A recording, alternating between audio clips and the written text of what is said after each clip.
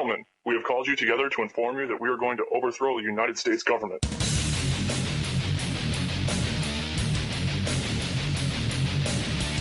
you still think that jet fuel brought down the World Trade Center? Does anybody else see a problem here? If the government has nothing to hide, why are they so afraid to answer a few questions? Thank you, ladies and gentlemen.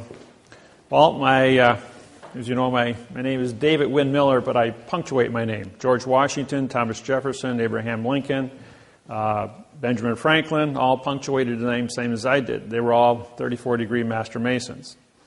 Now, I don't know if there's any Masons in the crowd, but I am a 92nd degree Mason. I know you've been taught that Masonry goes to 33 and 34 degrees for Grand Masters. The reason I'm a 92nd degree Mason is because in 1988 I broke the math interface in all 5,000 languages, proving that language is a linear equation in algebra. This hasn't been done in 8,500 years of written language. When I did so, I was able to unlock the 2/3 of all the words missing from all languages in the world, and I can write any sentence in any language, frontwards and backwards, with the same meaning. Once this was discovered, it completely, 48 hours after I published on the internet, I had 2 Secret Service agents from Washington at my front door going, "Do you realize what you've done? You've just disqualified every treaty, trust, and contract in 8,500 years on planet Earth." I says, "Well," he says, "who did you tell?" I says, "Everyone." I says, "I sent out 100 videos, 20 hours long, including a 100-page report on the entire studies to all nations of the United Nations and over 100 TV and news agencies around the United States." By doing that, I protected myself, because when you have a secret that is so profound that it would disqualify planet Earth, it would cause you to get shot. And at every seminar, by the end of the seminar, there's always a dozen people that walk up to you and say, "Why are you still walking around?" Well, as Pandora, destroyer of worlds. Now, you might think that that's a bad thing. The word destroyer, D-E means no, and stroy is contract. Of is an adverb which connects to a pronoun in front of it. P-R-O means no, N-O means no, and U-N means no. So the word destroyer is a no, no, no word. Of is an adverb, A-D-V. It's a modifier. Modifiers connect the pronouns in front of it and modify the verb after it. Modification is change, change is motion, motion is action, and action is verb. Therefore, the word world becomes a verb. Do you live in a world of verb, or do you live in a world of a fact? As you all know, the word world is a fact. But because it's the destroyer of verb, I destroyed the world of verb in all 5,000 languages worldwide on April 6th, 1988. And so with that said, how did this come about? Well, in 1980, I went through a divorce. And in the divorce, Judge Stanley Miller said, "You cannot be a father to your children." And he took away my children. I'm going, "Why would you do that? I've been a good father for 10 years. And he goes, "Because I'm a judge," he says, "and I can take away people's children just because I can." I says, "Well, that's sex discrimination. Under the 1964 Civil Rights Act for equality, I says, I'm going to prosecute you." And he says, "You can't prosecute judges." I says, "I beg the difference." I says, "I know what the law is. You swore to support the Constitution of the United States and the laws written by the United States Congress, Senate, and Legislature." I says, "That includes equality." I says, "If I don't have equality, that's discrimination." Pretty simple. So I prosecuted Judge Stanley Miller in 1980, and he was disbarred as a judge. 7 years later, Stanley Miller got reappointed again. 2 weeks later, after he was reappointed, I showed up in his courtroom, had him disbarred again 4 days later. Because 7 years later, 1994, got reappointed again. And I showed up in his courtroom 2 weeks after he got reappointed, had him disbarred a third time. 3 years later, he died in 1997. And never served much on the bench. Always was an administrator, but never a judge. As a result of that, when the judge took away my children, that violation that breaking of my heart put me on a path. That path was anger. You don't take away a parent's child. And the pain that caused, pain makes thought, thought makes wisdom, and wisdom grows to maturity. So as a result of that pain, I started studying. Now we go through 3 phases in life. You do not know what you do not know. Well, it's like putting your hand in fire. It looks pretty until you touch it and you get burnt. Well, you know what you don't know about why you got burnt. And I was aware of what I didn't know, so I had to study. And so because I studied, I learned about what the fire was. I learned about what the pain was. And from that, I then had knowledge. And when I had knowledge, I knew what I knew. And then I could become a teacher. In 1975, I became a college professor in Milwaukee. And I taught engineering and metallurgy, heat treating, and blueprint reading. So I've been a teacher now 75, so going on 38 years. I hold a professional license for college. I also have 3 PhDs and 535 college credits, 17 full-time years of college. Kind of got stuck in college. I really liked it. Worked 3rd shift nights as a tool and die welder, and I went to school full-time days. I had but to fill in my spare time because I didn't sleep, I went ahead and had a second full-time job, and that was in real estate, teaching underwater welding. I had my own real estate company for 26 years, besides doing law from 1980 to present time, 32 years. I have 80,000 hours of law experience. And I've done 2,500 seminars, including over 1,000 TV and radio live performances. I did the programs on 9/11 on national television on what really happened there. There's only a few people in the world that have my background and credentials about what heat treating is, nuclear science, string theories and quantum physics. I have a 200 IQ. I read 400 words a second in math codes. It's something that's acquired art. You can give me an inch of paper and of documents, and I'll blow through it in about a minute. And I'll be able to tell you exactly about how many mistakes are in it and what to do about it.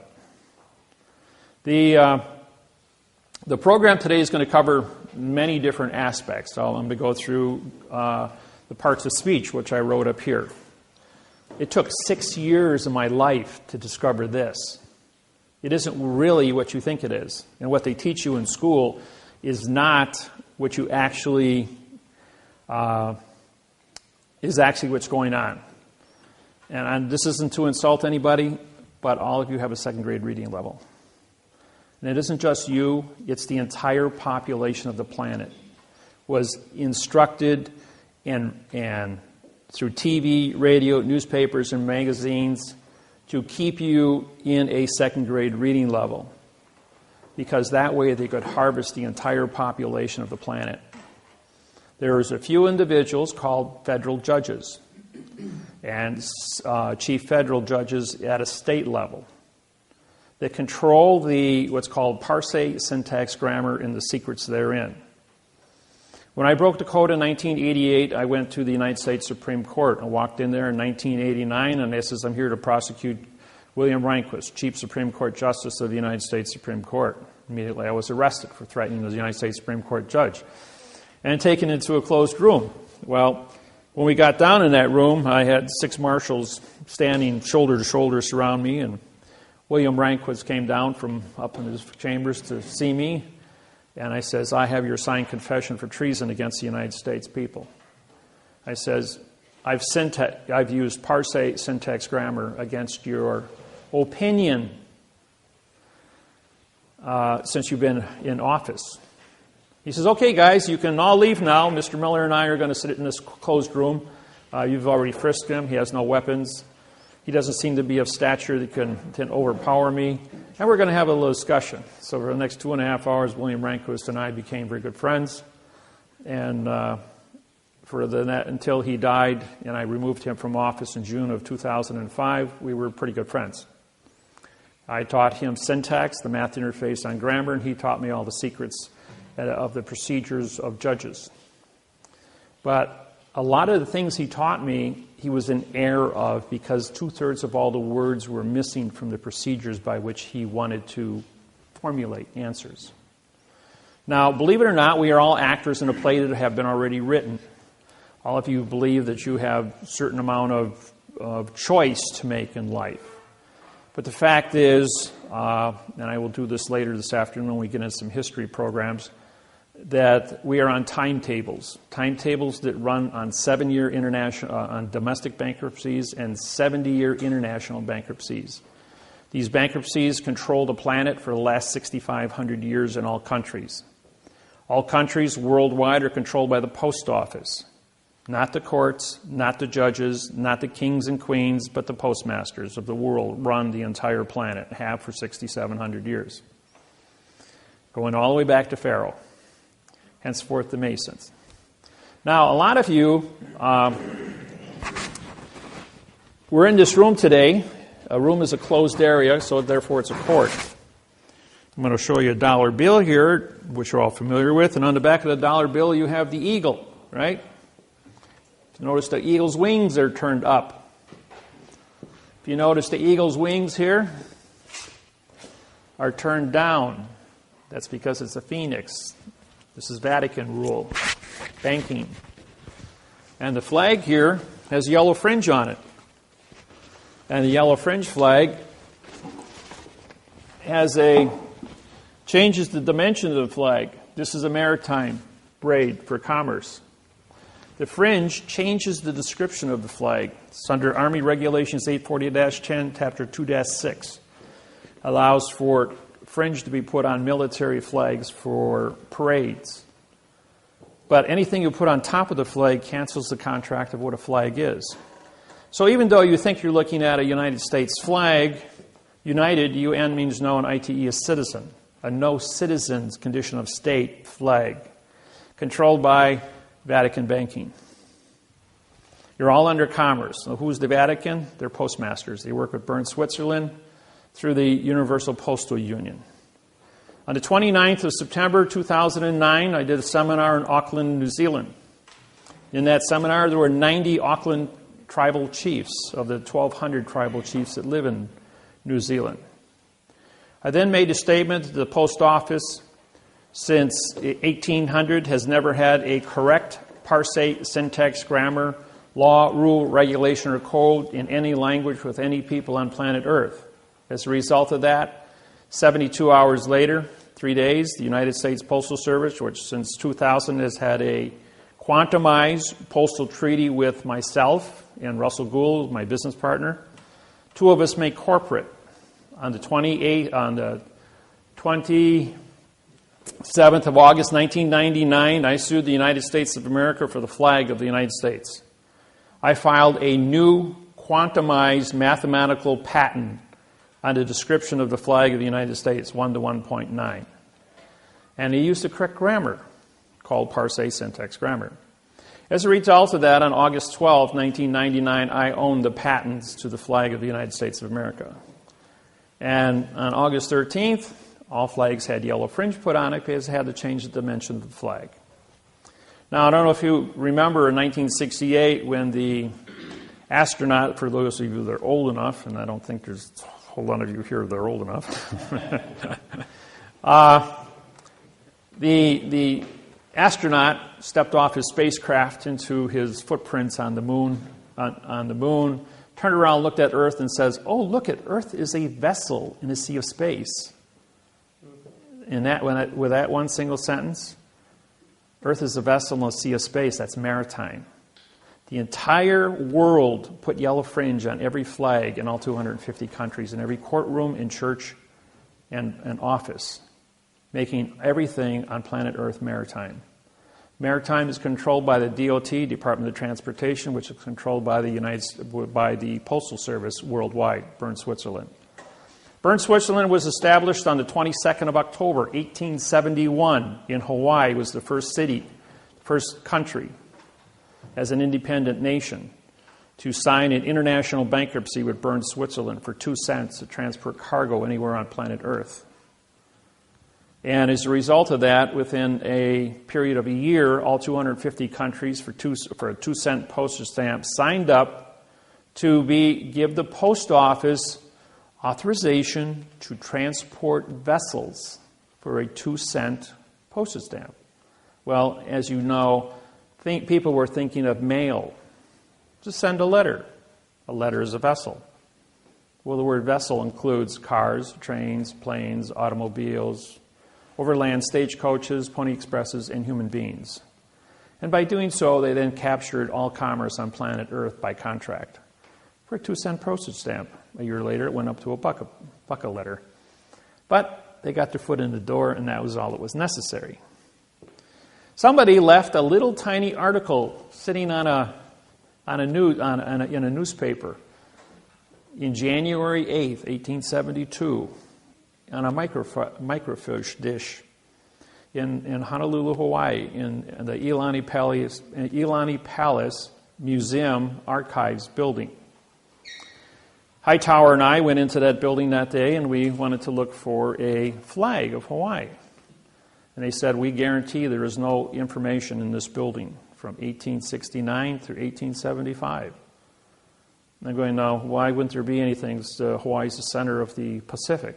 Anything moving from east to west and west to east has to stop at Hawaii to get coal, C-O-A-L, for fuel, as everything ran on steam back then. So Hawaii then became the center of the entire Pacific Rim, hub to a wheel. Very, very important location. And by doing so, that started a series of events through the Universal Postal Union to capture the entire planet, throw the entire world into a postal zone. And this little tiny article, as it was put into place, was left there. Nobody thought anything of it. Well, we did find a flag on the newspaper. It had 8 stripes instead of 7. But there was also a little square, 3 inches by 4 inches, with the obituary.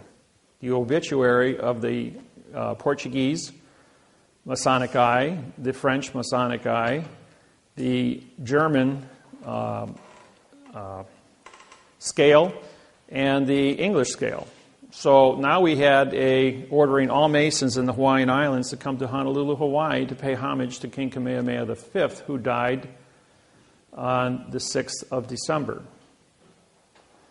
I'm telling you the story because it is relevant to the beginning of the takeover of planet Earth. As a result of this, it takes a steamer 3 days to go from Honolulu out to Kona and Hilo and back again. So 3 plus 3 is 6. January 8th and 6th is January 14th. January 14th, all the Masons get together with the post office, Immigrations and Customs, the Supreme Court of Hawaii. Guess what building they're all in?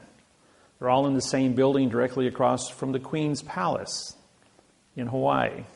Immigrations, Customs, the Lodge number 1 for the Masons, the Postmaster General of Hawaii, all in the same building. And they cut a treaty. The treaty says that there was, in 1848, a law was passed in Hawaii that if Hawaiians are dead or off the land for 20 years, the land is free for settlement. So they went ahead and the Masons signed this contract to take over the Hawaiian Islands. Now, there's a law called the Rescissions Act. It goes all the way back to the Civil War. The Rescissions Act says that no law becomes legal for 3 days. And this 3-day notice, if you ever look at when contracts are signed, even when you all did your mortgages, either bought property or sold property, you couldn't pick up a check in your closing for 3 days. That's because of the Rescissions Act. That's Title 15, Section 1636 and 1639. Now, the Rescissions Act then went into effect on the 17th of January, 1872. Put a 20-year moratorium on it. It's January 17th, 1893, when the United States took over the Hawaiian Islands. For those that don't know anything about the Hawaiian Islands, takeover. Except it wasn't the United States of America that took over the Hawaiian Islands. It was the military, and the military is controlled by the post office. It was the United States Postal Service that took over the Hawaiian Islands. Now, as a result of this takeover, the injustice that people were a victim of went out there and sued the state court. The state court says, we don't have jurisdiction. You're in the wrong place. So the Hawaiians then went to federal court. They walked into federal court, United States District Court, and the district court said, you're in the wrong place. We don't have jurisdiction over you. You're a sovereign people. So they went to the United States Supreme Court, Washington, D.C. United States Supreme Court, Washington, D.C. You're in the wrong place. You sued the wrong people. They're going like, all right, we're being victimized. They stole our land. Who's guilty? So from January 17th, 1893, all the way up until January 6, 2009, nobody knew who was guilty. As a result of that, because I'm a Mason, and I syntax Manly Hall's The Secret of All Nations with Masons throughout the history of this world for 8,500 years. I have the book. There's only 5 copies on planet Earth, and I own one of them.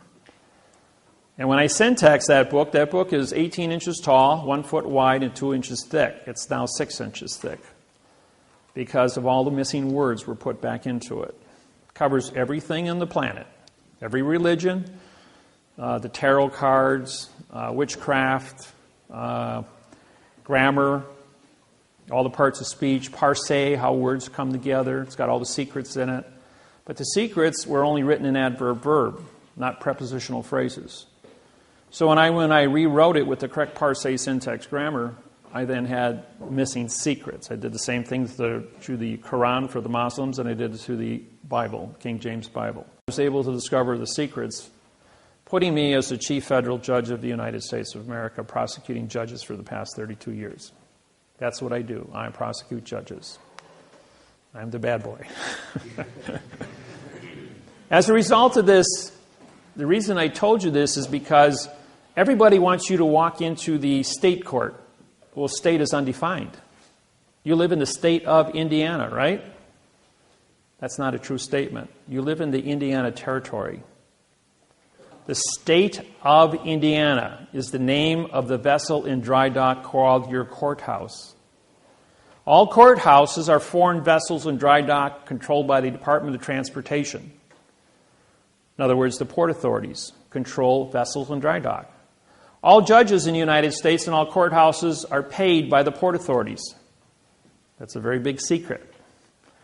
The port authorities are controlled by the DOT, Department of Transportation, which is owned by the Post Office, which owns the Treasury and the military and prints the money and pays the military to guarantee the value of the money.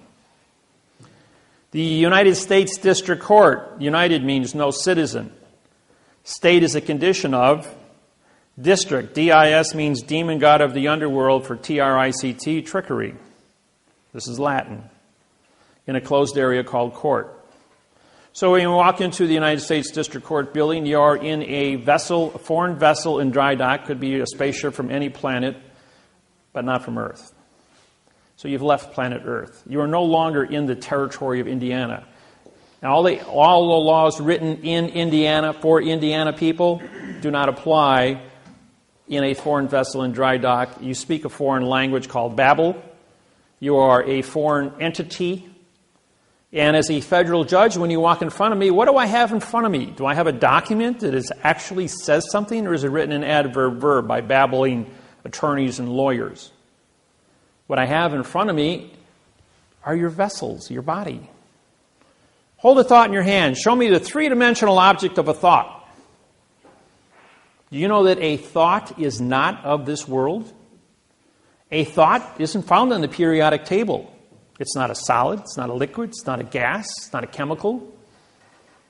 And yet we all have thoughts. It's an energy, comes from our aura, electrical chemical energy, but it is not of this world. A thought can pierce dimensions, can change through time and space.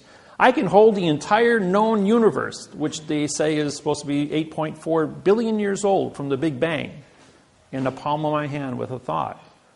Or I can crawl inside the middle of a quark, of a hydrogen atom, and exist there with a thought.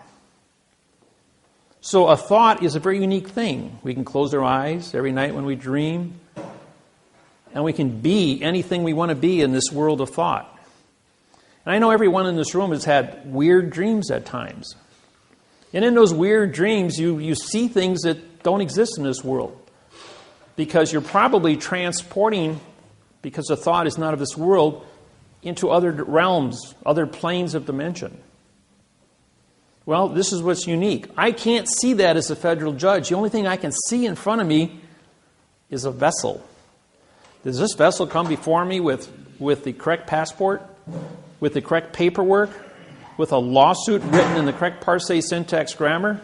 Or does the vessel come before me on my foreign vessel spaceship from another planet, and are you trespassing without any rules, regulations, or codes? Well, the only thing I have as a judge in front of me is a vessel that's trespassing. And everybody knows there's a law for trespassing. And I don't care what language you speak, and I don't care what educational levels you have, or what country you come from. Everyone understands the word perjury. It means to tell a lie. So the minute you open your mouth, we presume you're smart until you start talking. And because you're talking in babble and you're talking in adverb-verb fiction, now you've committed perjury. A vessel that's trespassing, committing perjury in front of me. I got 2 felonies in front of me. So it doesn't matter if you're here for traffic, doesn't matter if you're here for foreclosure, doesn't matter if you're here for divorce, marriage, doesn't matter what you're here for. The only thing I've got in front of me is a physical evidence in now time of a trespassing individual committing perjury. Now I can make a determination as to what your fine is going to be. How rich are you? How much money you got in your pocket to bail yourself out and leave my vessel? You can go down here to the port of Chicago or Gary, Indiana, jump on a Chinese freighter with a Chinese flag on it without a passport, and I guarantee you'll be arrested, put in a brig, and taken back to China, where you'll be prosecuted and spend 8 years in prison for trespassing. And then the State Department can bail you out and bring you back to the United States. It's no different in a courtroom. It's a big old trap, folks. People have been walking into it since 8,500 years. Really great piece of engineering. Just a little heads up on that. The reason I tell you the story about Hawaii is because it's the beginning of something that was very cynical. To capture planet Earth.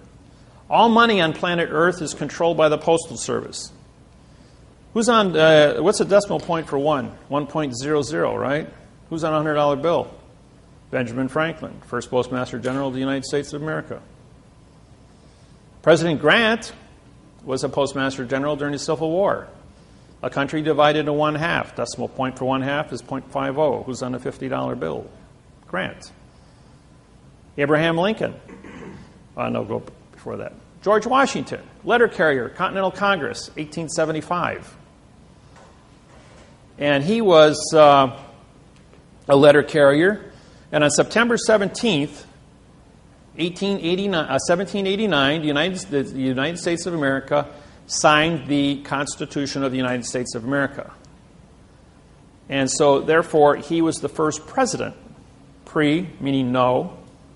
SI is simulation, and DENT is denture, contract. Anything, the word no is a negative. Negative is 0. 0 times any fact, simulation, or contract becomes 0. Therefore, the math interface says that a pre-simulation denture, better known as a president, is a person who only says nothing about nothing.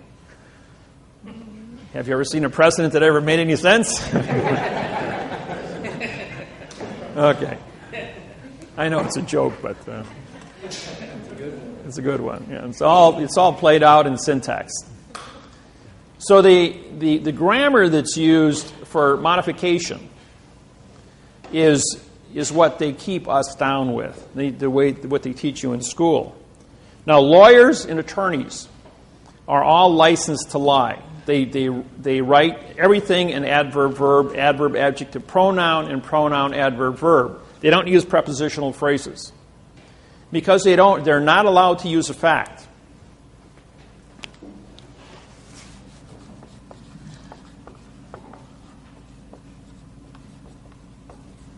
No law or fact shall be tried in court.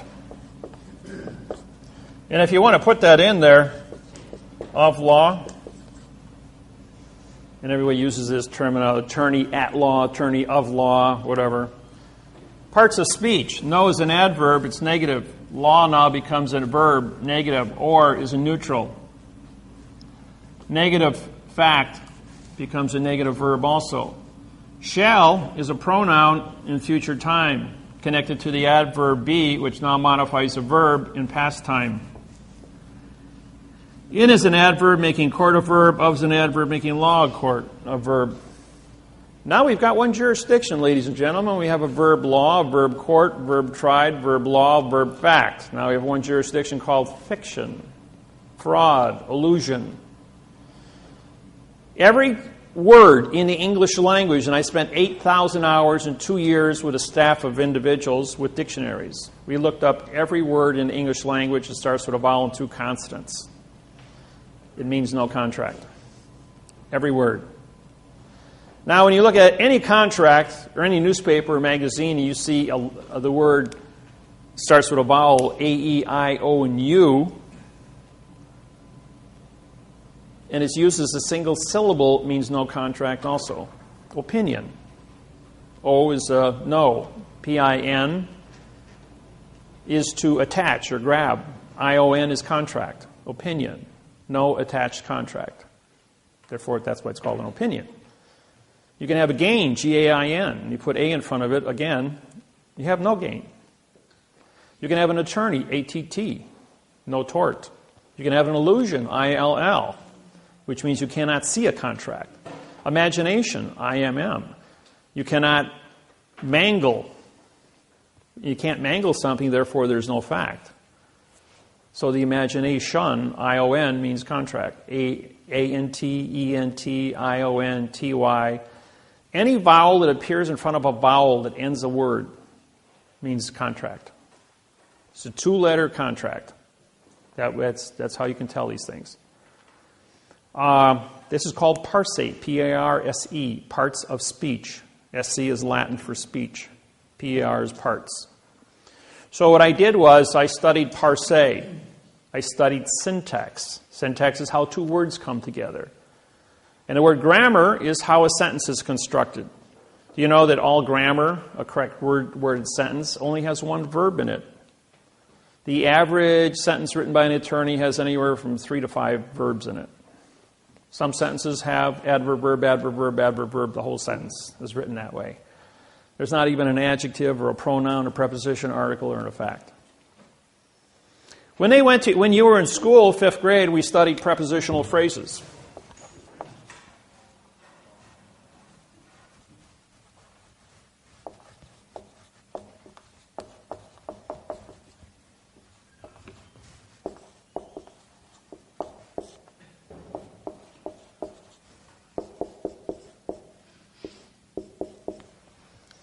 That was the preposition, article, and noun made up your prepositional phrase. Mrs. Lusher was my 5th grade English teacher in Marion County Grade School in North Grove, Indiana. I grew up with the Amish, the Mennonite, and the Hoosiers. I come from North Grove, Indiana. My family's been there since 1834. North Grove, Indiana was where the first house in the state of Indiana was built by my cousin. My fifth cousin on my mother's side. But we came here from Pennsylvania. I'm Cherokee. My great-great-grandmother was full-blooded Cherokee, and my grandfather came to Switzerland in 1780. Settled here in North Grove, Indiana. Half the people in the town are related to me as great aunts and great uncles, and going all the way back to 1834. My cousin, who I played with in 1957, was born in 1838. She died in 1957 when I was 8 years old.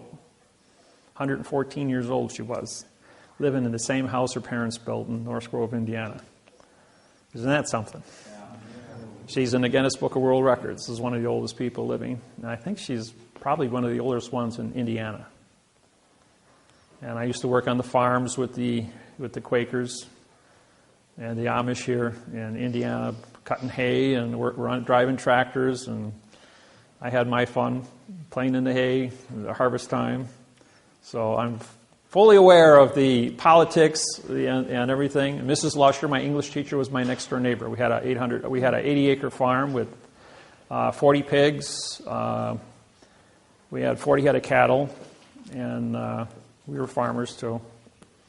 My mom and dad gave that a shot. I had six brothers and sisters, so big family. When we studied prepositions, pre meant no, position. An article, anytime you have a vowel and two consonants, ART, we have no ownership. So if you have no position and you have no ownership, you have a no-no. N-O is no and UN is no in Latin. Better known as the noun. So what we did is when we disqualified this in 1999, we had to come up with a brand new answer for a mathematical interface on grammar. So we did this. We had a position, dropping the word pre. And the word lodio is spelled L-O, which is location, D-I is original, A-L is contract. And if you have ownership, in other words, for my pen, for is a position, my is lodio, and pen would then become a fact. Now, if I just were to drop one of these two positions here and say my pen and drop the word for, or with my pen, and I drop the word with, and to say my pen, my becomes an adverb, and an adverb modifies a verb. Modification is change, change is motion, motion is action, action is verb. See, in all ADV, vowel and two consonants, modifier. ADJ, adjective, color, modifier. PRO, no, NO, no, UN, no. They gave us a lot of negative choices, all to go with this sentence here. When you graduate from judge school, you learn this article. You learn this. All judges, attorneys, lawyers, politicians all swear the same oath that no law or fact shall ever be tried in court. And no is a negative. That's why the sign says no trespassing, no parking, no don't walk. And see, what the sign should read, for the trespassing on this land is with the fee of the $5,000. For the parking of the car in this space is with the fee of the $500. That's a performance contract. Everyone understands performance contracts. Now I have the Pizza Hut next to the Outback Steakhouse. Very popular places on Saturday night and Friday night. And the people came to my seminar from Pizza Hut. They said, we've got 2 spaces reserved for delivery. And everybody parks in there. And my delivery guy's got no place to park. I says, well, put a sign up. For the parking of the car is with the crushing and melting. The sign next to it says, for the parking of the car is with the fee of the $500. No one ever parked in those 2 parking spaces again, except the delivery man. Problem solved, because everyone understands the performance contract. Now, here's another little quirk, point of information. Somebody impounds your car. You parked it where it wasn't supposed to be parked, and they towed it, put it in an impound lot. And the guy wants some $250 for towing and $100 a day for storage. Well, anybody that's in possession of your vehicle that doesn't have title to it is renting your vehicle. So you send him a true bill for renting your automobile for as long as he's had it. If you want to go down to the local courthouse, you can pull up a lawsuit by Avis Rent-A-Car or Hertz Rent-A-Car, copy it, and sue the tow truck company. Or if a police officer orders a tow truck company to remove your vehicle from the highway and he won't give it back to you, send him a true bill for for rent-a-car. Your car will be back in one day, maybe a couple hours. Works every time. Just a little plug there.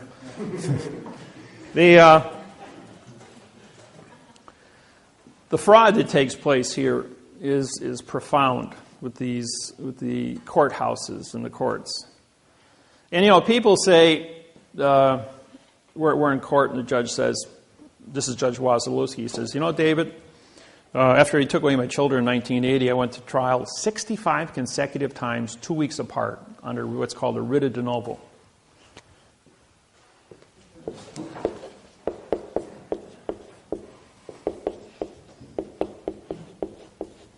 Now, this is a pronoun, adverb, adverb, verb. But if you put for the writ of de novo, then this becomes a 5, a 6, a 7, a 5, a 6, and a 7. This is French, but de means the, in novo, it would then become a fact. So I filed for the writ of the de novo. Now what that means is if you violate equality, that's discrimination, that's a crime. 1964 Civil Rights Act violation. So for the writ of de novo is your ticket to get a free trial for anything. I don't care what it is. They cannot move forward on any topic. If they want to foreclose your house and they use adverb verb, they didn't give you equal protection of the law. That's a prepositional phrase. For the protection of the law using the correct parse syntax grammar. Therefore, you can sue for a writ of de novo just for the be correct on the grammar. It doesn't matter if you got a mortgage or a deed of trust. Indiana uses the terminology mortgage. California uses the terminology deed of trust. Deed is a pronoun, of is an adverb, making trust a verb. The word mortgage, by it stands alone on top of your document, is called a pronoun. There's no prepositional phrase. If I hold up this object, you see a pen. In Spanish, it's scribola. And if I hold this object about 5,000 languages, I'll get 5,000 different sounding effects to what it is. Does 2 plus 2 equal 4? How many of you think 2 plus 2 equals 4? All right, just all's fair.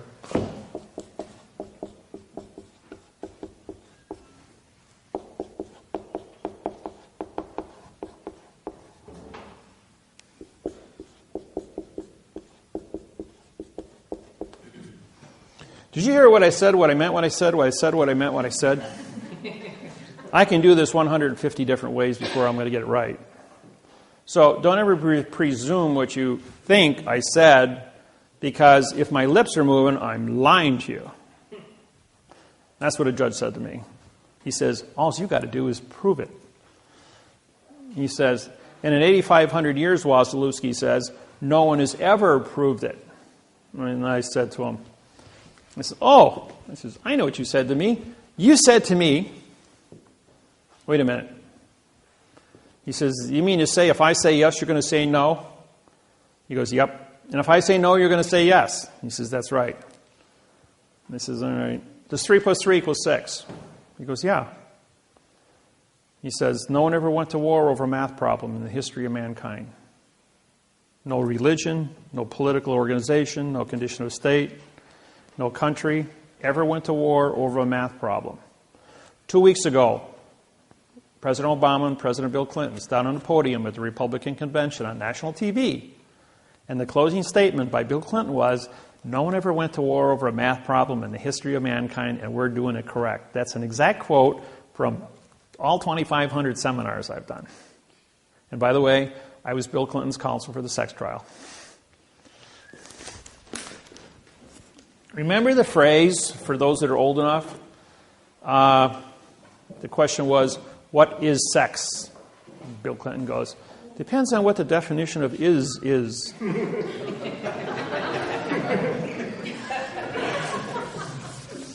And then Bill Clinton turns to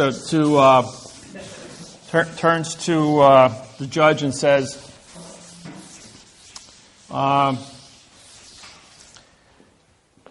I just showed the American people a verb is and a noun is. Would you like me to show them another verb and another noun? And the judge stands up and says, there will be no further questions, Mr. President. This court stands adjourned. Well, every newspaper, TV, announcer, magazine had a comment about that. It became a very, very, very famous phrase. And that famous phrase was, one question and a demurred, where demur means to answer a question with a question. And the trial was over.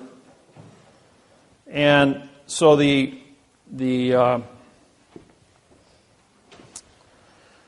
nobody knew what it meant. I knew what it meant. I was his counsel. Senator Bill Clinton says to me, Dave, he says, that worked really good. He says, but I got to go in front of Congress, he says, 2 weeks. And I can't take my lawyer with me. I says, well, you're a lawyer, Bill. I says, I'll tell you what you do. You remember the movie A Few Good Men with Tom Cruise and Jack Nicholson? You want the truth, I'll tell you the truth, but you can't handle the truth. Jack Nicholson won Best Actor for that phrase on the witness stand. And the movie won Best Picture that year. And what it was the... go back to the $1 bill again. A little history lesson here. Now, March 1st, 1997, I was doing a seminar in Los Angeles, California. And in that seminar, somebody asked me a question. What do you know about trusts? I says, well, what do you want to know? He says, well, I've got a trust here. He says, would you look at it?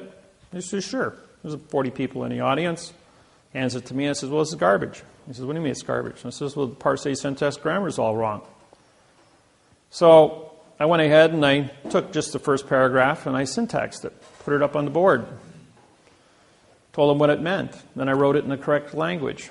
2 IRS agents were in the front row. Jumped up and realized that I just broke $40 trillion worth of trust held in the United States. That's 25 million trusts.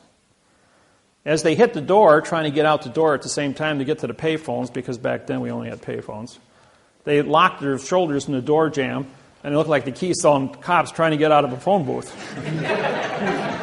Well, everybody had a really good laugh as these 2 clowns were trying to get through the door, but what they were doing is trying to get to the phone first. And in the next 5 days, they harvested $100 billion in trusts across the United States under false and misleading statements under parse, syntax, grammar. I broke the world of trust.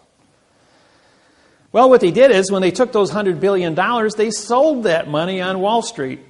The second week, they took another $100 billion and sold it. Third week, they took another $100 billion and sold it. March 1st, 1997, the United States stock market stood at 6,000. On March 21st, it was at 5,300. Dropped 10%, 600 points. So I called up the Postmaster General of the United States and I said, why are you guys selling your money? Why don't you buy .com stock with it? As the electronics is going to be the new phase of planet Earth for communications. The fourth week when they took $100 billion, they also went ahead and they took the other $300 billion they just stole out of the trust industry and they bought stock with it, causing the stock market to jump 700 points in the fourth week. And they continued to harvest the trust industry, which was money that was not in circulation. And the stock market went from 5,300 to 14,200, all the way up to 9/11. And then 9/11 brought everything back down to 6,000 again because of the new terrorist bill and all that stuff. We'll get into that later. But going back to Bill Clinton, he says, how am I going to go in front of Congress here in 2 weeks? I says, well, you're going to hold up a $1 bill. Walk into Congress, say, ladies and gentlemen, before we get started today, I'm going to tell you the truth. He says, but you won't be able to handle the truth. Phrasing Jack Nicholson. He says, we're going to take you back to when you're 10 years old, 5th grade English. He says, first off, we have a line that goes around the money here. March 1st, 1997, I sued the United States Treasury under maritime law boxing. And that's why all your money today doesn't have any boxes on it. If you've... See the 10? It's got a circle around the 10. And the 20 has a circle around the 10. So does the 50s and 100s and the 5s. They're all the same. No more boxes except for the $1 bill. That's because there's so much Masonic information on the back. The pyramid has 72 stones on it. That's for 72, the rule 72 of banking. You take the interest first and you walk down to the principal. The all-seeing eye is Masonic. The capstone has never been completed because the process of discovery is always in motion. But going back to the beginning, it says the United States of America. Now, we all studied that prepositions were of, and the article was the. When you separate the prepositions, they all become adverbs. That means you have 68 prepositions and 38 articles. Together, you have 100 adverbs. So, the as an adverb now modifies united to be a no citizen. UN is no, IT is citizen. ED is in past time, which means you have no now time jurisdiction. It's also an adjective because whenever you put two nouns together called the United States, because it's a title of a country, United becomes a fact and States becomes a fact. But when you put a fact in front of a fact, the first fact becomes an adjective, which now turns the second fact, and an adjective is coloring or modification, which now changes the fact into a pronoun. PRO means no, NO means no, and UN means no. The pronoun is now connected to the adverb, ADV, vowel two consonants, no contract. And then the adverb modifies, modify is change, change is motion, motion is action, and action is verb, and America becomes a dangling participle verb on the money. Now, A is a single syllable. Therefore, A means no. M-E-R-I is Latin for mercy, and C-A is Latin for sheep. No mercy for the sheep. So we pay 65% taxes. But because America is the verb on a corporate instrument. Now we have two signatures on the money. Therefore, this is a corporate instrument. Corporations are under Title 15, Section 1692E, false and misleading statements. Carries a penalty of $25 million and 30 years in prison for every note published under Title 15, Section 78FF. Under Title 15, Section 1639A, there was no notification given to the United States population that the modification of grammar under Title 18, Section 1001, which is the fictitious conveyance of language, was going to be used on our Federal Reserve notes on our money. So to protect the fraud, we put a box around it. Anything in a box is an enclosed area and can't be considered. It was engineered, folks, not a mistake, engineered. Just like you build a space shuttle, it's engineered. If it's perfect, it works. Well, we had a perfect fraud. What's the first two little words over here? It says this note. It doesn't say for this note or by this note or of this note or with this note. It says this note. Therefore, we drop the preposition. This becomes an adverb making note a verb. Does this look like a verb to you? Misrepresentation. So now we have a Title 18, Section 1341 mail fraud. Carries a $1 million fine and 30 years in prison. Title 18, 1001, fictitious conveyance of grammar. Title 18, Section 13, Title 15, Section 1692E, false and misleading statements. And we have Title 18, 1621, perjury, because we didn't advertise it. Now we have 4 criminal acts that take place on the dollar bill. Bill Clinton then says to Congress, in 2 weeks I've got to address the union and do my union address. I have to tell the world that America's a verb on the money, and then articulate the criminal activities that's taking place here and disqualify all U.S. currency that 150 countries worldwide depend on for commerce, food, and energy. Or we can seal a case. All those in favor of sealing the case, raise your hand. 102 hands goes up, and he walks out and doesn't say a word. Now, who controls money? Universal Postal Union. Universal Postal Union gets the word, and all 250 countries are told to stand down. Bill Clinton's case is sealed, and nobody talks about Bill Clinton's indiscretion. Shortly thereafter, Hillary Clinton runs for President of the United States against Obama. Does anybody talk about the indiscretion of Bill and Hillary? Not a peep. Not even North Korea, not even Afghanistan, not even the Middle East countries. All the people that hate the United States are all told by the Universal Postal Union, you will keep your mouth shut and don't talk about anything of Bill Clinton, or he's going to spill the beans on the language. Squeaky wheel gets the oil. You think you got freedom of speech? Yeah. It stops with the money. Who controls the money controls the world. Always follow the gold. So therefore, Hillary doesn't make it. Obama's elected as the 47th consecutive left-handed president. Romney is right-handed, by the way. There's never been a right-handed president. What does that tell you? Who's going to win the election? Obama, yes. Or me. I have 5 billion people on my website. I have the 58% of the world's population studying parse syntax grammar. I could very easily be as a written-in candidate come November 5th, 6th. Yeah, November 6th, that's right. Tuesday. Just like Lewinsky did in Poland. Stood up, people found him to be an honest person, and he got 92% of the write-in vote. Became the best president Poland ever had for 10 years until he took a bribe and got thrown in jail. True story. So the money is a key here. Always follow the money. Now, you came here, most of you, or some of you, are involved with mortgages.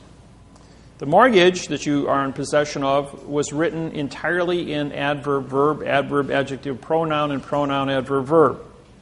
The mortgage has 6,000 mistakes on it. It is a perfect document that has absolutely 0 facts on it, and it was not signed by your bank.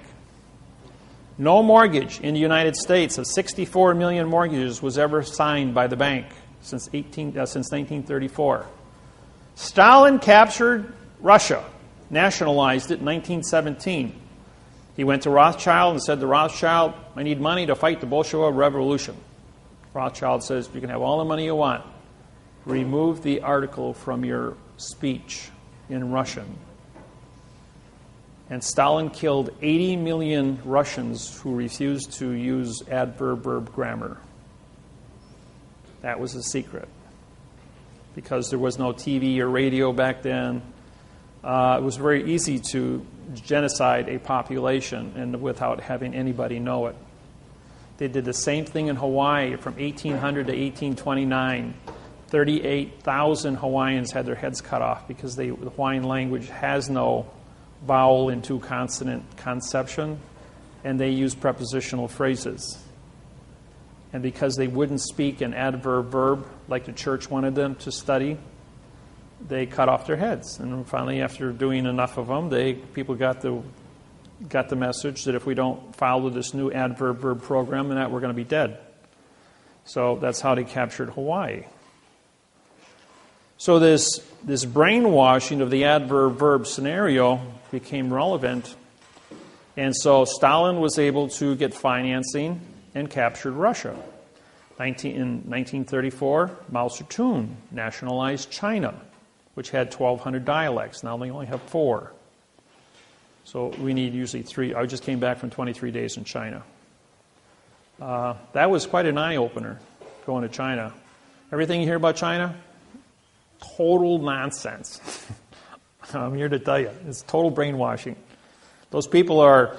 If I blindfolded you and dropped you off in China right now in the countryside, you'd think you're in Indiana. It's flat, all farms, people working, growing corn, wheat, barley, everything. Just they don't have any equipment. They're all out there working by hand. And they're pushing carts. They don't have tractors pulling things. Some of the bigger farms will use a tractor. And these tractors are pretty old. They're like 30, 40 years old. I didn't see any modern equipment anywhere, but I saw a lot of labor. They got 1.4 million people, 1 billion people. So they got plenty of people. But most of the country is either mountainous or desert, so there's very small farm areas.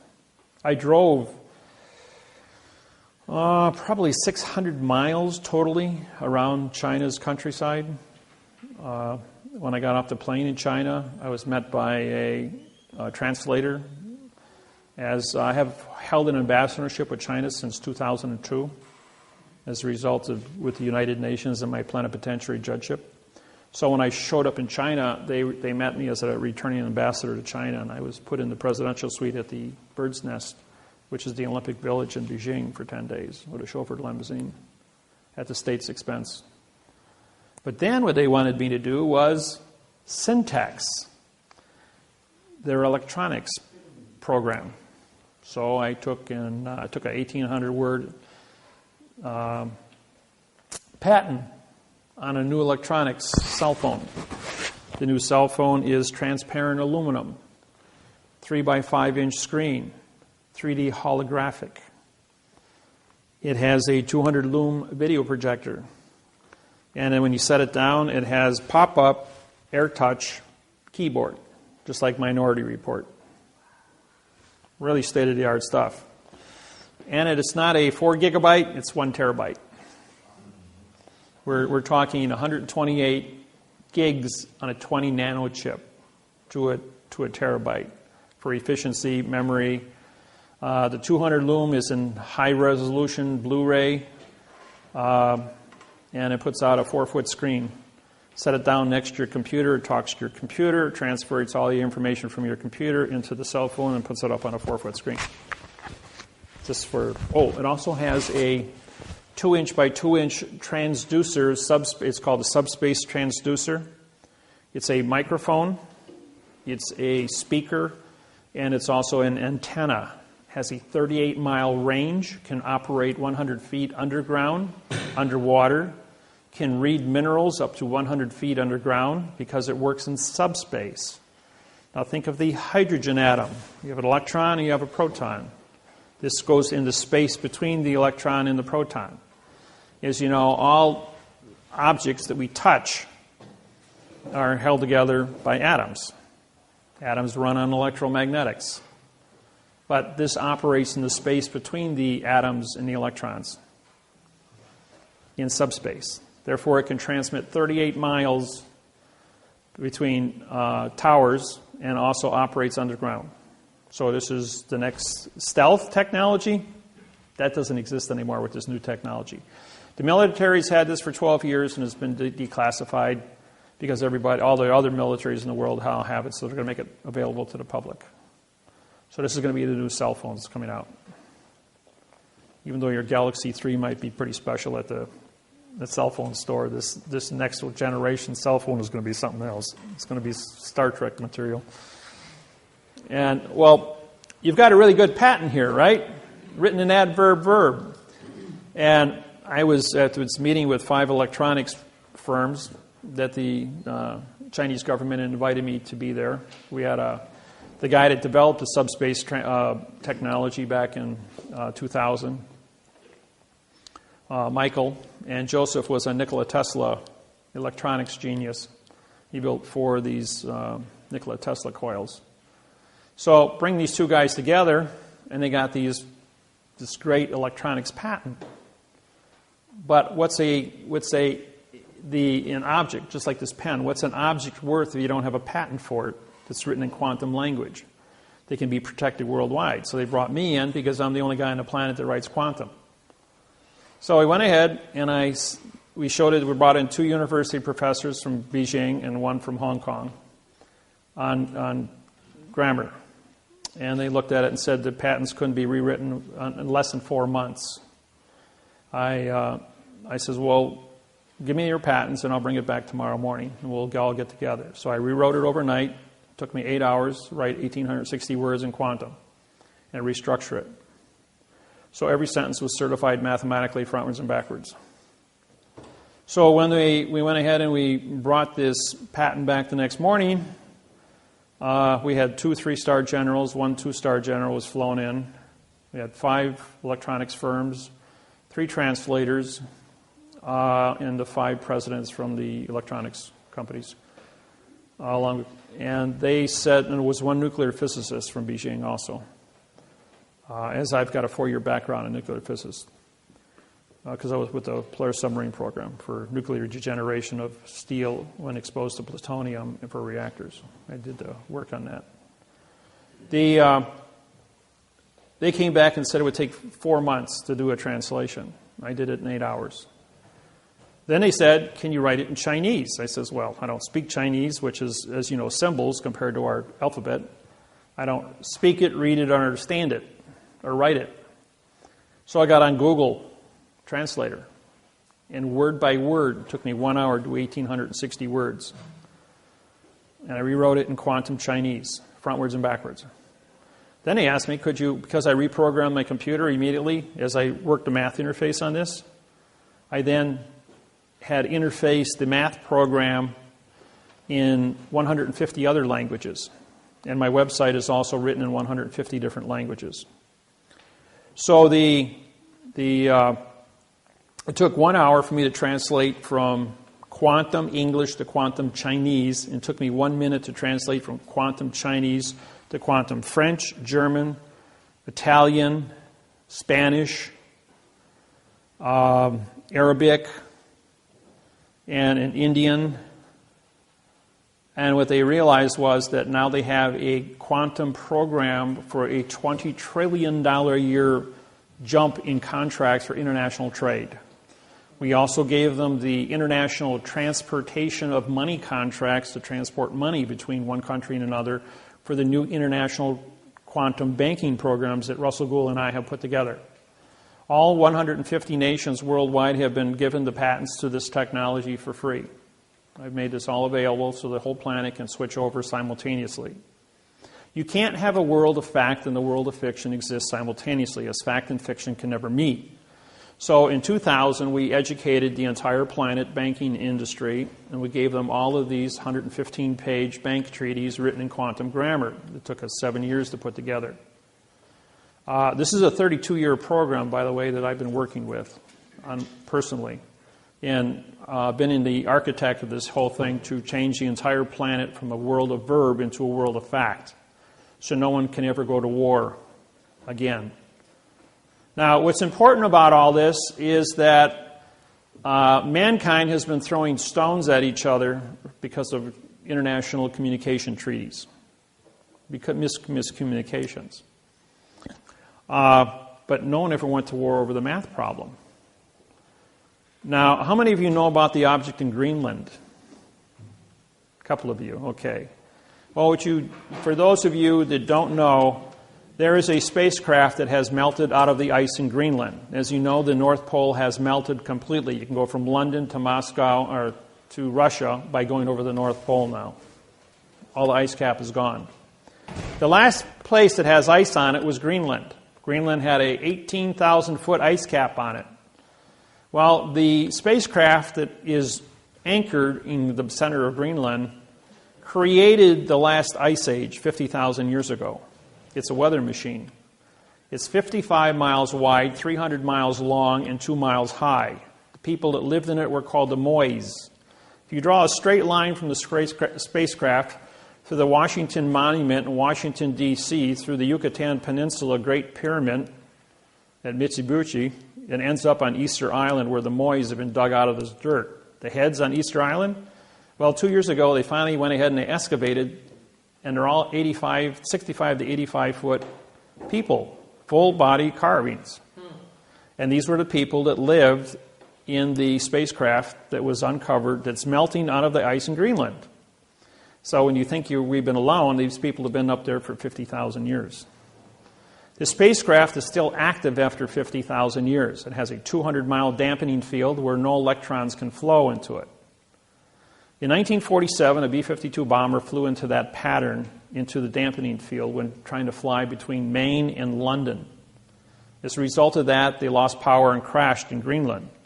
As they sent in rescue B-52 bombers to rescue them, they hit that same dampening field, but they veered off. They just ricocheted off of it. And by testing, trying to get to these guys, they were able to bring a circumference and find out that there was an object 200 miles to the center of this field. On the southwest corner of Greenland, there is a small community. It's the only community on the island of Greenland.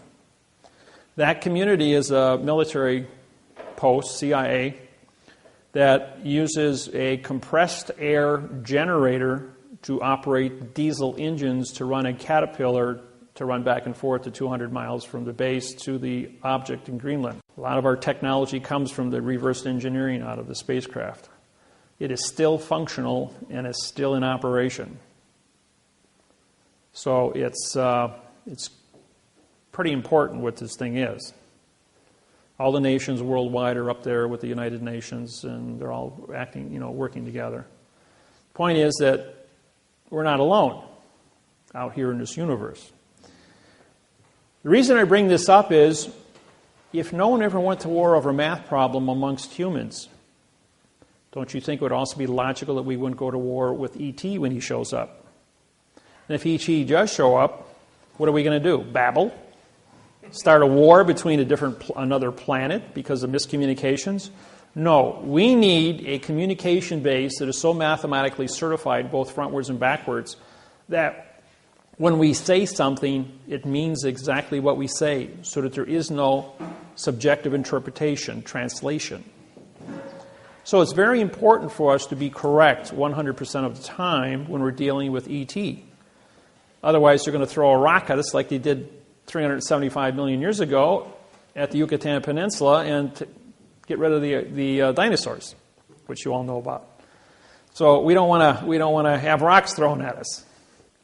So the planet, all the governments of the planet are looking at this math interface as being a correct way to communicate, stop wars on planet Earth, as well as communicate with ET when they show up.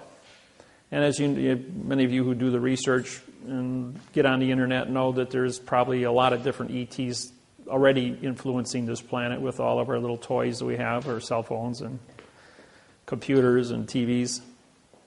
So it is relevant. The school systems in China are adapting our quantum program. All the universities and colleges are going to be teaching it this year. As a result of these patents that came out from my 23 days in China, they realized that they were going to order all 150 trade partners to follow suit. Otherwise, they wouldn't be able to do business with China. The biggest new thing that's coming on the market is the word lithium. Lithium makes for the batteries. Now, China currently controls 80% of the lithium on planet Earth. 20%, the other 20% was known to be in Mount Weld in Australia, better known as the Linus mine. It's a 1 cubic mile of lithium that they've uncovered. Colombia, 3 years ago, somebody wanted to find out how big the salt flats were. So they drilled down 15 meters into the salt.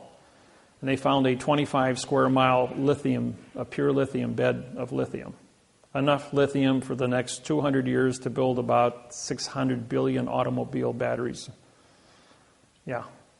So now if you add thorium to lithium, you can get 8 times more power out of the same size battery.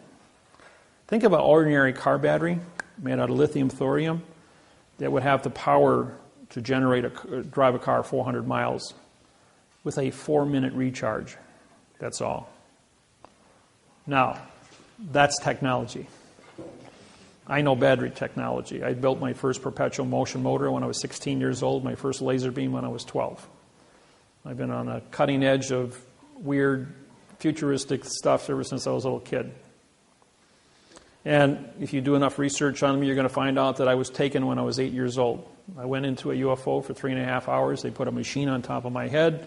And whatever they did to me, they put all this information into my head. And why I've been able to build this program without any interruptions from anybody for the last 32 years. And I fielded over 100,000 questions at seminars. And I haven't missed any. So you cook up the best question you can think of, and I'll tell you the facts. I'll tell you the facts going all the way back 8,500 years and how it's going to influence all the cross-referencing with it. People go like, that's impossible. You can't know that kind of information. Ask me the question. We'll find out. Now, I did a seminar in Bellingham, Washington. I had 86 people in the audience, and I told everyone, I says, I'm going to answer all your questions today. And one gentleman on my right side here, he stands up. He was about 75 years old. And he says, that's a pretty bold statement. He says, you don't know what kind of questions we're going to ask. So how can you say you know all of our answers? I said, tell you what, you be the official question counter. I says, and you count how many questions I'm going to answer in the next 2 days. So he went ahead and he counted, and at the end of 5 o'clock on Sunday, he stands up and he says, well, that was impressive. You answered 125 questions successfully, including history, and I agreed with every answer you gave. He says, I got 2 more questions. He says, who is God? He says, well, that's probably the easiest question I've been asked since I started this. Now, remember I said at the beginning of this seminar, what is a thought? Hold a thought in your hand. A thought is not of this world. Okay, everyone in this room studies this word God. Matter of fact, we have 5,000 different sounds of words for the word God. It's a very unique word.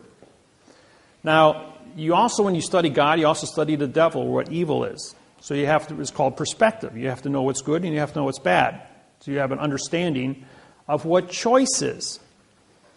Now, because you have choice, you can choose to be a good person or a bad person. Now, everyone in this room, you will read different books at different ages, at different times. You will talk to different people, your brothers, your sisters, your parents, your ministers at the school, at the church, teachers. And all through life, you accumulate information. The end result is we all have 1,000 separate definitions that we have accumulated to answer one word.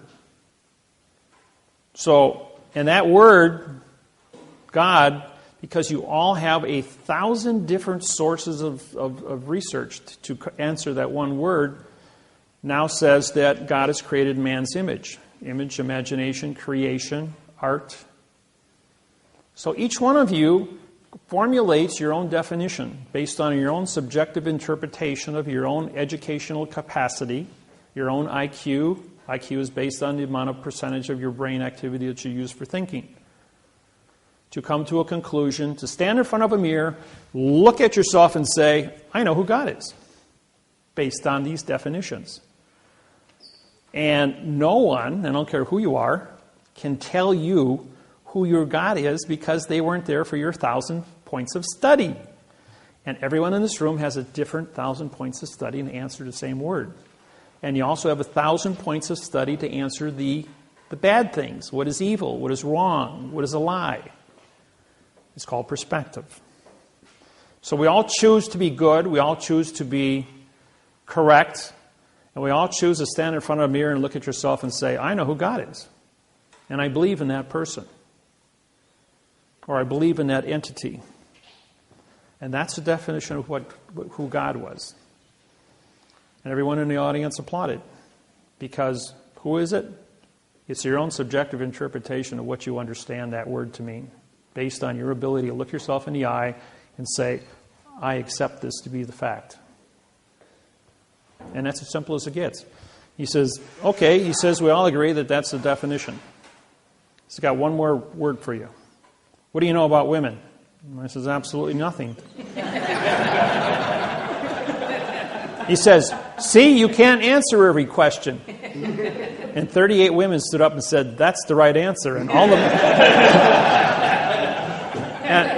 and all the men in the audience applauded.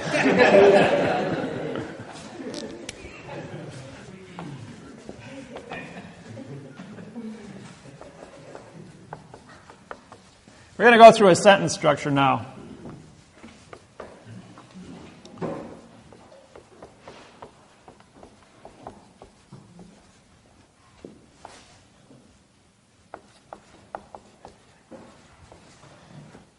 The first part of a sentence, we use the word for. If you look at my website, it's 400 pages long. Every sentence starts with the word for as the preposition. We use the as a neutral article. You have, when it comes to articles,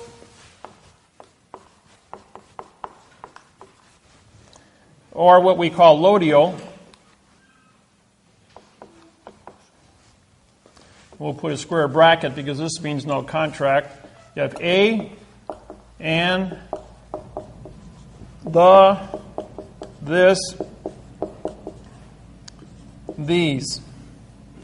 Those are the 5 that I use in my program. Pretty simple. It seems how you have 38 articles and we only use 5. Second part is there's a consequence.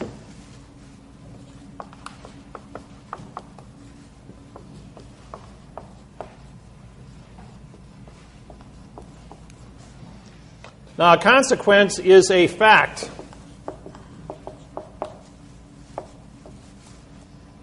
In other words, I stand here and I look at this room, and I have knowledge. My knowledge allows me to understand people, tables, chairs, architectural structures. I specialize in 115 different fields, being an engineer, background, metallurgy, heat treat specialist, chemist, biotech, medical fields. I understand medical fields. I can look at every part of this building. I'm a master mason, bricklayer, concrete, lay tile, carpeting, 6,000 yards. I hold knowledge of 180 different fibers used in carpeting. Chemistry to put those things together, which your clothes are made out of, cotton, wool, polyester, rayon, all the different combinations of that. Whether it be the coefficient of expansion, allows me the metals, gases, chemicals from all the different parts of the periodic table and how they're used to create different elements. I was the cook for Chemtron electrodes, made super metals, stuff that never was ever heard of before. 1988, I wrote the math interface on all metals.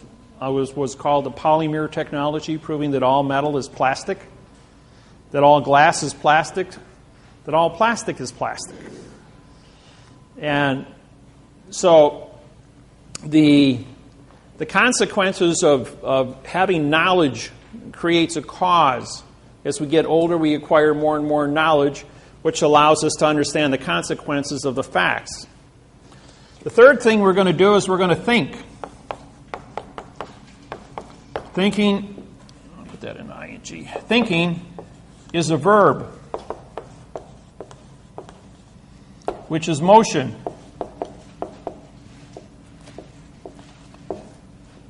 Now, running is not a verb.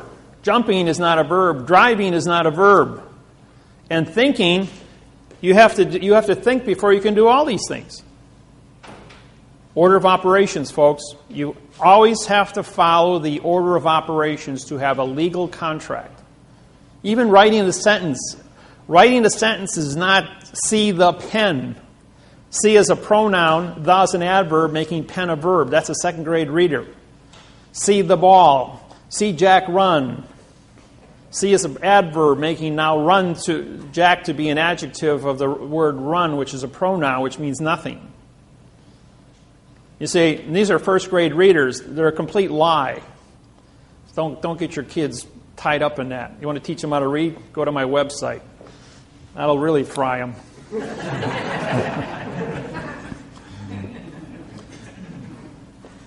4, when you think, okay, we look. This is we'll put this to be sight, or see. You see stuff, and you need a see. You need a see see treaty. You need a sea pass. Sea pass means that you can move a vessel in a sea of space. So when you have knowledge, you have these positions that you're going to see and absorb points of information. You hear points of information.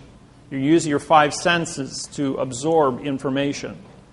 And with that information, we then store it as a computer. So the consequences is a storage.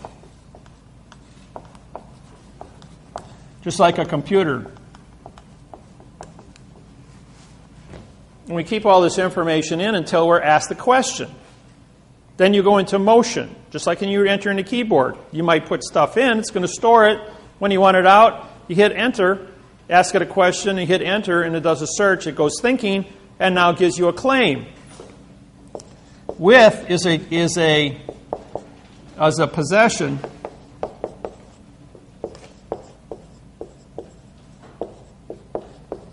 Possessive, which becomes your claim.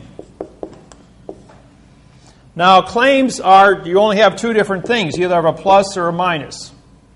You're either going to have an award, not award, you're going to have a value. See, the word a means no award, W-A-R-D. Award. Now, the word award is because the contract is written in adverb verb, means you get nothing. You might get a future tense, futuristic Federal Reserve note. Or you might get a promise, pay to, in future time. which is a pronoun adverb scenario. But you don't have any now time facts. So therefore, with the possessive, you possess a claim. The claim has to be defined. So we're going to go here 5 of the contract. Now the contract has to be of the contract terms. Number 6 is with the correct sentence structure, communication, parse, syntax, grammar. Okay, what does that mean? Well, there's a thing, you hear the word right, you hear the word truth. Truth is an opinion, by the way. Everybody believes in God, that's your truth, but that truth is based on your opinion of subjective interpretation, so therefore truth is an opinion. And O means no, and PIN means to attach, and ION is contract. So you have no attached contract because your subjective interpretation of your ability to communicate with any other individual is based on that other person's ability to understand what you're saying in the first place, which is babble. Because it's all adverb-verb scenario. Now, I may be talking to you in adverb-verb because that's the only language you understand. If I stood up here and talked to you and for this knowledge of this individual is with the claim of the correct parse, syntax, grammar, start using prepositional phrases, this would not jar well with your perception. And you'd kind of get lost. So it takes about 200 hours to adapt to this technology.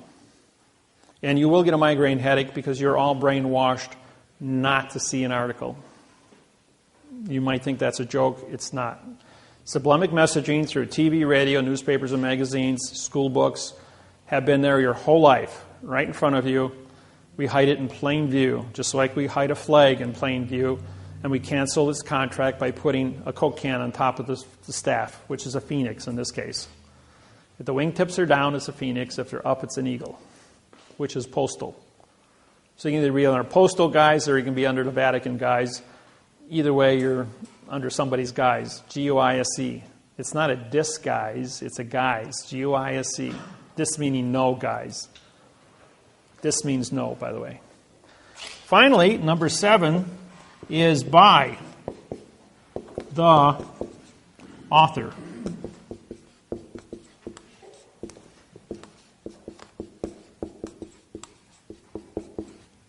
Authority.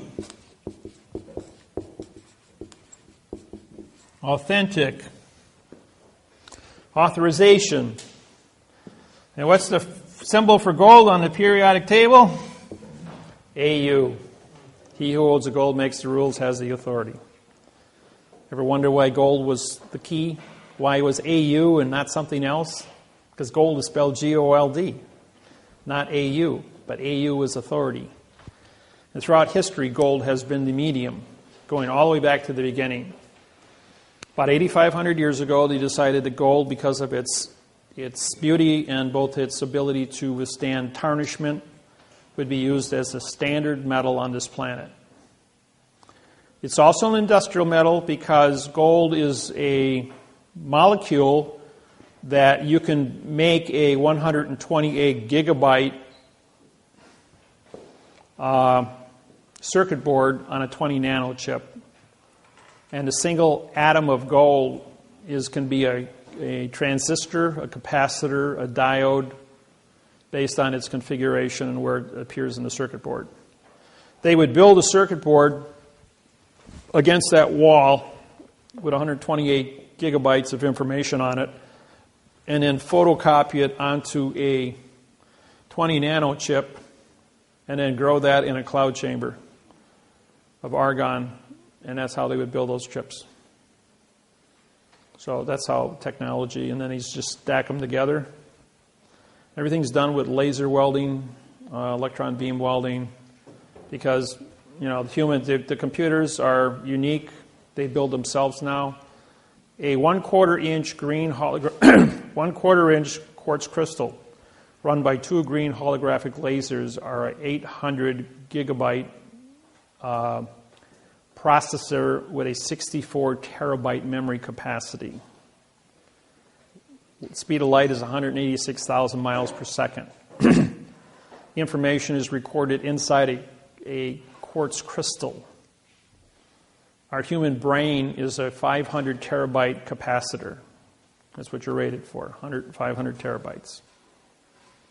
And these little puppies are only quarter inch, and they have thousands of one full square inch, which are 64 times 64, which would be 3,600 trillion capacity per crystal.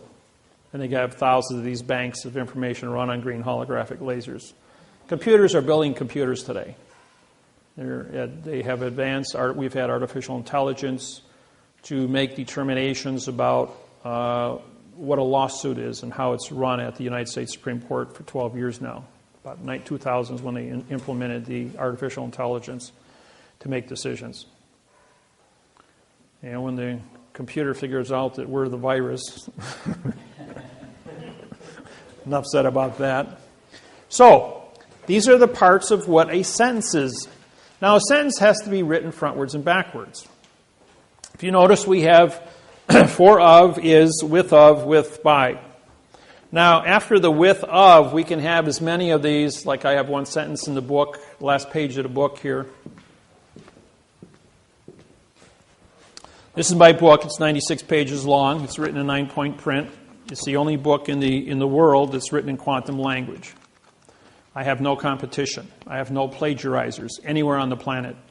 It's kind of unique to be one source of 8 billion people and nobody's giving me any competition. I have a monopoly on this thing, virtually. And it isn't because I have a monopoly. It's because it's so unique.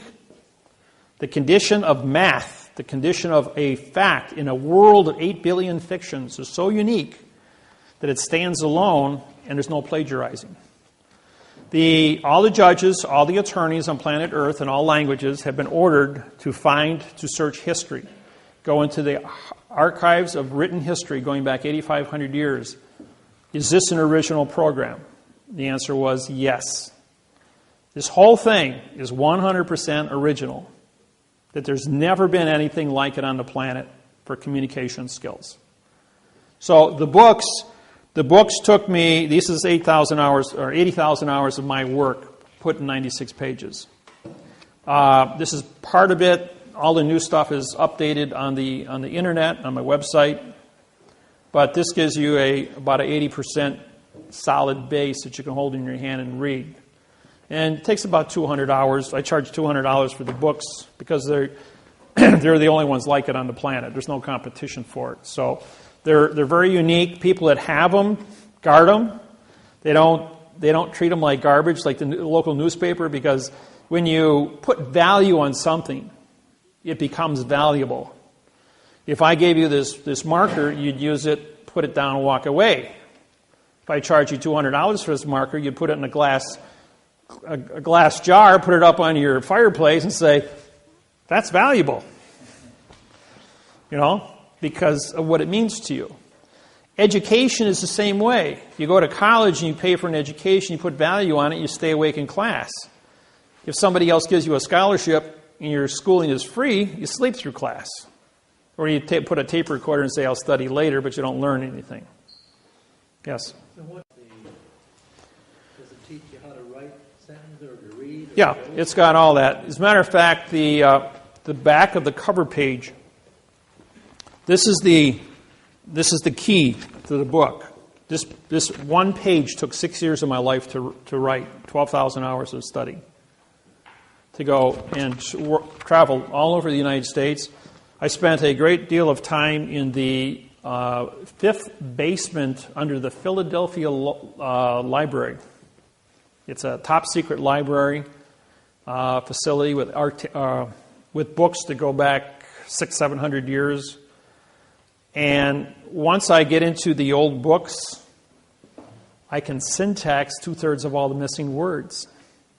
What's unique about what I do is you can put anything in front of me and I can tear it apart and tell you what it meant, what the condition of thinking of the individual was, how it cross-referenced with history, and then rewrite it in the correct format, showing you the secrets that were built inside of each word through the parse and the right way that the math shows that the sentence should have been written. Even if a person wrote a sentence incorrect, I've memorized the book on synonyms, the book of parse, the dictionary, Encyclopedia Britannica, World Book, Rules of Trusts writing, and with that amount of cross-referencing as a historian, also did 12 years on genealogy, knowing where the planet started from and how the different ethnic groups have moved across the planet with 13 tribes and how they've interfaced with each other. So my my background is very unique. I sleep 3 hours a day.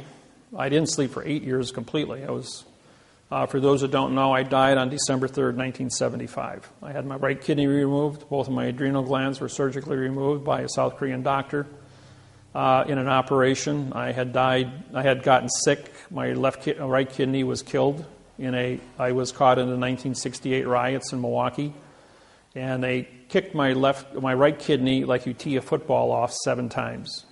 I got pinned down by 8 boys. After I got out of work, I had arrested one of them for shoplifting. I worked at Sears and Roebuck. I was 18 years old. So his little gang of guys jumped me when I got out of work at 9 o'clock at night, and they tried to kill me. They killed my right kidney. And it took 7 years before it finally knocked me down. Even though it was dead inside me, my body had created a callus around the kidney. It was about the size of my fist, and it was just black tissue. Because of the poison leaking into my system, it created a super immune system fighting this poison on a full-time basis for 7 years. When they removed that, the doctor, who had never operated on a human being before, cut my right adrenal gland out with it because it's attached to the kidney. Then he thought he was supposed to remove my left kidney, which was healthy. So he cut that in half and took out my left adrenal gland and half my left kidney.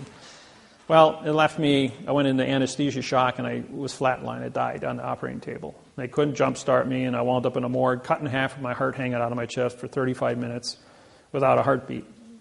I mean, it's in plain view, the coroner and the nurses down there. And then as soon as they signed my death certificate, according to the coroner, they had an exact time and location. So whatever the future event took place, they had a recording of an individual in a morgue at an exact point in time with an exact match, and I was jump-started. My heart started beating, and they rushed me back upstairs, and they put me back together. I woke up 2 hours out of surgery and stayed awake for 8 consecutive years, going to school full-time and working 2 full-time jobs. I walked out of the hospital in 72 hours.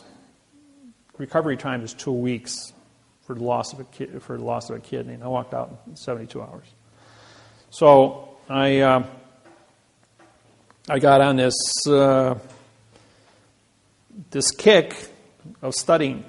I was going to save my own life because I only had half of one kidney, and he said I'd be dead in 3 years. Well, I'm 63 years old now. I was born on September 17th, 1949, and I haven't aged in 35 years. I stopped aging when my kidney... See, what happens is, 2 years ago in London, they discovered the gene that causes aging in the human being. When I died when I was 25, my aging genes and my cells died also, and my DNA, according to what the doctors have been able to surmise. So my aging gene, because it's gone, I stopped aging at the age of 25. I've probably aged 5 years in the last 38 years. So like my cousin who was 114, I probably will live to still be young like this when I'm 100 years old, which would be cool. But it's with this program being as unique as it is, and so important to the existence of this planet and all species on this planet, it's unique that I was chosen with this as a meek person. Now, what does the word meek mean to you? Some people say it means timid or shy or weak. The word meek means I have absolute power over all things on the planet. And I have discretion. In other words, I'm a teacher. That's what the word meek means, that I have absolute power, but I teach people. I don't hurt people with this technology. Even though I am the judge-prosecutor, because the judges are the ones that go out and harvest the people, I sit down with the judges and I say, listen, here's your signed confession. You can choose 30 years in prison, or you're the guy that created, you buried the bodies, now go dig them up. Or retire. That's it. You got 3 choices. Because if you think you're going to continue, ain't going to happen. So, and that's unique. And I have a lot of people all the way across the world at the top of the food chain, ambassadors, presidents. I was elected King of Hawaii in June of 1997. That's not a joke. The 72 Hawaiian families got together, and they elected me the King of Hawaii. But I am a king over one thing: parse, syntax, grammar. Now, grammar controls contract. So all contracts, treaties, and trusts with the United States government and the Postal Service are a result of what is written on paper. I don't interfere with any culture on planet Earth. I don't interfere with any political organization, religious beliefs, nothing. My sole purpose is contract. What is a preposition? What is an article? What is a fact? Or I should rephrase it. What is a position? What is a lodial? What is a fact? So, when I was elected king, I was a king of contracts. That anybody, any 2 people, any 2 tribes within the Hawaiian 72 tribes. Same thing with the 1,200 Maori tribes and the 3,460 tribes of Australia. I hold those positions also. That I was elected into a position and adopted by their tribal councils to be in charge of contracts. And countries all over the world have asked me for help in the suppression that they've suffered from one country taking over their country. Take Ireland, for instance. In July, I did a radio show for the Irish Republic on their by internet radio. It was supposed to be a 20-minute spot, lasted 2 hours and 45 minutes. When I got off the radio, the next day my phone rang, and it was the Irish Parliament called me and said, could you write a constitution for us? And they said, how much time do you need? 3-4 months, they said. I said, how about tomorrow afternoon? He says, you're going to do a constitution for us in one day? He says, yeah. I says, I'll deliver it to you tomorrow. It'll be 59 paragraphs long. And I did. Overnight, I wrote them a constitution, supplied it to the Irish Parliament. They took 2 days to pore over it, voted on it unanimously, took it to the London Parliament, and London Parliament pored over it for 3 days. And in August, I think it was August 2nd of 2011, Ireland received their independence for the first time in 660 years from England. 2 days after that, Queen Elizabeth was on BBC announcing that all United Kingdom constitutions were null and void because I syntaxed them. She pulled my passport for New Zealand and Australia, so I syntaxed their constitution disqualified the United Kingdom worldwide. When they pulled my Canadian passport, I syntaxed the Magna Carta. It was sold at Christie's of London for $6.7 million as a historical document with no value. When the United States Congress, Senate, Legislature, and Supreme Court gave me a hard time here a couple of years ago, I syntaxed the Constitution of the United States of America, wrote a new Constitution for the United Nations. And now the Constitution, the Bill of Rights, and the Declaration of Independence is going to be auctioned this year in Washington, D.C., because it's a historical document and has no value. Benjamin Franklin was a triple agent, French attorney working for the English crown to capture the United States and give it back to England, which he was successful in doing through adverb-verb. When I did a seminar in Atlanta, Georgia, for 72 people, we had the senator from Georgia. He came to the seminar along with several Supreme Court judges from Georgia. I said to him, you guys had a civil war down here. And Grant went ahead and he and Lee got together and you guys signed a surrender treaty here. I says, a syntax that's written in adverb verb doesn't say anything. I says, the southern states are as independent as of a Confederate agency as the North is. I says, you guys were never conquered by war. This is Title 28, Section 1359 is collusion. You had a gun to your head to sign a contract. The contract was written in adverb verb. Both people had a second grade reading level. You don't have a contract. You know what happened the next day? The Confederate flag was raised above the Capitol in Atlanta, Georgia. Made all the newspapers around the world. And all the southern states put up the Confederate flag on top of the Capitol buildings. Florida, South Carolina, Georgia, Alabama, Louisiana. Everybody's going like, what's going on? It says, you can't surrender to a gun in your face.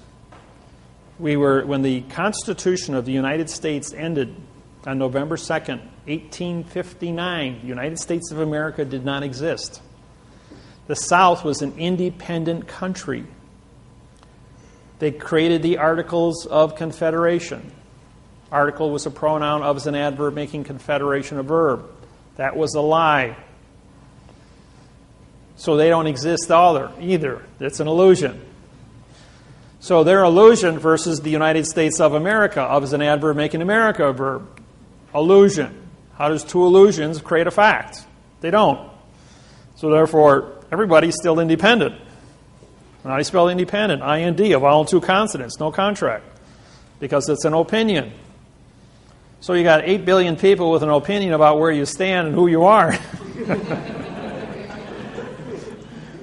So when they put up the flags, the United States Supreme Court came back and said, we don't have jurisdiction. And they were right. And they see, all these years, 150 years went by, and nobody knew what they were doing. Until I stood up and said, hey, the king has new clothes. And everybody knows the king has new clothes story. Question? Just want to go back to the book. I think on your website, I saw something referencing to some DVDs to study along with the book. All the DVDs from every seminar I've done since 1999 are on the internet. Free. Just type in David Wynn Miller videos. Anything you want. Facebook, MySpace, Twitter, Google, AOL, Yahoo. I can't even think of all the rest of them. They're up there. Gmail.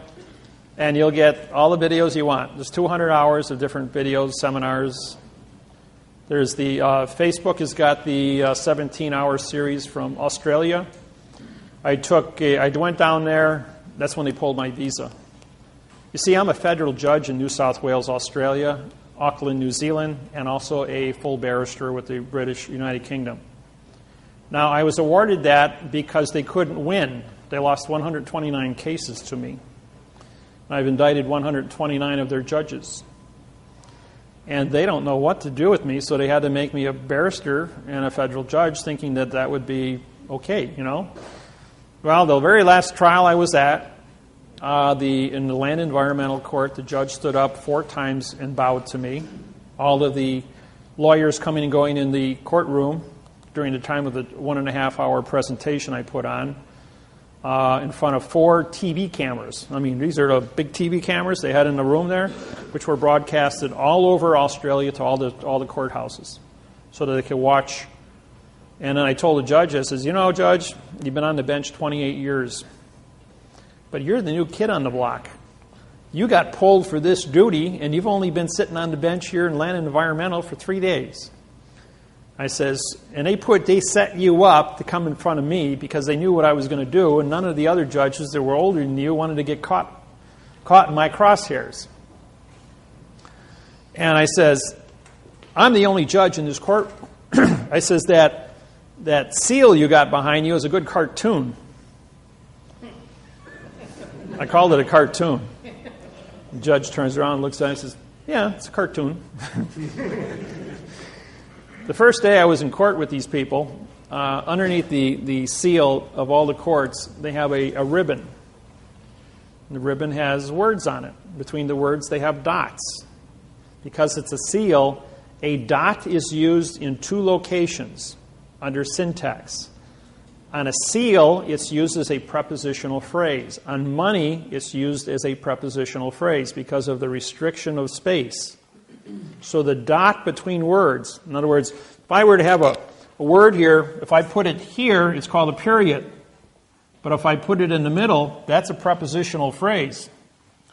So if I did this, and I said for the possession, this would be for the width of the with the possession. Each dot would represent a prepositional phrase. And that's syntax, folks. I says, Judge, you're here talking to me in adverb verb. You're here filing paperwork in adverb verb, and yet your seal on the back of the wall says you are advertising syntax, which means you have to be correct. Otherwise, you're guilty of perjury by signed confession. I says, and I handed you a correct parsing syntax grammar lawsuit, and I am the only federal judge, and I held up my oath, in Australia. I have the only correct written contract in front of you. I says, so I have the flag, I have the oath, and I have the paperwork, and the paperwork is the court, and I signed a stamp. Where's your signed stamp? I'm postmaster, banker, and judge of this courtroom. Judge stands up and bows to me.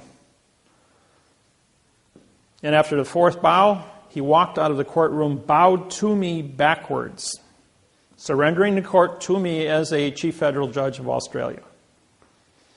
Then I went up to see the Supreme Court, and they locked me out.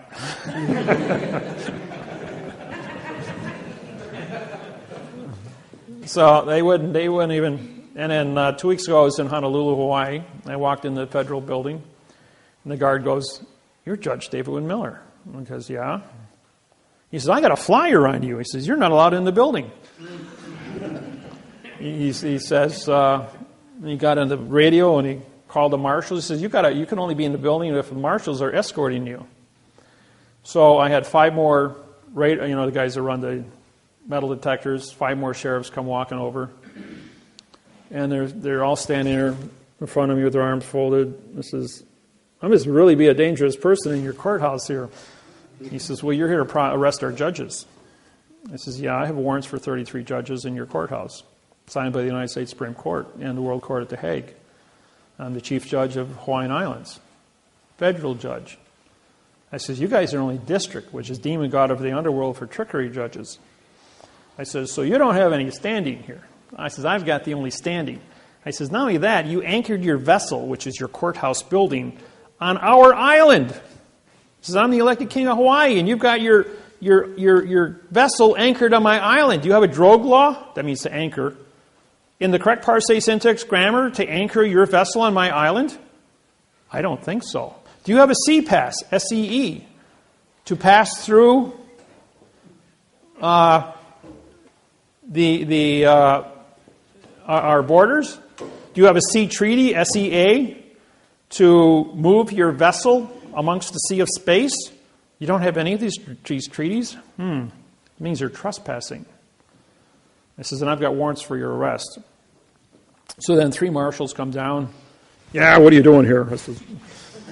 I says, "Well, I'm here to see the U.S. attorney here in the courthouse." I says, "I'm going to indict Judge Kobayashi over in Maui for treason."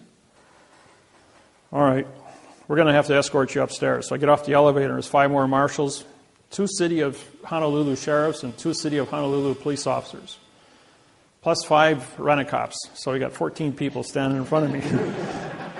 I must be a really dangerous guy. "You're here we're going to have you indicted for harassing our judges." I'm going, well, first off, they're not judges. They don't have an oath of office. Number 2, I have warrants for their arrest. Number 3, all of you gentlemen standing in front of me don't have an oath of office to carry a gun or a badge.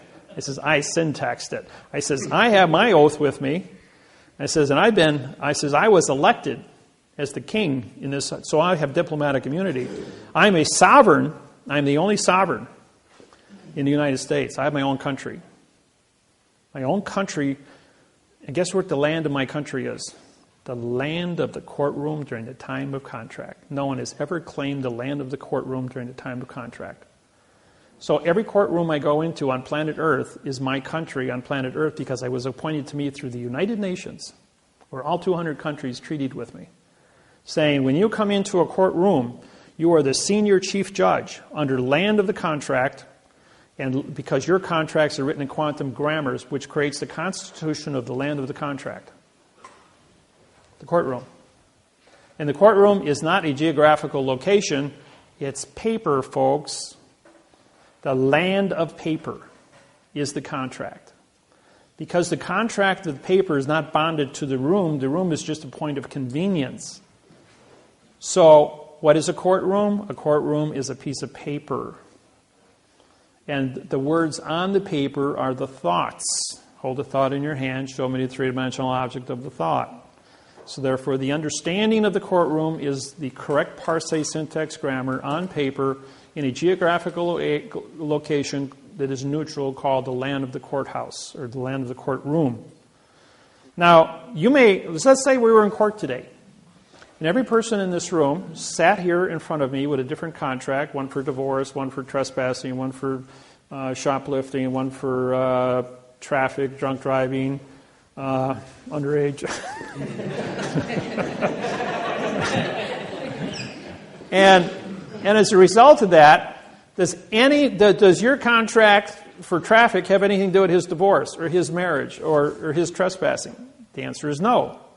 So each one of your paper contracts that you have is a vessel in a sea of space. And your name is on that document. Therefore, that is your bill of lading, your passport to be in the closed area called court. And the condition, the contract, the words on that document, if they're written in adverb verb, say nothing. Therefore, they're called art, A-R-T. Vowel and two consonants, no contract. How do you spell ink? I-N-K. I-N means no, K is knowledge. You have no knowledge because you put ink on paper in adverb verb. They've been advertising in plain view all of this throughout your entire life. And just like all the pictures on the wall here, they're all in a box, which is called framing. And framing is a box under four corners, which is an enclosed area and can't be considered, so you can't be insulted by any one of the pictures or have any subjective interpretation as to the condition of what the people look like because they're in a box. The lawyers and the attorneys and this whole thing about syntax is in front of you every place you go and everything you do, all the time.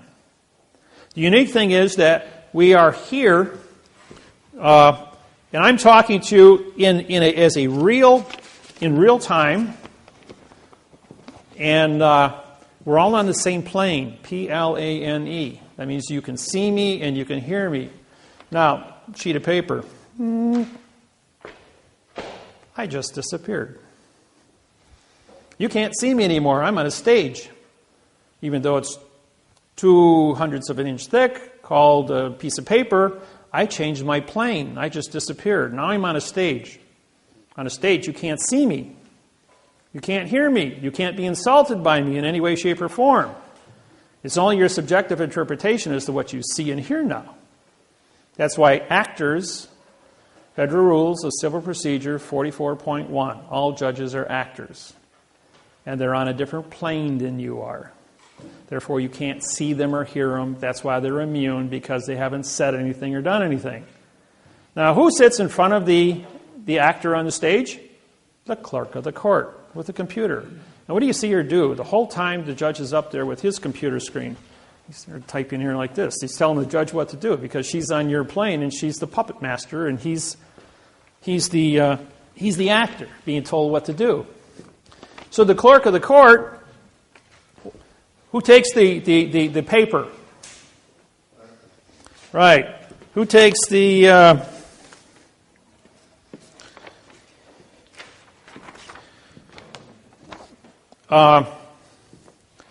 clerk of the court takes your money, gives you a receipt. That's called banking. You go to the bank, the teller at the bank takes your money, cancels your check, gives you money, which is doing a transaction. Just like ordering food at a restaurant. You order your food, the waitress writes it down on a piece of paper, which is a bill of lading, takes it back, brings out your food, gives you a receipt. If your MasterCard, you sign it. If it's cash, you take it up to the cash register. You do banking. She gives you a receipt. You give her money. You pay for your cargo. You go to the court. You hand her the vessel. You see a space. The vessel comes to the port of the court. The vessel gets docked. Therefore, we put a docket number on it, docking the vessel. You pay $350 docking fee, and now you have a document. DOC, DOC, DOC. You see, we're using the terminology and bringing things into first-person knowledge now, so you're aware of what's happening.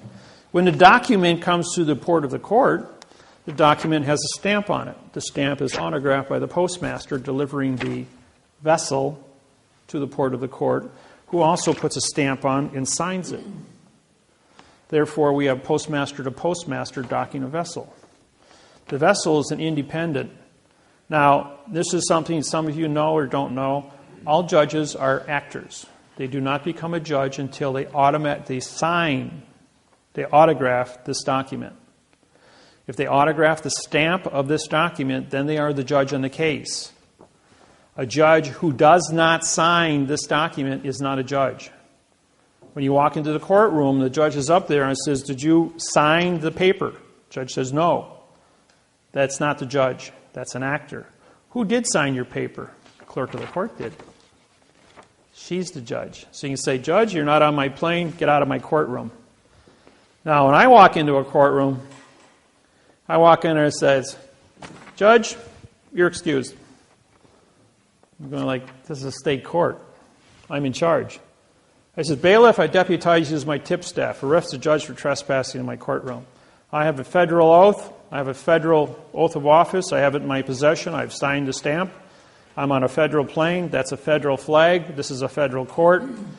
We're here for money. This document says there's money on it. This stamp is $1 stamp on it. This is postal money. We're in a postal vessel in dry dock under a postal stamp. This is a federal flag." I says, "This vessel has jurisdiction and I have an oath of office that matches this contract. I am the only standing federal judge in this courtroom. Arrest that man as an imposter." That judge is usually running out the door as fast as he can get before the bailiff can get a hold of him. Then I turn and I says, I've syntaxed the district attorney's paperwork here, and now I'm prosecuting the district attorney for a $25 million fine and 30 years in prison for false and misleading statements to damage a citizen. And about that time, he's running out the door. And if he's standing his ground, then I got the bailiff arresting him. And if you've been in court and you've seen this happen and that, you're going like, never seen that before. The other attorneys do the same thing. When I was in Australia, we did this. And a district attorney, my client was a dwarf, stood 3 feet 9 inches tall. And when she walked in there, everybody kind of got out of her way. And I was there, and the judge goes, "Are you a representative?" And he says, "No, sir, I'm a claimant." "Well, who's that?" And he says, "She owns the property. I'm a claimant on her property." "Well, you're not on title." I syntaxed the mortgage contract for New South Wales. I says, "It's false and misleading." I says, "Because I syntaxed, I'm a claimant on the document for false and misleading statements. I syntaxed the prosecuting attorneys who wants to foreclose her property. This man has committed a felony against this court. He's got a second grade reading level. Doesn't have an oath of office. He's not a barrister. I don't know what he is, but he's got a wig on. He looks like a clown, personally." And this guy is like, "How can you talk to me like that?" I says, "Because I'm a federal judge in New South Wales, and I have a federal oath, and we're in a state court, mind you." And I says, "And as a state, it says you may be a state judge, but you're not on our plane, therefore you've not come to court. Clerk of the courts," I says, "I hereby deputize you as my clerk." I says, "Bailiff," I says, "you're now my tip staff." I says, "This is a federal court. Arrest this person for treason against the people. Arrest the judge for impersonation." And the judge stands up and goes, "We're going to continue this for another 45 days. I said, "You can't continue anything. I already arrested you guys. You're out of the picture." And this guy turns to these 12 barristers sitting behind him and he goes like, this guy just handed my head to me in a basket. He goes, do something. And they all took their coats and pulled them over their heads, and they're all talking through their coats going, he's your problem.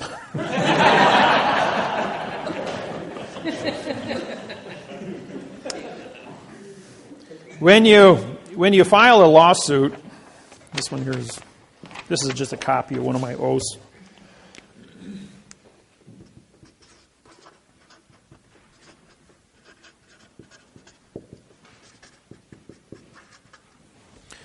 What I do is, we have a stamp on one side because it has value. We have a flag making it federal. And this is an authentic oath, and I think this one is this is my Hawaiian oath of office. And this makes me a federal judge in Hawaii. And when you put value on the front, you have to endorse the top of the back, just like you endorse the top of your checks at the bank. Now, the reason, what is an endorsement? Okay, we write. Now, if this was 75 feet long, we'd call this, as a single document, we'd be bonded. We roll it all up, called a scroll. And so, now that it's been rolled up, we put the wax seal on here, going all the way back 6,700 years, and the king would then use the ring to put the seal on. And the ring, the seal, was the same as an autograph. And when you unwrap it, the seal is at the top of the back of the value. Therefore, you have an endorsement. That's been practiced for 6,700 years without fail. So therefore, it's legitimate. And, question? How do you sign your name? It's like that. Just like No, I don't sign it. This is called an autograph.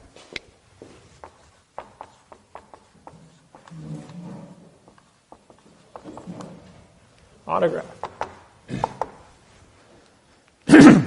The colon is for the David-Wynn of the Miller family. My degree sign is because I'm a 92nd degree Mason. The Masons all over the world have said the Masonry stops at 34 degrees. How can you be a 92nd? Well, the different cities I traveled to, and I've been in over 1,200 of them, have challenged me, have come to meetings, have gone to lodges. And when the Masons and I get together, they bring their books. I have my books. I have the Legenda, 1859, signed by me in 1859. And that's another story you don't know about. Yeah, your question? You mentioned the continuance of 45 days that the judge wanted to do. It reminded me of a question that I have. I just happened to be in the Kosciuszko County Court one day as a just spectator. And it was a different setting. There was a couple of attorneys on this side, or one attorney on this side, and then their high-powered clients. And then there was an attorney on this side, and another guy in a suit and tie. And for some reason, when the judge walked in, they were all prepared to rise. He goes, "No, just stay seated." Did he have his robe on? Yes. Okay. By the way, the robe means I'm mourning justice. What does it mean? He's in mourning for justice, because justice is dead. In this conversation, you could kind of tell they all did just on this inside track. And the one attorney asked for a 90-day continuance. 45 and 45 is 90. And then the judge goes, "Well, if I did as I wanted to, I would continue it for 122 days. And they all laughed. Every one of them. Laughed? Yeah, it was like this big chuckle. They all knew what he meant by it, except for me. I didn't know what was going on. That's my question.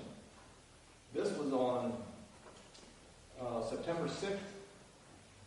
The 122 days come, if I count all the days, comes out to January 6th, 2013. Okay, you got 45 days, trust law, offer, 45-day answer. The state court? County. State court. Okay. Then you've got, that's 90. If you add 45 to that, you get 135. So that doesn't work. So what they're doing is there's a 10-day offer, a 10-day answer, a 20-day answer, and a 10-day response. That gives you 120, and then you've got your 3-day rescission law. That would make it 123 days, which would expire. So he had to make it at 122 days. So he was under the 1-day limit under the rescissions law. Otherwise, he'd be in violation of notice. This is an offer. This is an acceptance. These are two 45-day trusts running. This is a vacated contract on its face. Okay, then It's not legal. later in the conversation, you lightly mentioned it again, and you say because then it would be under the new Judge Reed. Okay. What you have here is this. You have a... everybody okay with this, or do you want to get into more of this? I Huh? have one more question. With the colons in front of the name, Oh, that's a prepositional phrase for the David right? hyphen Wynn, full colon, which means for the David Wynn of the Miller family.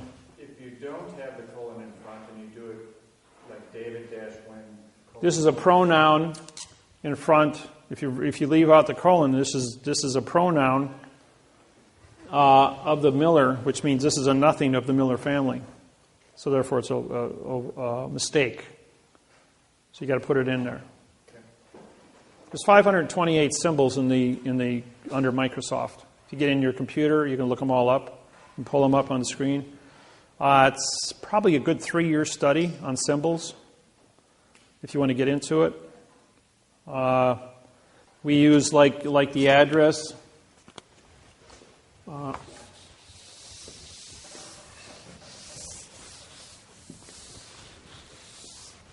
Like my address in Milwaukee.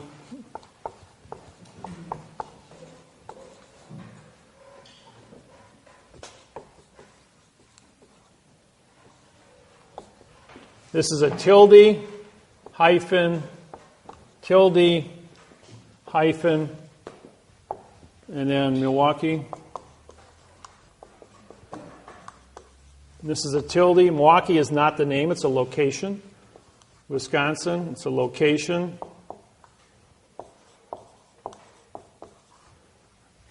And you put tildes. Tilde means location. Anybody want to correspond with me and by letter or mail me things? That's where you send it. David Wynn Miller, 5166 North 63rd Street, Milwaukee, Wisconsin, 53218. That's my address. What would happen if you put a hyphen between the tilde and Milwaukee? Would that be wrong? No, you don't. Not here. When you start, you just use your tilde. Now here would be, this is a comma hyphen tilde. Microsoft will also give you, will say this is correct. If you drop off the hyphen, you're going to get an underlining, which means you're using the wrong symbolizations. So you got to have a comma. Now, when you write the state, this is a letter, this is a number. These are two different entities. You don't, even though this might be a WIP or WI dot for postal codes, whenever you go from a word to a number, like this here, you don't need the, this actually has have to have a hyphen here too. But from the number to the street, you can use the hyphen. Is it incorrect if you put a tilde after the hyphen there between street and the hyphen? You can put a tilde here or not put a tilde here. It's irrelevant. But I've seen that. You'll get a flag on it from the computer if it's wrong. Okay. Yeah, Microsoft took... Bill Gates, back in 1995 when I went public, anybody using prepositional phrases, even writing a single legal sentence from my book on the internet would kill your computer. And for about 18 months, they were frying computers left and right. But there was so few people back in 1995. It was only in a few hundred people that were actually involved. And then so I went to Seattle, Washington. I met with Bill Gates, and I said, listen, you got 47 million people on your website, and your contract for Microsoft is a complete adverb-verb lie. Feeling lucky today under Title 15, Section 1692E, under false and misleading statements for a $25 million fine per person. Put the antivirus in there and take it out. So a couple days later, no more problems. So then computers upgraded, right? People that had the old computers, and I've got a couple of the old ones from 1995, where the antivirus never went in. It's still trapped in the hard drive. If you plug it into a new computer, it'll kill it. It'll actually start on fire. I'm serious. And some of the old computer hackers go, that can't happen.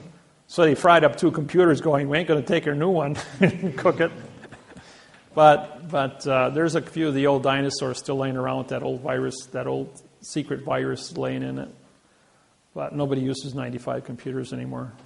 I got the old 86 processor yet, someplace in my basement.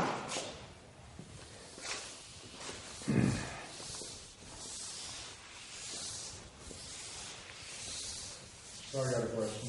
Okay, shoot. What does that do for us if we autograph our name that way? Well, as soon as you autograph your name in that manner, it says that you've been exposed to this technology. All the judges know, all the judges in the United States, 11,000, both state and federal, have been trained in this technology for 17 years. I've been teaching at Scottsdale, Arizona since 1995, and Reno, Nevada at the Judge Institutes, through both video and my program, both on the internet and in the books. They're made aware. Every year we pass out the books to the judges here in New Zealand, Australia, England, United Nations. They get copies of my books so they can stay up to speed on what's happening. Federal government, the FBI's got a huge file on me. My passport has about 40 pages of credentials on it for all the treaties I have worldwide with all the different countries, banking, ambassadorships, lawsuits. And usually when I go through customs, it's going in and out of countries. I got to book like 4 hours between flights because it takes 2 to 3 hours for the immigrations people to go through my files before they allow me to pass through.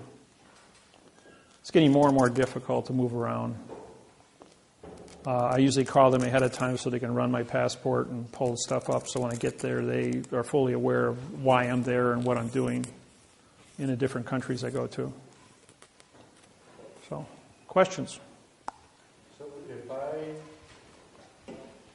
have been using my autograph without the colon in front in my court papers, and I start using it, will the judge start listening to me?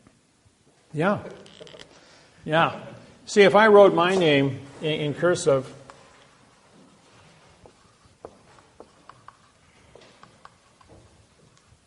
like that, the word cursive,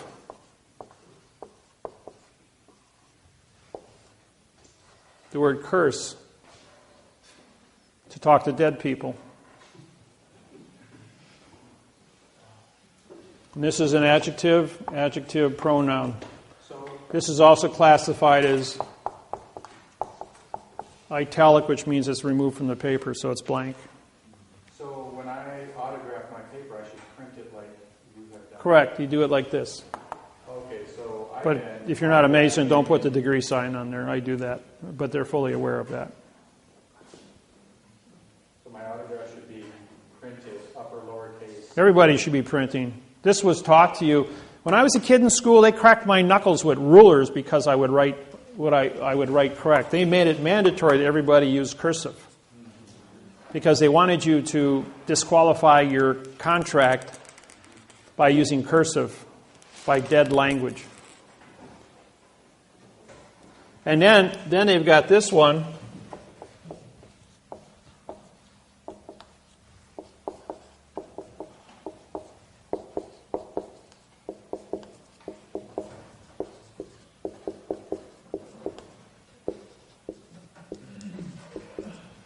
Everybody know that little one?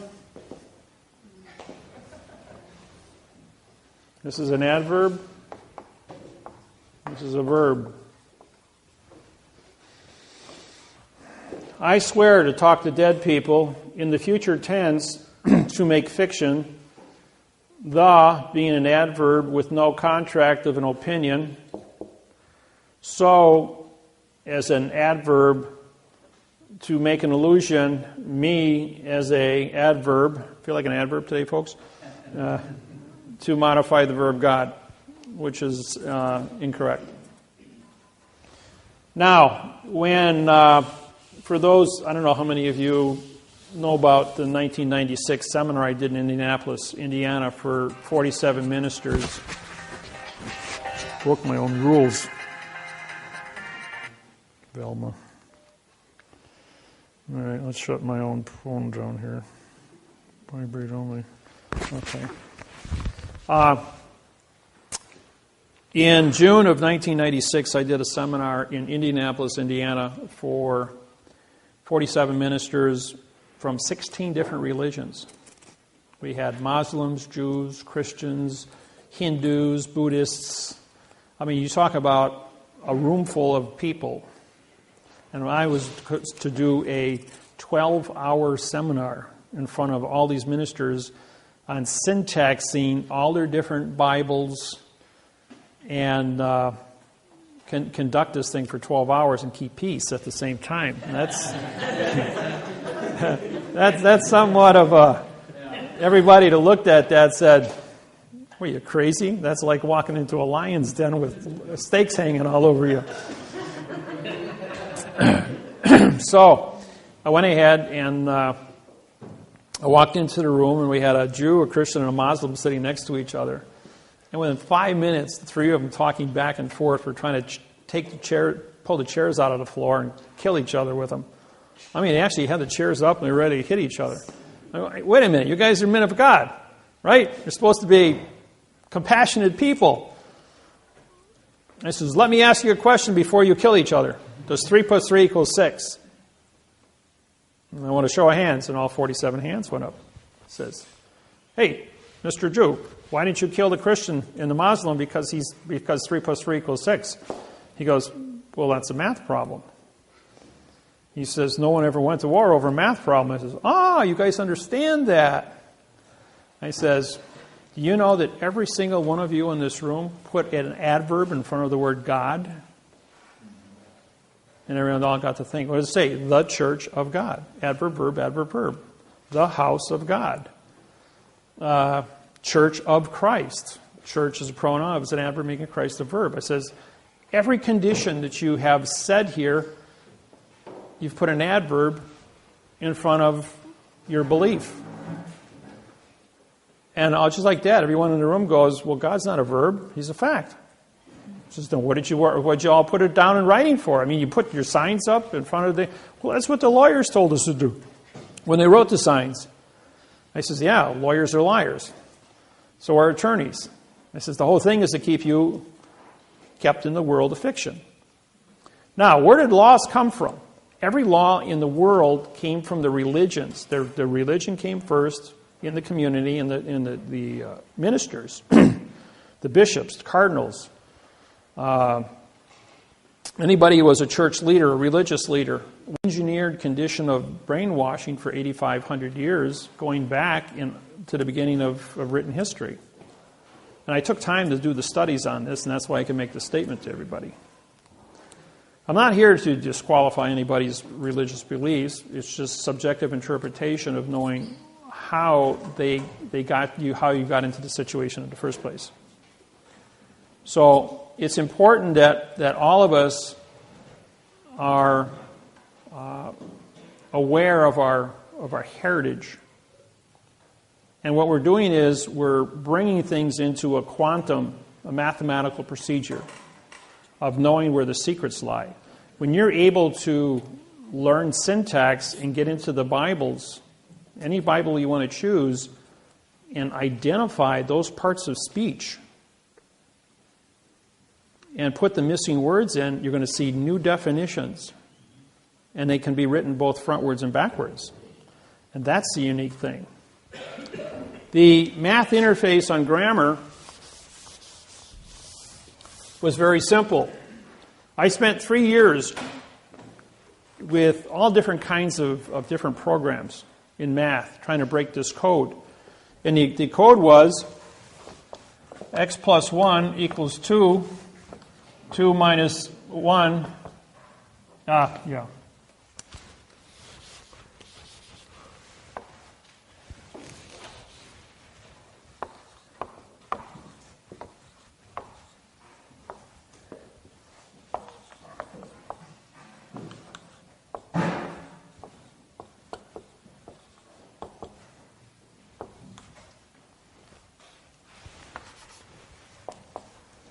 So you got x plus 2 equals 3, 3 minus 2 equals 1, 1 equals x, x times 2, 3 equals 6, 6 divided by 3 equals 2, 2 equals x.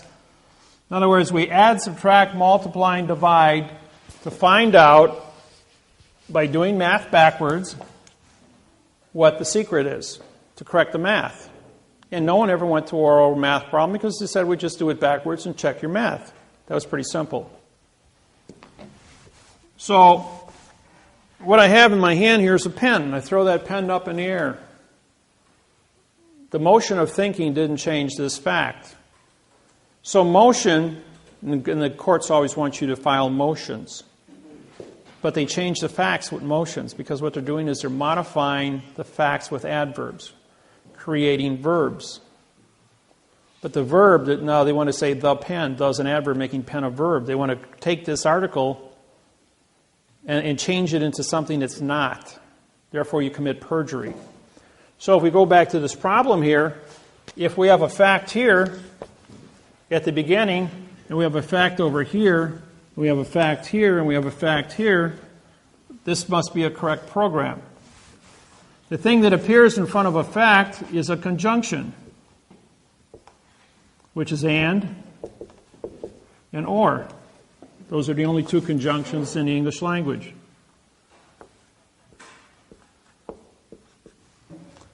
What you have in front of that, when you factor them out, is you got a plus 2 and a minus 2, a multiple 3, and a division 3. Okay, when we were in grafting, here's a negative 2 and here's a positive 2.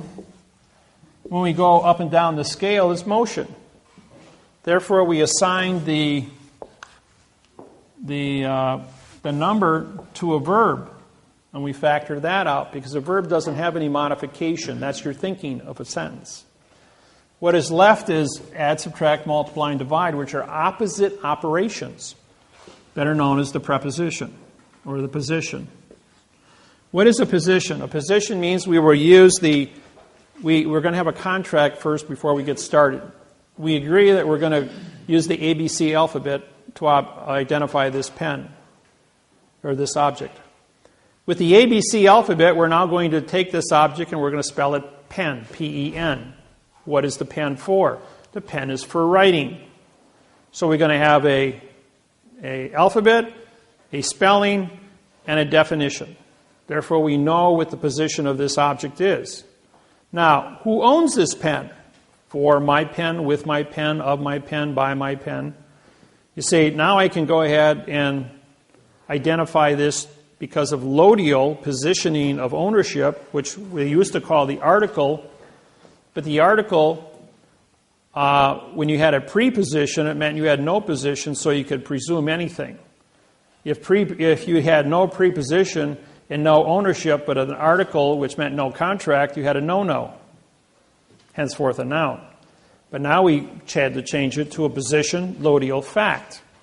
With that said, we now have a word that has 900 definitions. I proved that every word in the English language has 900 definitions because we have 68 articles and 68 prepositions and 38 articles. That gives you 1,800. When you multiply it, divided by 2 is 900. So with 900 definitions for a pen, I can say for my pen, for your pen, with my pen, of your pen, of my pen. Every time I change the preposition, I change the definition. I can say his, yours, hers, this, the, a, and. I can keep going through the whole list. Put them all down, cross-reference them all up with the word pen, and I got 900 definitions. Put two definitions together, 900 times 900 is 810,000 variables with 2 words. Put a third one times 900, and you've got 720 million variables. Put a fourth one, and you have 640 billion variables. A fifth one, you have 540 trillion variables. They said, well, the computers are only rated for the capacity. Write a 200-word sentence, and we're talking about a number with 200 zeros after it, variables, to write a legal sentence. They're saying that computers don't have enough memory capacity to write one sentence. Try writing a whole book or a 400-page website and do it correct 100% of the time. When you're working in a math problem, you've got to be correct 100% of the time. There is no room for error. You know, they build a space shuttle with 3 million components. It goes to the moon. They screw up with one. Any number of variables, 3 million correct things times 0, still equals 0. That's why the space shuttle blew up in 1983. I was there at ground zero as that thing came over the top of the Kennedy Space Center and blew up right on top of me. To be there at the only one of 50 space shuttle launches to see that one. I was there 4 times to see 4 successful launches. But I got to see that one blow up. You know, it's a rare. I've been in a lot of rare positions. I was in Hurricane Camille, Biloxi, Mississippi, when it took out Camille and Biloxi Air Force Base, and Keesler Air Force Base. I was at ground zero on a body cleanup in 1969, in August. There's a lot of unique things I've been exposed to. Been in tornadoes, been picked up. I had my car picked up in a tornado, survived that. The man in front of me died. His car got flipped over and blew up. He was destroyed. Just 80 miles an hour. That much to travel 15 feet. He died. I didn't, because he was 15 feet in front of me. The amount of things, why you're here, why you're supposed to be here, all the split-second things that happen in your life, but the snap of a finger. I was 18 years old. I'm standing up against a tree. I'm playing with a 20-gauge shotgun shell while rabbit hunting, and I bend over to pick up. I dropped the shell, and as I bent over to pick it up, a .30-30 slug split the back of my jacket open. Did I drop that pen, or was it knocked out of my hand? Knocked out of your hand. And I bent over to pick it up just as the slug split through my jacket, and I still have the bullet hole in the back of my middle of my back. A scar formed years later. And it's quite prevalent. It's about 1 inch in diameter, about a 1/4 inch deep, where the bullet went through me. But why am I still here doing this? Is because I'm supposed to be. And if they are successful in assassinating me, they just go back and reset the clock and jump and fix it. Because this math interface on communications will stop wars and guarantee that planet Earth does have a future, not only with our own people, our own races, our own tribes, or with E.T. when he shows up. Because eventually we're going to evolve. We're out there in space. We're broadcasting. You don't think those signals don't go out? And somebody's going to be listening someplace and show up here? You know, do the math. We're a young planet. We're a young species. Amongst the billions of years that this world's been around. The proof of that is in the spacecraft up in Greenland that they've been here 50,000 years ago. And those guys were 65 to 85 feet tall. They had dinosaurs. The world was big way back when. Now everything is small. Question? Yeah, you talked a couple times about ETs. What exactly are they, or what's the purpose? ET can be many of anything. It means extraterrestrial, which means not of this world. And, you know, there's been millions of sightings worldwide. of spacecrafts, right? Even a couple weeks ago, opening night of the Olympics. Anybody watch that on TV? In London, they had the fireworks went off above the stadium, and that's a no-fly zone because of security. And there was a UFO above the stadium, about 50, 60 feet in diameter, because everything went up in so many different spectrums of light. It was cloaked, had a cloaking device, but because of the amount of light frequencies from the explosives of all the different fireworks, chemical light, it illuminated the spacecraft above the stadium. And it was on YouTube, and over 200 different countries videotaped it. And they tried to play it down as being a balloon in the air. There was no balloons up there. There was no blimps. There was no aircrafts.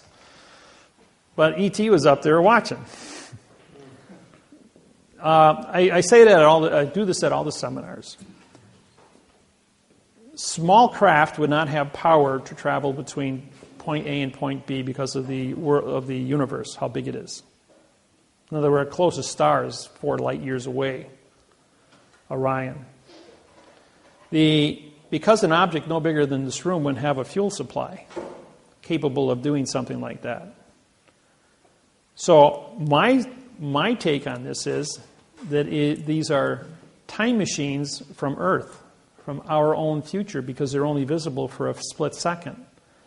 And the same craft has been videotaped and photographed millions of times over the last 70 years all over the planet, identical to the one above the stadium. So are those pictures still on YouTube? No, every one of them on the internet has been taken down. Nobody's got it. There was a few sites that were up there, but the government's been chopping them off left and right.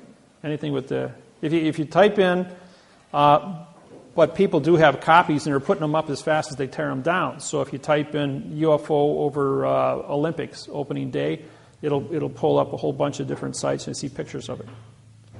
My surmise is that these are time machines that come back in time to view or stop events that would destroy the planet. Some crazy guy setting off a dirty bomb, for instance.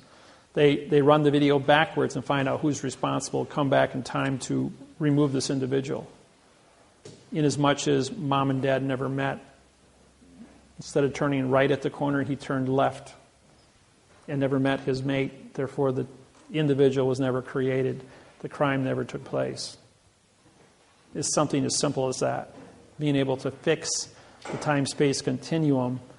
Because, in the Cold War, from World War II until present day, they built 88,000 nuclear bombs. They didn't detonate any of them because of what happened. Everybody knows Oppenheimer, the guy who developed the atomic bomb, World War II, in Area 51. His brother died 2 years ago. On his deathbed, he gave the GPS location of 2 B-2 bombers in Germany that had flown through the Philadelphia experiment at the time it took place in 1944. The window was opened, and the 2 B-2 bombers flew through that window in 2007 or 2008 it was, and they flew back in time and landed in Germany in 1945. And they built this hangar, and they had this hangar completely covered over with dirt, 20 feet of dirt, with these 2 B-2 bombers with 4 nuclear bombs in there, but they didn't have fuel for them. Otherwise, they could have flown those bombers into New York City from Germany. And on his deathbed, he gave the GPS the location of those 2, and they were dug up. That was up on YouTube, that they had recovered these 2 bombers that had flown back in time and verified that the window is still open on the Philadelphia experiment. There's events that are taking place that are becoming more and more relevant to the relevancy of what quantum language is and its importance in the timeline of this planet, and why I'm allowed to teach this, and how specific events have taken place that I've uncovered in contract language, like the beginning of the post office, how the fraud took place, and been able to unravel Who do you prosecute in court? When we go to court,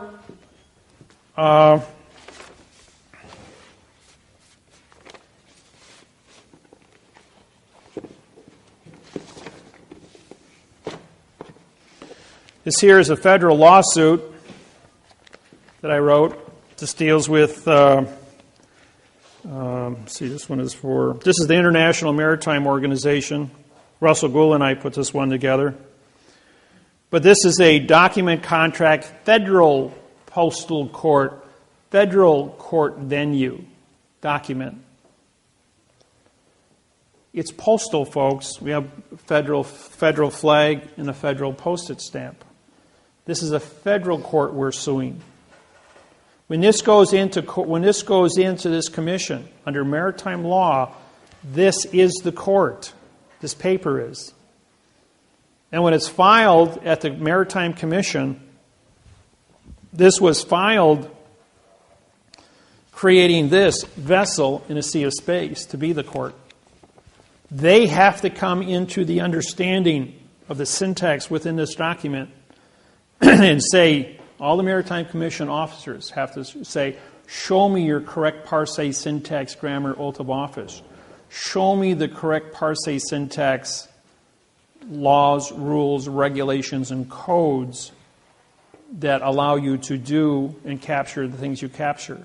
We have rewritten your lawsuit or rewritten your charter in the correct parse, syntax, grammar. And we are now forming a treaty with you through the Document Contract Postal Vessel Court Corporation. That's myself and Russell Gould. Yes? So if you taught this stuff to them, you mentioned in 2000, why are they still going on in their fiction? They're only advertising the fiction to you as the population. Why? Because if they were to stand up and say, okay, we've got a quantum contract here, and the whole planet is sitting there in fiction, it'd be like the president getting on CNN and explaining the dollar bill to you, disqualifying all money. You can't have...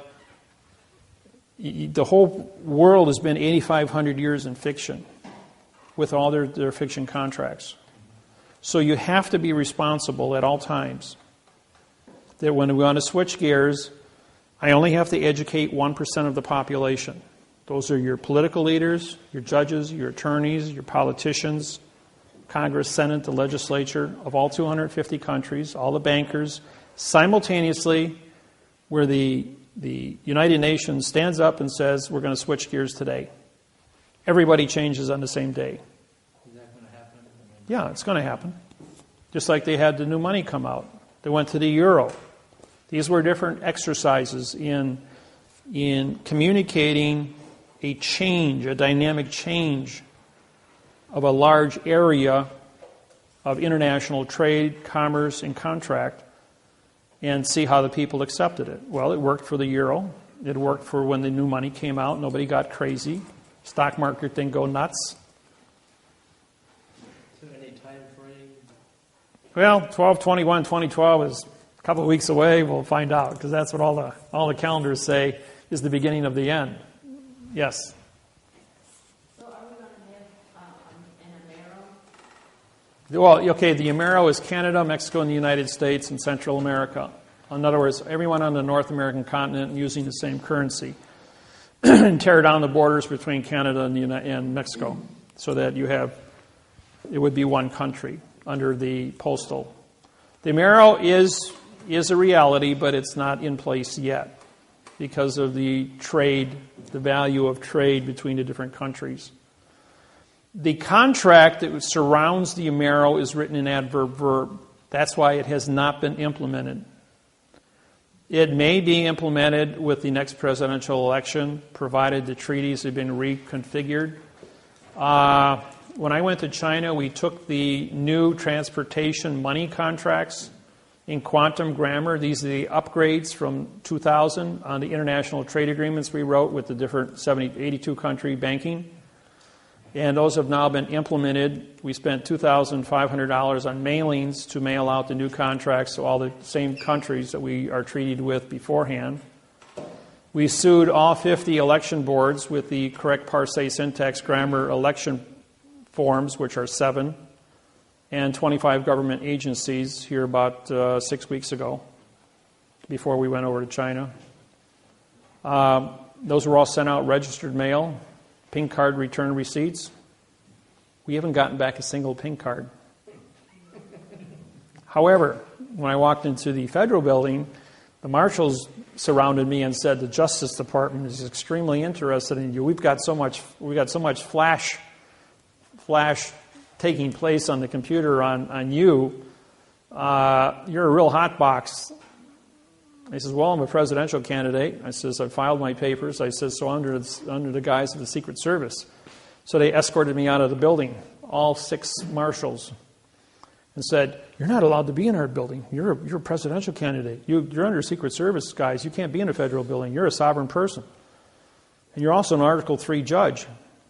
Anybody know what an Article 3 judge is? You probably never heard of one before.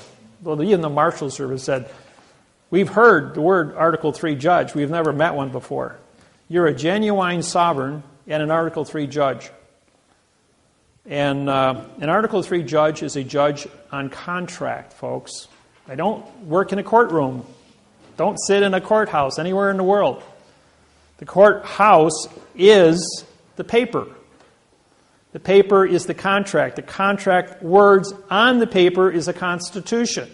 The Constitution articulates, under law of the flag and postal codes, the geographical location in terms of a constitution, Title 28, 1331, venue, authorization for a clerk to file the paperwork, a 1361 authorization for a judge, and a Title 28, Section 636 to order the court open. In other words, ordering the piece of paper to be an open court, and whoever signs the stamp endorses it and puts their name on it as a federal judge is the federal judge on the paper.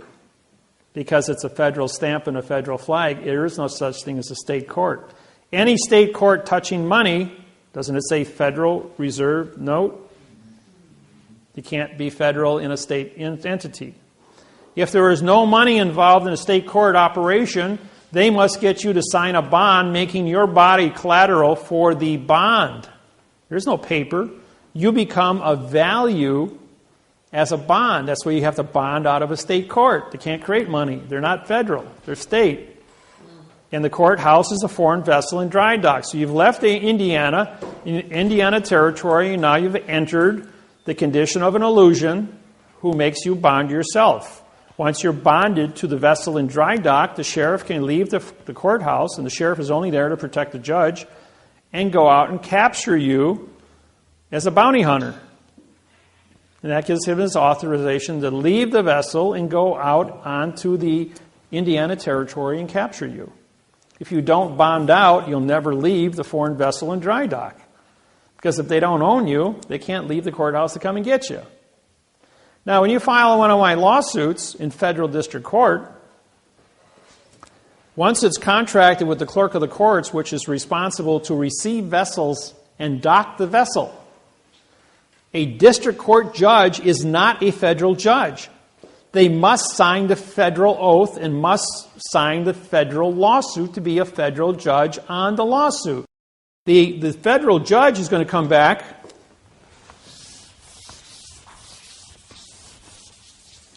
Federal judge is going to come back, and here's your case number. It's 12 CV 123. That's what the clerk puts on your paperwork. The judge is going to come back and he's going to answer you 12 CV lowercase 0123. It's a different case number. Or they're going to come back and say C 12123. That's another case number. Then they're going to come back CV 120123. Lowercase CV 1200123, 12 uppercase CV 0123. These are all. Then they're going to say, "Well, this is the case number here." No, all these are different case numbers. Now, if you had taken one of these and put them as the key to get into your computer, you think that any of these are going to open up your computer except the correct one? Same thing is true when you go looking for the case number at the courthouse. They punch that in there, they're not going to find your case number. Then they're going to say, well, you paid $350 for this case number, and they dismissed your case under this one. Or the judge sent, come to court with this number. The lawyer filed this one. The lawyer answered back to this one. The judge dismissed your case with this one, and they want you to come into court to arbitrate this one when this is your original number. Okay, once your original number is filed, we run 45-day trust law and 3-day rescissions. Once those 48 days go by, you have now a document, contract, a fault document contract claim. 4 words. Writ of the fault document contract claim. We filed the lawsuit. We filed the correct parse syntax grammar. We took the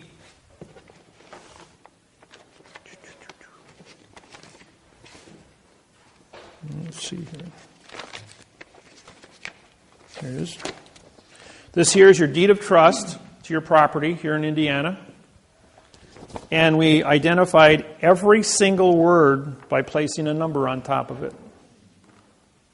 All 6,000 words. So we couldn't, if we take this document and write the word adjective on top of the word red, we wouldn't have enough space, right? So we use the number 3 in place of it. When we do numbers, you can read 300 words a second when it comes time to correct this document. You know that? Just takes a little bit of practice, and all of a sudden, like, you're aware you can read 300 words a second in number codes. The mind can comprehend 10,000 thoughts a second. So doing 300 a second is just, once you get used to it, it's a breeze to blow through contracts and read in number codes. Question? Does this stuff have anything to do with our birth certificate being fraudulent or... Okay, birth certificates. When you are born, the United States government allows you 45 days under trust law, and on the 45th day you're declared to be a dead person because your name on your birth certificate is null and guerre. Okay, on that 45th day, they then take your birth certificate and sell it to the Internal Revenue Service and issue $1 million worth of cash to go into your account. Why do they do that? Because they need money to account for your wages, medical expenses, automobiles, buying houses, and then accumulated interest to pay for your retirement at 65 through 100. If they don't put $1 million in cash into a numbering system as a value for the energy of your life, there would never be enough dollars in the system to support the entire planet's operations as the population expands. This is a good thing. Number 2, under the redemption, it's called the redemption, which was created by Janet Reno in 1995 under Bill Clinton. Redemption was engineered to capture anybody that would steal money from this treasury, from this number, and put them in prison for 30 years for mail fraud banking. Why? Because the redemption program was set up in adverb-verb, and if you use adverb-verb, you activate the Title 15, Section 1692E, and Title 15, 78FF for a $25 million fine and 30 years in prison for bank fraud. And if you don't study this program, thousands, tens of thousands of people were put in prison for using the redemption and stepping on that trap. Lost their homes. Peterson, Clark, and Schweitzer, Leroy Schweitzer, promoted this thing and went through and harvested over 2,000 families across the South and the West, lost their homes, went to prison. They took their farms, their cars, their homes, their pension, everything, put them in prison, which resulted in, for those that are old enough, the Freeman standoff in Montana, Montana Freeman, 1995. And guess who prosecuted the 100 FBI agents for fraud and misleading statements on that exercise? I did. I'm the judge. And now the same U.S. attorney that was involved, went up against me in 1995, is involved with the Kansas case I'm involved with on a foreclosure. When my name popped up last week, she went ballistic. She says she lost that case in 1995 and it was a burr. You know where burrs go. And as a result of that, she is just livid. She wants my head on a stick. I'm going, well, have fun. I says, well, first off, you got a second grade reading level against my 28th grade reading level, and I'm going to have you for breakfast. So it's just a matter of a couple of weeks before we file the indictments against her. Question. What happened to the Freeman Schweitzer? Well, here's the state of Montana. Here's where the Freemen were held up. Here's Billings, Montana, and I was right here in Cat Creek. Now, when I showed up in Billings, I got off the plane, and a gentleman met me, and he says, "Come on, we're going over to my ranch." Well, I had corresponded with this man several times. When I got to the ranch, there was about 20 guys with shotguns. And he said, "You're going to stay here and write a lawsuit at gunpoint, and you're going to write this lawsuit to get these guys out of trouble up here." Well, it took 5 days to put together the lawsuit to do it. Then I went on the radio to do a radio show in Billings, Montana about parsing syntax grammar and how the fraud works. The FBI, 5 minutes after we started broadcasting, blew up all 4 radio stations in Billings, Montana. So we called another radio station 200 miles away, and we sent out the broadcast and went out on Republican Christian radio worldwide as to what was going on. 38 miles south of the compound, there is a limestone quarry, 125 feet deep. Some of the other free thinkers, I guess you could call them, freemen, witnessed 2 105 howitzer cannons being moved at night down the country road very quietly. And they set up 2 120 millimeter cannons in the quarry. They then evacuated everybody within 5 miles away of the quarry because they would hear the blast of the cannons when they were fired. The idea was to shoot a shell 20 miles up in the air under a full moon and have it fall down on top of the compound, blowing a hole in the ground 100 feet wide and 50 feet deep, saying they had explosives and blew themselves up, hence solving the problem. In 1820, the area, now Lewis and Clark showed up here in 1834 on the Yellowstone with Sashagowean. In 1820, an Indian treaty was cut up here with the French. The farm of the Freemen had never been ceded into the United States of America. It was a whole in the United States of America under Indian treaty. And this was purchased land. When everything got conquered, the Treaty of 1820 was overlooked. So the Freemen were sitting on sovereign territory, not part of the United States of America, outside the jurisdiction. It was a whole in America. That's why the FBI came from Puerto Rico. 100 agents were deputized, not of the United States citizenship, and surrounded the compound, but couldn't go in. They couldn't trespass onto a foreign country because they didn't have a permit to be there. These are some of the secrets that you people don't know about, and as a federal judge, I have classified information about all this because I handle lawsuits for all this stuff. When it was exposed that the cannons were here, it was my job then to get word to the Freemen. The senator from Denver, Colorado shows up, and he took 9 of my cassette tapes in about grammar and gave it to the Freemen. After playing the tapes, they said they realized that their whole entire position and the way they were thinking was a lie. They realized that their treaty, even though they were sovereign within this little hole in the world, was also a lie because the treaty was written in adverb verb and didn't mean anything. And they were also told about the 2 howitzers, that if you don't walk out before dark, you're not going to walk out anywhere. We're going to put a hole in the ground here. So they surrendered. Now the senator, when he went there from Colorado, we had a button microphone on him. Looks just like a regular button on a suit, but it was actually a nickel-sized transmitter with a 300-foot range on it, tied to another mic to a recorder, spy, like a spy camera. And we have him on tape in his voice stating that, I don't care about these people, I'm just here for the show. He says, I'm here to make sure that they all get blowed up. And yet, on TV, he made a statement that he was there to try and help them get out of here. He was there to orchestrate this thing. What is Denver, Colorado? You got Cheyenne Mountain. Cheyenne Mountain is closed. Cheyenne Mountain in 1995 was active, but it was closed right after this. And everything went up to Mount...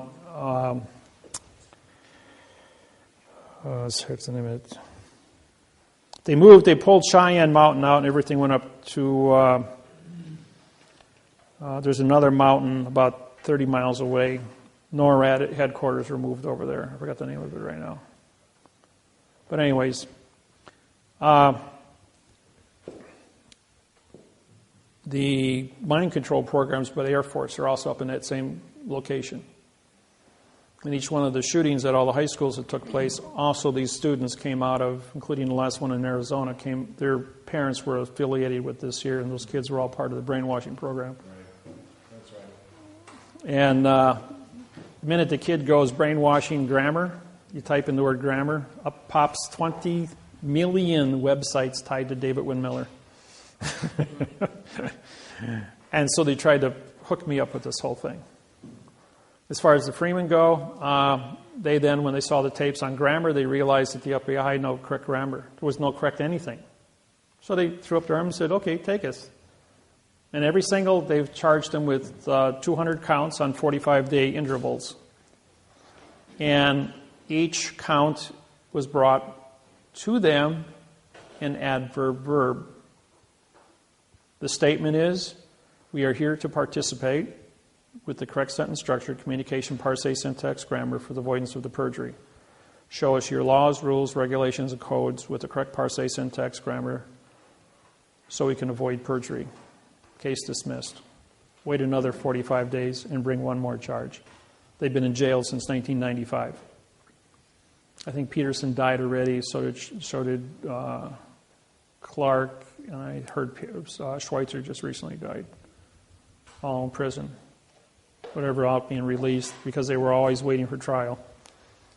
That's how that happened. But the military, as far as these things go... Oh, by the way, the senator from Colorado, I missed my plane. I got bumped to another plane in the emergency road. I sat right next to the same senator. I had the tape recording in my hand of what he said in secret to the FBI about killing the Freemen. And we played it on the radio worldwide. When he landed in Denver, Colorado, he was kicked out of the Senate. And I played it for him on the tape. And we had the worst turbulence of the 1,400 flights I've been on in the last 17 years. It was the worst turbulence I had ever been exposed to on a plane. And he got up in this turbulence and got out of and changed seats to sit someplace else because he knew who I was and what I was doing and what my position was of getting the Freemen to surrender. And when I played him his own voice back, committing treason against the people to kill American citizens, he couldn't stand to face me and got up and left. But we also played it for the population on Denver radio, and he was kicked out of office when he got back to Denver. What are the odds of me being placed in that location at that exact point in time to do all those things? There's another one for you. I'm in Honolulu, Hawaii, and I missed my plane. I wound up on a 747 in row 47, back of the plane, flying it was a nonstop flight from Honolulu to Chicago, Illinois. Lady sitting next to me is a school teacher, and her daughter is sitting next to her. She's 18 years old. She's complaining, I'm tired of moving. I'm tired of changing schools all the time. Can't we ever stay in one place? Like, says, all my friends live in Honolulu. I'm going, sounds like you get around a lot. He says, yes, my husband's in the military, and so we have to move all the time. I says, what's your husband's name? Helm. Admiral Helm. The Helm Pacific Fleet Task Force aircraft carrier. Harvey Helm. And this is the wife of the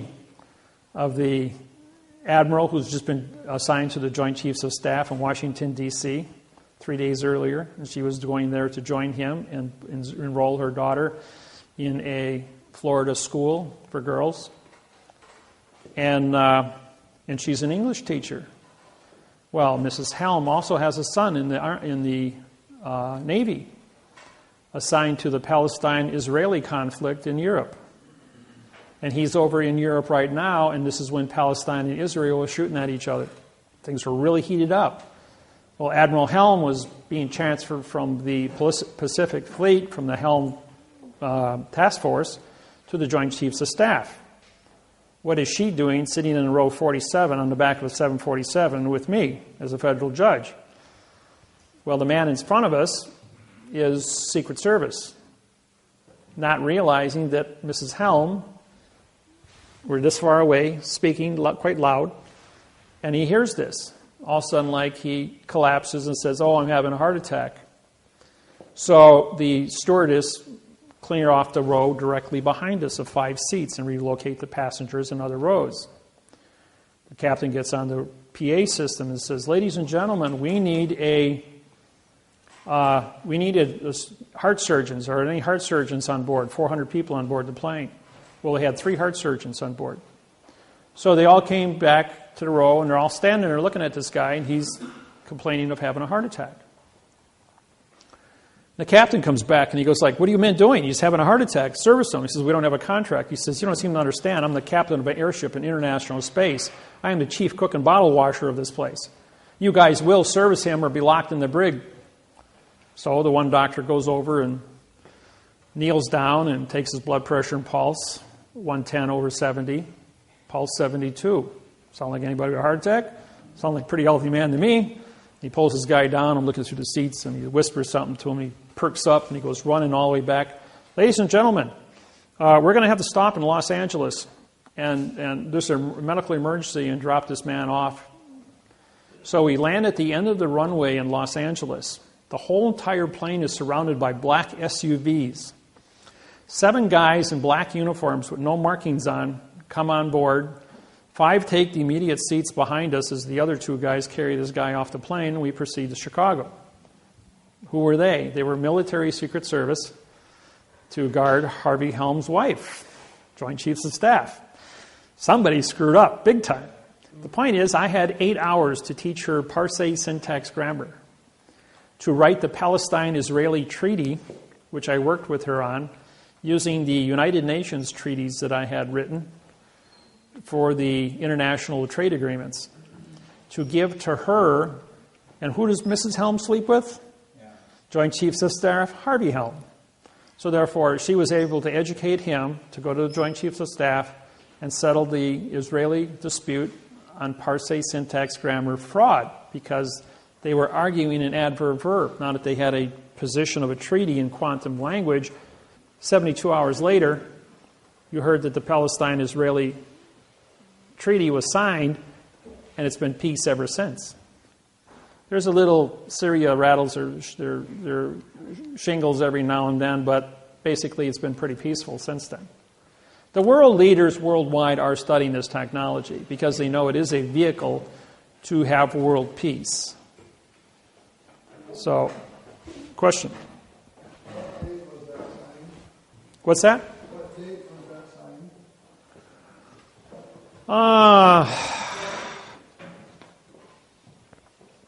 I don't know. I've been doing this for 17 years. I couldn't tell you which day. You can probably pull up Harvey Helm on the internet from the Admiral Helm. It'll give you a history of his position with the Pacific Fleet when he was transferred to the Joint Chiefs of Staff in Washington at the Pentagon. That'll cross-reference the exact dates of the Palestine-Israeli conflict. And then you can get your treaties from that. I can tell you how to cross-reference things. I don't remember the exact dates myself. So, I've been talking for 3 hours without giving you guys a minute break here. I told you guys, you got to throw something at me after a couple hours, otherwise I don't shut up. So, we'll do a lunch break and then we'll start back up. Okay. 20 minutes, whatever, half an hour. All right. What you're walking into and what you see. The flags that you see all over the world, there's 11 different flags in the United States, military and civilian operations, including the new one.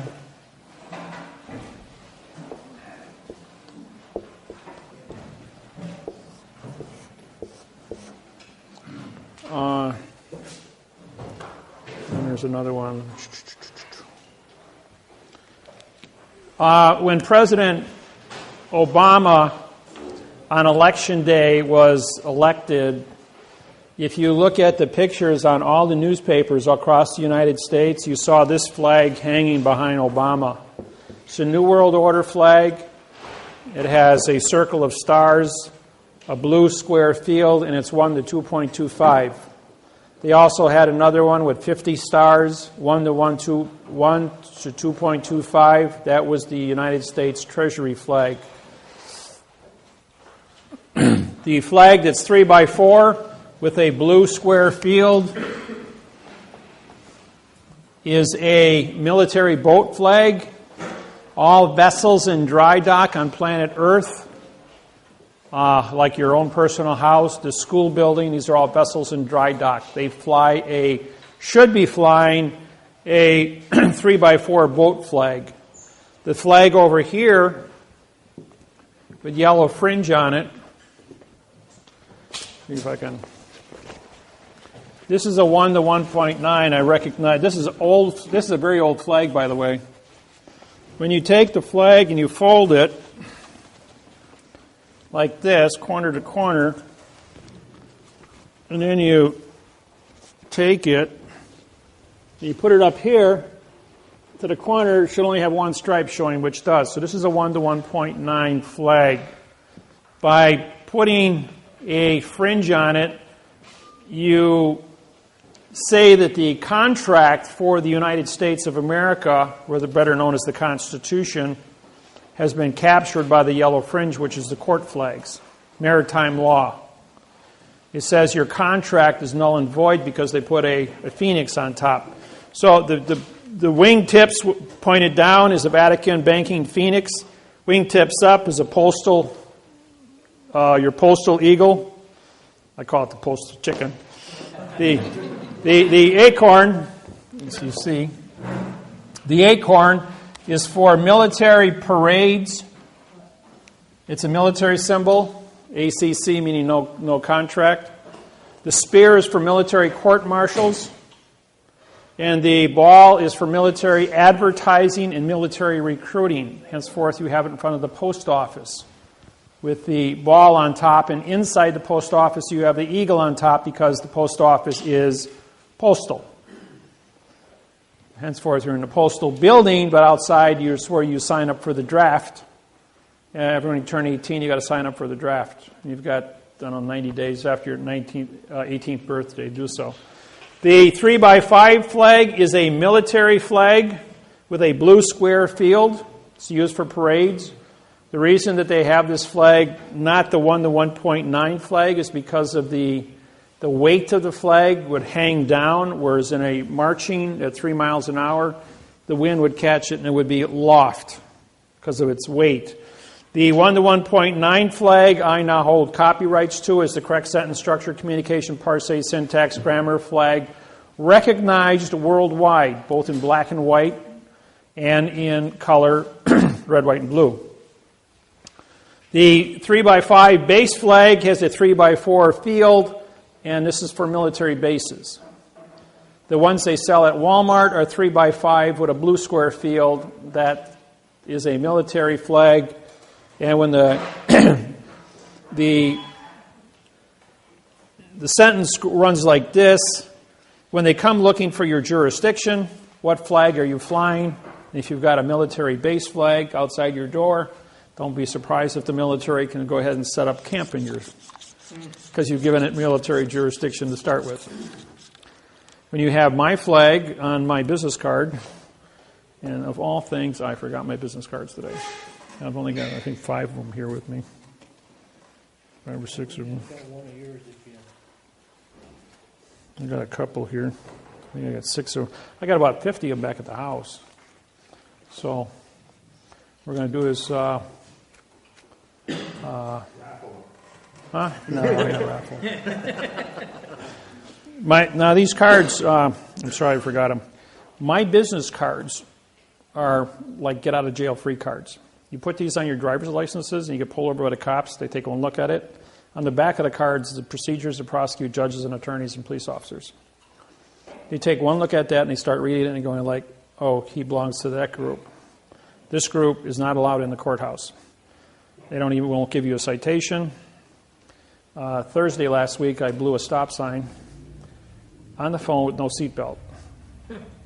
The police officer was right there, sitting. I mean, I blew right past him. He comes pulling up behind me, and he goes like, Dave, he says, you know me? He says, yeah, I've been in your house about 4 times. He says, I know, you live right across the street over here. He says, were you on a cell phone? I says, no, I was singing to the music. He says, I see you got your seatbelt on. He says, but you know you blew a stop sign right in front of me. I says, well, actually I had my hand up, and I had a cramp in my neck. I says, and I was massaging it, so I was pushing on it, and I had my head tipped a little, and that's why I probably didn't see the stop sign. As simple as that. He says, well, pay attention. Here's your license back. And he goes and he says, federal judge. He says, yeah. He goes, yeah, I know you're a federal judge. I already pulled your file because I've been to your house several times. He says, pay attention. When you use that and you show it to a regular cop, will he know? Huh? I've never heard of that. I'll give the cameraman here, so he's got to have references. Huh? Here, pass it back to him. We'll have to get some more. I have mine attached to my license, and I get accidentally driving 42 in a 30 zone, 12 over.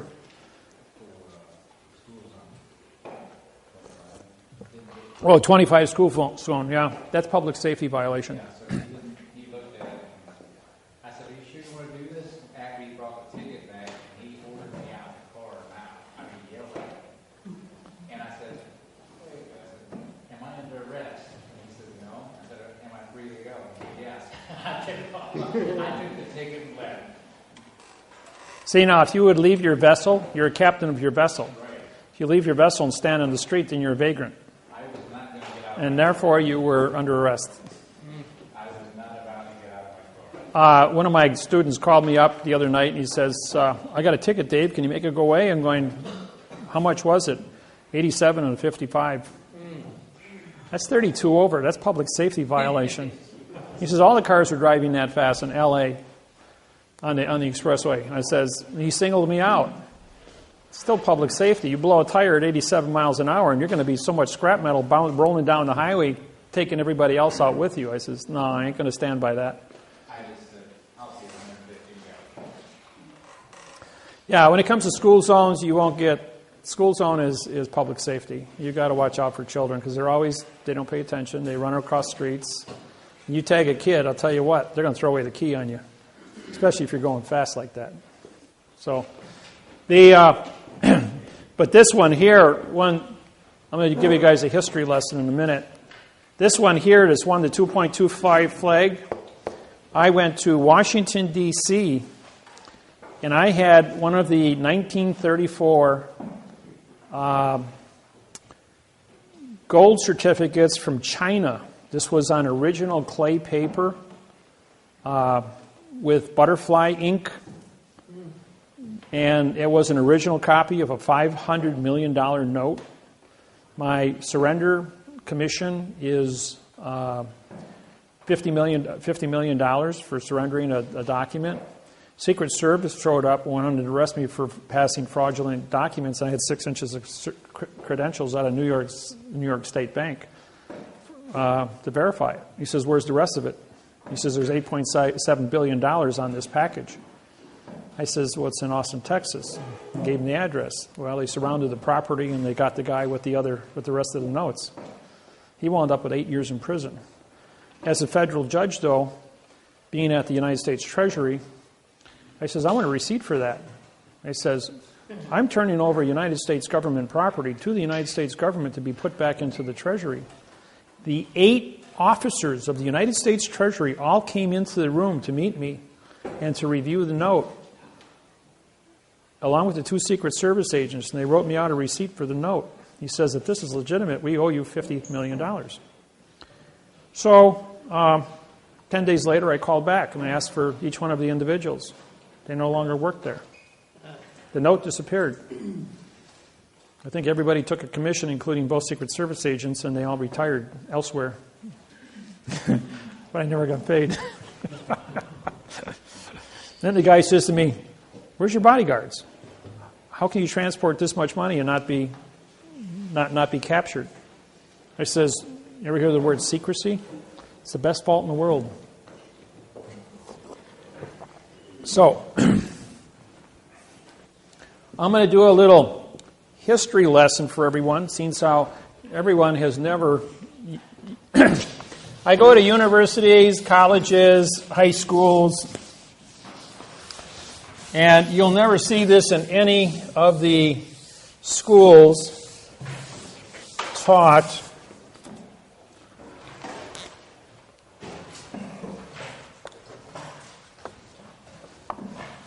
(1775), the United States of America goes to France and borrows 1.6 million francs to go ahead and fight the Revolutionary War against England. The war rages on for 7 years. In 1782, they now owe 2 million francs to the French. So the United States of America, 13 colonies, file bankruptcy, domestic, against because they can't pay it, they just come out of a war and they got no money. 1789, 17th of September. The United States of America cannot pay back the 3 million francs now. So, England, Rothschild, goes ahead and buys the $3 million note, throwing in the United States into a 70-year international bankruptcy.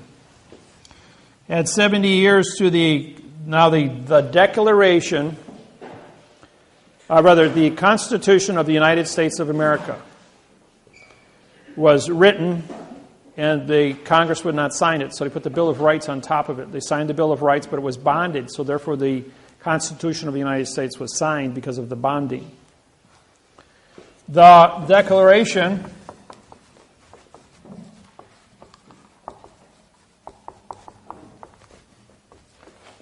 of Independence.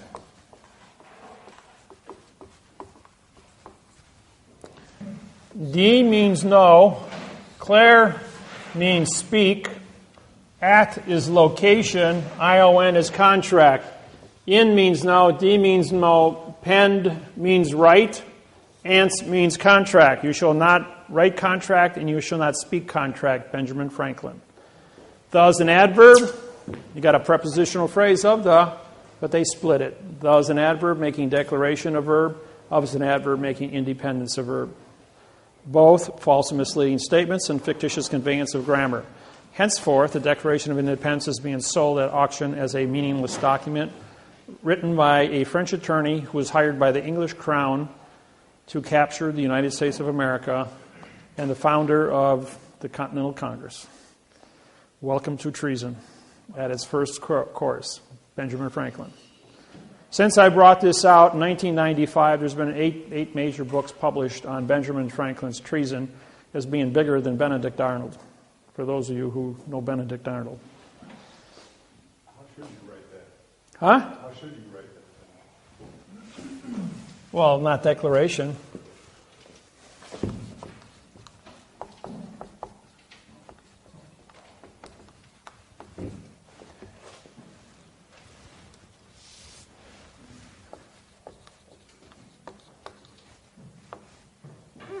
S apostrophe.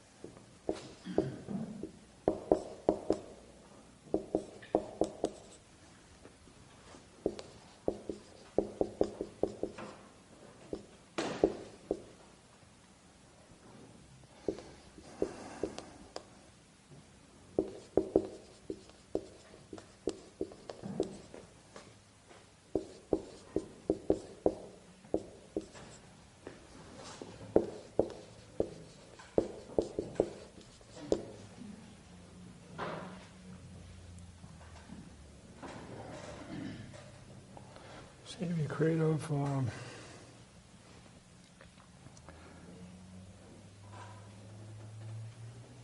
What's another word for improvement? Quality.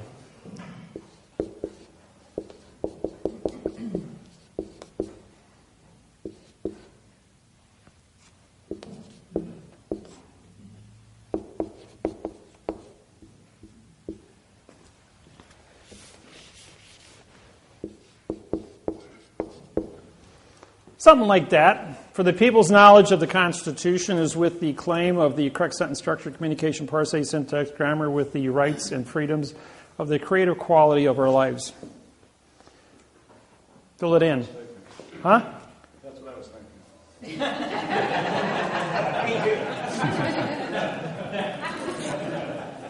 See, you throw me a question and I just cuff it off, how to be correct. I wrote the Constitution for the United Nations. I used the Constitution of the United States, Constitution of England, France, Fiji, Australia, and Hawaii. Took the best of all of it, quantumized it, and the Constitution of the United Nations. And I wrote a new 59-paragraph Constitution for the United Nations and was endorsed by all 200 countries. It was then customized for Ireland, which got them their new independence from England after 660 years of war with England. It only took 72 hours for me to do that. So, if you need if you got a question, I got an answer to an impossible question, and syntax will give you that information. 70 years. 1859, September 17th. Now, if we add no law becomes legal for 90 days from September 17th, plus 45-day trust law, you got the bombing of Fort Sumter in 1860. And the South breaks away from the North. Oh yeah, there's also a 3-day rescission act. So you had to follow timelines. These timelines were set up 4700 BC, giving a rough estimate. So it's been 6,700 years running. And these timelines have never changed. The Civil War starts. Add 70 years, 1859. 1929, November 2nd. Was presidential election day, November 2nd. The United States of America says we are coming out of our international bankruptcy with you. It's called the Year of Jubilee, the forgiving of all debts. Now, England says, all right, you're going to end the bankruptcy. 5-day rule applies. We have to give a 5-day notice to all banks and credit unions that we are going to close the banks and credit unions on November 2nd. That was posted on October 29th. Anybody remember that date? Stock market crash threw us into the Great Depression. The dollar went from $1 to 10 cents in value globally. Same thing happened when Russia came out of bankruptcy with Rothschild. It went from $1 Russian to 10 cents Russian. So they had to cut down half the Black Forest in Russia for fuel, pull out all their gold, silver, oil, and timber. It took them 10 years to get everything up and running. When they turned off the money, they turned off the power, and everything ran on steam in 1989 when Russia came out of bankruptcy. And therefore, everything froze solid. It was the wintertime when they came out and broke all their turbines because it was all water operated, and everything froze and broke. So their whole infrastructure was destroyed. And Russia went dark for 10 years. Really had no power. Half the population on any given time was cutting trees for fuel in all the cities. And they wound up cutting down half the forest in Russia, which was a huge, huge oxygen producer here on planet Earth. And that's why our oxygen, our CO2 levels in 1960 stood at 998 parts per million. And at the top of the volcano at Mauna Lea monitoring station in Hawaii 6 weeks ago, I was up there, it stood at 4,020. It has gone up from 1960 to 2010, 50 years, from 990 to 4,020. And then you wonder why I have global warming. Okay. And so the bankruptcy was renewed on September 17th, was retroactive renewed to September 17th, 1929. Because you have to add 45-day trust law to September 17th, and you get November 2nd. You ever wonder why we have the first Tuesday in November 2nd? Because it's 45 days after the Constitution of the United States international bankruptcy was signed on September 17th, 1789. Add another 70 years, and you get 1999, November 2nd. Just happens to fall on that date. The president on November 2nd, 1999. Those of you that are old enough and remember, we counted ballots, as no law becomes legal for 90 days. Because there was no law in the United States, the bankruptcy, the IRS does not exist for 90 days. The United States government does not exist for 90 days. The United States military, under the Universal Postal Union, was ordered at DEFCON 2 with their finger on the nuke button. We were at 1 minute to midnight for the end of the world. If China or Russia launched an attack against the United States when we didn't exist, they were going to go to nuclear World War III. That's how close we were to the end of the world. So for 90 days, they had everyone count ballots. Watch the left hand while the right hand took care of business. And on February 2nd, 2000, Bush, with 47% of the vote, was the 45th consecutive left-handed president in the United States. No president has ever been right-handed in the United States since 1775. What's the significance of that? Left hand develops the right side of your brain, which is logic. The right-handed people use their left side of their brain, which is emotions. Anytime two of you were to get into an argument, no matter what you are saying to each other, and you are heightened emotionally, I can throw a math problem at you, like 3 times 3 times 3 equals 27. In a time it would take you to analyze the answer of that, you would take all your energy from your left brain, transfer it to your right brain, your blood pressure would drop 60 points, your emotional would become stabilized in 3 seconds, and you'd be using the logic side of your brain and stop fighting. So anytime you get upset, do a math problem, completely cancel your emotional upset.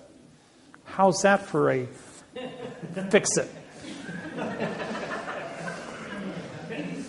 Didn't know that about your human brain, did you? Yes. Aren't the elections in the even years, though? 1999, November 2nd. President doesn't take office until the even year. They're elected on the odd year.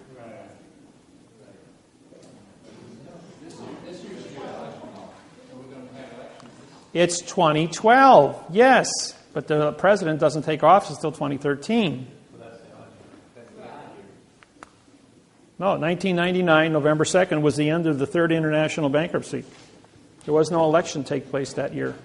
I mean, the election took place, but the president wasn't appointed until the 2nd of February 2000. And Bush was reinstated. This was Bill Clinton. Bill Clinton said on November 2nd he would be the last president of the United States of America. On the 2nd of February 2000, the United States of America Corporation took over. The democracy was dead. The Constitution expired. So what's the law of the land now? You're a postal employee. You carry postage stamps in your pocket.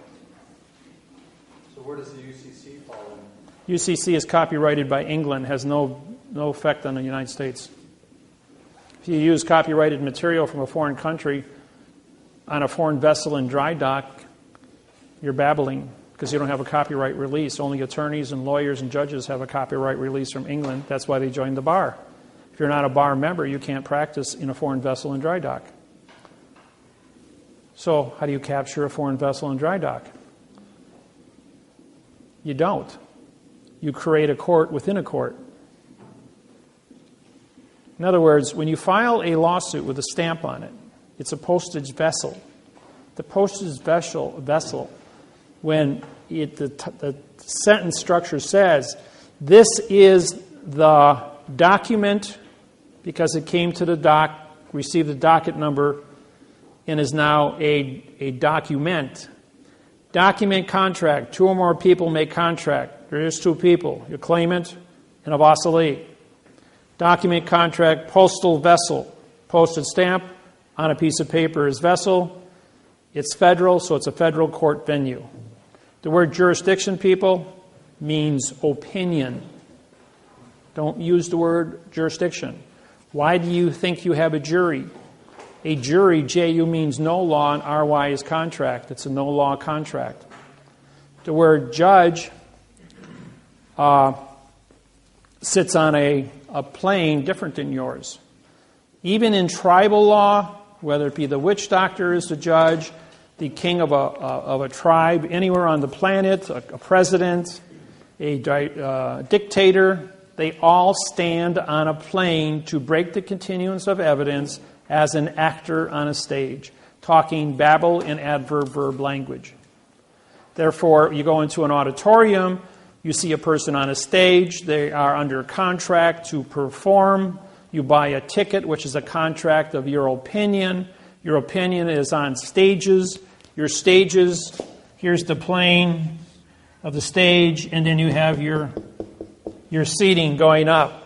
This breaks the continuance of evidence with the stage, and you are only witnesses or opinion entities watching actors on a stage. No different in the courtroom.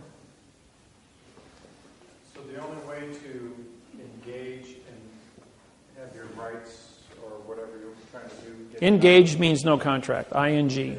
To gauge when you go in there. And that's a correct word. You do gauge a situation. Gauging means to analyze, to look at the knowledge of your environment. You're gauging the difference between right and wrong, good and evil.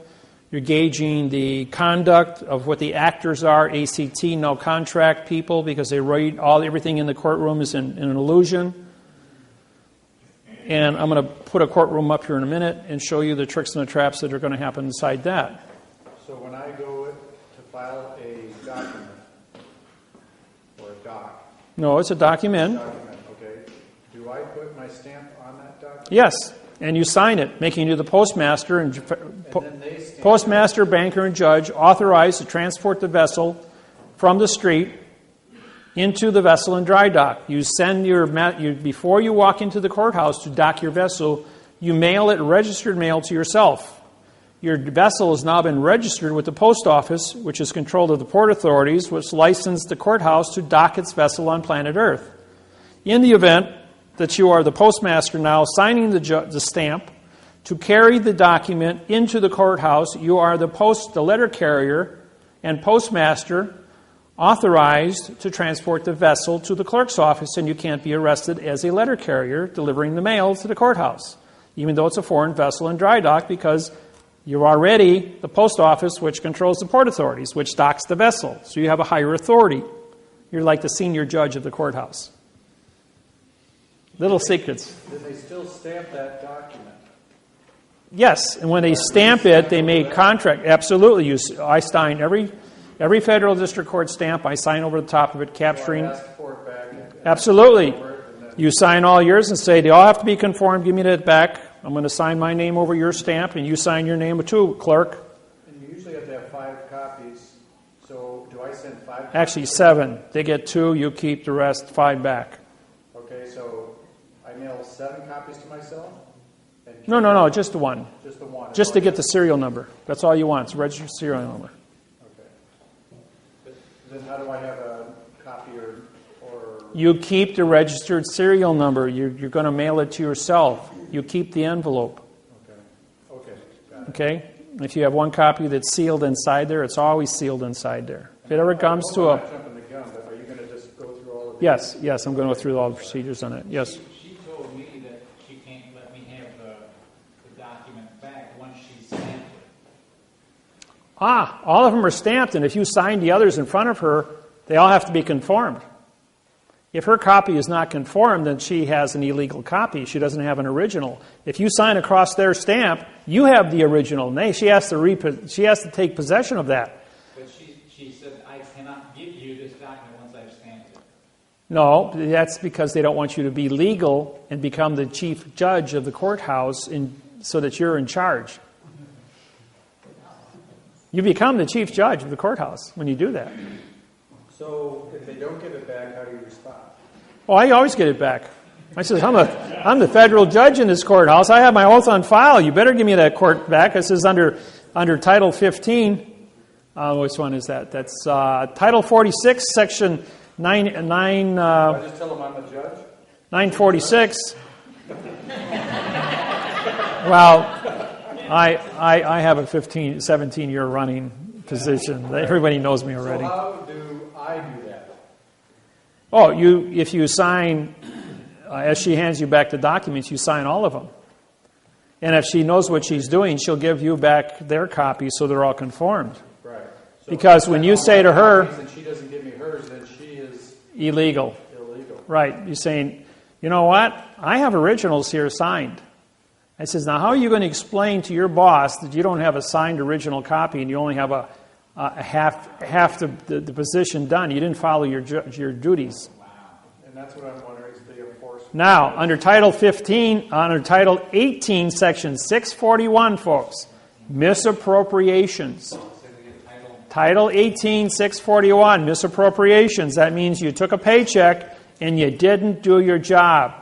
That's misappropriation for not doing your job. That's a 10-year, $10,000 fine, a $9,000 fine, and 12 years in prison under another title site of the same. It comes under 946 instead of 941. What was the title number? Title 18, 641 through 665 is the misappropriations rules. You can pull it up on the internet and go through the whole thing. Yes. So does that mean when we took for the mortgage fraud,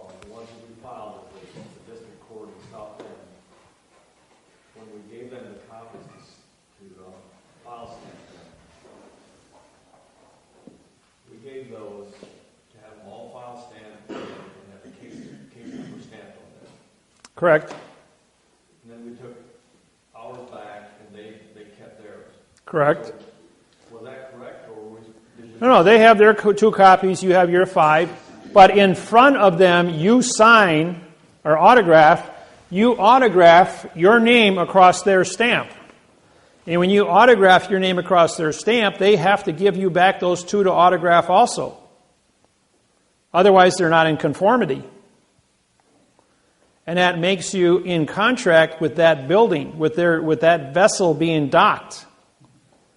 And when she gives you a receipt for your money filing, you also sign that receipt. You sign your name across the registered mail sticker. You sign your name across the money sticker that's put on your registered mail. You sign your name across the stamp. Anything the post office gives you, you sign your name, autograph your name across it. Not sign, but autograph across that stamp. And if it ever comes to push and shove where you got to walk into court going, I'm a federal judge, I'm federal postmaster, I've signed my documents. I have the physical evidence in my possession that goes with this. This was docked at the post office before it was ported with the port authorities. The post office has jurisdiction over the port authorities. And so therefore you haven't filed protocols. In my lawsuits that I file with you as your mortgages, identify the clerk of the court on the 48th day as the federal judge of that lawsuit, because she's required or he's required, the clerk of the court is required to autograph her name or his name on that stamp as the postmaster receiving a vessel in dry dock. That's protocol. If they skip over that procedure, they're guilty of misappropriations. They can go to jail for 12 years. And you can have, when you download the laws on this, you take it in with them under misappropriations, and you present that to them saying, here, read this. See what this says? Now do exactly as I tell you. If you got a problem, you get your supervisor. You got a problem with that, you get the chief judge. You got a problem with that, call John Roberts at the United States Supreme Court. You got a federal judge here, chief federal judge can call the United States Supreme Court John Roberts. You can call Hillary Clinton, Secretary of State. Now he's Bill's counsel. So I'm killing flies in windows, glass windows with 20-pound sledgehammers, and I'm not breaking the glass. And so they come to me and they're going like, we're not going to obey this. We're not going to do this. I'm going like, you want to go to jail for 12 years? Feel lucky today? And he says, I'm the last man you want to go ahead and play games with. Right, but you can do it. But Why? If you follow the procedures, you can do it too. It's all about conviction. It's all about being cool and collective. Of course, I have an advantage of you guys because I don't have adrenal glands, so I don't have the jack high, jack low. Me, I'm just data. I'm a Spock. Since Star Trek came out, everyone's called me Data and Spock. Yes. On your autograph, is it printed or can cursive be? No. Always print it. Printed. Print it. Yes. And when I did that in school, they cracked my knuckles and said, "You will not write that way. We're going to force you to be in fiction." Cursive writing in school, Say again. they're taking cursive writing out of the public schools. Did you know that? They're taking it out because of this program. Yes, I've been suing, and the teachers are going, "This is correct. We're wrong." And they're changing. This program is changing all languages on the planet. You can't move forward. You see, on January 6, 2012, there was a little glitch that took place. The Hubble's telescope took a picture. And the picture showed 3 more of these spacecrafts in Greenland headed this way, which will be here on 12/21/2012. For those of you that watch TV, there's a new TV show with no electricity. You know why? Because when you put up here's Earth, and you put a quadrihedron with Earth in the middle, you've got line of sight 4 spacecrafts the size of Lake Michigan to have put a dampening field over the planet and shut down electricity. What do you think is going to happen in a world that runs on computers and electricity without electricity? They go back to 1880 overnight. How do you get the food to the populated areas? You don't. Huh? How do you farm your farmlands without tractors? How do you harvest your crops? How do you run your canning facilities? How does 8 billion people get food when there's no way to get it, move it from point A to point B outside of whatever you're capable of growing in your own garden or being able to can because you have a stove, a wood-burning stove that you can can with because you know the principles of canning. I do. I know the survival issues. I know how to make water out of thin air with nothing but a sheet of plastic. Dig a hole in the ground, put a sheet of plastic, pour dirt around it, and overnight it'll make a gallon of fresh dew water, which comes out of the ground 24 hours a day, 7 days a week, indefinitely. And you just run a little hose out, and you can pump it out of there all day long, fresh water, and have all the fresh water you need. As pure it can get, evaporating out of the earth from underwater, from the cistine. How to make fresh water, how to do food, how to do canning, how to live without electricity. I've been there. I know how to do it. I always tell people, if there's ever any kind of an emergency, the place you want to be is in my back door because I know how to stay alive.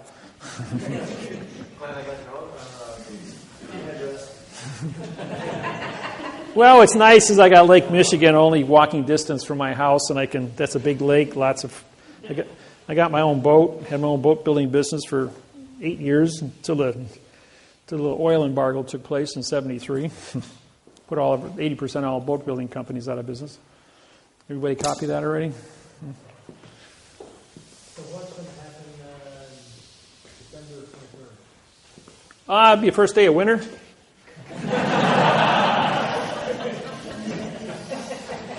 And remember, if the world doesn't end on December 21st, make sure your 401k is paid up on December 22nd. Okay, we're going to go next to the courtroom. I missed that. What was that about the 401k? I said, if the world doesn't end on December 21st, 2012, make sure your 401k is paid up on December 22nd.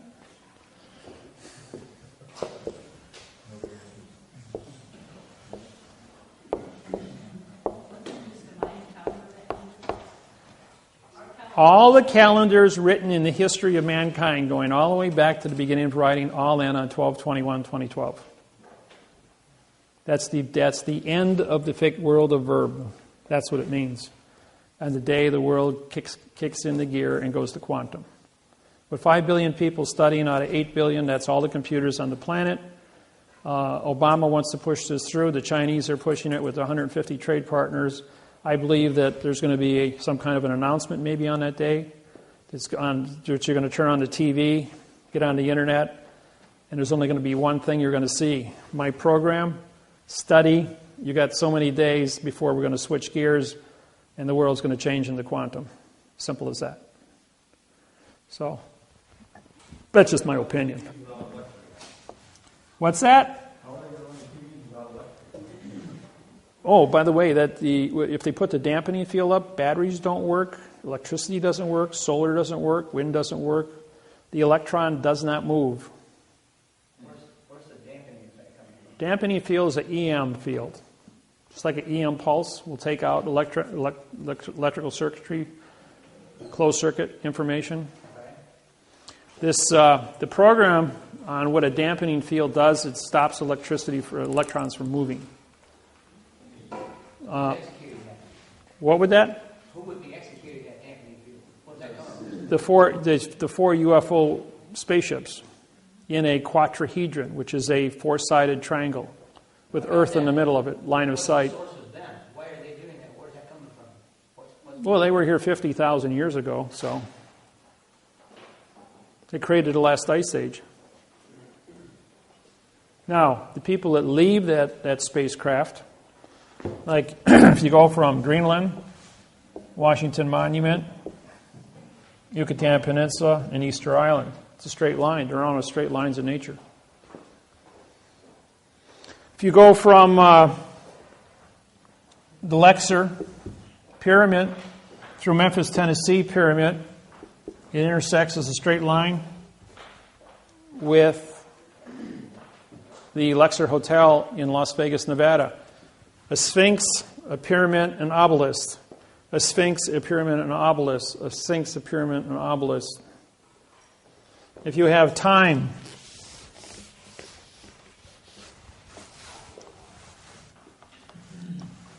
you got the Vatican. No. You got Egypt, the pyramids. This is North Pole, by the way. You've got the Vatican, Greece, at the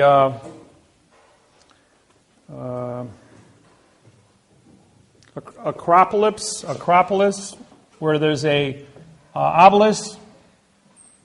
Obelisk at the Acropolis. Vatican Square. Vatican is a clock, a seasonal clock with the obelisk in the middle of it at St. Peter's. You go to Paris, which is the church built in 300 A.D. Paris was the center of the church, Catholic Church, in 300 A.D. From there, you go to the London at the Masonic Temple, where they have the rose line and the obelisk and the glass pyramid. You go from there to Washington, D.C., where you have an obelisk, and you end up in Las Vegas, Nevada. Straight line looking down from the North Pole. Then if you take planet Earth and here's our natural Earth axis. Here's the spacecraft in Greenland, 12/21/2012, direct line with the North Star. What are the odds of that happening on 12/21/2012? What's their purpose for doing that on December 21st? Well, this is a 50,000-year-old clock, and it goes off on 12/21. You put 3 more objects here, and you got line of sight, dampening field. No, wasn't your question why the straight line, like all the... There are no straight lines in nature. This is the timeline of Earth. From the 4700 BC to Las Vegas, Nevada, and the building of the Lexer Hotel with a 2 million candle light, 2 million candle power. The Lexer Hotel is a radio transmitter. It's especially designed, and it went off with all the pyramids on planet Earth simultaneously. When they turned it on, they all set up a harmonic resonance that sent a radio signal out into space 1,000 times more powerful than they thought would happen when they turned the one on. It activated all the pyramids that were built to resonate at frequency within the triangle of what it is. The pyramid in Giza is built like this, which is a diamond.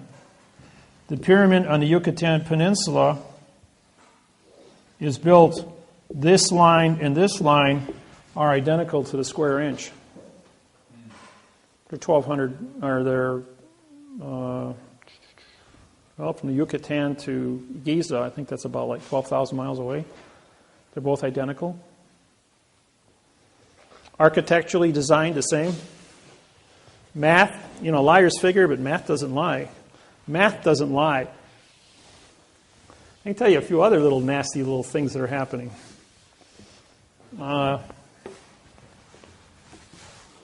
Here's planet Earth. Here's North Korea. 2 years ago, they detonated 2 atomic bombs, right? Those that did their homework. Okay, these things went off. It was 5 days apart. 140 miles off of Chile. They had a 9.5, biggest earthquake recorded in the history of keeping earthquakes. What they did is they set up a shock wave with the first one, which traveled through the earth, hit this line here, and then went like this, and through the magma created a 9.5 in Chile. That was a bump. The second one popped it. Okay, when it popped the Chile one, that was on the Ring of Fire. for the Pacific Ocean. The shock wave then comes back off of this thing as it's ricocheting back over, takes out Christchurch, South Island of New Zealand, then causes a volcano 18,000 feet under the water, bigger than Krakatoa, to explode, creating a 6-foot tsunami. That was all. Nobody died in that because it was 3 miles underwater. This is on the Ring of Fire. And then when the shock wave comes all the way back up and focuses, he hits the trench outside of Japan, creating a 9 on the Richter scale, creating the tsunami, which then took out 3 nukes on the coast, which are dumping 11,000 tons of plutonium radioactive water, 2 million times more potent than it takes to kill a person, into the Pacific Ocean now since the tsunami took place, to keep the cores from going China syndrome.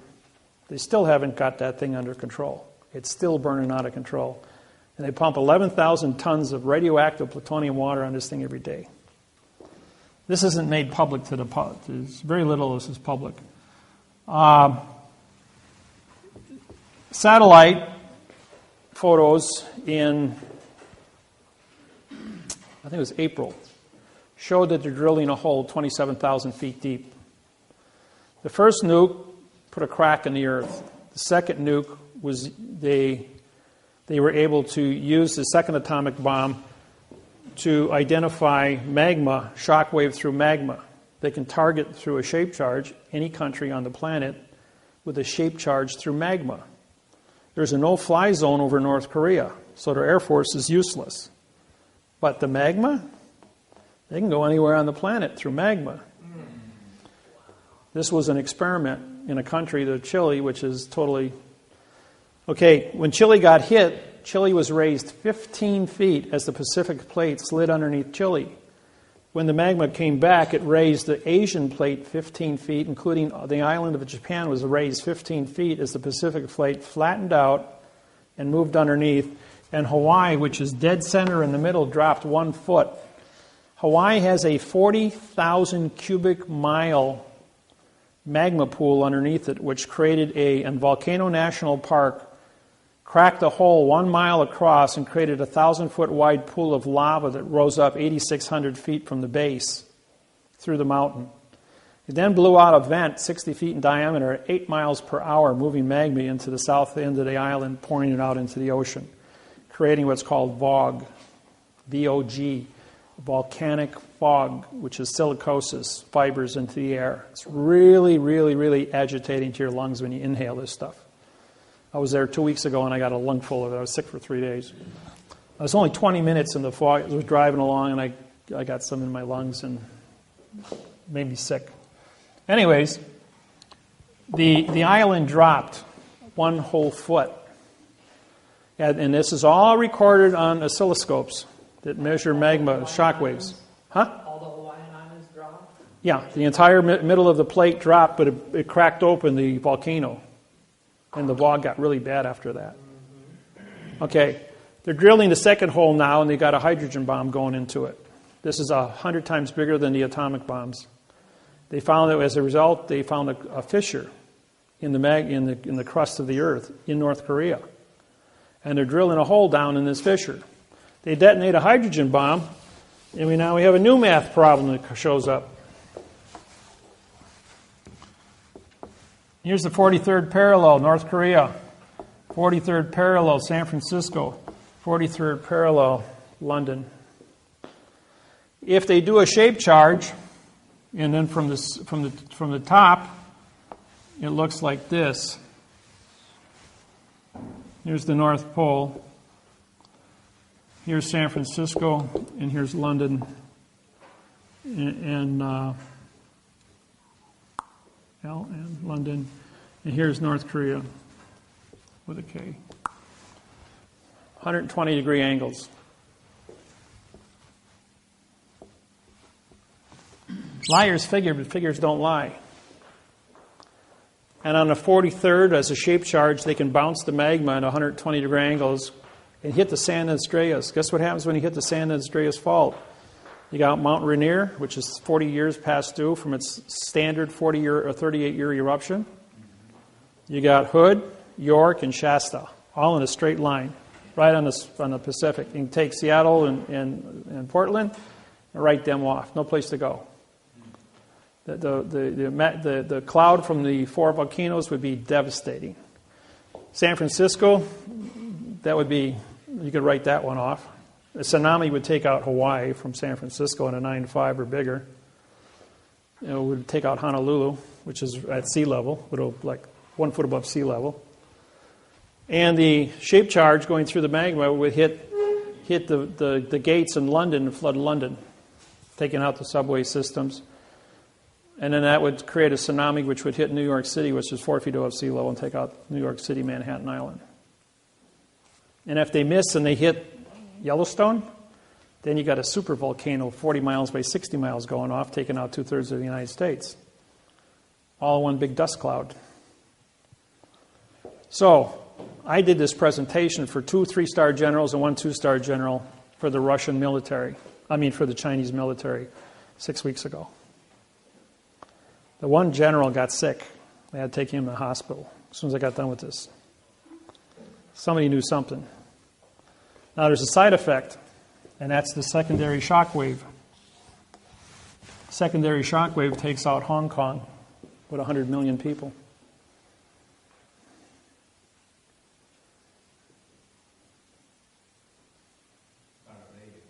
Huh?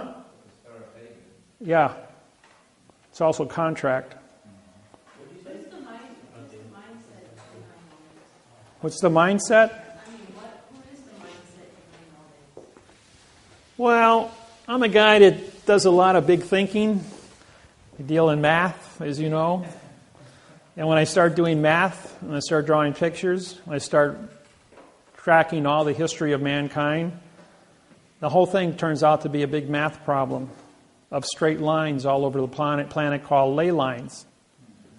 Turns out that ET going back 100,000 years, and all these ley lines where cities are built on this planet, the 8,500 years of masonry, the book that I own, and all the secrets in 8,500 years of masonry that are written down, now syntax, and all the mathematical procedures are brought out through that syntax, all the truths that are hidden inside that book. And in knowing how to cipher all this stuff and bring out all the timelines and the facts. And the facts that I say are coming in the future versus the facts that are already been certified through the book in the last 8,500 years. If it's been true for 8,500 years, then why wouldn't it be true for the next 6 weeks? And a lot of this stuff came to me on emails in just glitches, like somebody working at the NASA Center that runs the Hubble telescope sends me a picture of 3 spacecrafts coming this way, and then it's deleted a few seconds later. And then I run the math problems on it and all the rest of the information. You know, anybody remember when Obama took the podium the first day he went to the Joint Chiefs of Staff? He walked up and says, "I didn't make this mess. There's only one president at a time, and I'm not it yet," and walked away. And that was it. Everybody's expecting some great speech. Fact is, he got a bloody nose. He got told about all kinds of things that are not included in the presidential election. What they say and what's going to happen behind closed doors about what's happening with this math interface and how it's affecting the planet. What ET is doing and how it's affecting the planet. All the different terrorist threats and how it's affecting the planet. All the UFO sightings, as well as the time travelers keeping order. Why we're still all here. Why this is allowed to move forward with no interference on a global basis. And when I'm talking a global basis, I mean 150 language translations from my website to be as big as it is, uncontrolled, and with the order that is being conducted from it has been very architecturally designed so it doesn't scare people. And those that need to know, need to know. Those who don't know have no power to make an influence on it. It's only the world leaders that are in a position of needing to know things that are going to be told what is correct. The people, as long as you got your 6-pack of beer, your 600-channel TV, and your Ruffles potato chips, you don't care where the tank parks as long as it doesn't bump the satellite dish. And that's mankind's reality. Question back there. Have you heard that there was a planet between the Earth and Nah, that's somebody's tale. That doesn't exist. What's your... So why would you take the time to share the information with us? Got to start someplace. No matter where you go, there you are. And wherever you are, that's where you're supposed to be. Make no mistake about it. Everyone is exactly where we're supposed to be. There are things that are said here, things you hear here. You're all good people. Why shouldn't you know what's going on? You're not going to see it on CNN. You're not going to see it on the news. Liars figure, but geometry doesn't lie. And using magma, the Earth's liquid, internally as a target, as a weapon. Okay, let's say they don't do anything.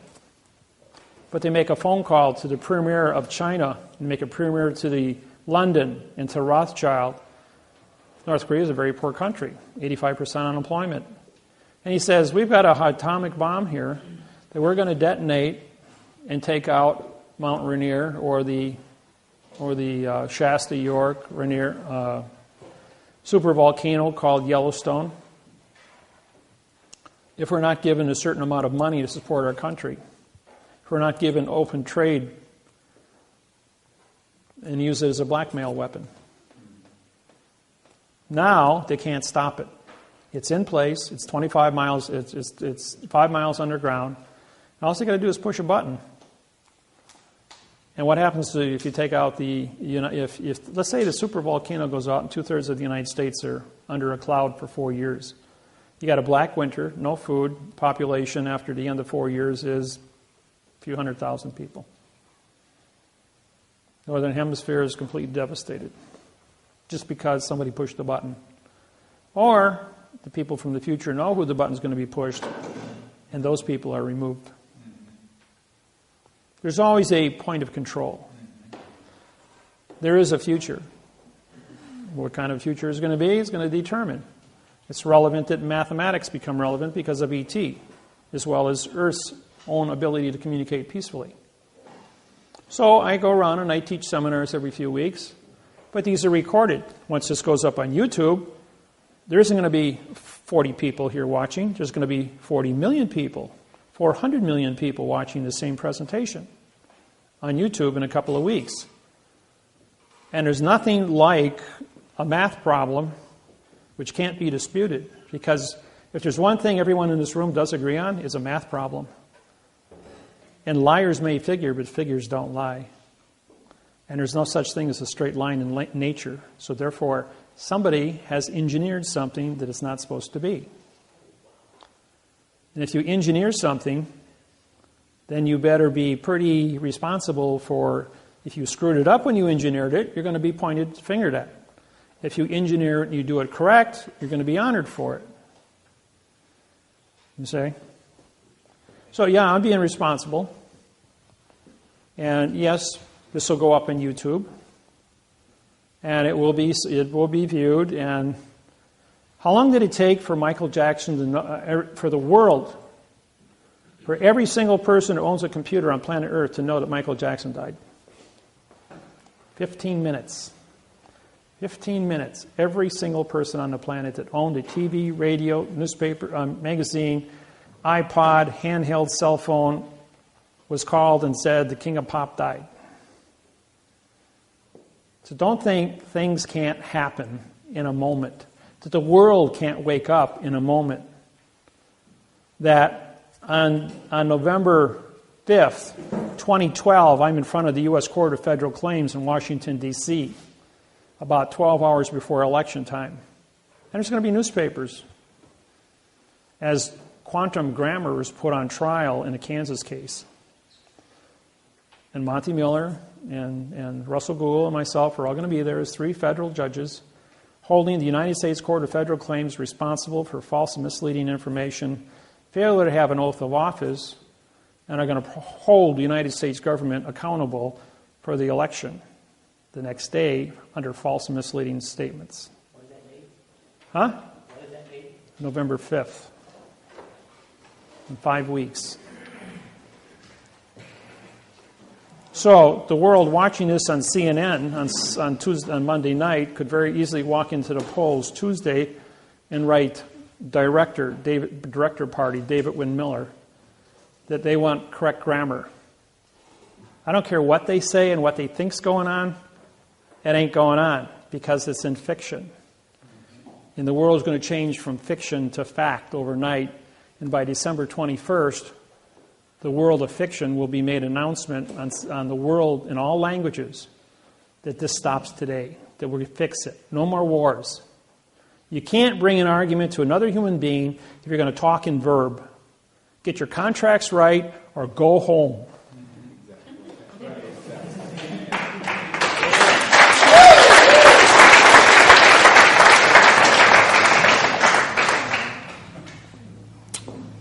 All right. What are they doing with the HARP? What's that? What are they doing with the HARP program up in Alaska? High amplification array radiation pulse. HARP is a alpha beta transmitter. There are 12 units around the planet. They can reach down as far as the equator.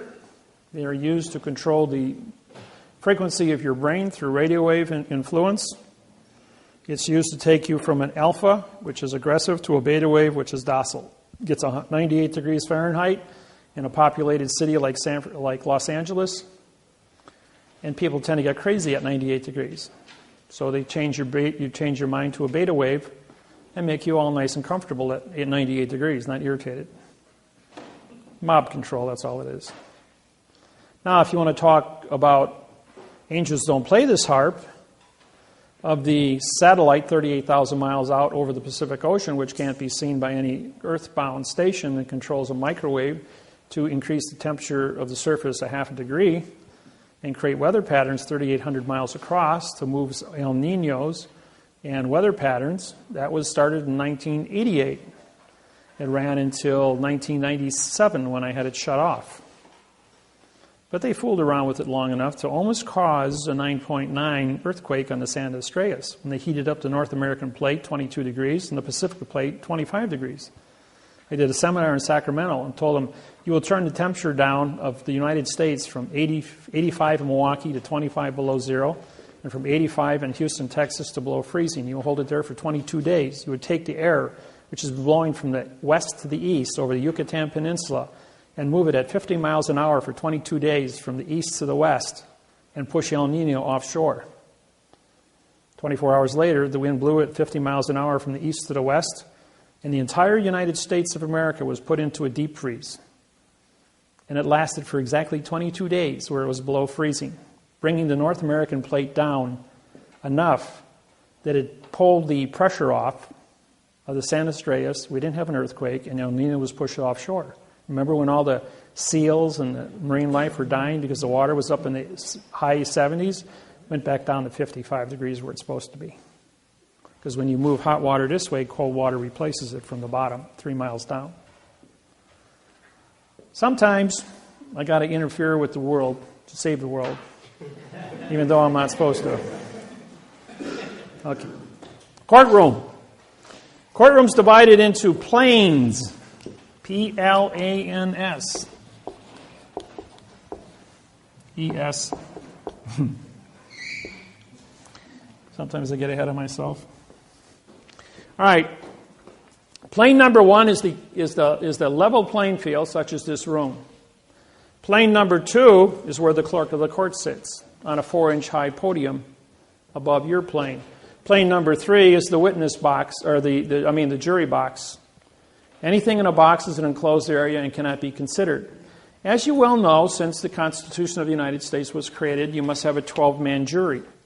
What you don't know is that the jury box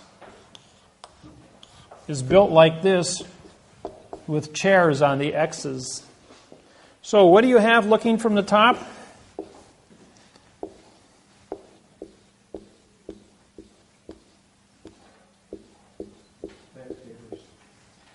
You have two petite juries of 6 people each, which is illegal.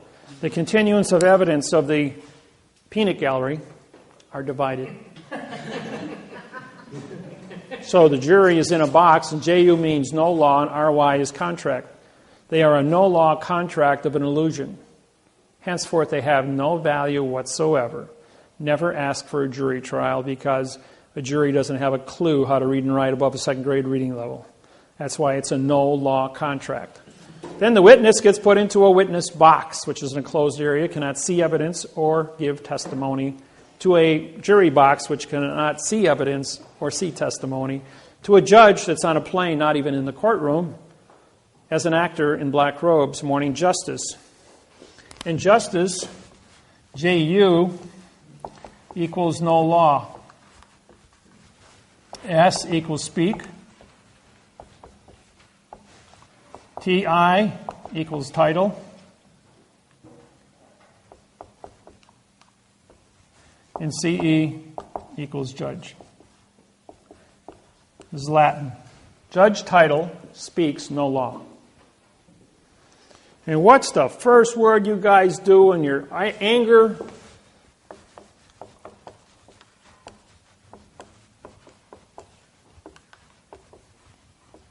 There is a location. That's a positive word. Is a positive word. No is a negative word. Law is a dangling participle verb. So what happens? There is plus and plus, now pointing towards no to be positive, making law a negative, because no is still a negative.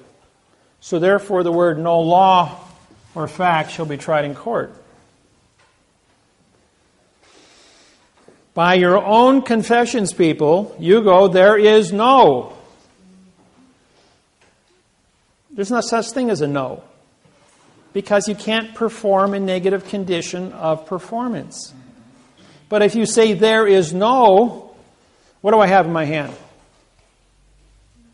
Nothing. You just made nothing a fact. Now I can prosecute you with nothing. Well, you just walked right into that trap. Don't feel bad. No one's ever gotten past it. Everyone steps in the trap. Let's see how close up attention you are.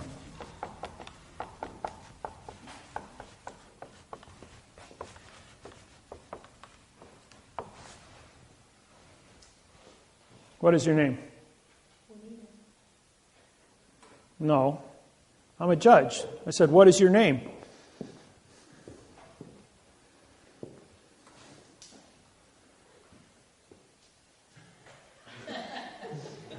I just called you a what? Would it be easier? Would it be easier if I did this? Would it be easier if I did that? Now does that make sense? You see, this here is a period, folks. This isn't a question mark. That means, what is your name? Do you see a question mark hanging above me? Yeah. So, the answer to the question is, this is a pronoun, this is an adverb, this is an adverb, this is a verb.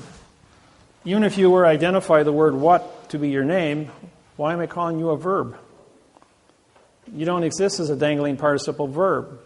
The answer is, this is the answer to the question, what is your name? You identify syntax. You say, well, what is a pronoun? This is an adverb, yours an adverb, and name is a verb. Can I see the correct sentence structure, communication, parse, syntax, grammar for the avoidance of the perjury? The judge is going to go, okay, case dismissed. Please leave the courtroom. Bang, just like that. Don't care what you're there for. Because the traffic citation, anything he's got to say to you is a lie. You can always tell I'm lying to you. My lips are moving.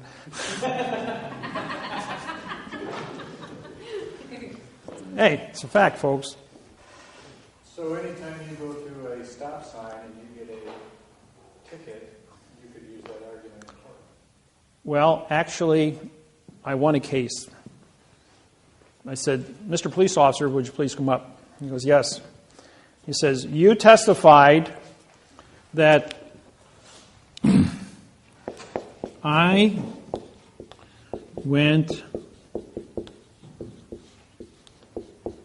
through the stop sign. I said, you just said I went through the stop sign. I says, what does the stop sign look like? So 8 sides, painted red and white, made of metal. How do I occupy the same space as a stop sign? How can I go through it? As two objects can't occupy the same space at the same time. This is a fraudulent statement. And this is a pronoun, adverb, verb, adverb, adjective, pronoun. Can I see the correct sentence structure, communication, parse, syntax, grammar for the avoidance of the perjury? Judge goes, you can't go through a stop sign. And yes, that is a correct statement. And yes, this is a fraudulent statement. And you committed fraud under Title 15, Section 1692E and Title 18, 1001. Fictitious conveyance of grammar and false and misleading statements. Case dismissed. Mr. Police Officer, you're going to be reprimanded. I want your supervisor in here as you're going to have to learn how to use correct grammar.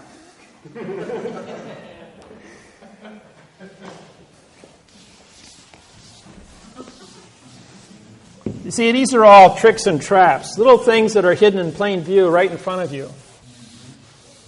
And all the little things that go on right in front of you that you don't even understand.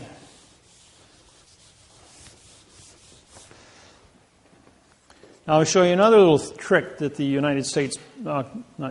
Universal Postal Union burned Switzerland. Do you know that all wars on planet Earth are orchestrated by the post office? Post office controls all money in all 250 countries. World War II was not an exercise in a world war as per se. It was an exercise in population reduction of 200 million people, and that's all it was. The planet was not ready to support 8 billion people in 2012. If World War II didn't take place, we would have hit 8 billion people in probably 1970, where there wasn't technology or production capabilities of feeding, so people would have been dying globally in mass units. Millions of people would have been dying at a time from starvation, rather than having a controlled issue. If the plague of 1525 or 1535, something like that, which wiped out half the population of the planet, didn't take place, we would have hit saturation way back in 1800. And then there would have been a mass destruction. When I was in, it was in high school. I think it was 11th grade. About 17 years old. We did an experiment. Took a 4-ounce potato, put it in a 2-gallon fruit jar with 2 fruit flies. In 30 days, we had 50,000 fruit flies and no potato. On the 31st day, we had no fruit flies and no potato. The point is, you can expand out of existence all at the same time. You can go out and go fishing, which, if anybody's ever done this, and you put like 30 bluegills in a 5-gallon pail. In 1 minute, all 30 bluegills die of suffocation. At the same time, they're all gone. When the oxygen runs out, they all go perish. Well, the same thing is true with the things that are happening on this planet about what orchestrates. So we're going to take you back into history, to Hawaii, which is a cause and effect. 1848, King Kamehameha makes a proclamation that if Hawaiians are dead or off the land for 20 years, the land is free for settlement. And being Hawaii is the center of the Pacific, it's very important. In 1800, the population of Hawaii was 2 million Hawaiians. In 1829, there was 34,000 Hawaiians left alive. In 34 years, they all died from whooping cough, tuberculosis, typhoid, smallpox, measles, mumps, chickenpox, all of our childhood diseases. As the Hawaiian Islands were isolated, Cook shows up in 1789, comes back in 1800 with Bishop, because the world knows that Hawaii exists and they start sailing there, they bring all the diseases of Europe and the United States, and in 34 years, 99% of all Hawaiians are dead from genocide by germ warfare. And so the Hawaiian population is so small, based on its size, that there's King Kamehameha, in 1848, nationalizes the entire island under the Bishop's Trust, putting all the remaining choice lands into the Hawaiian Kingdom. Now, 1/3 of the Hawaiian Islands was given to the Philippines, 1/3 to China, 1/3 to Japan, because they were the dominant population at the time in the Hawaiian Islands.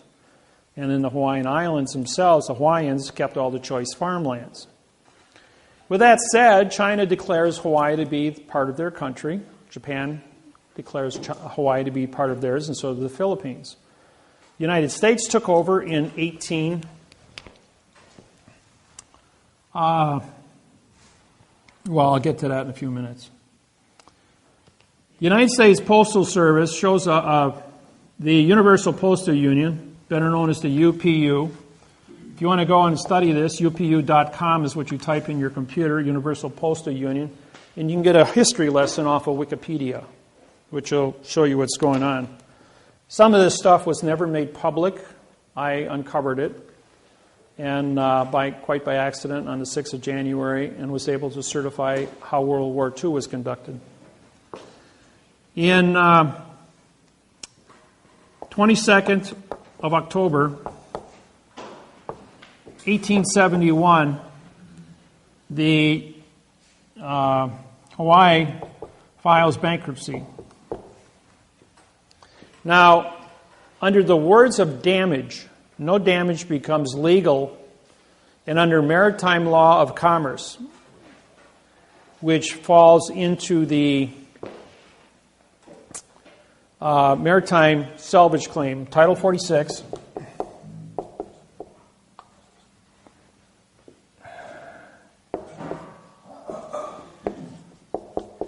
Chapter 16, Section 781. That's your salvage. That's maritime salvage. All right, the Bern Switzerland shows up in Hawaii on this date and gets Hawaii, King Kamehameha V, to file bankruptcy. Under damages, no damages complained. So this is the 22nd of October, 1872, plus 45-day trust law and 3-day grace period is the 6th of December, 1872. Guess what happens on that date? King Kamehameha V, the last reigning monarch of the Hawaiian Islands, is assassinated by poison and dies. The Hawaiian Masons, because he is a 34-degree Mason, being that he is the reigning king and monarch, activates the 20-year moratorium that if you are dead or off the land, because he's responsible for all the land in Hawaii. Add 45 days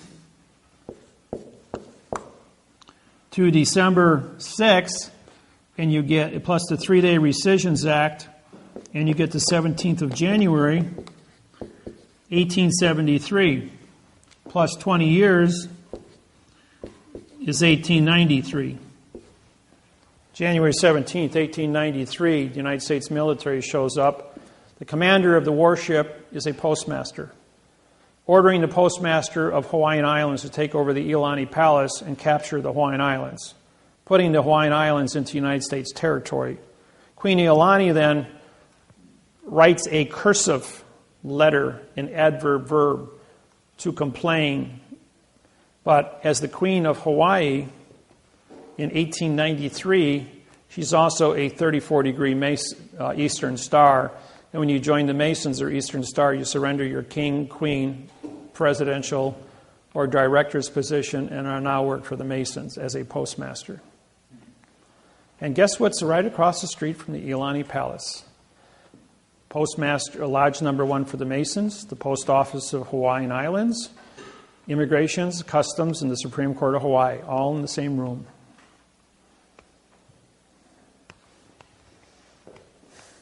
All the heads of government.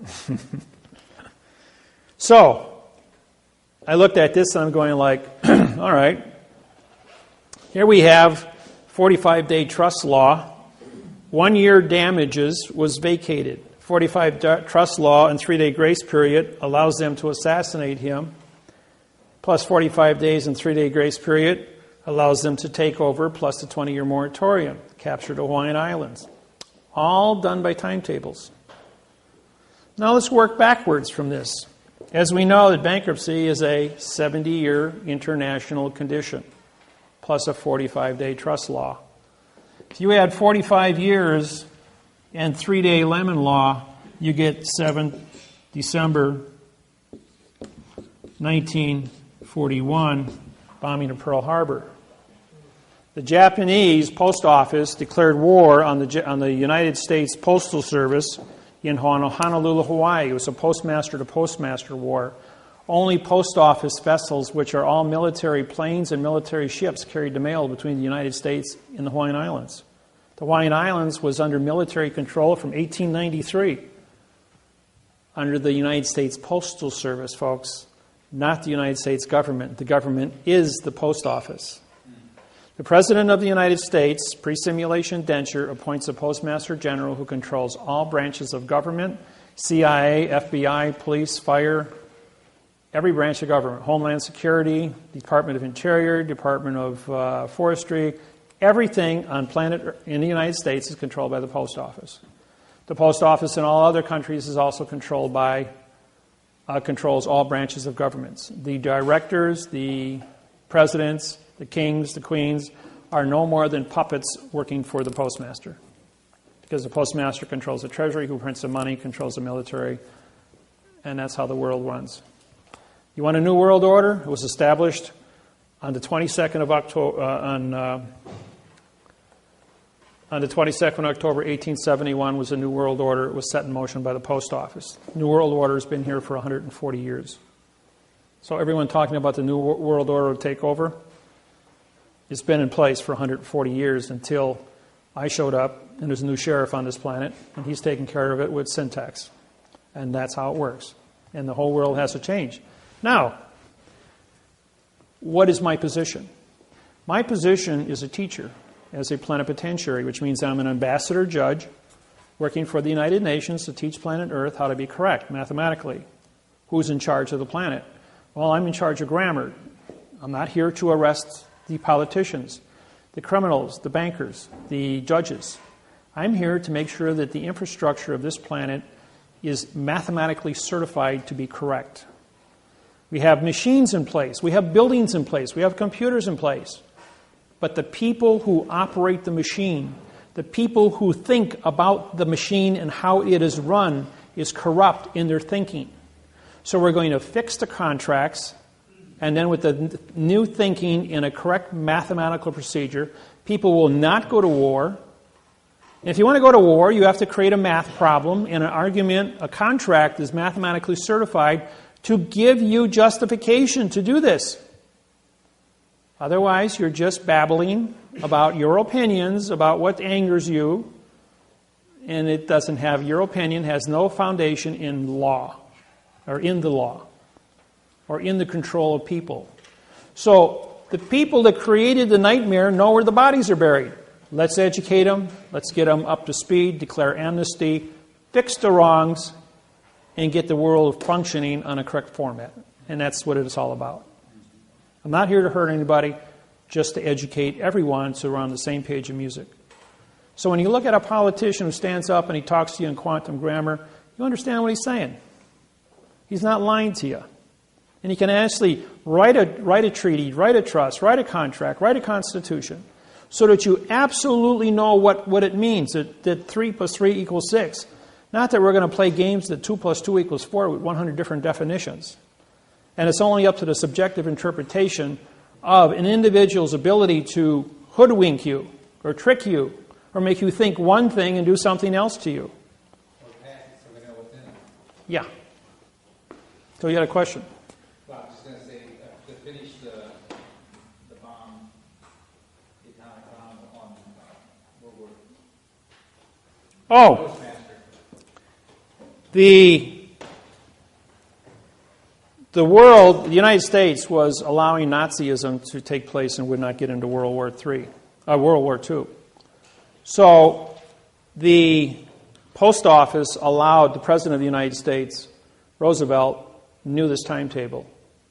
He knew that the Japanese were going to bomb Pearl Harbor on December 7th. 1 minute after the international treaty, which was signed, but he was 90 minutes early. The people, the Japanese pilots who were in the planes, because the rising sun is their symbol, thought it would be poetic justice to hit on the rising sun. But they couldn't bomb until 8 o'clock and the sun came up at 6:30. So their enthusiasm got the better of them, and they forgot about the timetables. And they were supposed to wait until 8 o'clock to do this. But because of time zone changes, somebody screwed up by 90 minutes, and they bombed the Hawaiian post office 90 minutes before the bankruptcy expired. And they bombed a country under bankruptcy, throwing the United States into a rage and allowing World War II to start. Of course, the United States population rose up, was very angry, and everybody ran in and joined the military, and the war became what it became. So there was sometimes things get screwed up because there's other things on the table that are affected years later. Population control. Now, how about World Trade Center? Everybody watched this on TV 100 times. Heard all the stories and all the rumors, but you never know what really happened. Because have a nuclear physicist background, along with a heat treat specialist, coefficient of expansions, and metallurgy, we have a building that's 1,300 feet tall. Now let's throw an anvil that weighs 500 pounds off the top of the building. How long do you think it's going to take to hit the ground, hit the sidewalk? 12.8 seconds. 12.8 seconds. How long did it take for the World Trade Center to fall down? Anybody know that? 4.8 seconds. And that's compressing all that concrete and steel. What does that say? That says somebody changed gravity, didn't they? Even if the thing was burning out of control, floor by floor by floor, it'd probably take 2 weeks to melt down to the basement. But to accelerate gravity at 3 times its normal speed? Now, I put this presentation on national television in 11 states for an hour with the blessings from physics professors and demolition experts from mining all over the United States. When they saw the presentation privately, they then said, put this on national television because this is the rest of the story that people don't know about. Now, when you core detonate the World Trade Center with C4. Now, in 1988, I told you I wrote the mathematical procedures to prove that all steel is plastic. Okay, there's a little thing called an iron molecule. And being that I'm a metallurgist, here is a cube. In the center of a cube, below 1650 degrees, you have one nuclei. It's called an iron molecule. When you heat that above 1650 degrees, it becomes what's known as a face center cube molecule, and now you have 6 nuclei. Iron is the only substance in nature that can change its identity. Once it becomes a 6 face-centered cube nuclei, this is now plastic. Red steel.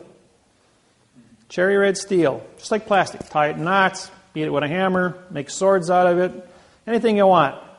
Heat glass at 2200 degrees and it's liquid. Pour it in anything you want, cool it off, you got glass. Take plastic, at room temperature, tie it in knots, you got your plastic bottles, nice and flexible, doesn't break. Cool. Concrete. Pour that concrete block, it's liquid with lime, heated to 1780 degrees. As it cures, 22 minutes later, it turns into plastic. And the chemical reaction becomes epoxy resin. And then in a little less than probably 20 minutes, it turns from epoxy into concrete, and it goes into a center cube, making hard brick. So concrete, steel, and glass are all plastic. They all have a coefficient of expansion of 6.3. Anybody want to guess what the coefficient of your plastic soda water bottle is there? 6.3.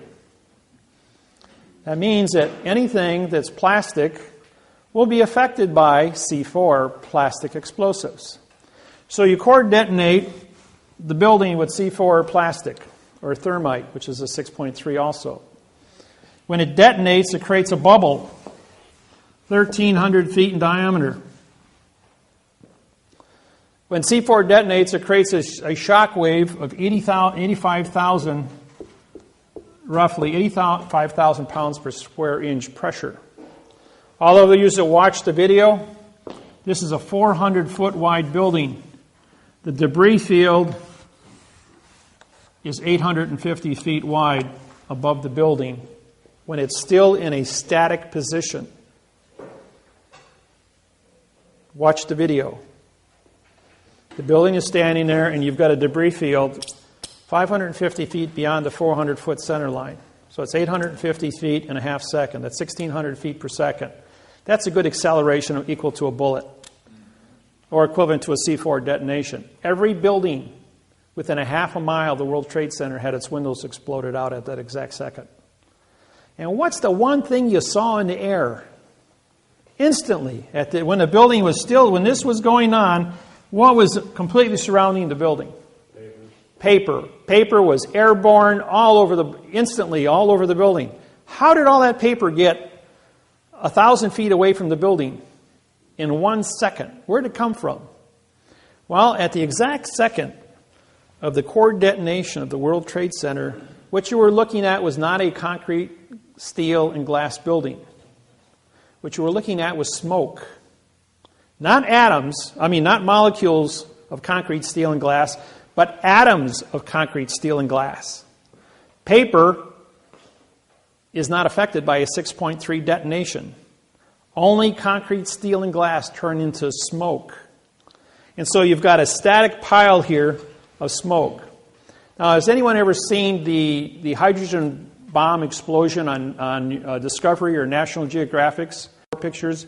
And you see little balls. Those balls are called plasma. Plasma is the same thing that causes sunspots on the sun. When a C4 detonation takes place, you have plasma balls that are formed throughout the building. These are electromagnetic eddies that are created. Anything within a plasma ball will not be affected by the 6.3 coefficient of expansion of a C4 detonation, which only affects concrete, steel, and glass. So at this exact second, when this building is exposed to this, you have all these heavy chunks of steel in here, but they're also subject to the change in the gravity well. The gravity well collapses in 4.8 seconds, pulling the entire debris field right into a real nice pile in the basement. One thing that they didn't tell you was there was 8 buildings, 40 stories tall, that surround the World Trade Center. It all fell down. That were caught inside the electromagnetic bubble.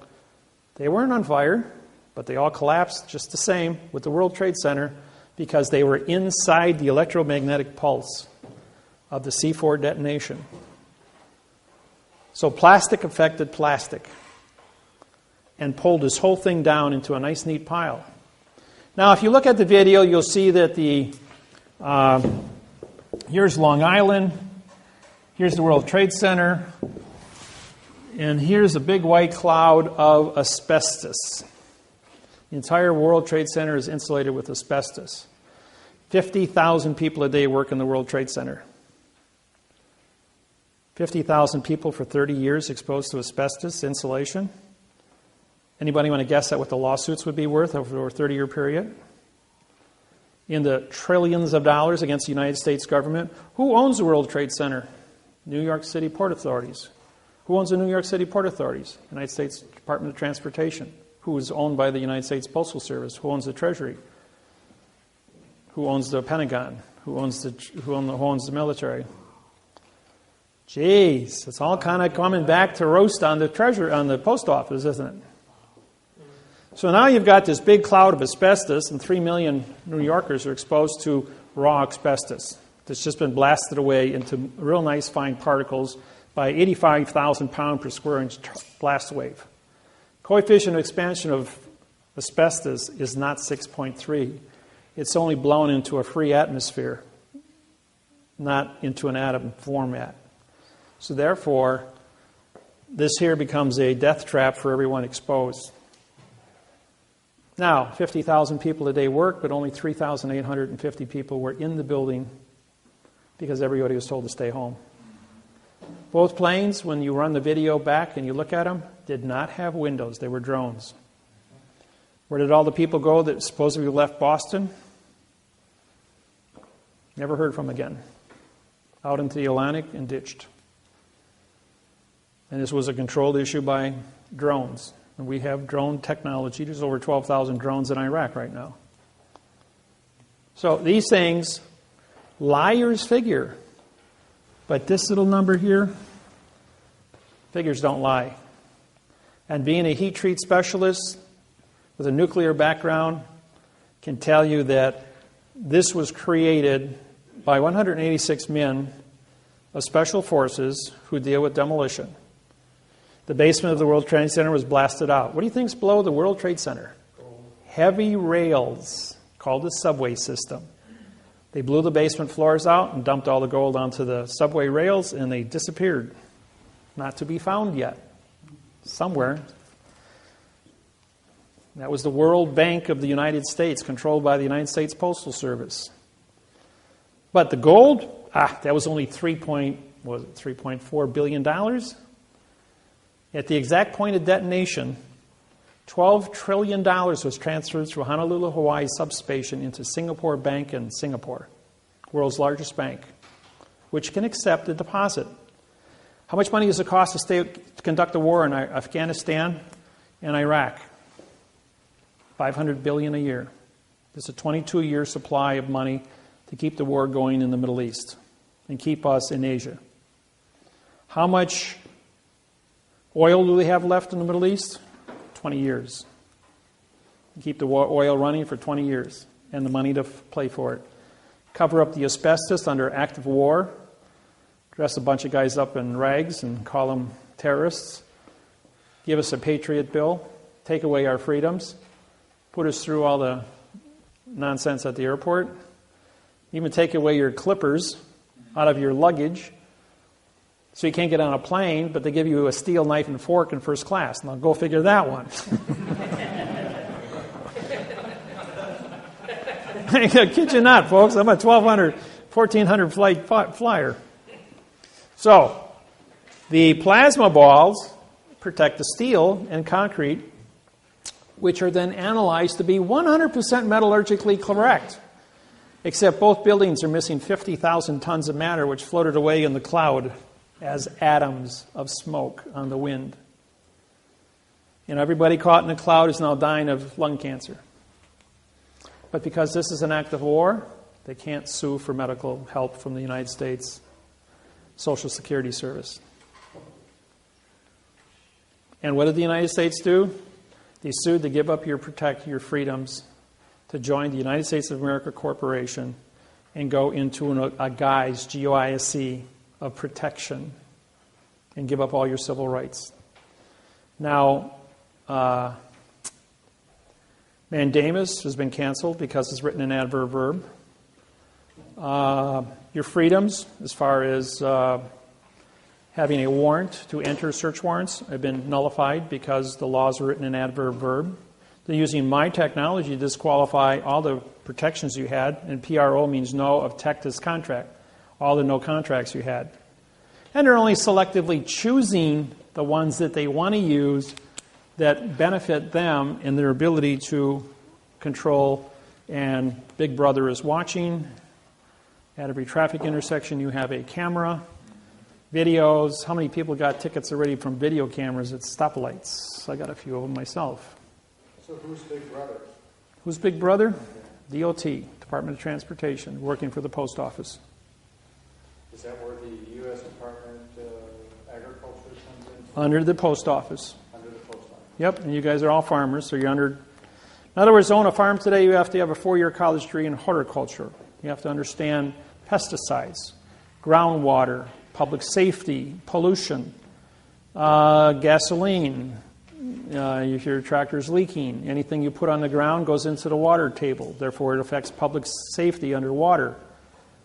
I used to own a 40-acre plot of land, and I bought it because I was going to harvest the topsoil, which was worth $7.5 million on my 40 acres, until I took a course at the DNR in Wisconsin and found out that this was the first line of defense to supply water to over 10,000 homes within 100 square miles of my land, as that was the headwaters of the Mud River. And I got an education as to how important my land was, and that it could never be touched, because it filtered water and created pure water in the underground water system. And I respected that, because I'm a green person. So, now you know what happened here. This was a condition. Oklahoma was number 1. Waco was number 2. Waco was first, then Oklahoma, then this one. Just like World War II was allowed to take place, bombing of Pearl Harbor, you need a crime big enough so that people yell rape.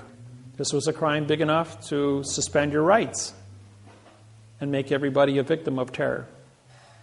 Question? Hiroshima and Nagasaki, was that control too? What? Population control in World War II? For what? For Hiroshima and Nagasaki when the A-bomb was dropped? Okay. In World War II, all the bombs dropped in Pearl Harbor had $1 airmail stamps put on them just to make it legal to deliver the postage to the Postmaster General of Honolulu, Hawaii on December 7, 1941.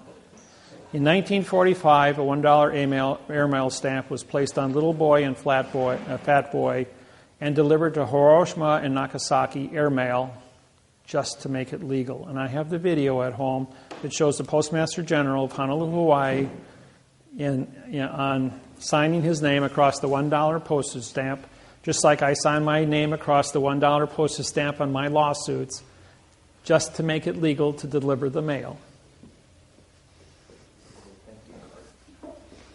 All the bombs that were unexploded, and I talked with one of the survivors in Honolulu, Hawaii, who had a 500-pound bomb dropped and split a tree in front of his house. And the bomb had a $1 postage stamp on it when I asked him about it. He goes like, yeah, it was a $1 Japanese postage stamp signed right on there. He says, thought it was kind of peculiar. He says, the Army Corps of Engineering came out and defused the bomb, took it away. But it did have the $1 postage stamp on it, he said. And he was an eyewitness. So, yes? What is the significance of the $1 versus, let's say... There are no fractions in federal law. Everything is a whole number. That's your answer. So That's you can't what. use a 2-cent stamp. No, you must use a $1 stamp or above. It must always be a whole number. Now, that's a good question. I'm going to switch gears here a little bit. When you read, now, you've been exposed to fiction grammar, but there's another thing that you don't see.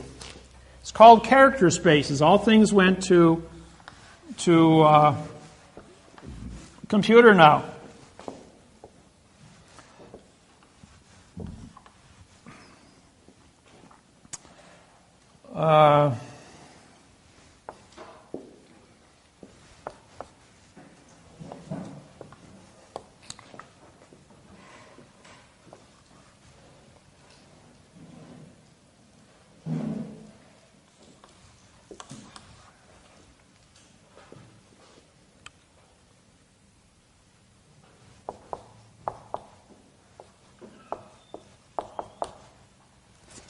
No, wait, that's,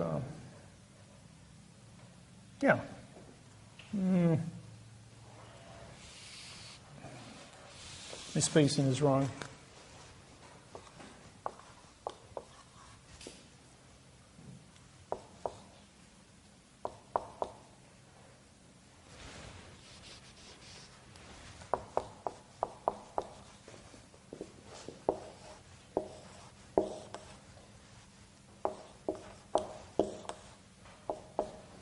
Okay, you're looking at a computer, and each one of these represent a character space, okay? Now there's a rule in syntax, it's called the double space rule. If you are two spaces between words, you break the continuance of evidence. Okay? Now here you're going along, you got space, space, space, space, 1/10, full space. This is actually two spaces now. So when you say, I saw the cat, this is an adverb, verb, adverb, verb. But there's two spaces missing here.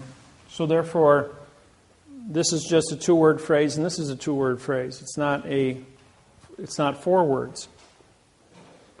So therefore, watch your spacing.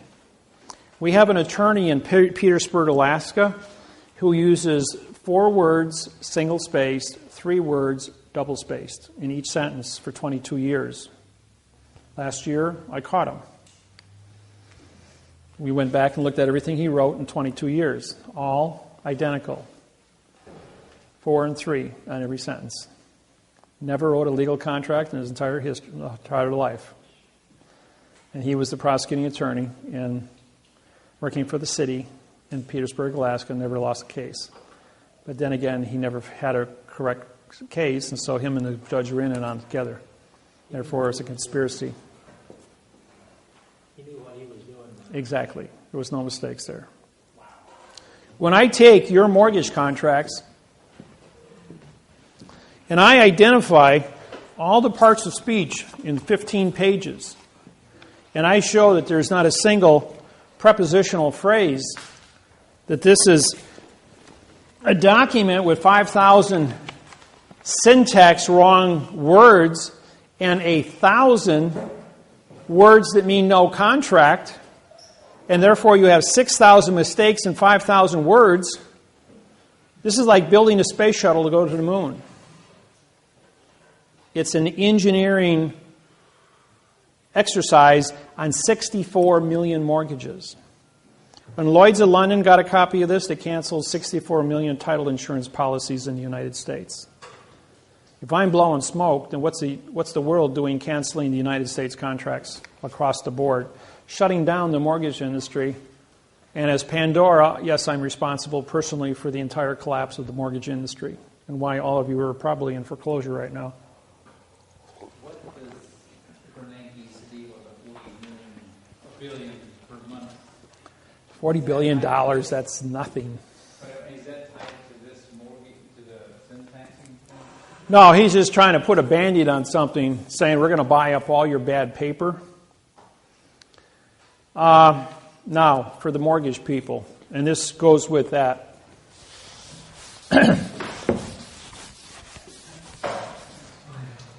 Here's how the plan works. We have a document that's a fraud.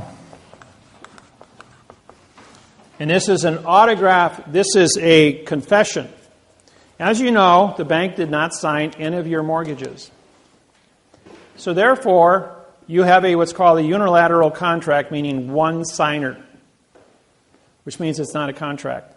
You are classified as a borrower or a trustor, ending the word in OR, making you responsible for what? A contract that's written in adverb verb and says nothing. You are responsible to pay back money to a contract that doesn't exist. All the money listed on the document is in a parentheses. So if we have quotation marks,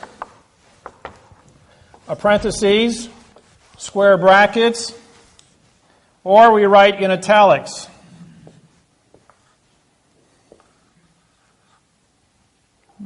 Kind of bad.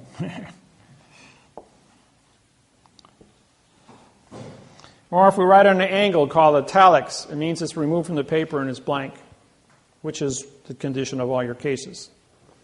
All right, so we have this document here, and this document says that the bank wants this from you. But he never signed it. So can I prosecute this individual? Well, I don't have a victim yet. You guys have become victims, but only after the fact. those that are all current in your mortgage payments, you still are sitting on bad paper, but nobody's taking responsibility for it. You've paid, kept your mouth shut, the bank's kept their mouth shut, and you just keep paying. Well, that's cool. Your credit rating reflects that you have made a promise to give something back to somebody else, and you've kept your promise. It's just like a handshake. There's no written contract. This is not a written contract either, until I stand up in front of the court. Now, when the bank stands up in front of the court and says, I wrote this, I'm taking responsibility, I want that house, I now have a signed confession in front of a judge that they took responsibility. Now, it's my responsibility under Title 42, 1986, as a federal judge, to syntax this document and find out what it really says. What it really says is that the false and misleading information, fictitious conveyance of grammar, perjury, and deprivation of rights under coloring of the law was now a condition of criminal activity under Title 42, 1986. While engaged in criminal activity under Title 42, 1986, he had knowledge because there's 6,000 mistakes without any kind of modification. In other words, it's a perfect fraud. A perfect fraud because we're back into the no law or fact.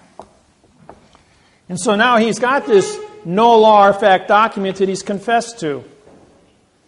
Well, from the first one that we did in January of 2008, which collapsed the entire mortgage industry and took the stock market from 14,000 down to 6 and back up again, and put everybody into your quandrum, why hasn't the bank foreclosed you after 90 days? Why didn't they just come out with the sheriff and kick you off the land?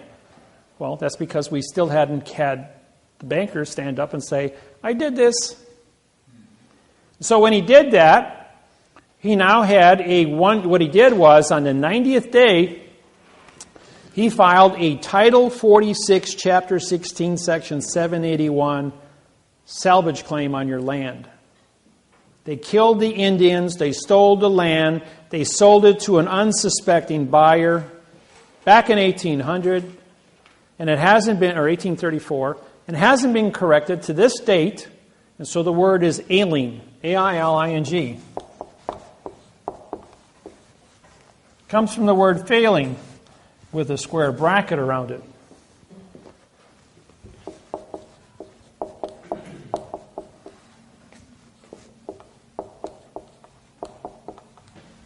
Better known as the Federal Rules of Civil Procedure 12b-6. Now, every one of you that have ever worked with me, the first thing that the lawyer does is he failed to state a claim.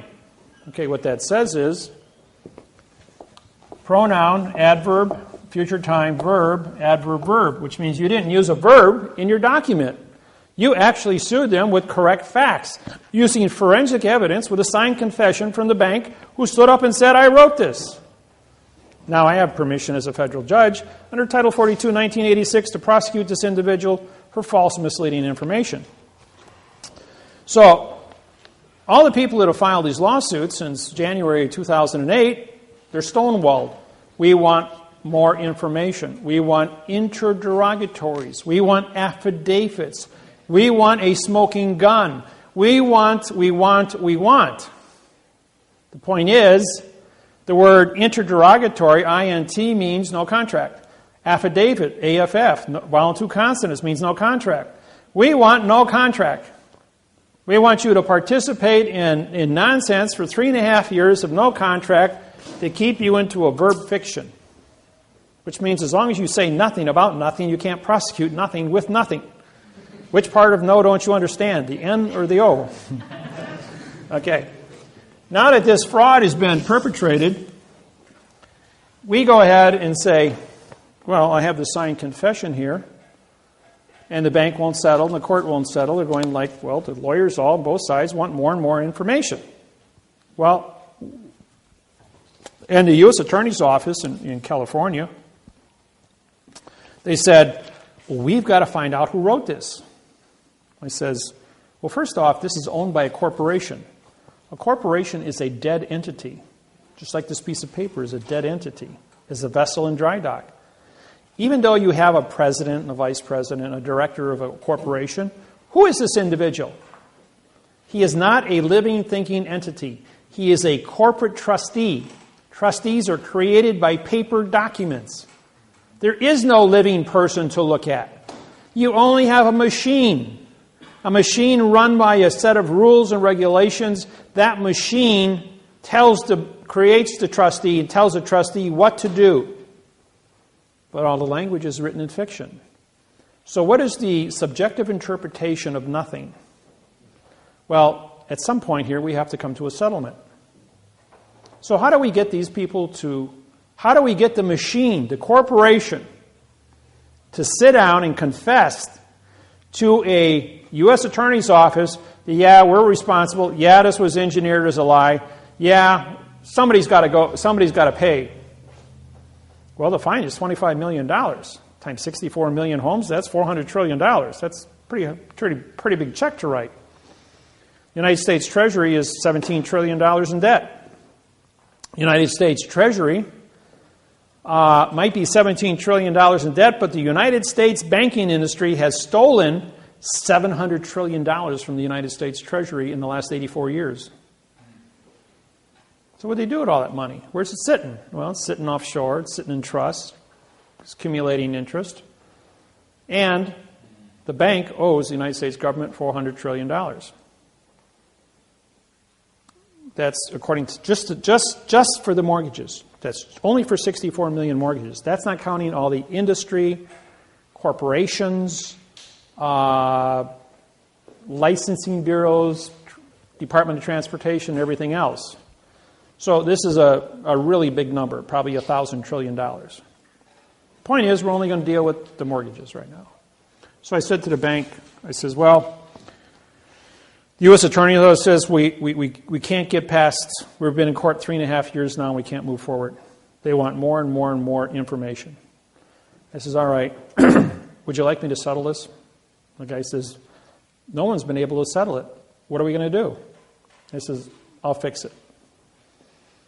So I made a deal with Chase, Bank of America, Wells Fargo, and Citibank. Brought all the boys in. Sat down and said, hey, you know, guys, you wrote this. I syntexed it. I have a signed confession in my hand. He says, well, we didn't sign it. There's no signature on there. I says, yeah, but you stood up in court and you held it up and said, I want your house. When you did that, you confessed. And I've got all of your confessions. Because, after all, I have a lawsuit that says here you want their house for not paying the bill. So therefore, you held this up and confessed to it. Now I have a signature signed in front of a judge. And now you're liable. We can't pay that. You'll bankrupt all the courts. All the banks will go bankrupt. Not true. Okay, in this hand here, you've got a $25 million check. Now you're going to confess that you wrote this. You're going to pay $25 million to the Justice Department. The Justice Department is going to get $17.5 million of the penalty, and the whistleblower is going to get $7.5 million for every one of these confessions.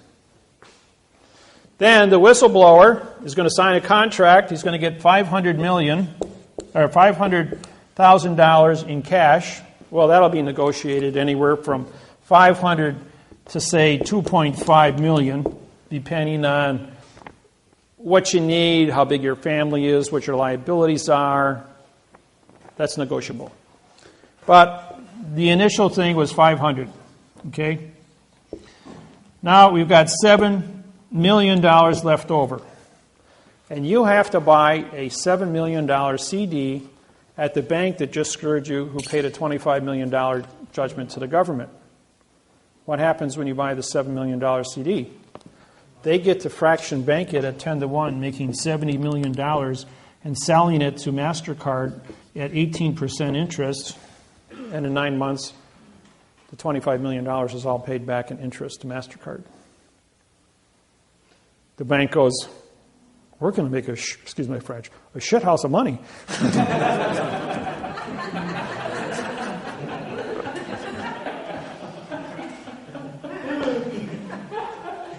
And the bank, 10 days later, walked into Kamala Harris's office and said, we got a check here for $26 billion. We'd like to settle this lawsuit. And all the homeowners get paid. March 6, 2012. 10 days after I met with the banks in Oceanside, California. Now that they had a remedy, the banks, Kamala Harris got $19 billion. The United States government immediately took $7 billion, stuck it into the Treasury in the state of California. Kamala Harris then had to hire a staff of individuals, screen out the applications, get all the forms worked, the paperwork done. I have those with me, by the way, for those that need the forms. That are involved with lawsuits with me right now. And the bank is waiting for their redeposit of the $70 million for every $25 million they paid out on. And this is I have all 50 federal attorney generals and 1,000 staff members, which are all assistant attorney generals, working with me on this. Now, they are hiring 3,000 more attorneys to work with the U.S. Attorney's Office to process 22 million foreclosures in the United States. When you divide 22 million by 4,000 attorneys, that's going to take a while, especially with all the paperwork involved. It's going to result in an $8 trillion a year windfall for a government that functions on $2 trillion a year and only collects $500 billion a year in revenue from the IRS, from taxes. So this is a 16-to-1 payback with my technology. Who am I? I am the cash cow of the United States Treasury. Why do they leave me alone? Why do they let me do what I do? It's because the United States government would not exist after 1997 if it wasn't for me. I paid off the last national debt in 16 months. They were $8 trillion in debt. They not only paid it back, but on November 2nd, 1999, we had $6 trillion surplus in the United States Treasury, entering the third international bankruptcy. And so now, as of last week, we were $17 trillion in debt. With this technology, it's affecting everything. And every single lawsuit, yesterday, Bank of America wrote a check for $2.46 billion for false and misleading information on the wording for the contract for the Bank of America Employees Pension Fund. Biggest single settlement in the Bank of America in the United States pension history. But that is trivia compared to the 25 or the 26 billion that was written in California to settle the cases, and the 74 billion that has currently been paid out to date on the $400 billion lawsuit, which is at the New York Securities and Exchange Commission for false and misleading information to sell bad mortgages to the Securities and Exchange with a second-grade reading level. Henceforth, this document. But under the Clayton Act, they're going for 4 times damages of $1.6 trillion against the banks. This is just the first 1% of the 22 million cases that are out there. There's a 3% bottleneck in the United States court system. It will take 30 years to go through the 22 million foreclosures. That's why they've hired it. They want to bring this down to 10 years instead of 30 years. Question? I'm just curious on the, you mentioned $7 million going to the CD. You get the interest off it on a yearly basis besides your 5. Just like you win the lottery, you get the interest from the lottery for 20 years. The state keeps the initial chunk of money that you just won, $300 million, and you get the interest off it. It's more money than you can spend within reason against paying for all your toys that you would fantasize for any individual. And it keeps, really isn't any money around out there. Everything's got to be working. Interest is a working condition of money. So every time they have a problem, they come to me saying, here's the information, sort it out. And it takes me just a couple seconds because I've been doing this since 1997 when I issued new money in the United States. So does that go on indefinitely, or is there a time frame that will stop? There will always be a condition of foreclosure. There will always be people in bad luck. There will always be, the new contracts, however, have to be written in a new parsé syntax grammar.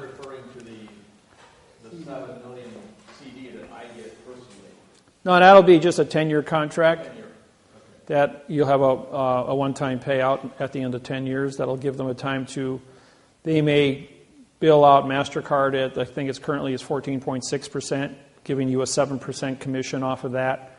7 times 7 is 49, so that's $500,000 a year for 10 years on top of that, and then a windfall of 7 at the end, which would be reasonable. The bank makes $70 million off the top of that at a 10-to-1 fraction, where they're only paying you paying you the face value of 7, but actually collecting on 63 million all the interest. See? Give me time to gear up and get used to the cash flow before I get Yeah, I'm sure McDonald's will appreciate you. Yes. But basically, with that all being said, then these banks, they're not going to fight. Right. In other words, the banks will say, "Oh, you finally caught me. Okay, yeah, I confess. No prison, and we're going to go ahead and negotiate this plan. You guys win. The federal government gets $17.5 million. They win. The IRS, now, everyone, you're entitled to your minimum wage, $8 an hour. You work 8,700 hours a year on your property to guard the home and the farm. At minimum wage, that's $87,400 a year for the husband and the wife. Anybody on title? Times the amount of years you've owned the property.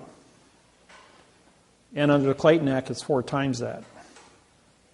Then your down payment on the property, if you refinanced, the value of the house you put up for the refinance is the down payment times 4.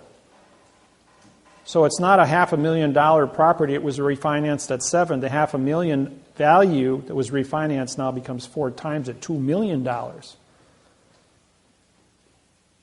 So we're talking about a few extra bucks here. Okay, this is taxable income. This goes to, you have your caretaker fees, then you have 4 times your damages.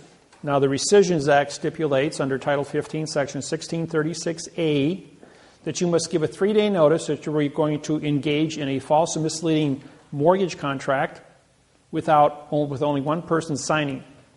That didn't happen in all 22 million or 64 million foreclosures.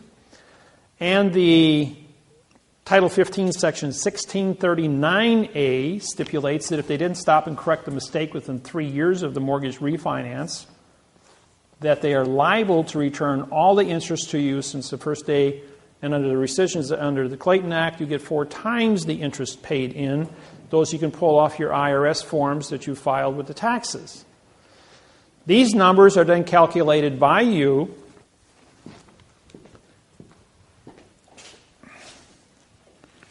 Let's see here.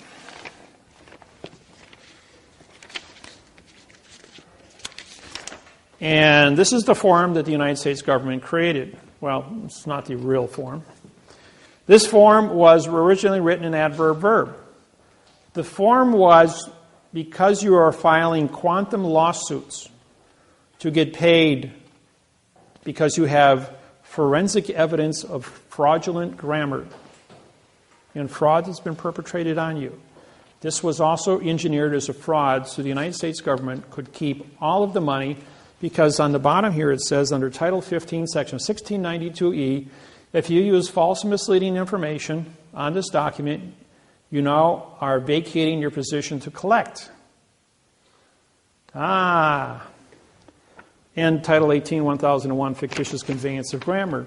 So if you file a quantum in this hand but file a false claim on this hand, you vacate this claim and you don't get paid anything, and the government gets to keep the whole $25 million for themselves. So I syntaxed this and wrote a brand new form in quantum grammar using the correct parse syntax grammar and filled in all the spaces with the correct parse syntax grammar. Now, if I ask you a question, what is the address of your property? ADD, no rest, which means I just said, what is your no contract property? And you answer me. Therefore, you've stepped onto a landmine. If I ask you, what is the location? If I made the statement, for the location of the property is with the claim of the claimant. That's a correct statement. Now I gave you a location and I made you a claimant. Gold miners didn't file mortgages. They didn't file deeds of trust. They filed claims for their property. And gold was an authority. So therefore, I quantumized this, and now time to match your quantumized lawsuit as a quantumized claim. United States Attorney's Office got this. We have a collection agency with Tyrone, Tyrone, Williams out of Arkansas. Now, the first 4 collection agencies that we had hired were threatened with concrete overthrows. They dropped out. Tyrone Williams was also approached with the same argument. So I intervened. I said to the U.S. Attorney's Office, this is quantum. You're going to get $17.5 million for every lawsuit I wrote. Based on 4 times damages, the average person is going to get $3 million. The government's going to take 1.5 for the IRS. Trustees are going to be paid. Anybody in bankruptcy right now, the bankruptcy trustee is going to be presented with this formula. The bankruptcy trustee is going to see that, one, you're going to get a windfall of $7 million, or whatever. In the case of bankruptcy, you will get a check to discharge all your debts, pay off everything. And whatever's left over will wind up being refinanced this way, plus whatever monies you need to be comfortable.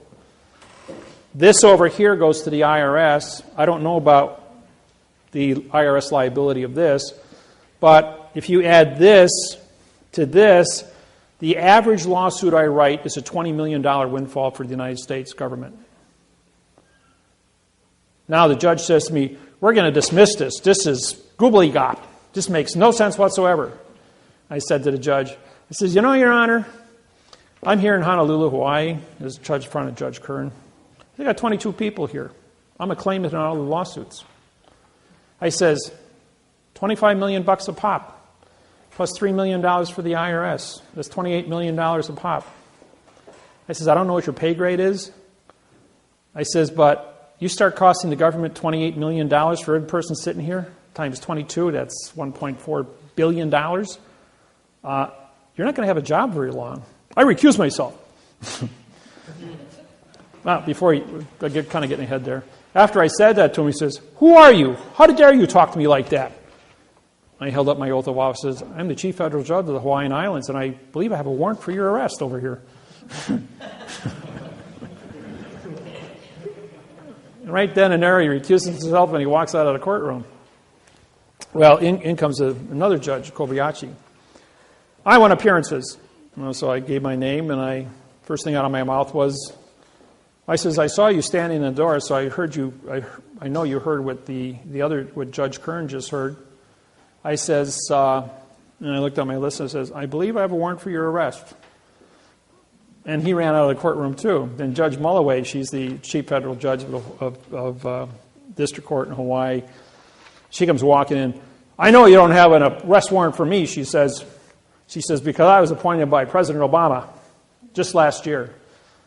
I says, oh, fair enough. I'm still the chief federal judge here, and you're a district court judge. I says, oh, by the way, I have your oath of office here. It's written in adverb verb, so therefore you're not a chief federal judge. You're not any kind of a judge. You're just an actor in black robes. I don't care who you are. I don't care what person's name is in this courtroom. If David Miller's name is on there, I want you in this courtroom on April 12th, 2012, at 9 o'clock in the morning. So all 22 of us showed up on April 12th, 9 o'clock, and I walked in the courthouse and got 6 marshals standing in front of me. Judge Miller, do you have your credentials? I says, yep, here's my oath of office, here's my warrants. Are you here to arrest our judges? I'm going, no, I'm just here to go to court. I've got a 9 o'clock appointment upstairs. He says, would you guys like to come with me? He says, well, yeah. He says, we're going to have to. He says, we have orders to accompany you when you enter the building for everyone's protection.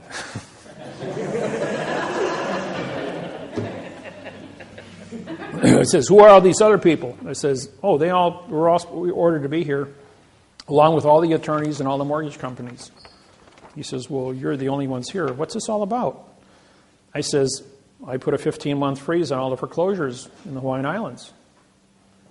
And 5 of the 6 marshals were in foreclosure. They all shook my hand going, oh, thank you for not having us kicked out of our home. So they were all in my, I said, would you guys like to come upstairs with me? So we all tiptoed upstairs in Kern's office. We go walking in. And Judge, as soon as I walked in the door, Judge runs out of the courtroom because I got a warrant for his arrest. And I walk up to the clerk and says, well, we're here. Where's Mulloway? He ordered us to be here. And he says, oh, I'll go check. Runs in the back room. There's a whole bunch of screaming going on back there. The clerk comes out all red in the face, and he goes like, the judge has ordered the courthouse closed and ordered his courtroom closed, and everyone is ordered to vacate the building. I says, well, where's Judge Mulloway? You got to go down to the clerk's office and find out. I says, well, the judge just ordered the courthouse closed. So the 6 marshals and I, we go down to the clerk's office, and I have a order opening the court up, ordering with me. I was prepared for all this. I walk to the clerk, says, I'm ordering the courthouse open as chief federal judge. He stamps it, signs it, and I sign it. I said, by the way, where is everybody? Well, the phone's over there, go call. So I called the chief judge's secretary, and she picks up. She says, all the judges in the courthouse are on a plane flying to San Francisco. Judge Kern is the only judge in the courthouse, and he ordered the courthouse closed, which is illegal, can't shut down the federal government. So right then and there, I says, all the judges committed treason, vacated their posts, and left the country because they're in international space. So now we got a new complicated lawsuit that I'm putting together. So every time I show up in Honolulu, it's World War III, you know. It's so these forms were critiqued so that they match your quantum lawsuits, so that you have. I've taken all the precautions necessary so that your language is correct. I took all the boxes off the paperwork, so there's no boxes. The only thing, when the judge, when somebody asks you a question, like, what is the location of your property?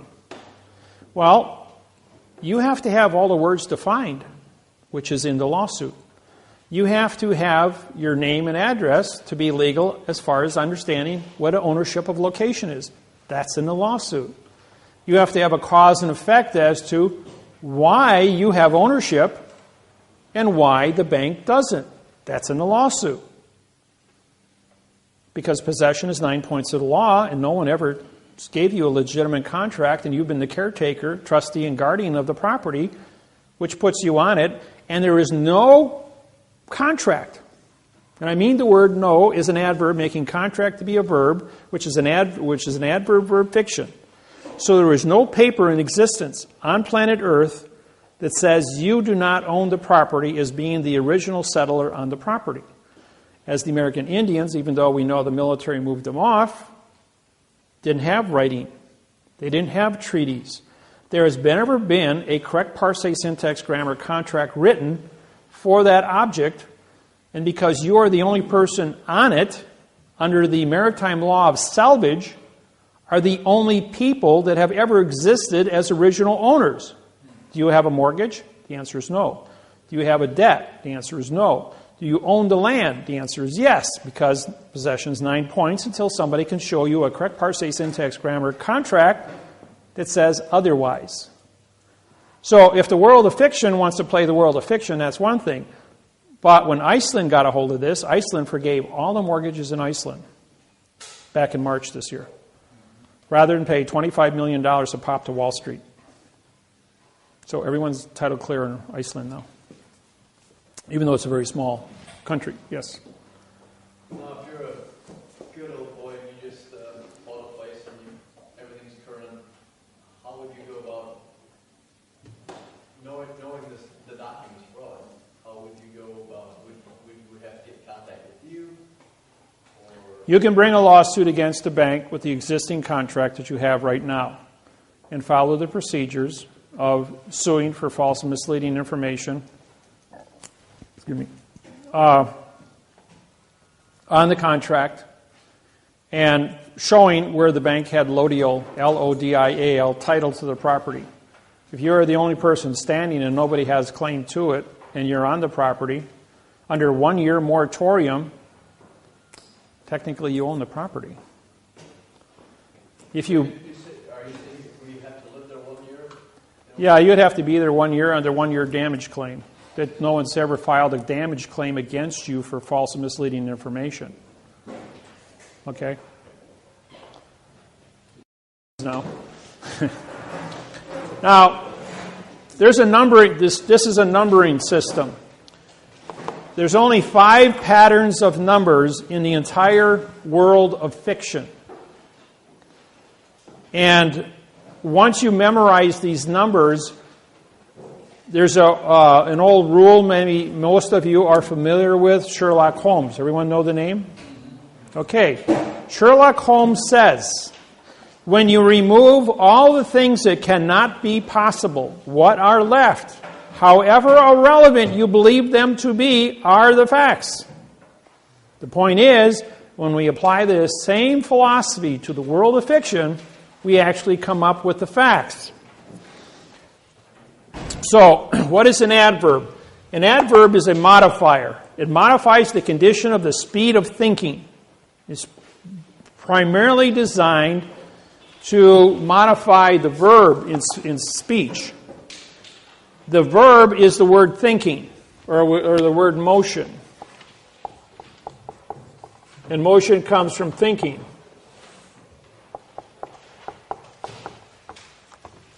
So the adverb is a modifier of speed. Now, when you modify something, you change it from its origin.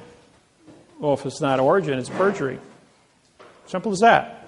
If it is not the fact, and you changed it, that's perjury. I don't care what language you speak, I don't care what country you come from, 8 billion people understand the word perjury.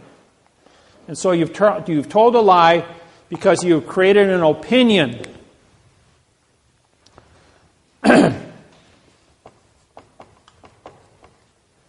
This one here, motion, or rather the adjective, we're going to deal this with color. Anybody want to define color? Explain to Helen Keller, who was born blind, what the color blue is, or color red, or yellow. You can't explain color to a blind person. Turn off all the lights. You see, black is the absence of energy. There is no such thing as a negative. You can only have different degrees of energy in the universe. There is no such thing as a negative. So take this room for instance. We've got thousands of candle powers of fluorescent light, and it's very bright in here. But let's go to midnight, turn all the lights off in here. It's so dark that you can't see the hand in front of your face. Or go into a cave underground. And I was in a cave. I have my little tiny LCD flashlight on my keychain. And they turned off the lights for about a minute, so everybody's eyes were fully dilated.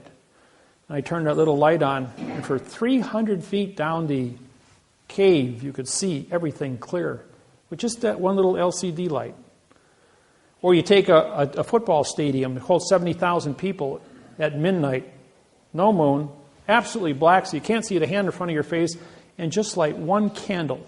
An entire stadium will be illuminated that you can see by one candle, because you have black, which is just the absence of energy, but even the smallest spark of energy creates an illusion, will give you the reflected illusion that is necessary. So you can't prove a negativity. The adjective, ADJ, means no contract because the IVE is contract. And the adjective is going to, color is an opinion. And an adjective cannot exist unless it is filed by a fact, because the color has to be able to modify something. The word black pen, black is a fact. Pen is a fact. Black is an adjective. Is this a black pen, a carbon pen, an ebony pen, or a charcoal pen? All colors are black. I have a black jacket on, or it appears to be black, but actually when you put it against my black pants, it's actually a black blue. Just one hair off of black with a little bit of blue in it. So, but when I put the black against my shirt, it looks like a complete black and white combination. But when you put it against another shade of black, you're going like, well, there's some blue in this. Just a little bit, but it isn't black. So there's 1,200 shades of each shade of color. And there's an infinite amount of colors, so how do you argue color? Even an individual, the pigmentation of your eye and its ability to see color and the amount of oxygen you have in your blood, or how many red cells or how many white cells, will affect the color of your blood that goes through your eye and affect the shade, where one person will see burgundy and the other person will see bright red. Another person will see green or brown. My friend Lyndall is colorblind. I says, can I have that red pen? She says, I'm colorblind. I can see a brown pen. Is that the one you want? So she could only see brown. And I thought to myself, wow, a beautiful bouquet of flowers. Bucavelias, for instance. Beautiful purple flowers. She only sees as gray and white. You know, she can't appreciate all the colors in the world. And I said, what a handicap, you know. So the adjective must always appear in front of a noun, but then, or a fact. But then when you put an adjective in front of a fact, it becomes a pronoun.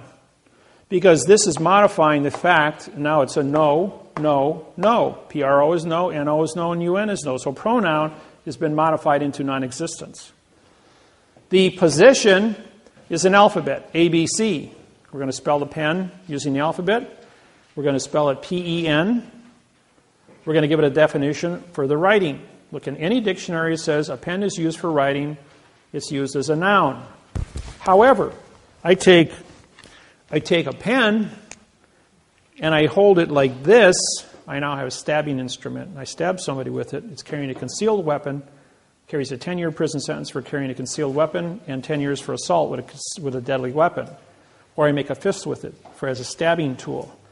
It's your volition. If I hold it like this, it's a tool for writing. So the simple way you conduct yourself while holding a pen or a pencil can get you thrown in jail for 10 years. So be careful what kind of jokes you want to play when you're in the presence of law enforcement and what your attitude is.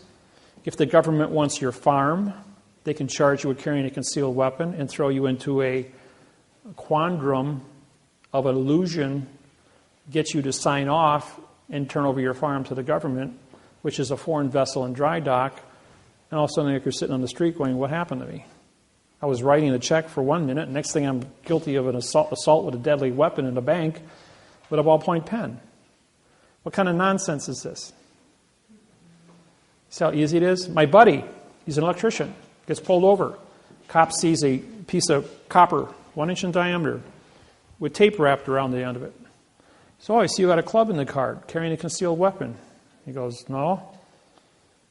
And he says, well, I'm going to charge you with carrying a concealed weapon because you have a club in your car. He says, I'm an electrician. I just got done wiring a 600 amp, 600 volt circuitry system. It runs a 1 inch wire. And that's the end that we put the tape around and connect our rope to it, and we pulled it through the line. When we got it on the end, we just chop it off, and I'm taking it to the junkyard to scrap it out. I'm going to charge you with carrying a concealed weapon, $2,500 fine. And he goes to court, and they sue him for $2,500. And he calls me up, and I intervene, and he gets his refund back, and they drop all charges. Just because I said, can I see the correct sentence structure, communication, parsing, syntax, language for carrying a concealed weapon? Oh, doesn't exist. Well, then how can you charge somebody with something that doesn't exist? Give him his money back. By the way, it shut down Adams County for 3 months. That little sentence. Because the man who charged him $2,500, the real judge walks out of the courtroom. His brother-in-law is a plumber. He's in the hallway. And I followed the judge out. I'm just standing there, got my suit on, look like an attorney. And the judge goes to us, hey, put my robe on and go in there and take $2,500 off this guy. And put him in jail for 30 days. So the brother-in-law, being a plumber, puts on his robe and walks in there and says, I'm the judge, give me $2,500. You're 30 days in jail. And the sheriff arrests the guy and puts him in jail. I make a call down to the chief judge at Federal District Court. in Madison, Wisconsin, I explained just what happened. And they shut down the county. Half the people got fired that worked in the county when they found out nobody had an oath of office. None of the judges, none of the clerks, none of the police officers. I mean, it was a complete rout. Don't think because they're public officials that they're legal. There's a movie that just came out a couple of years ago at Denzel Washington, where he's a drug dealer. When he blew the whistle back in the 60s, 60% of all the police officers in New York City and Manhattan Island were arrested as co-conspirators for drug dealing. 60%. Huh? No, Serpico is a different one. A lot of people went down on that one also. But this is where a drug dealer turned state's evidence under the False Claims Act. And Compton is the second largest county in the United States, next to Los Angeles County, was taken over by the Crips and the Bloods. When the FBI went in there and broke that up, 60% of all the people that worked in government, from judges, attorneys, police officers, clerks, all went to prison. And Compton was under the jurisdiction of Los Angeles County for 8 years before they were able to reform a government. Don't think it can't happen. Yes? So what can we do when we have a county sheriff that has the oath that they've been using for years, the one that is on file currently is completely void of any... Send it to me in an email. I'll syntax it and send it back to you. In Hawaii, we have 92 judges. We syntax all 92 oaths. When the Hawaiian kapunas walk into court, they hold up the oath and say, "You have false and misleading information. You're not a judge." We have the clerk's false misleading information. And then what they do next is they prick their finger and put blood on whatever document was brought them into court, saying it's called koko. Hawaiian word for blood is koko. Well, the paper is fraud. The language is fraud. The blood is human. Therefore, it's real. How does fraud and fact come together? Can't. Vacates the contract. Therefore, they don't have authorization, they don't have an oath, and the cases are vacated and the Hawaiians go home. That easy. So can we do that in court here? You can try it. You're not in a sovereign position like the Hawaiian people are, because you are a postal employee, but you did walk into a foreign vessel in dry dock under false pretenses. So it's easier to take the paperwork that's generated by the state in fraud. If it exceeds $21, now becomes a federal crime under false and misleading information. A lot of times, like in March, I was in Honolulu and I sat in on Kern's court.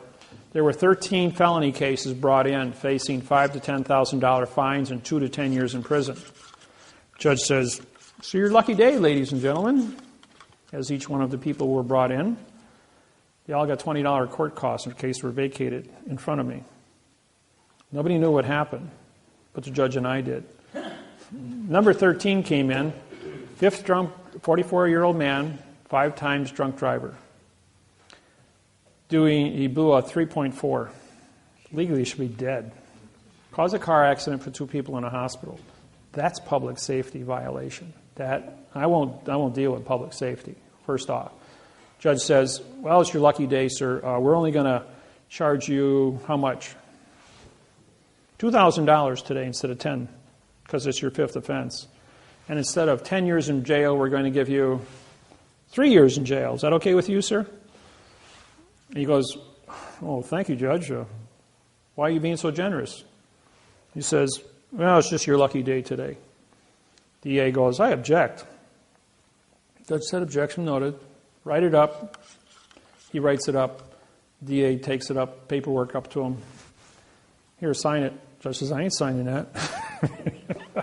So I held up my hand and I did this, and the judge says, "Okay, I'll sign it." And he took him away. But I wasn't in the court. I says, "But I wasn't in the court." Dave, Yes. I have an oath of office here from a police officer. Could you just look at that real quick and see what you would say on that for syntax?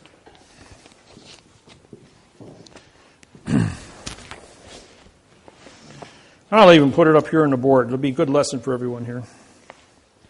Meantime, you can ask me a few questions. How's that sound? I got a question. What Paul was referring to on the oath of office for that sheriff, Yeah? the oath of office like that is filed, but every line is completely blank, nothing written in. And that's a certified copy. We're just going to use this as the person's name. Okay, if it's more than double spaces, what you have is a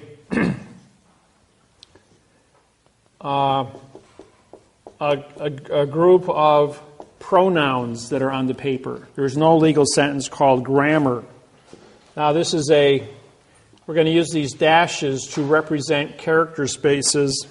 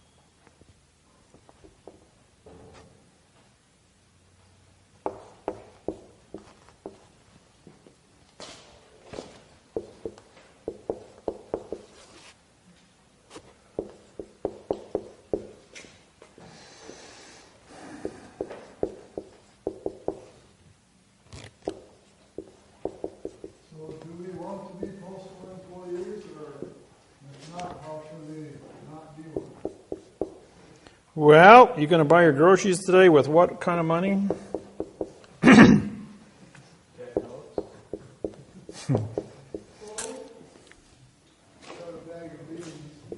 Well, if you want to go, you go ahead and barter.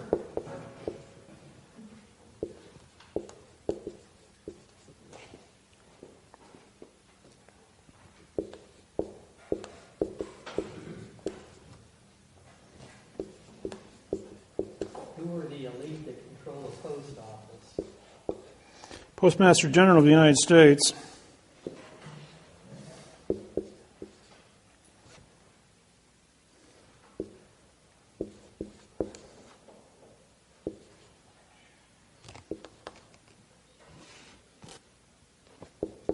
Wouldn't it be better for you to run for Postmaster General than President?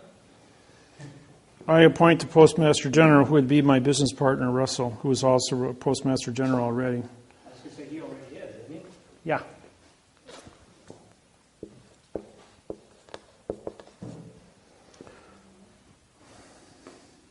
So how do we vote for you in Parliament? I'm a write-in vote under the director party. Is that listed? You got to write it in. Yeah, write in director also. Yep. Everybody's been given instructions on my website. Is it possible to do that on an electronic voting machine? Yep. Do you have to be registered in order to go in and vote? Yep.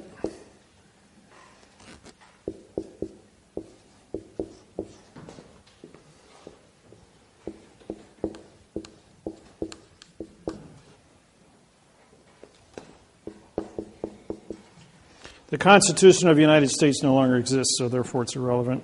State of Illinois is a verb. I'll just take that. All right. This is a I, comma, so this is a pronoun for. Having is a pronoun modified by the bin. Now we have 3 character spaces, which results in a 0 here as a dead continuance.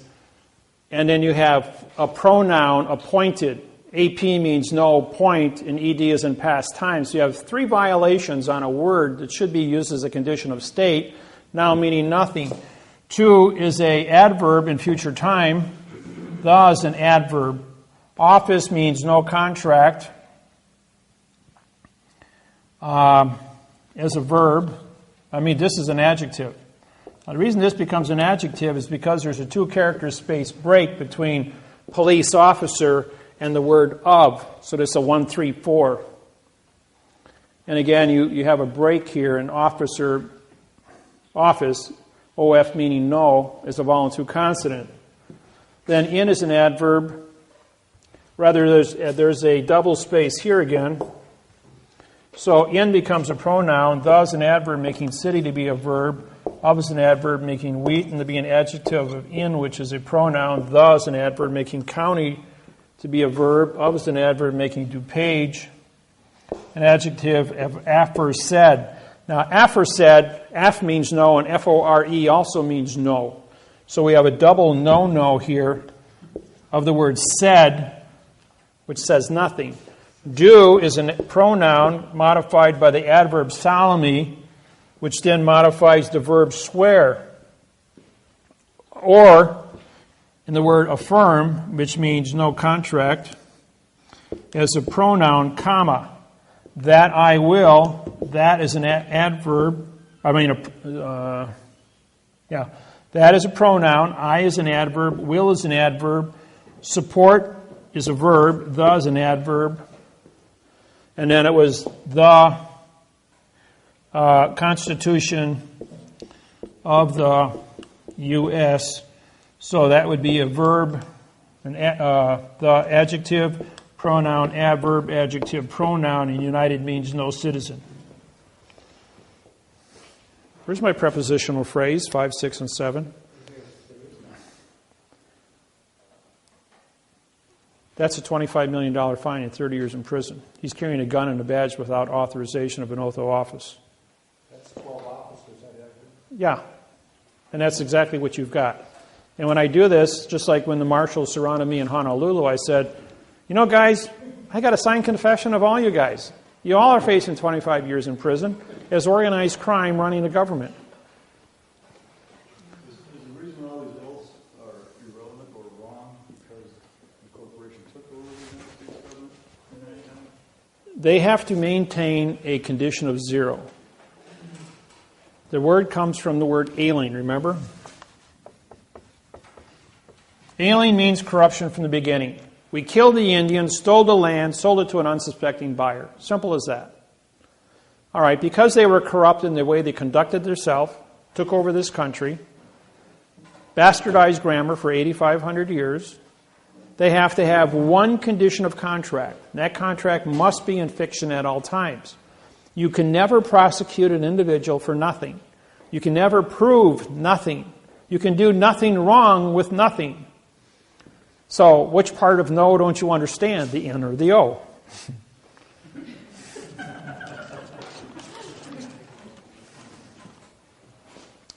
And, you know, when you look at this, for you to go ahead and say, all right, anybody feel like a pronoun today? I. Where's your condition of contract? For the I? Why isn't there a name here? What it should say is for the person's first name and second name with the punctuated words. With the knowledge of a contract, not appointed. He has to sign a contract. I mean, why would he do the oath? He believes the oath is a contract. But here he's taken a position that he was appointed. Today it's mandatory that anybody that's a county sheriff has a 4-year college degree in criminology. 30, 40 years ago, it was anybody could say, okay, you're the sheriff, put on a uniform, put a badge on, carry a gun, hold up your hand, and that was it. Everybody heard of Judge Roy Breen, the hanging judge of New Mexico. He was played by, they made a movie of him, and he was a drunken outlaw with 7 guys in his gang. And one day he went to a bar and he found a law book in New Mexico. And he read it and he says, you know what? I'm going to get hung here pretty soon if I don't become a judge. And he made all of his outlaw buddies deputy sheriffs. And they went out and cleaned up New Mexico and hung all the rest of the crooks. And he says, well, as a judge, you know, I could steal their loot. I don't have to rob a bank. I can just find their loot under the laws of booty, B-O-O-T-Y, and I can keep it all. so I can let them steal it, catch them, keep the money, and hang them. He hung 88 men, never had an oath of office, never went to a law school, and never a judge. He was only a presumption of a judge. Because nobody could read and write, there was nobody to challenge. But because he had his deputies and he had the law book there, and he knew a few tricks as a result of that, he became what he became. What constitutes the fact of a judge, or anybody that's an officer of the court? It's only your presumption. Don't forget, you've left Indiana, you've entered a foreign vessel in dry dock, and you speak Babel. Everyone has a second-grade reading, an attorney or a lawyer. And just put a 1 on top of every the on the paper, and the letter A and the letter and. Now, if there's only one word that follows that word, the, and there's a comma, that word is going to be a verb, 2. If there are 2 words that follow that word, it's going to be a 3 and a 4. Like here. 1, 3, 4, and there'll probably be a 4th word, which would then become a pronoun. If there's only 2 words, it'll be a 4, 1, 2. If there's 4 words, it'll be a 4, 1, 3, 4. And then they have another comma. Throughout the entire mortgage of your own property, if you look at it, you will see there are 3, 4, and 5 word combinations set off by commas to break the continuance of evidence. And then with the commas, you'll have spacing or numbers, parentheses, quotation marks, italicizing, or double spaces. And those are going to break the continuance of evidence, so they keep isolating these 4 little phrases to stay within this procedural argument. Now, the Internal Revenue Service says, under penalty of perjury, adverb, verb, adverb, verb. So you got a 1, 2, 1, 2, 1, 2 scenario. The instructions from the notary,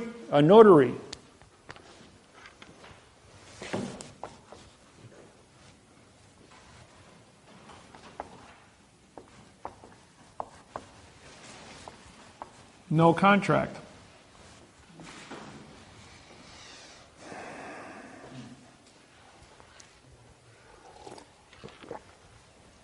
We're going to give you a notice today.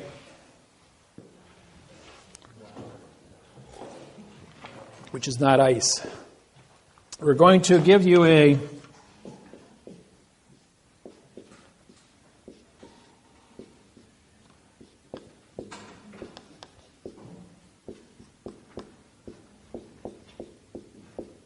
indictment written just like that. What does that say? Does that say indictment? Actually, what it says is adverb, adjective, pronoun. Adverb, adjective, adjective, pronoun. Adverb, adjective, pronoun. Because it's an underlined space, underlined space, underlined space. That's what it really says in syntax. It's called parse. Your vowels are used as adverbs. The consonants, if you look at all the letters in the alphabet, all 26 are nouns because they are the letter that identifies that section of the alphabet. Therefore, they are a fact. But when the fact is used, followed by, put in front of another fact, it's an adjective pronoun. But if it's a letter, and it's a single vowel, A, E, I, O, and U, it becomes a adverb. The adverb modifies the adjective, which modifies the pronoun. 1, 3, 4. 1, 3, 3, 4. Henceforth, you go back up here. 4, 1, 3, 4. Or 1, 3, 4. 1, 3, 4. The patterns are always used. They have never changed from the Constitution of 1775 to present day. The Magna Carta, when I syntaxed it, 1215, written in adverb verb. The foundation of the English Empire. In World War II, Nazi Germany sent 250 stormtroopers into London, into the Historical Archive Center to destroy the Magna Carta, thinking if we do that, London would lose all credibility on the planet. They were met with 350 British crack stormtroopers. 250 people died in the battle. The Nazis were captured. The Magna Carta was protected. And when I syntaxed it, it destroyed it and was sold at Christie's of London for $6.7 million. And London lost all their hold including their constitution, on all countries worldwide, and therefore became a little island with no resources, except the North Sea's oil drilling right now, and that's about it. So in London, for the last... Well, they were claiming all these assets, just like the Kennecott copper mine in Salt Lake City, Utah. Queen Elizabeth was reported to own that until I syntaxed the mortgage contract and showed it was fraudulently conveyed. How does a adverb verb statement say you own anything from a foreign land? That got kicked out. Deutsche Bank, Germany, been buying up all the stuff all over the United States. Syntax their mortgage contract. Now they're facing every contract they have in the United States with false and misleading information at a $25 million a pop fine, collapsing the Germany's banking hold on the United States. Claims and all their assets are being seized by the U.S. Department of Justice under the program I put down. Yes? Going back to oaths, there's 3 specific Indiana State Police troopers that I've been trying to get oaths from, which I haven't gotten anything on paper yet. I asked them in person when they showed up at my house, which they totally ignored. Later, I sent by certified mail the oath request form with the code, the Indiana code that specifically pertains to that, and got nothing. I called Indianapolis, talked to the director or somebody at the state police headquarters, who told me on the phone that they never get anything on paper. They do an oral oath after the academy, and that's all that exists. Send the complaint to the Attorney General, who directed me to, I can't remember the name of the office, Corporation Counsel are responsible to the police officers to protect them against any lawsuits of civilian. Okay, they sent me a complaint, an official complaint form, which I fill out for each individual one and send it back to them, which generated a response from the state police again, and this time, that response, this is on paper this time, says when the officers graduate, they get their copy sent with the individual officer, and they do not retain. So now I got 2 different stories, and still nothing. Secretary of State's responsible for holding all oaths of office, whether it be an attorney's office, judge's oath goes to the Secretary of State. If the population exceeds 500,000 people, they keep it in the house, like Indianapolis. Otherwise, every, I think South Bend is also, Gary's over 500,000 people, and so is South Bend in Indiana here. They would keep the judge's oaths in-house. Otherwise, all the smaller counties would be forwarded to Indianapolis Capital with Secretary of State. Secretary of State, and that includes the state police? Yes. Yeah. Anything that's smaller than 500,000 goes there. And your federal courts are set up in 500,000 population sectors within a state. Was the state of Indiana about 8, 9 million people? 6 million? Yeah, so you'd have 12 federal jurisdictions here in the state of Indiana as a result of that. Thank you. Like you look at Los Angeles, 40 million people, you got 80 federal courts in Los Angeles County alone. I mean, every couple of blocks you got a federal courthouse. And but Judge Pregeson, Dean Pregeson, is the chief federal judge for Los Angeles, and I had him fired for 2 years along with Douglas, his clerk. And his father, Dean Pregeson Sr., I haven't checked in the last few years, but I think he's still alive. He should be about 92 now. He is the senior master mason for the state of California and the senior federal district court judge for all the judges in California. And I'm the chief federal judge over all the district court judges in California. Because I'm the only judge in California that has a quantumized oath of office. Everybody else has got stuff that looks like this, an adverb verb. And yet the judge says to me, Dave, he says, We know you're a judge, and we know we have your senior position. He says, but we got guns and clubs. What do you got? You got a ballpoint pen.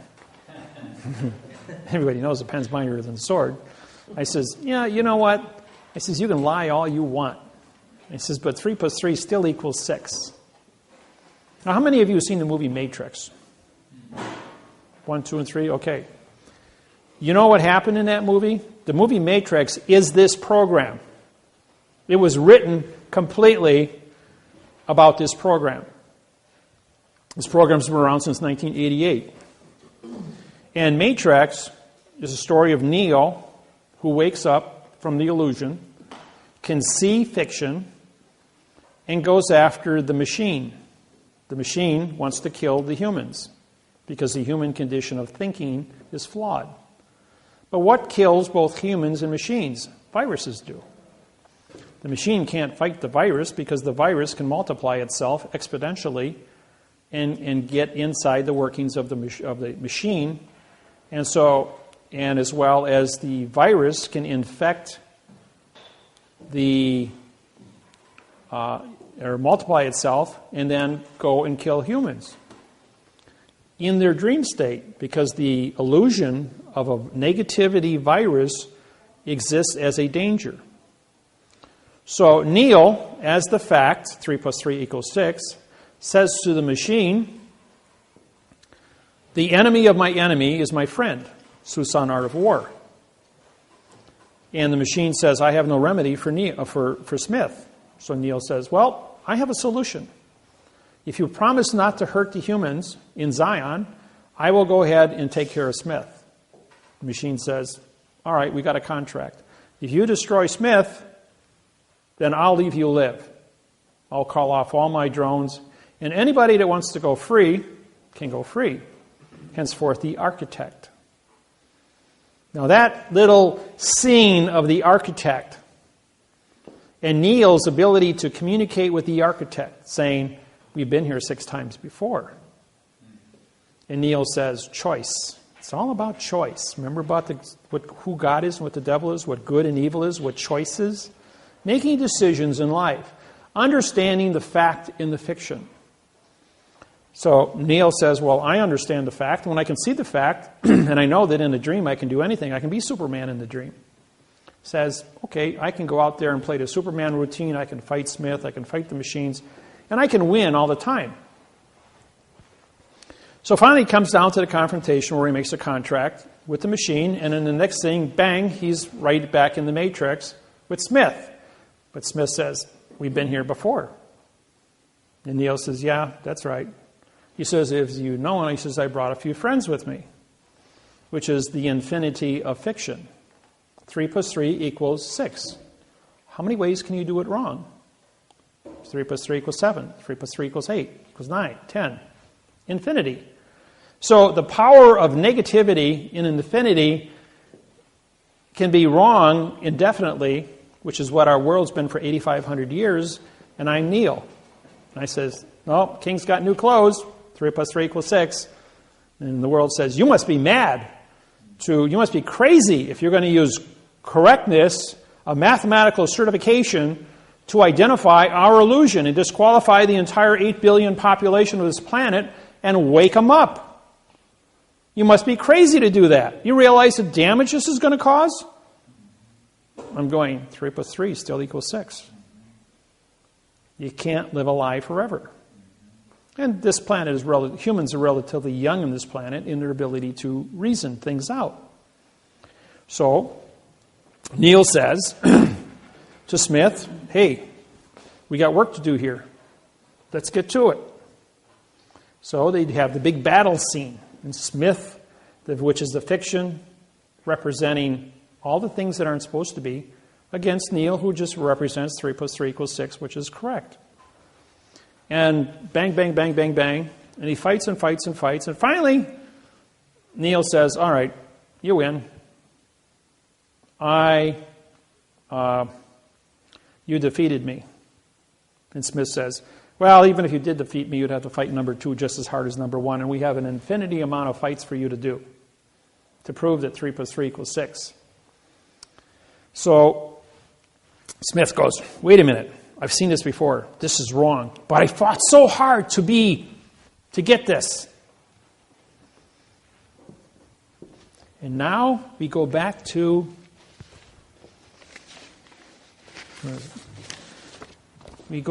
Smith, the mortgage contract. Sometimes you have to learn through stories, okay? We have a mortgage contract here, which is Smith, and I represent Neil. And the mortgage of fiction says, I'm going to conquer you. So what does Smith do? He absorbs, he touches Neil, and he turns him into Smith. He says, there, I've conquered you. 3 plus 3 equals 7.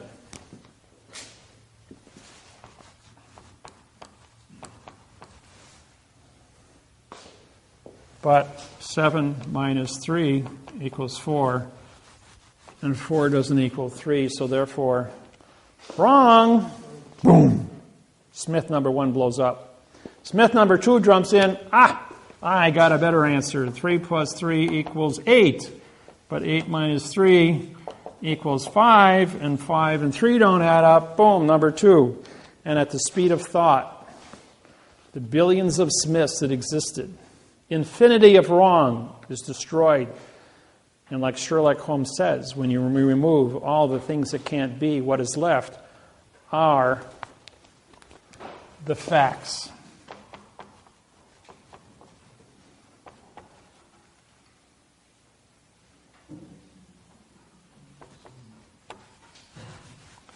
And 3 equals 3.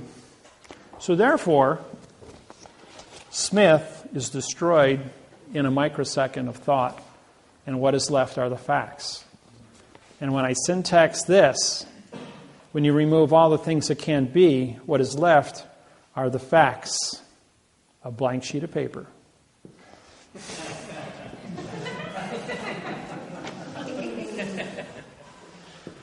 And who stands with lodial title at 9 points of the law of possession with no contract written in the correct parse syntax grammar to say you don't own your property? You get clear title. 900 homes in Chicago were then, on March of last year in 2011, June 2011, 900 homeowners were awarded $7.5 million each at an $8.5 million check written by Bank of America, given back their homes, and all expenses for moving in and out for 3 months were paid for by the Bank of America. It cost them $8.5 billion. And that's for only 900 houses.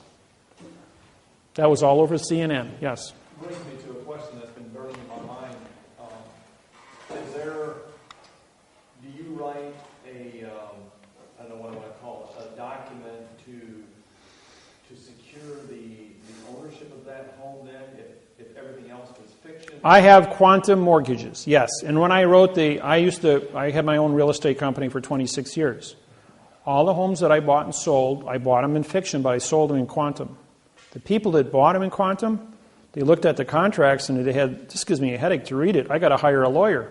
So they went to a lawyer. The lawyer took one look at it and said, if you don't want to buy this home, I'll buy it. This is a real contract. This actually gives me lodial title to this property.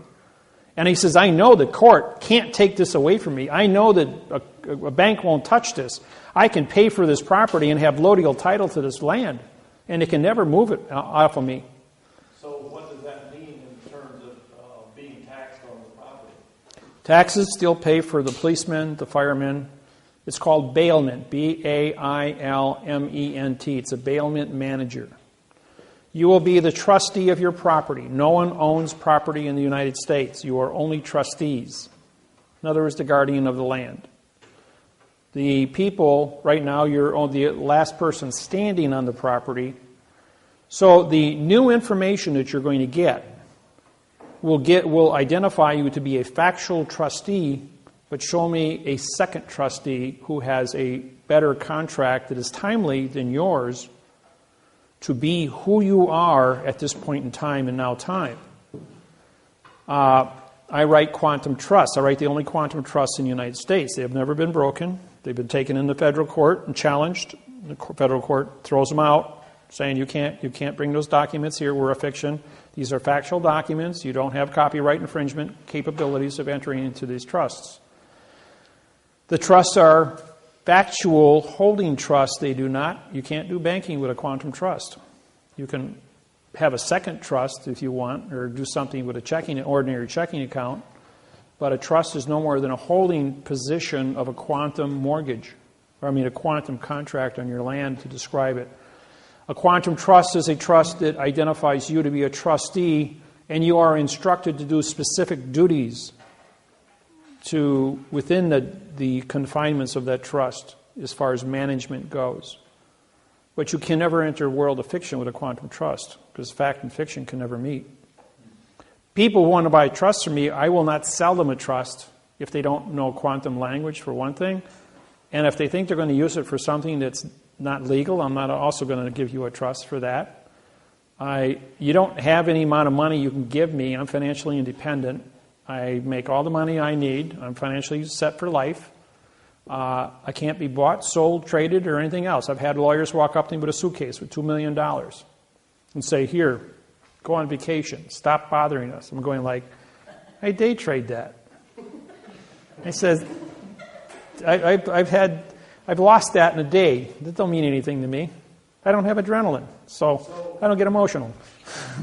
Yeah. So what I hear you saying is that I can't use this quantum trust to interact with the banking and the... No. Can I hold other objects other than like real estate property? Let's say if you have any object that you wish that is paid for in cash that has no adhesive contract in fiction due to somebody else, you can create an identity of that contract and put it into the trust, like personal belongings in a household, for instance.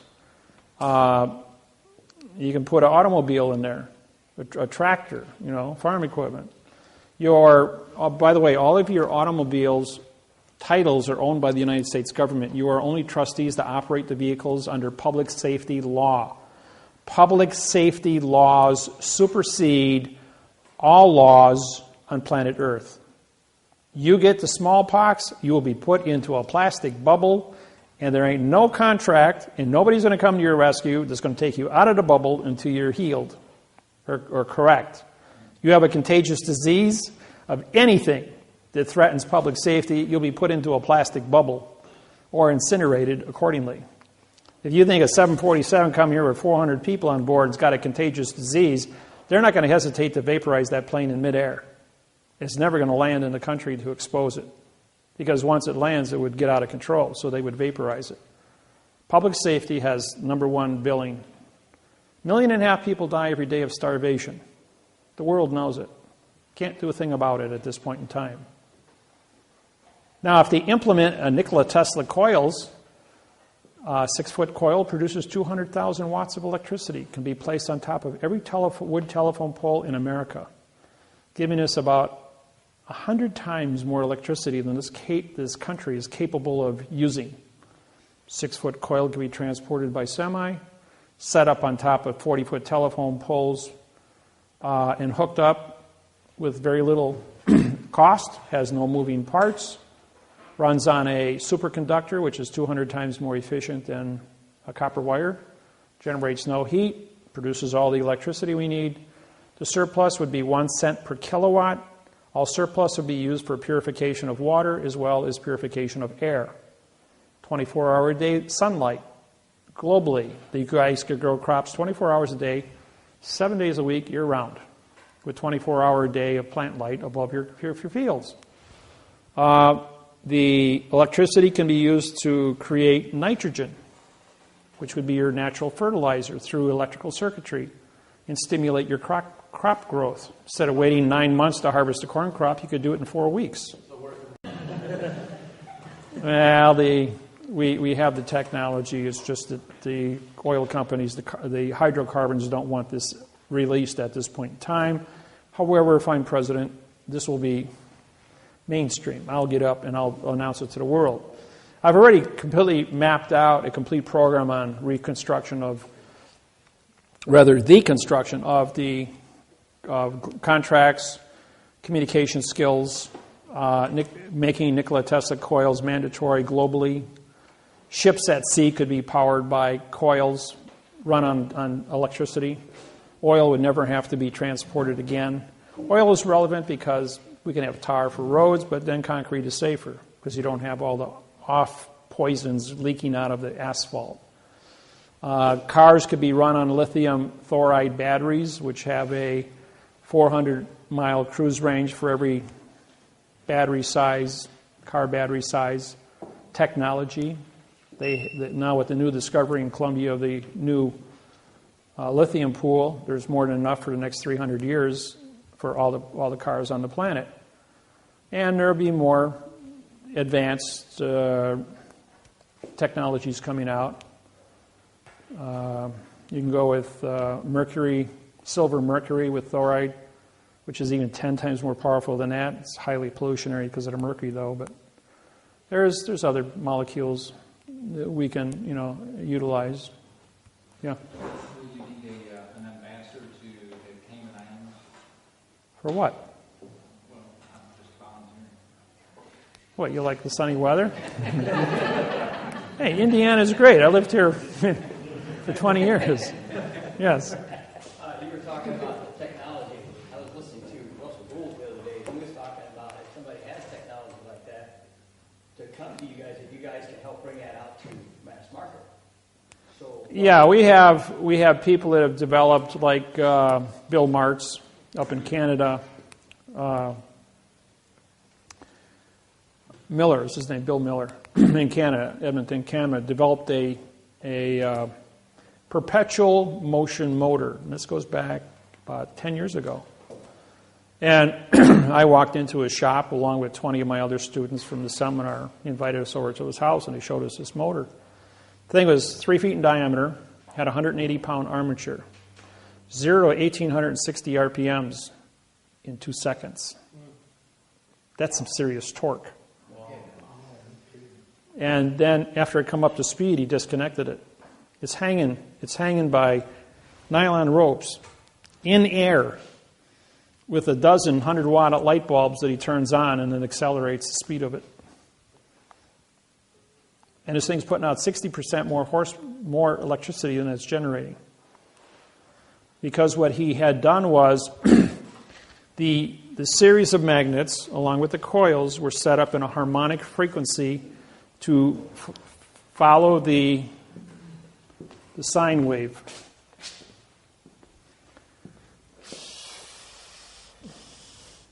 You guys okay with this? Yeah. Okay.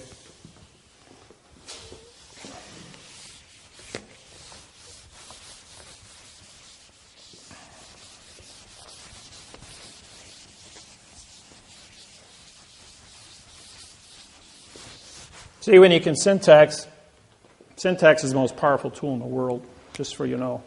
Okay, use your standard sine wave. And if you're going to do harmonics, then you're going to go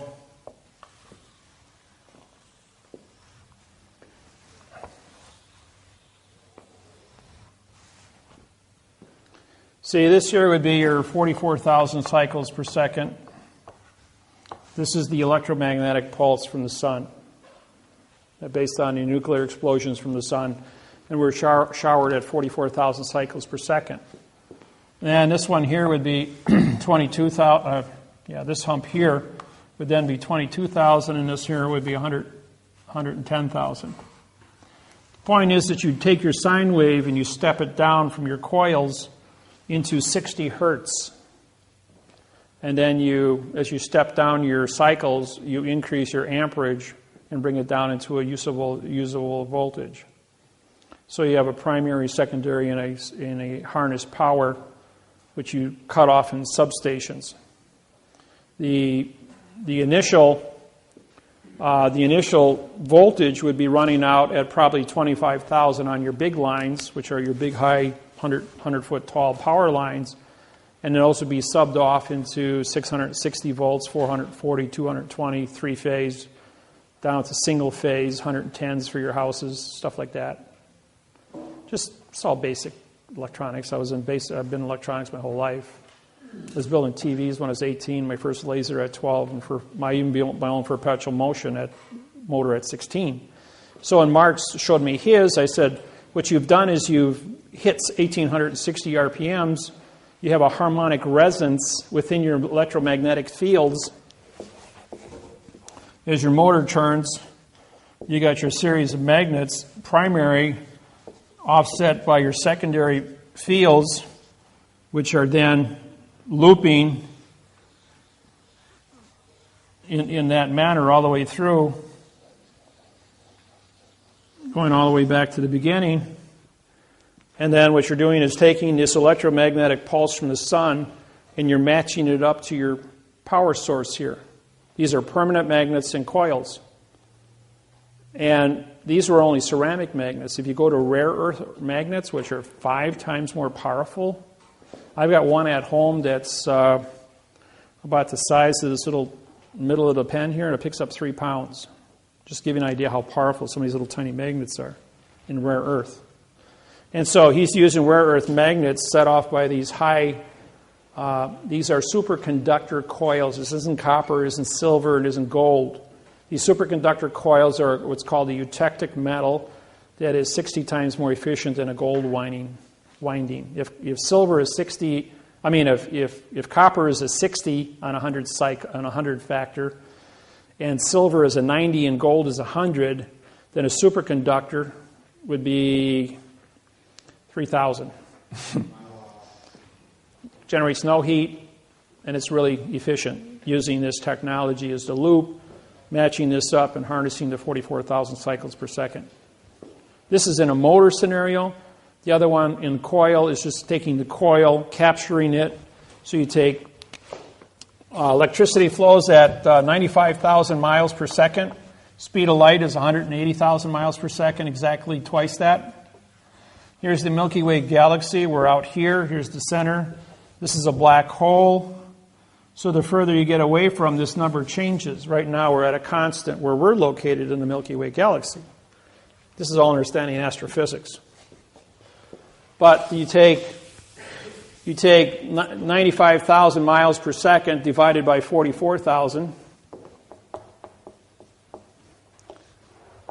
So 44 goes in 2. So each winding of the coil has to be 2,000. This is in miles, and this is in frequency. So you got 22,000 miles has to be divided into whatever hertz you're going to be running. So this would be, if you're going to run a 60 hertz, which is above frequency, but you probably want to be in the 660 range hertz, divided in there. So you'd have about a 30-foot length of wire for each coil. And then you link those together to create the main coil to produce the frequency. A 12-inch diameter coil, about 8 feet tall, would put out about an 18-foot spark at 25,000 volts per inch. And you could stand in the middle of it like you see Nikola Tesla. And I got Joseph, he's my buddy, he's built 3 of these, and he's standing there with 18 feet of sparks coming out of his body. Pretty cool. But they're all high-frequency sparks. But still, this is the science that goes behind it and how you work out the math on it to build a coil.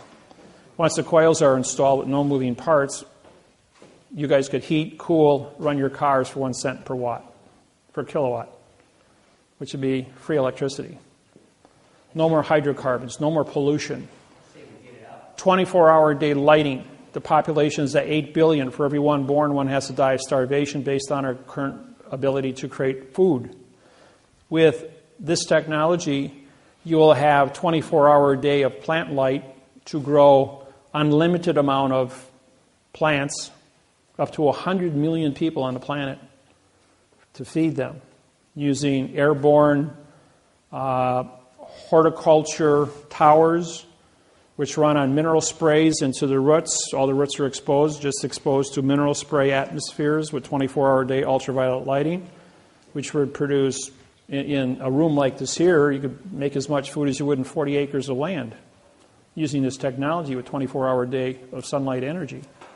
With this technology, be basically free food.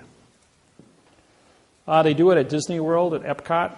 They've got a whole center that's dedicated to these sciences. If you've been down to see it, that's really, really cool. The Chinese are doing it all over the place in China because of their food population density. So technology exists. They just got to apply it. Question? Also, could you raise more food if you would use genetically modified seed? Yeah, Monsanto's got all that stuff going on in their chemtrails out there, which is made out of aluminum oxide, which creates a special condition in the soil which only their seeds will grow. And that's to control the food, because you control the food, you control the people. And every time you look up and you see all those chemtrails, all your commercial airlines have 5 to 7 little tubes that stick out at the end of the wing. 2 of them are sprayers to keep the chemicals in the toilet area of the plane, because nobody wants to go digging around in the toilet.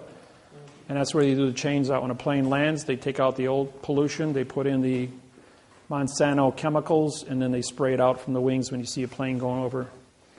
When a plane goes over and leaves a little trail behind it about 1,000 feet long, that's just vapor because of the temperature change at 65 below zero with jet fuel, and that's gone in a second. If it's a chemtrail, it's there permanently because it's a hard chemical of aluminum oxide.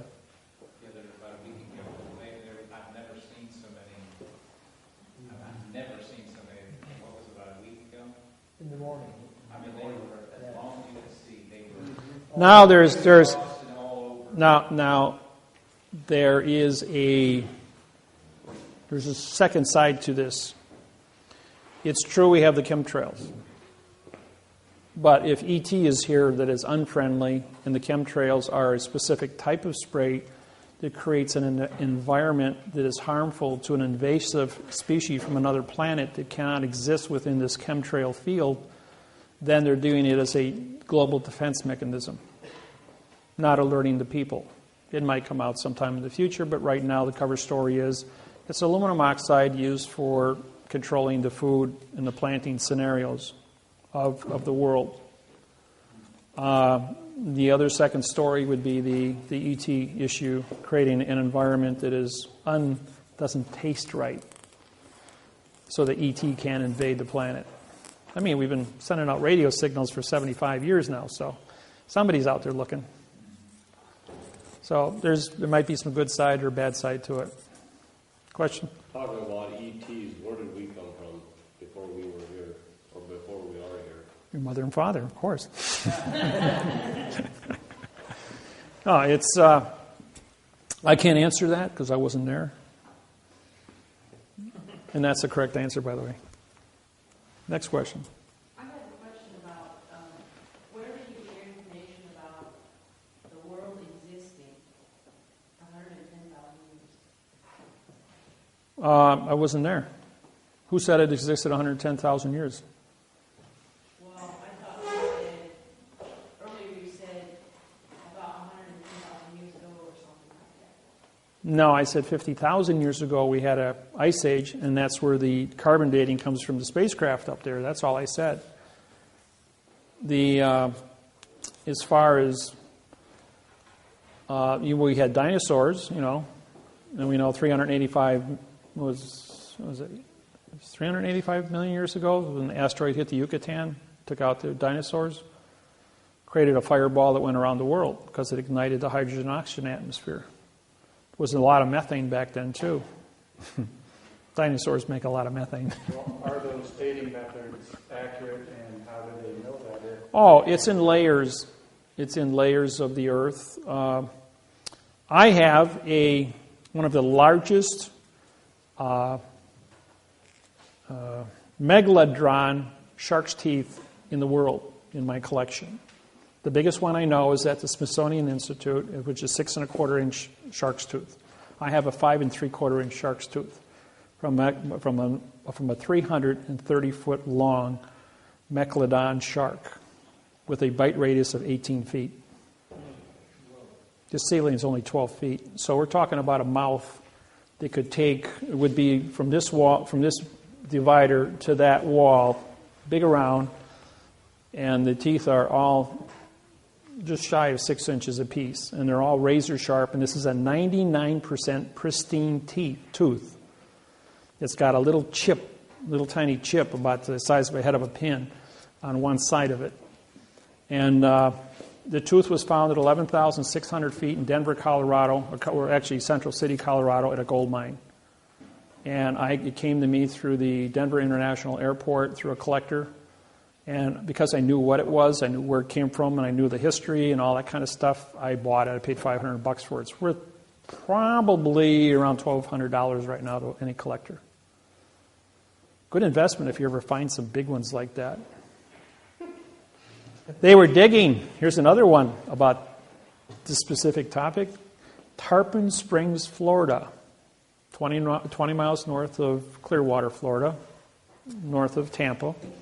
If you want to they put a canal in 2,000 feet from the ocean in to build a subdivision with water. When they got back about 600 feet into the canal, they hit a cache of over 900 teeth that were 4.5 to 5 inches. And these teeth were all worth about $500 a piece. And the workers got paid more money for the shark's teeth in that cache that they found from one shark than they did in all the money to build a whole entire subdivision. So, and you go down if you want shark's teeth, you go to Naples. And Fort Myers is where people dive for shark's teeth, and they get 2-3 inches shark teeth. They're in the sand. You can sift for them. As divers, about 20 feet of water. Sharks have been going there for millions of years and dying and leaving their teeth behind. Yeah. Back to the chemicals. What will be done to stop it, clean it up? Coils. Of course, we've got to find out what the cause is, and I guess only the president and a few other men in black know about things like that. So when you become president, who's going to teach us this stuff? Or who's going to teach the people? Oh, I will. I'll get up on CNN. I guarantee I'll have a world audience. Of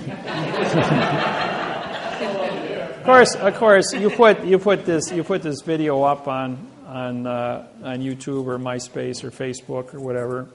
The world's going to see it anyways.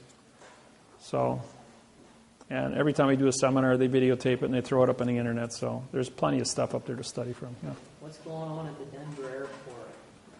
Denver International Airport, for those who've ever been in Denver International Airport, that little puppy's made out of Kevlar. That's the roof. Looks pretty, don't it? Except it's all jointed, so it can all collapse and be flat on the ground.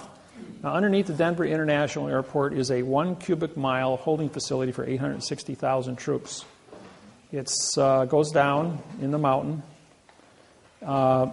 And that's why there's a complete zone of about 6 miles completely surrounding the airport. And that's controlled by cameras and all kinds of other little surprises to protect that facility. And that's why it's way out in the middle of nowhere as nothing. They want to use that. They want to move the White House to the center of the United States, which is Denver. And Cheyenne Mountain, right now is a museum, but Falcon, that's it. Fort Falcon Mountain is where the new Cheyenne Mountain enter of SAC is existing. And they want to move our government into that location because of the safety. Right now, you can bring a submarine in under stealth right into the Potomac, and it's like 1 minute, you know. Everybody remembers the 4.5 or 4.7 earthquake in South Carolina? That was a 20 megaton nuke that went off underground about, I want to say 1,500 feet underground. That was and when they detonated those 2 nukes up in North Korea, same seismograph. Look at all the seismographic history of every nuke that was ever detonated underground. It's all the same number. They were moving one underground, and it went off. And it was just an earthquake, and it shook Washington. Yeah. Back to you about running for president. Said the last 47 were left-handed. Yep. I seen you running right-handed. Oh, boy.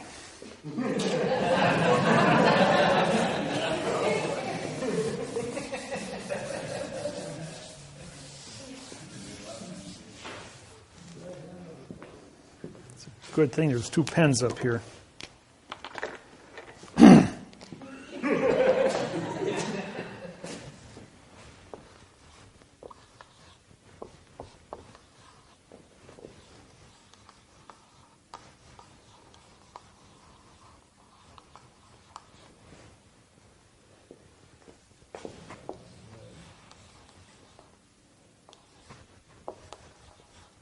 I got a little trouble with those bees yet.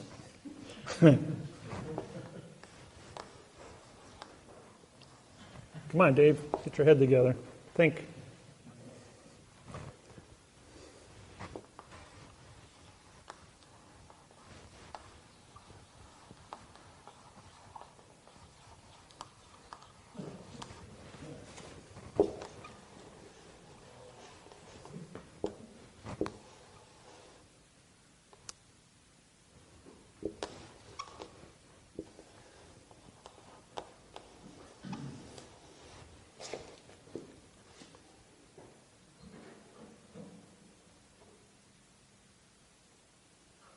I did that wrong.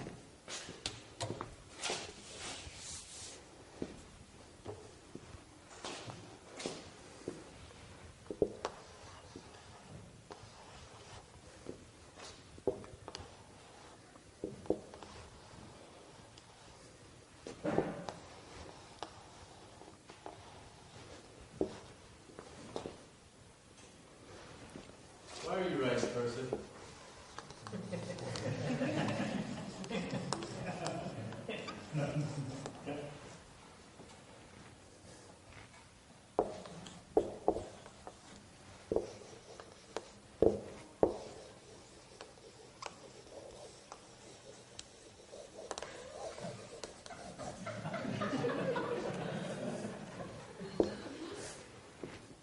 It says, we the unknown, led by the unknowing, are doing the impossible for the ungrateful. We've been doing so much for so long with so little, we're not qualified to do anything with nothing.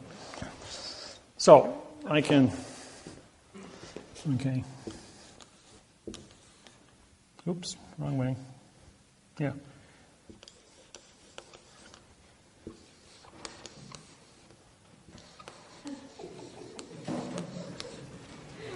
Okay?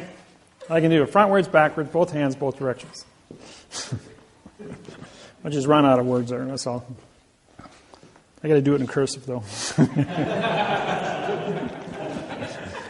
I can't do it upside down yet. I'm working on that.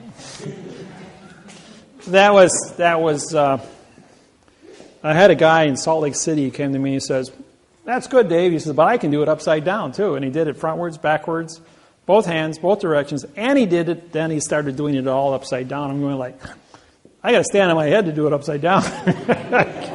Can't do it that way. Okay, why did all this happen? Okay, why am I ambidextrous like this? Well, it's because, like I told you, I died when I was 25 years old. They took out my adrenal glands. What happened next was they said, you can't be alive because you don't have adrenaline. I'm going, okay, I'll buy that. Why are we having this conversation then? He says, your blood chemistry came back with 60 times more endorphins than you should have in your system, which makes me jacked happy and calm 24/7, right? Well, the endorphin of amino acid is the same one that used for the brain as food. So my neurons started multiplying because they had 60 times more food than normal, and my IQ exponentialized itself from 140 up to over 200 now, and it keeps going up all the time because of this super amount of food for the brain. And I'm always calm. Then you go ahead, and they said, why can you do that? Well, what happened is when the neurons started multiplying, they grew together. The movie Phenomena with John Travolta, where he has brain cancer of a fibristic cell, fibristic cancer. Well, my brain started growing neurons to a point where my two hemispheres grew together, so I have one brain. I see left and right simultaneously. I read 400 words a second, math codes from right to left, and I read words from left to right, and I syntax at the same time. I can't see, talk, or do anything without completely syntaxing it and writing it in the correct format in my brain as fast as I do it in fiction, both ways. It just happens. And I've been doing it for so long, for 12 years now, efficiently. And so anybody gets in my face about anything, I will give you a complete history lesson going back to the beginning of time and showing you things that are supposed to be. The book, Legenda. Legenda, in 1890, Masonic temple was built in Austin, Texas. It had a footing poured 8 feet by 8 feet by 8 feet to support a 44-foot chimney. Well, back in 1860 they built that Masonic temple. And it was a 3-story building. And what the man did is he took legenda, dogma, and the Masonic codes from 1851 and 1859, all written on original cotton paper. And he wrapped them in paper and dipped them in beeswax, sealing them in beeswax. Then he put a 2-inch plaster Paris case around it in a wood box. Then he dipped that in beeswax and repeated the process 3 times. Henceforth, producing a time capsule that was sealed. That sealed time capsule was then put into an 8 by 8 by 8 foot concrete footing at the base of this Masonic lodge to support the chimney. The chief of the Apache Nation in Arizona was working under contract in Texas, West Texas, or rather in Austin. But he was from West Texas, but he was working in Austin. I was doing a seminar in Dallas at that weekend on Sunday. And his job was to take a 4-foot wrecking ball, and they had dug out this footing and break this hunk of concrete up because it was too big to move. And when he hit it with the ball, out pops this chest, and he figures, treasure, but it was a time capsule. Well, when he opened it up, chopped it open, he found all these books inside. And the books were in pristine condition after 140 years. And he opened them up, and it said, property of David Wynn Miller, punctuated. So he throws them in a paper bag, drives 260 miles to where I was, and he walks into my seminar at 2 o'clock on a Sunday afternoon with a grocery bag, and he walks up to me, and I knew the man. I was a chief in his own Indian nation because I broke the treaties with the United States Department of Interior and got the Apache Nation to put in casinos back between 1995 and 1999. In 1995, there were 92% of all American Indians were on welfare. In 1999, all American Indians were off of welfare. And there's 190 casinos in the United States now in Indian territories. And all treaties have been broken with the Department of Interior because of my syntaxing. So they made me a chief in 14 of the major Indian tribes in the United States. With that said, he calls me a white lighter, for those that understand what that means, and brought me this bag, and he comes in there and he says, Dave, I have these books. Do you know where they came from? I says, yeah, and I told him. And he says, they have your name in them. And he says, yeah, I know, they're mine. And he gives them to me and he leaves. Simple as that. And no, I'm not going to answer any more questions on that topic. Okay. So,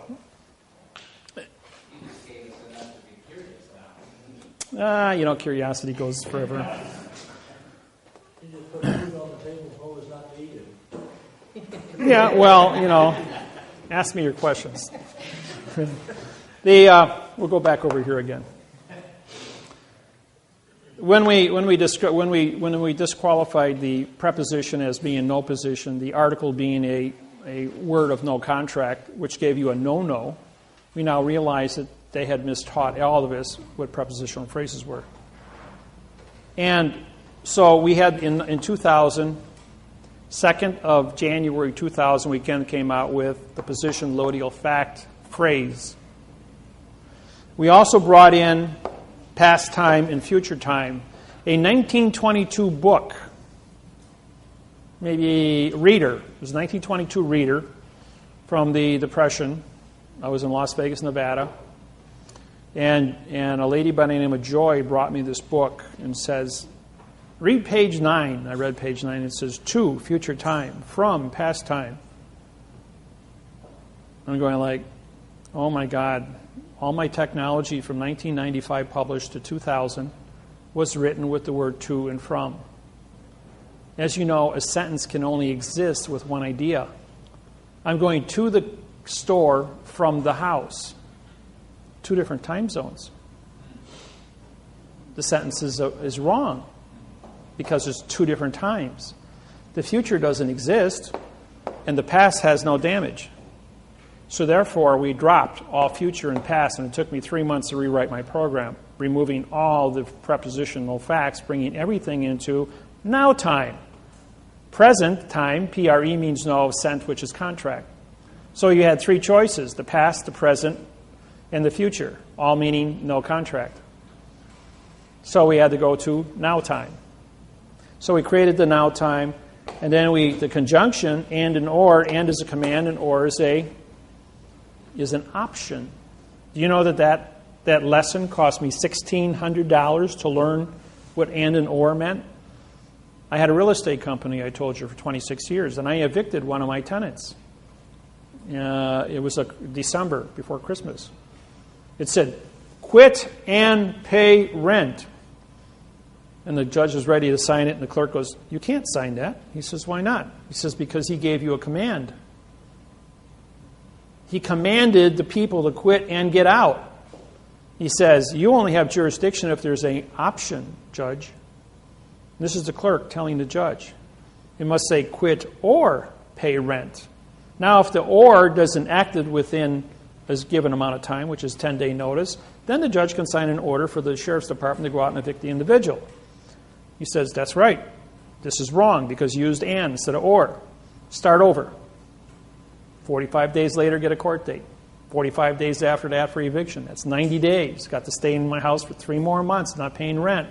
Cost me $1,600 because they used and or. Anybody seen the movie Slumdog Millionaire? You haven't seen the movie Slumdog? I strongly recommend, won the Academy Award that year. Rent it at the video store and watch it. It's a story about a boy from the age of 6 to 18 in India. It was made in India, filmed in India, and he got on a game show. It's a true story. And in this game show, he answered every question correct to win 1 million rubles, or 1 million US, which was 20 million in rubles. And what's unique about it is every question that was asked now flashes back to his position in life, that he lived the experience. He knew the correct answer because he was there and lived it. And that's what's unique. And he won the money, and he became a hero throughout India. Won an Academy Award, and he's done like maybe 10 more movies since then where they've all been really, really great movies. I mean, this is 5-star quality. When I heard it, people told me to go see it. Well, I want to see a movie from India. Well, I've seen it 4 times now. It's probably one of the best foreign movies I've ever witnessed. And for acting, quality, and it's a true story. Myself, I'm the same way. I have been in court. I have written the lawsuits. I have made the mistakes. I've been through all these stupid things, all the landmines that you can step on, I stepped on and survived to stand up here and say, don't go there. Don't do it. When I write a lawsuit for you in quantum grammar under the document, contract, federal, postal, vessel, because paper is a vessel, federal court venue, don't go into the United States District Court and talk to these people. They are a fiction. They are a foreign vessel. You are not in Indiana. You are in the Indiana territory. Stay in your territory. In 48 days, we will file a fault judgment because if they don't sign the contract, I have a contract to dock my correct vessel as the correct court, as the correct judge, and the clerk of the court now becomes the correct judge. In the event that clerk will not sign the correct document and be part of that, it goes to the U.S. Attorney's Office, goes to the Attorney General's office, who then will prosecute the case under the False Claims Act for forensic evidence. You'll get your money. Then it goes to your labor, goes to Tyrone Williams in Arkansas, who is working with the Attorney General and the IRS as our collection agency, because they want their $1.5 million for every lawsuit I write. And we're going to pay out next week on these. So this is a real thing that's really happening, and we have cooperation from over 1,000 attorney generals across the United States, both attorneys and assistants. Yes? Did I hear you say next week? Yeah, I was told last week Monday that we got 10 days till payout, which is next week. So, if yours went in before March 6th, you'd be in that group. Okay. The ones that we filed were dated for the last 3.5 years, which were settled on March 6, 2012 in California. And those are the groups that are being paid out right now. And they have a continuous rotation now that each one of the quantum cases that comes in is a signed confession. The bank's already confessed that these are legitimate, so they will be paid as fast as they come in or negotiated. Yes? I have a couple questions on for one, on the mortgage fraud suit. I think you indicated that we were supposed to initially send that to ourselves, registered mail, to get the corporation number, to get it. Your corporation number was sent on your fault judgment. It's already been filed for you. I did it. Everybody that has cases in here with me, your cases have already been filed registered mail. I have your serial numbers. They're in my book. If you don't have a copy of it, if you physically do not have a copy of it, I have it stuck in my book. Okay, yeah, ours was blank. Right, but you would fill those in after the fact. But I have copies of those already and they're registered. Okay. So, yes. So back to the mortgages, it doesn't matter what state you're in? All 50 states are the same. All 64 million mortgages in the United States were set up by the banking industry to be a fraud, established in 1934 to be harvested. When the year of Jubilee ended, anywhere from 6 to 9 page documents that were used prior to that were all null and void. And in the 2nd of February 2000, a new contract was issued by the United States Department of Housing and bankers from the post office and was standardized throughout the United States. There are variables between private investors and the industry and the National Banking Association. There's a slight variables. They had to follow the same criterias, but I have 38 different copies of banks that I've done. So what's happening is I've syntaxed all of the 38 different mortgages. They take about 40 hours a piece to syntax. And then I match them up to make sure that everything is, and it's already been recertified by college professors and university professors and U.S. attorneys' offices all over the United States, as this guy knows what he's doing. This is a math procedure. This thing cannot be defeated. It's been tested in 150 languages in every country of the world. It's been proven to be an original program from A to Z. The website, my books, all original, no plagiarizing.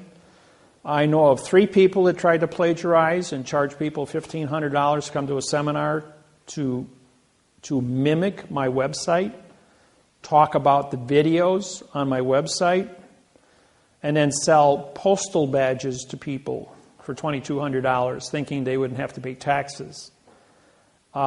Within, I would say, 8 to 12 hours, upon doing a seminar for this, the FBI was notified because my students are always watching. And my students are everywhere. And when I say everywhere, I mean that literally. And it's almost impossible to get through a gauntlet without bumping into one of my students someplace who's going to immediately pick up the phone and say, "Hey, Dave, we got a guy here that's identified himself to be you or plagiarizing you. And because you call me on this cell phone, my cell phone, you're talking to the FBI. Anybody calls me on this cell phone, you want to talk to a judge, just call me on the cell phone. The FBI will record it, immediately transmit it within a few minutes to the federal judge responsible in that case, and he will be brought up to speed that I've been notified that now he is on my list of people to pay attention to. And you might go to court the next morning and find out your case has been vacated, that you're not going to jail for whatever reason you went to court for, and it's hands off. Get away from this thing as fast as possible. We have too many people that don't know what's going on to harvest. It'll be nice and easy, but if you touch this guy, you touch his students, he's going to drop a nickel on you, and you're going to have a problem. Yeah. Okay, I have another area of concern. I don't know if you recall this or not, I had originally when you did the suit for me regarding the charges in the local court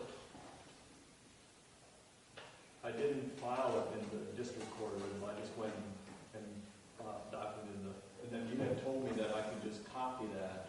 Yeah, you can file that. That case is clean. It's a federal case. Okay, here's my question. Do I literally just copy everything, or do I have to apply a new stamp and Oh, no, that you have to do. You have to put a new stamp on any new thing. Do not photocopy postage stamps. Postage stamps are legal money. You get caught photocopying postage stamps. That's counterfeiting. That's serious. So don't do that, please. Just for your own public, for your safety, because then you're going to be. The government makes photocopies and they keep it electronically held in the computer, but that's Title 18, Section 1343, mail fraud, wire fraud, to copy a lawsuit and put it into a computer. They have to maintain my lawsuits bonded together as a hard copy paper in the chief judge's vault. It's not even allowed to be filed in the record room. You can go file and come back tomorrow and say, we don't know who you are. You weren't here. That's because the chief judge has it, and they assign a new case number. They take and they put another United States District Court paper over our heading, and they photocopy it into the computer, so if anybody comes looking, which would be an attorney or a judge or a lawyer, that they're only going to see United States District Court bringing you into their fiction under a brand new case number. Don't touch it. It's not your name. It's not your case number. It's not your venue. It's not your grammar. You've got 48 days. They don't do it right, we sue them for fault. Done deal. Attorney General takes it because they're getting $20 million a pop off of these pocket money. So they're not playing games. They're going after the people after the fact. And all of a sudden, like that judge, all of a sudden, you don't work here anymore. Where'd he go?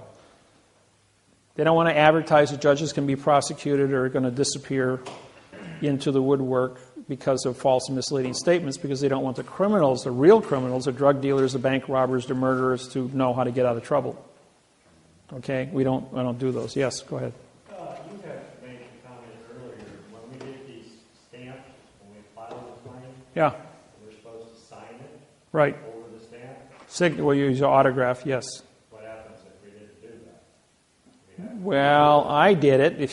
I'm the federal judge on your case, so I have the authority on there. But as far as personally, you should autograph that stamp, making you a postmaster, banker, and judge of your own claim to bring it to the attention. So whatever documents you still are in possession of at home, autograph those.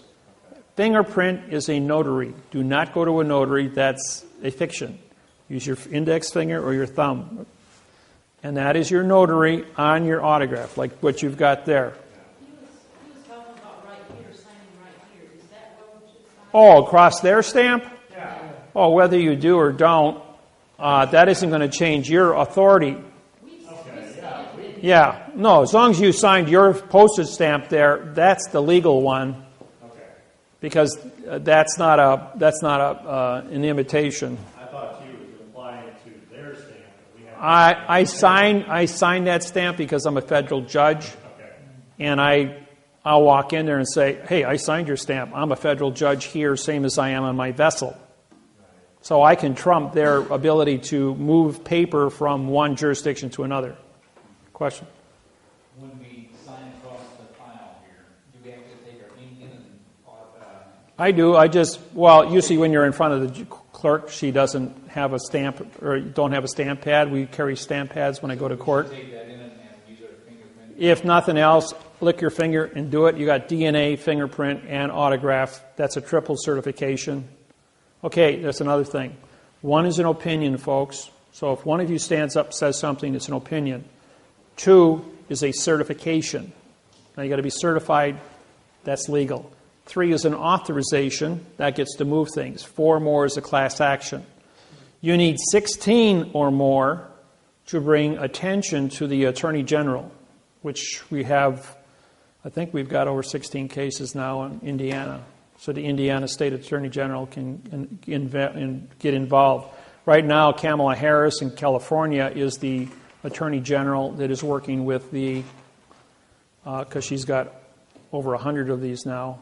And so they were able to use a class action and go to the different banks and say, here's all the lawsuits The syntaxing on every one of them is identical. They may be 38 different banks, and the sentences may be A, B, C, D, E, F, G, and they may have moved the sentences around, but all the same sentences appear someplace with that exact phraseology. And when you do an overlay of the whole thing, we account for 99% of every one to be identical, but the modification of the grammar with the math codes, you can flip these things and read 300 words a second, and in 15 seconds go through a 15-page document and say, this has got 5,000 mistakes on it, and that isn't a mistake. That's not a misspelled word. That's engineered. And in 2 places of the document it says, false and misleading statements is a criminal penalty, and a misspelled word doesn't change the document. There are no misspelled words. The syntax is wrong in all 5,000 words. It's engineered.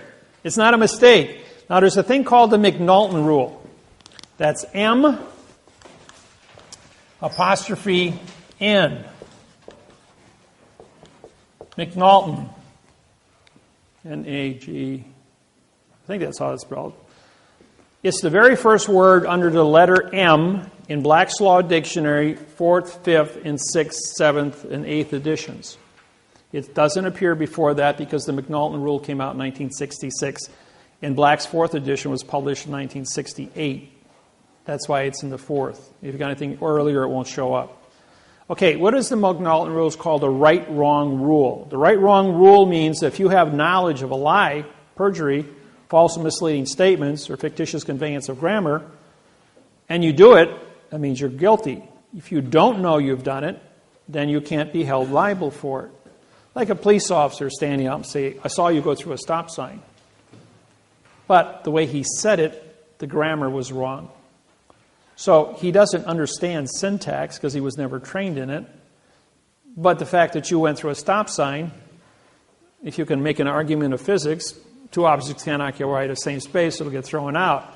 But if you said you failed to stop for a sign, and then you rolled past the sign, or you rode through the intersection without stopping, using the correct grammar, then you'd be found guilty, okay? Because he's a professional witness. And after all, you would be in a fiction court, and 99.99% of the people wouldn't even know they're being hoodwinked by syntax in the first place, if you didn't know how to speak in the correct format. So the McNulton rule, the judge stands up and says, and Banks stood up and said, for 3.5 years, I don't know anything about this. The lawyers wrote this for us. The lawyers work for the corporate. The corporate is a machine. The machine says, we're looking for a person. A person is a corporation. We're looking for a human being. We're looking for a thinking person. The thinking person doesn't exist. So what do we have? We have a corporation with a signed confession, because this corporation stood up and said, I'm responsible for this, give me the house. And then I have a signed confession for false misleading statements, and I can do my job and you can get paid. Pretty simple. And when they, under the McNulton rule, they did this a few times and they got away with it. And then I said to them, doing something 6,000 times to perfection is not a misspelled word. That's a perfection of engineering. And you can't stand up and say you did something 6,000 times and didn't understand what you were doing. That ain't going to wash with any jury. And I got my conviction. They confessed, and we've already picked up $140 billion in damages since March 6th, just to show you how effective I am. The judgments on my technology are the biggest in recorded history anywhere on the planet. And I'm the cash cow for the bank, for the government, for the post office, and for the people. Everybody likes me. Even the criminals love me, because they're going like, if I get into trouble, I'm going to call Dave. So nobody bothers me. I'll tell you a cute story once. This goes back about 10 years ago. I got out of a local watering hole about 6 blocks from my house, and I walked in there. I sat down and have a beer afterwards. About 2 o'clock in the afternoon. And there was a large rumbling outside, and in comes, it was 38 Milwaukee Outlaws, motorcycle gang.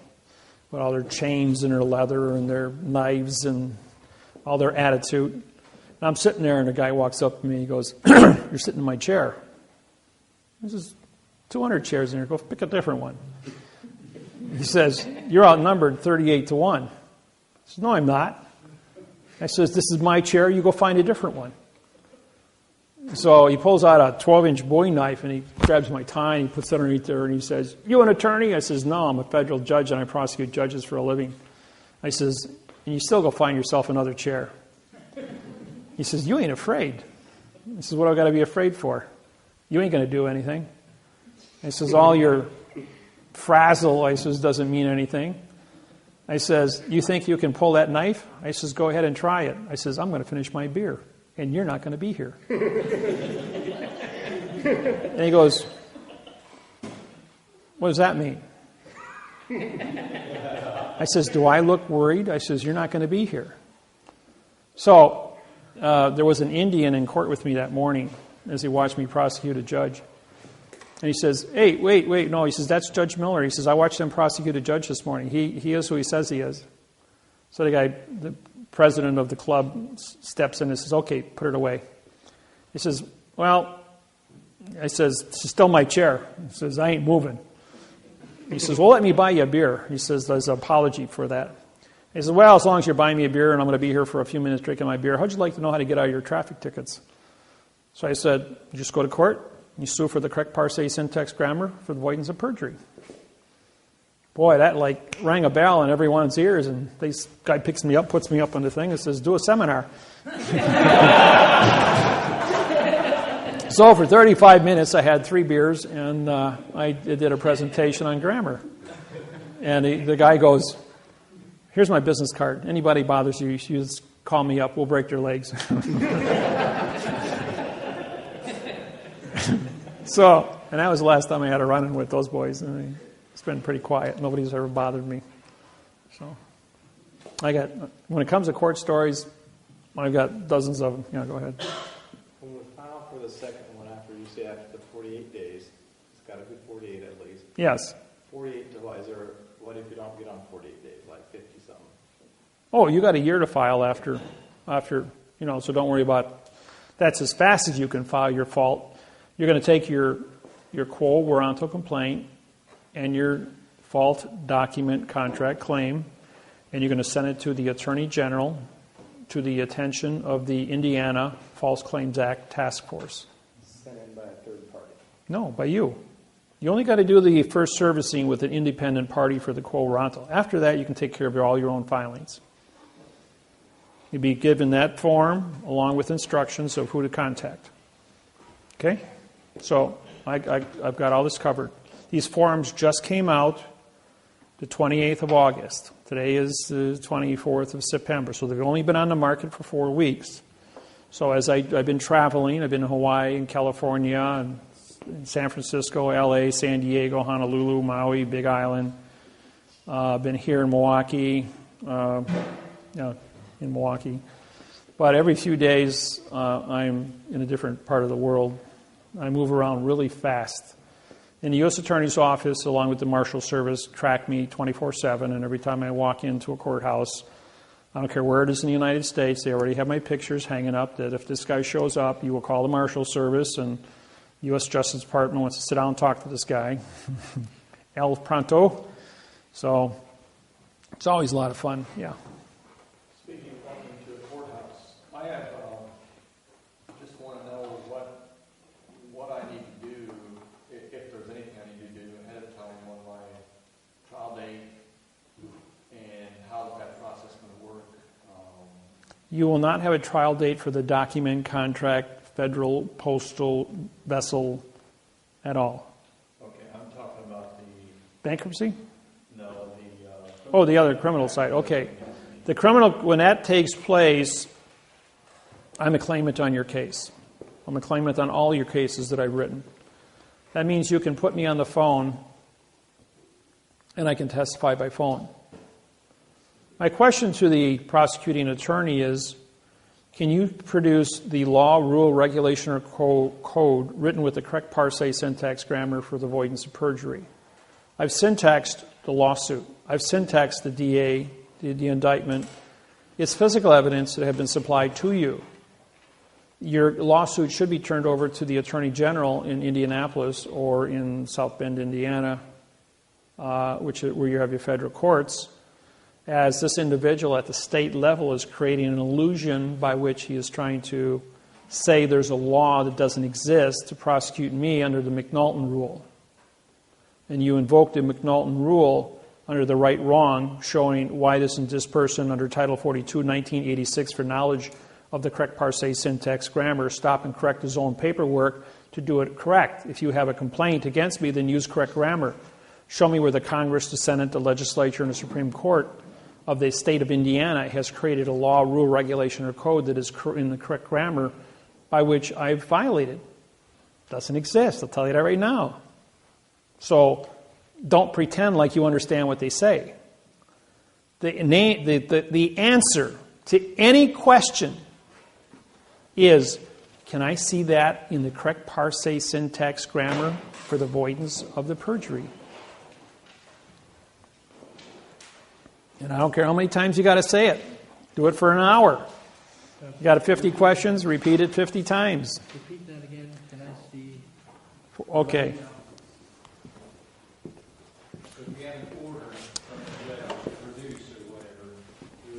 The word order is spelled how? O-R-D, a vowel, two consonants? No contract?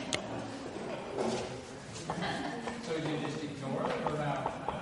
And they come out and... Don't forget the judge is not on your plane.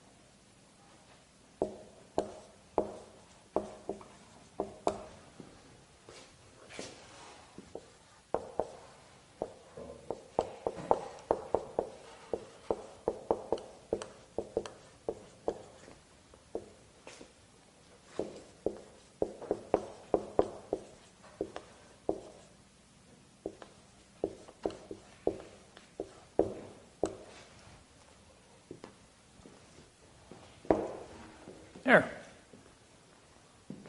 You can repeat that sentence to anything that fiction has to say to you, and in most cases we'll vacate the case within that one sentence. Even when they ask me for my name? We did that already. What is your name?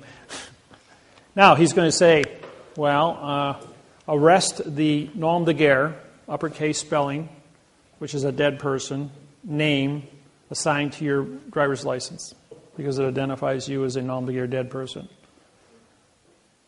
And as a citizen, you have your state ID as a nom de guerre identity, henceforth putting you in the jurisdiction, but you've already entered the courthouse. So therefore, you left Indiana. You now are in the state of Indiana, which is the name of the courthouse, as a foreign vessel in dry dock controlled by the port authorities.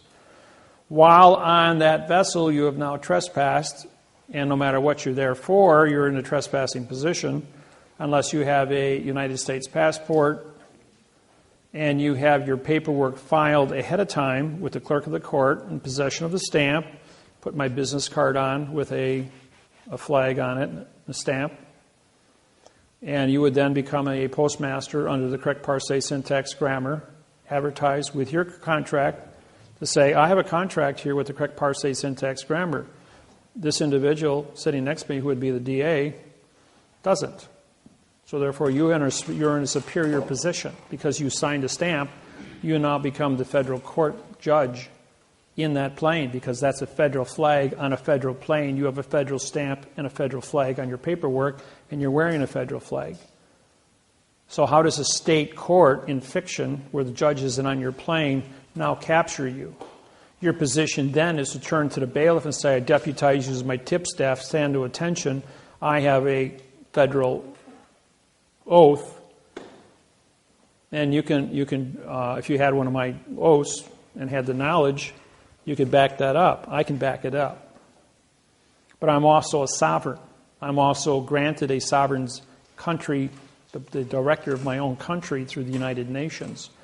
As the condition of state in a world of fiction is so unique that the United Nations had to make me the 200th member of the United Nations. I don't pay a $1.6 million a year fee to the United Nations, because how does a fact contract with a fiction? But the fiction still has to recognize that the condition of state does exist in quantum. Henceforth, I exist as a sovereign condition of state amongst a world of fiction, and I'm recognized by the fiction not to touch.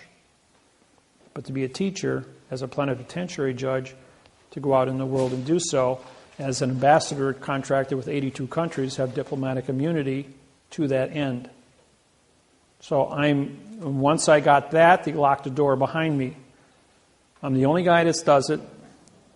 They gave me that position, and I've been completely honorable and trustworthy to that position and responsible. And it's published all over the world, and it's respected by the other countries. And that's why the Justice Department and the State Department and the judges around the world are hands off. This guy is who he says he is.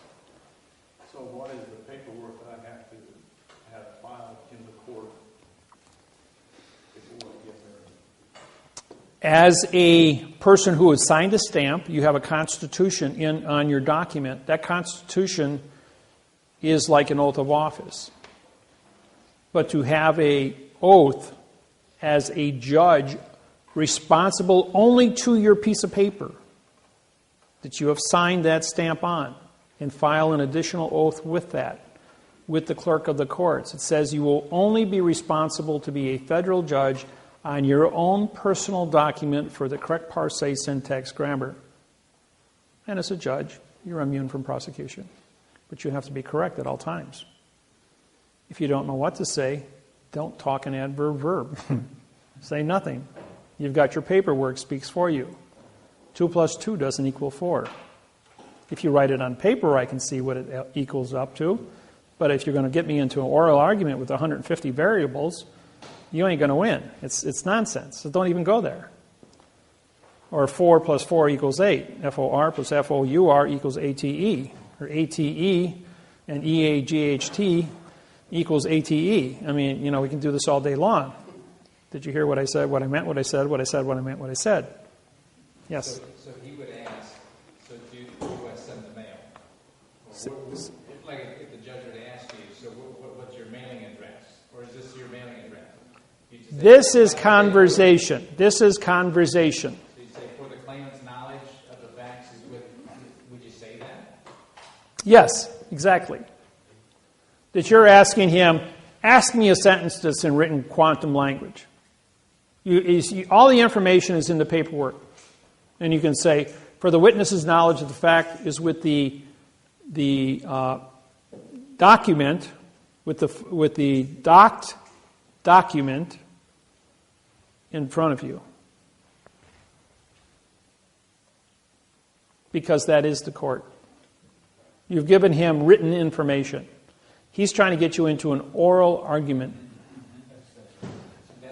This is a case with a man by the name of George. This is in Los Angeles, California. George was having his home repossessed. And the district attorney had him in court 12 times in a year. Well, they brought me in on the 12th hearing. 47 people piled into the courtroom because I was there. And my contract with George was to vacate the case and give him clear title to his house. So George comes in, he gets before the judge, he says, I have counsel. And the judge says, okay, counsel, come up. I says, the prosecuting attorney over here has 110 pages. I've syntexed all 110 pages. It says absolutely nothing. He's used false and misleading information, fictitious conveyance of grammar, and has committed mail fraud because he's taken a paycheck for committing this fraud in the first place under misappropriations. Judge says, you're correct. That document does say nothing. I hereby vacate the case. George, you have your house clear title. The court will not take it from you. And then the judge stood up, took off his robe, laid it on the bench, got off the robe thing, came down, walked over to the side door, a room about this size, opened the door up, turned around and says, hey, George, congratulations on your win. George is just still standing there. He says, let's do something different. He says, why don't we say that the paperwork that the district attorney did here, after a whole year now, is actually a fact. And he did everything correct. Will you agree to that? Is that okay with you? And George says, okay. He says, take his house. And walked out the door. And he stood there after he said the word okay in front of 44 people. And he goes, and you, meaning me, he goes, are you Judge David Wynn Miller from Honolulu, Hawaii? The one that prosecutes judges? I says, yes. He says, you got 10 seconds to hit the door and get out of here. He says, because I'm going to have you arrested for trespassing on my vessel in dry dock. And I was out the door because I was in the peanut gallery and I had 3 marshals chasing me. I got out the door in time. But George lost his house. He stood there and he just glowed like a light bulb. My contract was to get his house back. I won the house, I got kicked out of court, and he lost the house.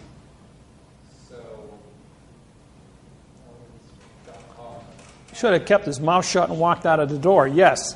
So then everybody, we went all outside in the parking lot, and I said to the people, did I win the case? They said yes. Did I fulfill my contract? They all said yes. Did George give back his house to the district attorney? Everybody said yes. Am I liable? Everybody said no. Enough said about that. Let's go back to the seminar. So we all had a seminar this afternoon.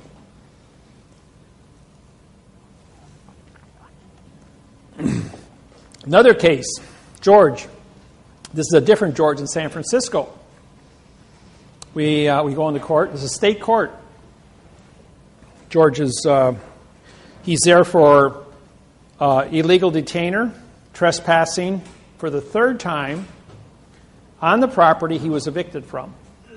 He paid a $10,000 fine and was sentenced to 2 years in prison. This was the morning he was to report at 9 o'clock to surrender to the marshals. So he said, Dave, will you come to court with me? He says, I'm going to go to jail for 2 years. Is there anything you can do for me? I says, well, let's go to court and see what happens. So he presented me with a 6-page document for his illegal detainer and trespassing. I syntaxed it from the prosecuting attorney and wrote a Title 42 lawsuit, similar to the same ones that you that have mortgages are similar to, or like your own for criminal. That was the basis for this lawsuit. The judge, George, goes into court and says, Your Honor, I have counsel. When he was asked, anything do you have to say? So I walked up and I says, I have bailiff. I says, give these papers to the judge. And bailiff came over, took them, handed them to the judge. Judge immediately stands up, looks at him and goes, this is a federal case. This is a state court. He says, you can't file these here. Take them back. I says, that's a federal flag. That's a federal stamp. I hold a federal judge's oath on this plane in correct grammar. You don't have a correct grammar. I syntaxed your oath, and I syntaxed the district attorney, and if you look at that, I'm prosecuting your district attorney for false and misleading information. And that individual is facing a $25 million fine and 30 years in prison for trying to cheat this individual and put him in jail for 2 years at $75,000 an hour. Under Sanders versus English 950 Fed Second, I have grounds under Title 42, 1986 for knowledge of the fraud that's been perpetrated, and I am here as a federal judge to stop and correct it. Well, this is a federal court. I says, you're not even in court. You're on a different plane than the rest of us. Bailiff, I hereby deputize me as my tip staff. Arrest that individual for impersonation of a judge. And arrest this individual over here as I have a warrant for a federal crime that he has committed, and here's his warrant. Judge goes, wait, stop. We're going to do something different. I'm hereby vacating all charges against George. Bailiff, I want you to go downstairs and erase him from the system. Give him back his $10,000 plus interest for 2 years, which is $3,000. Cut him a check for $13,000. George, all charges have been dropped against you. You are free to go out. Now, Mr. Miller, I have vacated all charges against George. I've given back all of his money. Therefore, there is no contract between the state of California and George. So therefore, you have no complaint because everything's been vacated. Prosecuting attorney is a Chinese man. Stands up and says, I object, Your Honor. He says, I just saved you $25 million. So shut up and sit down. So he shuts up. And then she goes, wait a minute. What's your name again? This is David, David -Wynn, Miller. Are you that judge from Hawaii? He goes, the very same. She goes, oh, okay. I says, bailiff, arrest the judge. She took off and ran out of the courtroom. Meantime, the bailiff took George and went down. And then after she vacated the room, the district attorney just sat there like a bum. The bailiff took George and went downstairs and checked him out. So we're outside. About 20 minutes later, he comes out with his check for $13,000. Free man, didn't have to go to prison for 2 years. And he goes, I didn't get my house. I says, my contract was so that you didn't want to go to jail. My contract was to vacate all charges. My contract was to get your money back. Didn't I fulfill all my contracts with you? And I got 22 people there from my seminar that came with me and they wanted to watch me in court do this. There it was. He said, well, you fulfilled all your terms of the contract, made the case go away. George is free. He bought me a cup of coffee. Third case scenario, IRS, Miami, Florida. Lady comes to my seminar. She goes, can you do IRS? And she says, yeah, real simple. I've won over $10 million in IRS cases, about 12 of them to date. She says, well, I got to be in court tomorrow morning, 9 o'clock, in IRS court down at the federal building. Will you come with me? I said, sure, it'd be fun. So, being in Miami, I was on vacation, and I put on my surfer shorts, my surfer shirt, and my flip-flops, because I was on vacation. I go with her. And she, we walk into the IRS office, and the IRS agent comes in. He's 33 years old, by the way. And she says, she asked me, she says, what do I do? I says, well, give them all of your paperwork. Cooperate 100%. And the IRS agent says, are you an attorney? I'm going, no, I'm not an attorney. He says, do I look like an attorney? I said, I'm on vacation. So she says, oh, well, I want David to come in here with me. I just need some moral support. I'm kind of nervous about all this stuff. And he goes, well, okay, Dave, you can come in and sit next to her. So I sat there quiet for about an hour. Every time he asks for something, she says to me, should I give him the paperwork? I says, yes, fully cooperate. Well, the IRS was real pleased, the fact that I was giving her moral support, helping the IRS get all the paperwork filed. He wrote out all the forms from 2004, 5, and 6, 3 years. After the paperwork was all filled out, 8 pages, she owed $38,000 in back taxes. So she then signs the forms, slides them across the table, and I says to the IRS agent, I says, mind if I ask a question? Are you an attorney? I says, I thought we discussed that already. He says, that's a question. If she committed false and misleading information to you, can you prosecute her? Oh, yes. Can I ask you another question? If she committed perjury in this interview, as you have a recorder here and you recorded it for the IRS, can you prosecute her for perjury? He says, yes, we can. He says, you want her to sign right here, is that correct? Under penalty of perjury? You know that under is an adverb, means no contract. Of penalty, which is a verb. Of is an adverb, making perjury a verb. You want to show me the verb perjury and penalty in the dictionary? Isn't that false and misleading information? Isn't that perjury by your own confession? And then I syntaxed in the next 35 minutes, all 8 pages. As I identify, I says, oh, by the way, I'm the federal judge of the United States, chief federal judge, and you just committed 47 felonies in front of me. Grabs up all the paperwork. I'll be back. Takes off. About a minute goes by, and all of a sudden there's screaming in the back room. Yell, yell, yell, yell, yell. This goes on for like 5 minutes. Then the supervisor in Miami, IRS, sticks his head out. Oh, Judge Miller, you're here. Well, yeah, I've got a 3x5 picture of me hanging on the wall in there. So he pops his head back in, and more screaming goes back in. It's quiet for about 2 minutes, and about 12 minutes goes past, and he comes walking out. Madam, here's your form. All your taxes have been canceled. You have zero balance. You're free to go. Have a nice day. She bought me an espresso.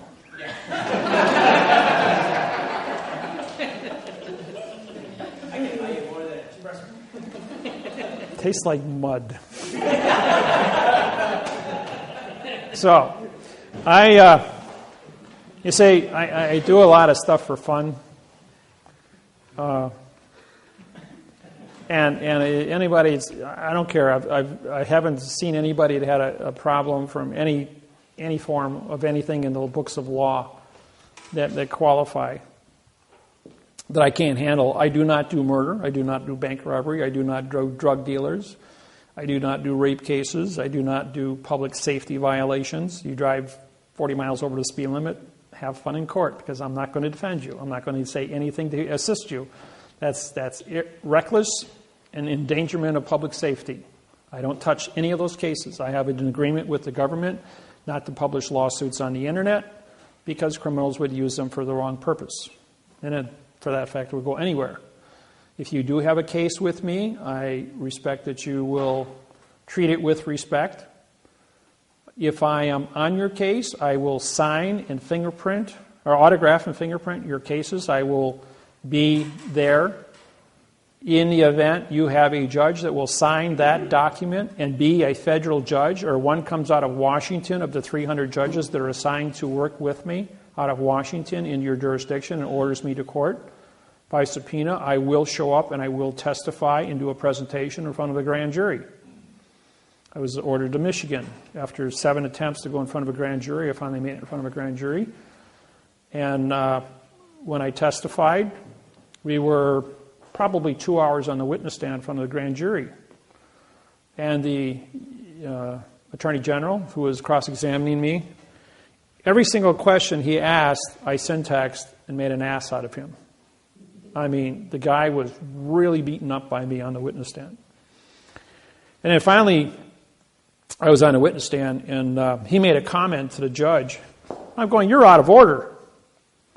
The judge says to me, "Judge Miller, there's only one judge in the courtroom, and it's my courtroom, and I'm the judge." I'm going, "Oh, yes, okay." And then the judge perks up and says, "You're out of order."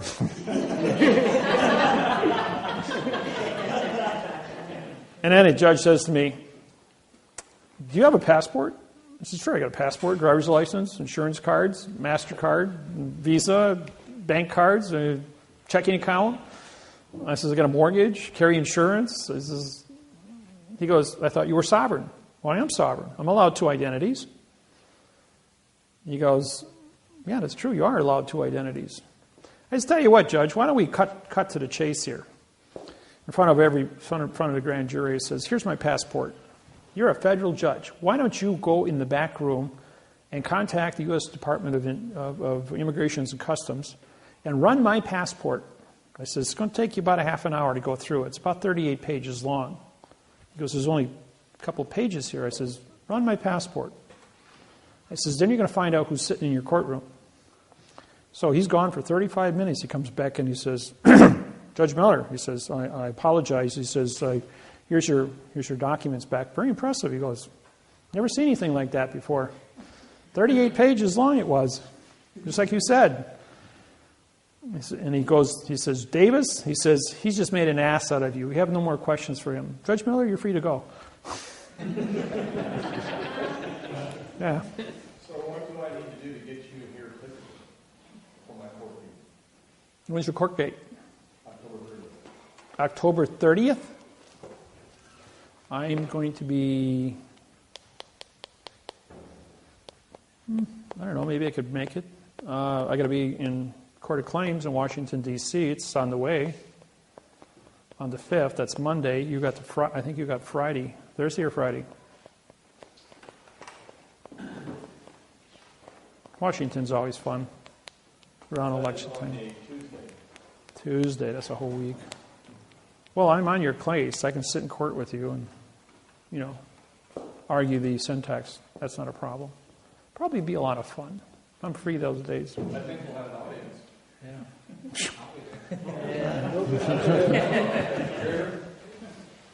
Yeah, I think we'll have an audience. There usually is standing room only when I show up. In Wisconsin, when I go to court, people come from 500 miles around to just watch a traffic case. You can't even get in the courtroom. Judge walks out in the court in the hallway and he says, Miller, come on outside here with the DA. We're going to do it outside in front of here where there's no witnesses. And the DA's running down the hall. He won't talk to me. He won't talk to me. Except in quantum grammar. He won't. So is there a process for that? Or are you just going to show up and... Well, let me know what your dates are and times. Okay. It's only about a 3-hour drive from walking. Is this okay for my badge?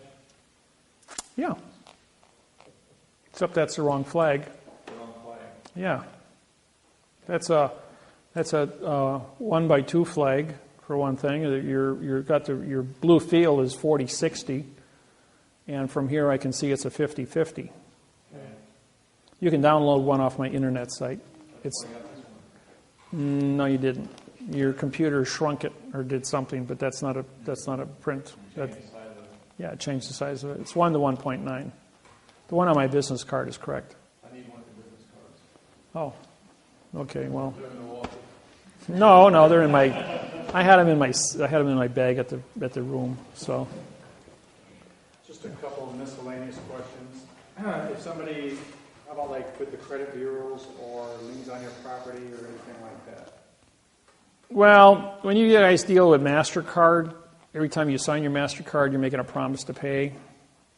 I mean, you took the money. Now, here's a little trick that you don't know about. When you guys use MasterCard, it's earned income. If you discharge it in bankruptcy, the government will wait 3 years and come back and sue you for failure to pay your state, federal, and Social Security taxes on the earned income you discharged in bankruptcy. And sue you for 125% from the IRS, which you can't discharge. And you think you were in trouble before you couldn't pay your bills? Now you're in trouble with the IRS. Will sell your home, cars, and anything else you own, and they'll come after you from that location. And you can't file bankruptcy against the IRS claims, especially with that position. Okay, so the syntax wouldn't work in those areas. The syntax works except when you file bankruptcy, you are saying, what's in my hand? Nothing. You filed bankruptcy against nothing. Why do you file bankruptcy? You filed bankruptcy because you want to discharge a fact. Bankruptcy takes the nothing and makes it into a fact. Therefore, the fact is taxable. How do you think England captured New Zealand, Australia, India? Is because England figured out way back in the 13th century that if you file bankruptcy against an invasive people, take the Aborigines. They don't speak or read English. They only have picture writing. So in their pictures, articulate their land, their treaties, their boundaries, and there's 3,450 Aborigine tribes in Australia. But they got 10,000 gold mines. The country is a virtual mine of gold, silver, lithium, titanium, cobalt. I mean, it's just mineral rich. Radiation, radium for plutonium. All of our nuclear submarines are refueled in the northern part of Australia as they go around the world because our treaties with them. Australia is traded on the New York Stock Exchange as a corporate entity. Just so you want to know about that. The people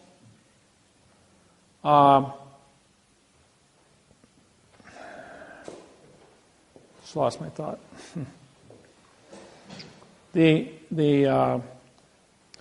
England went into Australia, genocided up until 1957. They had a bounty on Aborigine people that if you kill them, you got to pay a bounty.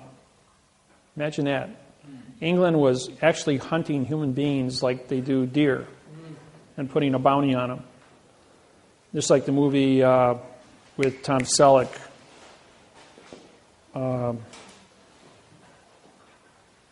Quigley Down Under. Good movie. The Aborigines were genocided. Then they went ahead and they stole their land and they sold it to the unsuspecting settlers from around the world as they came in as new people. Then as soon as the people bought the land, the government came in and filed bankruptcy on the individual, bankrupting them off the land. Then filed a Title 46, Chapter 781 salvage claim under 2000 Corporation Act under false and misleading statements, filed bankruptcy against the people, and through the bankruptcy court legalized the taking of the land because now they're saying the nothing contract of seizure was filed in bankruptcy, giving nothing value, retitling it back into the crown and then selling it to the next unsuspecting buyer, now as only a trustee and a caretaker, leaving the jurisdiction of the government in charge of the land and moving the Aborigine people off who couldn't read and write and defend themselves. When I showed up, I wrote them a new constitution. I gave them international trade agreements. I gave them the ability in quantum grammar to protect themselves against a world of fiction. So they called me the Spirit Walker because I came in and prosecuted 129 judges and nobody touched me. Anybody else that ever tried something was killed immediately by the government. But the government wouldn't approach me. The government wouldn't touch me. So the Aborigines, my name got shot all the way across Australia in a matter of days as we got somebody here that's special. And that's the reason why when I came to Hawaii, same thing. Somebody special showed up and they made me king because I came with a bird. 1848, a prophecy was made that a white man from America would come to Hawaii and set the Hawaiians free. I wrote the apology bill that Bill Clinton signed and apologized to sealing the Hawaiian Islands. Then proved the entire history of the Hawaiian Islands from the international bankruptcy through World War II, and it was the post office that captured the Hawaiian Islands, not the United States court system. Henceforth, giving the Hawaiians now direction by which to prosecute trespassing. And who paid the docking fees for all the buildings in Hawaii for the past 200 years on a sovereign country? Nobody. It's about $64 trillion in back taxes that the Hawaiian people are owed, which they kind of perked up to. Yeah, wow. So then you take all of that, and then you go down to Australia, you syntax their constitution, null and void.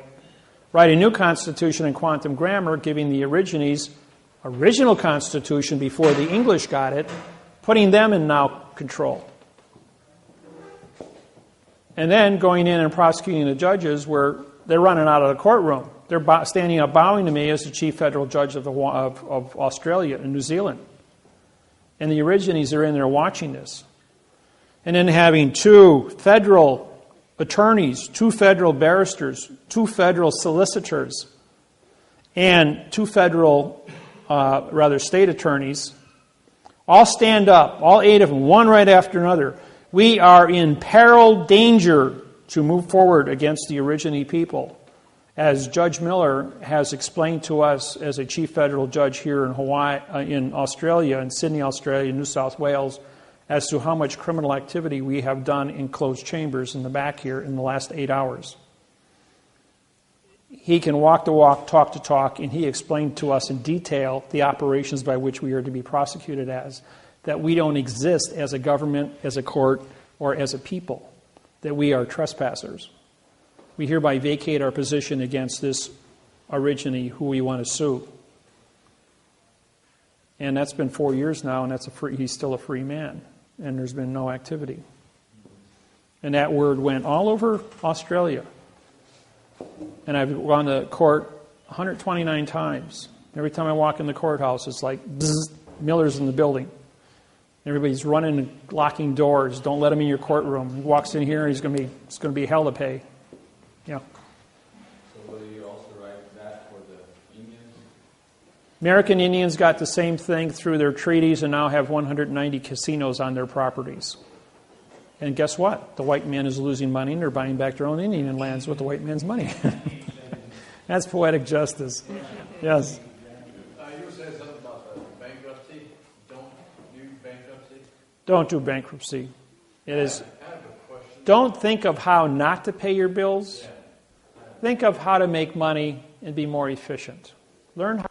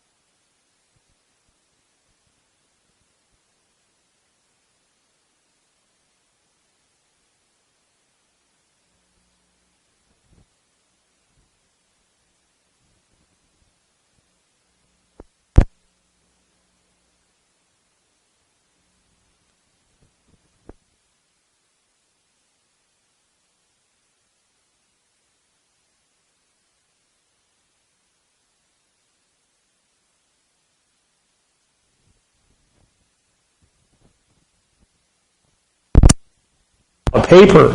I says, we agreed on 8%. He says, well, I'm giving you 10%. I says, I didn't ask anybody for any money. I did my work. That was my contract. That's all I'm contracted for is work. If you guys pick up $1.5 million down the road or $7 million from the federal government and you want to do a gift to me after the fact because you have surplus or you feel you want to give me a gift, that's your business, but I'm not asking you for anything. We had a contract. I fulfilled my contract to you, and that's it. When you got a gift, what is a gift? Okay. Most of you are too young to understand this, but some of you are old enough. Remember the movie I Dream of Jeannie? Huh? You're laughing. You must have watched it. All right. What is a genie? Everybody knows it deals with magic, right? Okay, you have a genie and you have a djinn. A djinn is the Grand Master of genies. He's got all the power. So genie was a program where as a astronaut opened up a bottle and let the genie out. And the genie fell in love. She's laughing. She's seen it. The genie fell in love with Tony and did all these crazy things trying to help him. And every time she used her magic to help him, wound up getting in trouble. And the whole TV show was a comedy. Well, along the way, Jeannie goes ahead and she's going to use magic to go ahead and make Tony fall in love with her. There's one thing about the word love. It has to be free will. And if a genie violates violates the free will of love, loses her powers. So Jeannie went ahead and played her trump card and Tony fell in love. Well, Jeannie's dad shows up to Jen and says, you broke the rules. You got no power. So now she's back to an ordinary woman, living a mortal life, having to learn how to cook and clean and iron and do everything domestically. Well, at the end of the show, the Jen goes ahead and gives Jeannie back her power because she learned her lesson. So then I got to thinking about that. What would any of you do if somebody gave you power to snap your fingers and create things out of thin air? Give you absolute power over all things. What does that mean to you? Will you be responsible for power? Will you be a teacher? Will you acquire wisdom from this here? Or will you go out there and practice mischief? Well, I looked at myself in the mirror one day and I said to myself, will you make a contract with yourself, David, that if you were given the power, absolute power, will you be responsible for that? And I said, yeah, I can do that.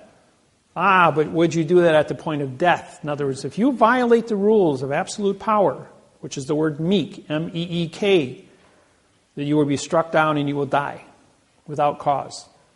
I said, yes, I'll make that contract with you. And what I'm doing is I'm talking to the mirror. So the mirror is a reflection of the opposite. But when the opposite goes through your eye,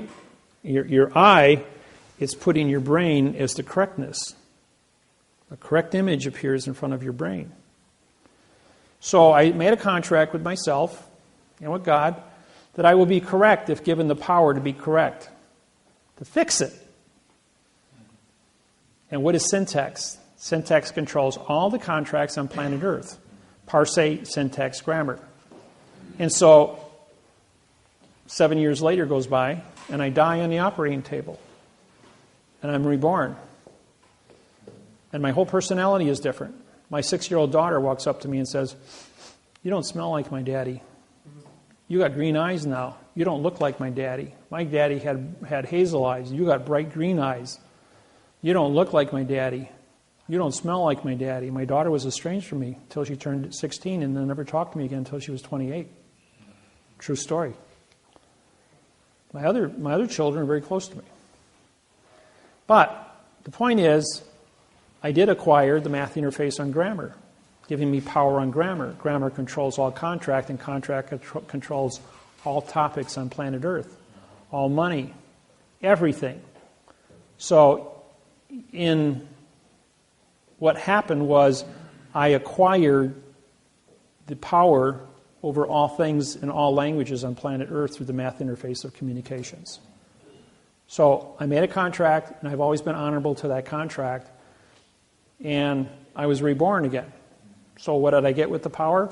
I get to have clothes, food, shelter, and travel, and have immunity, which I acquired through my diplomatic position of the United Nations as a sovereign, as a federal judge. But I'm always correct. And everybody walks up to me or goes on the internet and say, you're not a federal judge. You're not part of the United States District Court. Well, a district court judge is not a federal judge. He's a district, demon god of the underworld for trickery in a closed area.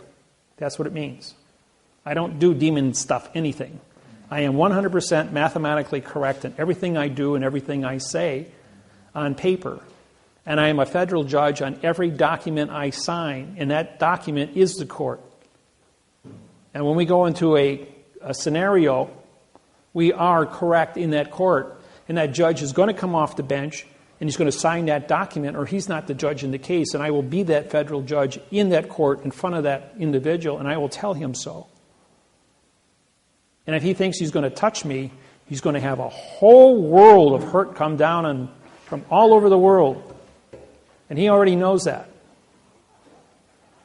That's why they run out of the courtroom. Or they lock the doors. Or I show up in Honolulu, Hawaii last year. And everybody talks about this. I was ordered to go to court and testify. I went to court, and it was announced that all the courts in Hawaii and all the schools were closed because of the high wind alert. They were afraid the school buses were going to be blown over. That court-appointed lawyers, attorneys, judges were going to be blown off the road because of the high wind alert. On that day, you couldn't knock a candle out with the wind. But I went to court with a whole parade of kapunas behind me. We got to the court, and the sheriff was standing going like, the court's closed. It's Friday. It's declared a court holiday. There's nothing on the books for that. All the schools are closed, too. The whole state of Hawaii is declared a holiday today because of the high wind alert. It's all over the news, broadcasted all over the world. When you mentioned what is a gift, a number of years ago there was some deal going around called gifting. You pay so much. It's called Pay It Forward. They made a movie.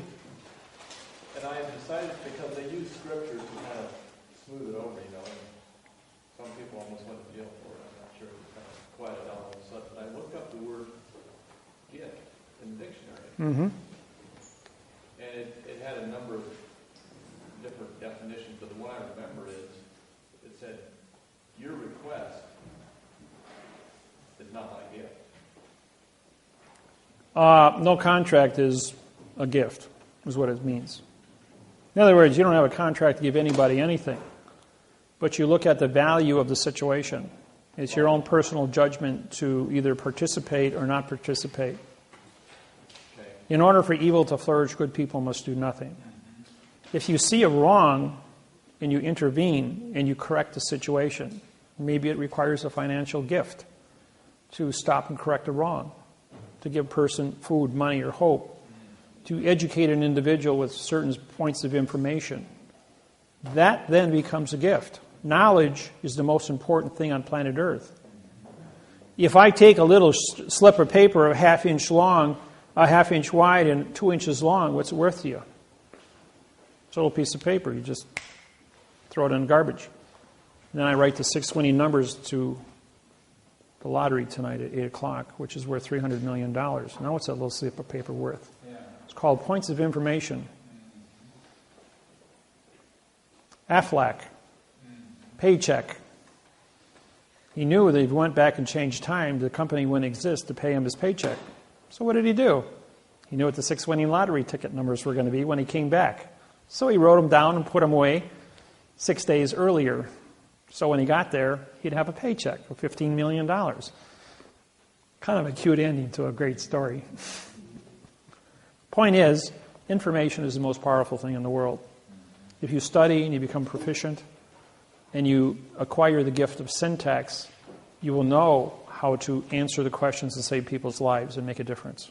I do it all the time. I do it as a parlor trick. Maybe 1 out of every 20 people actually pay me to do my job. The rest of them, you ask me a question, I just pop it off to you, have a tape recorder, and I'll give you all the answers you want as fast as you can. That recorder can record. Because if you try to write stuff down, I'm not going to repeat myself. If you want to get into conversation with me, you better have a tape recorder running, because you're not going to believe what you hear in the next 5 minutes, because it'll take you a month of research to pull it out of the dictionary. Those that know me, those that have done business with me, know that once you get into bed with me, I take care of you. I answer your questions. I'm on the phone, available from 3 a.m. in the morning, all the way from 7 a.m. in the morning till 3 a.m. in the morning. 20 hours a day I'm there available, 7 days a week, 365 days a year. How many judges do you know you can call at 2 a.m. in the morning? They're just going to answer the phone and give you an answer to a problem. I'm there. I do it all the time. But only the people that are supposed to be there and talk to me get through on the phone. Look at all the billions of people I have on my website, and yet only the people that are supposed to call me with important questions that are under contract with me are the ones that get through. Everybody else doesn't know how to do it. Yes, question? Oh.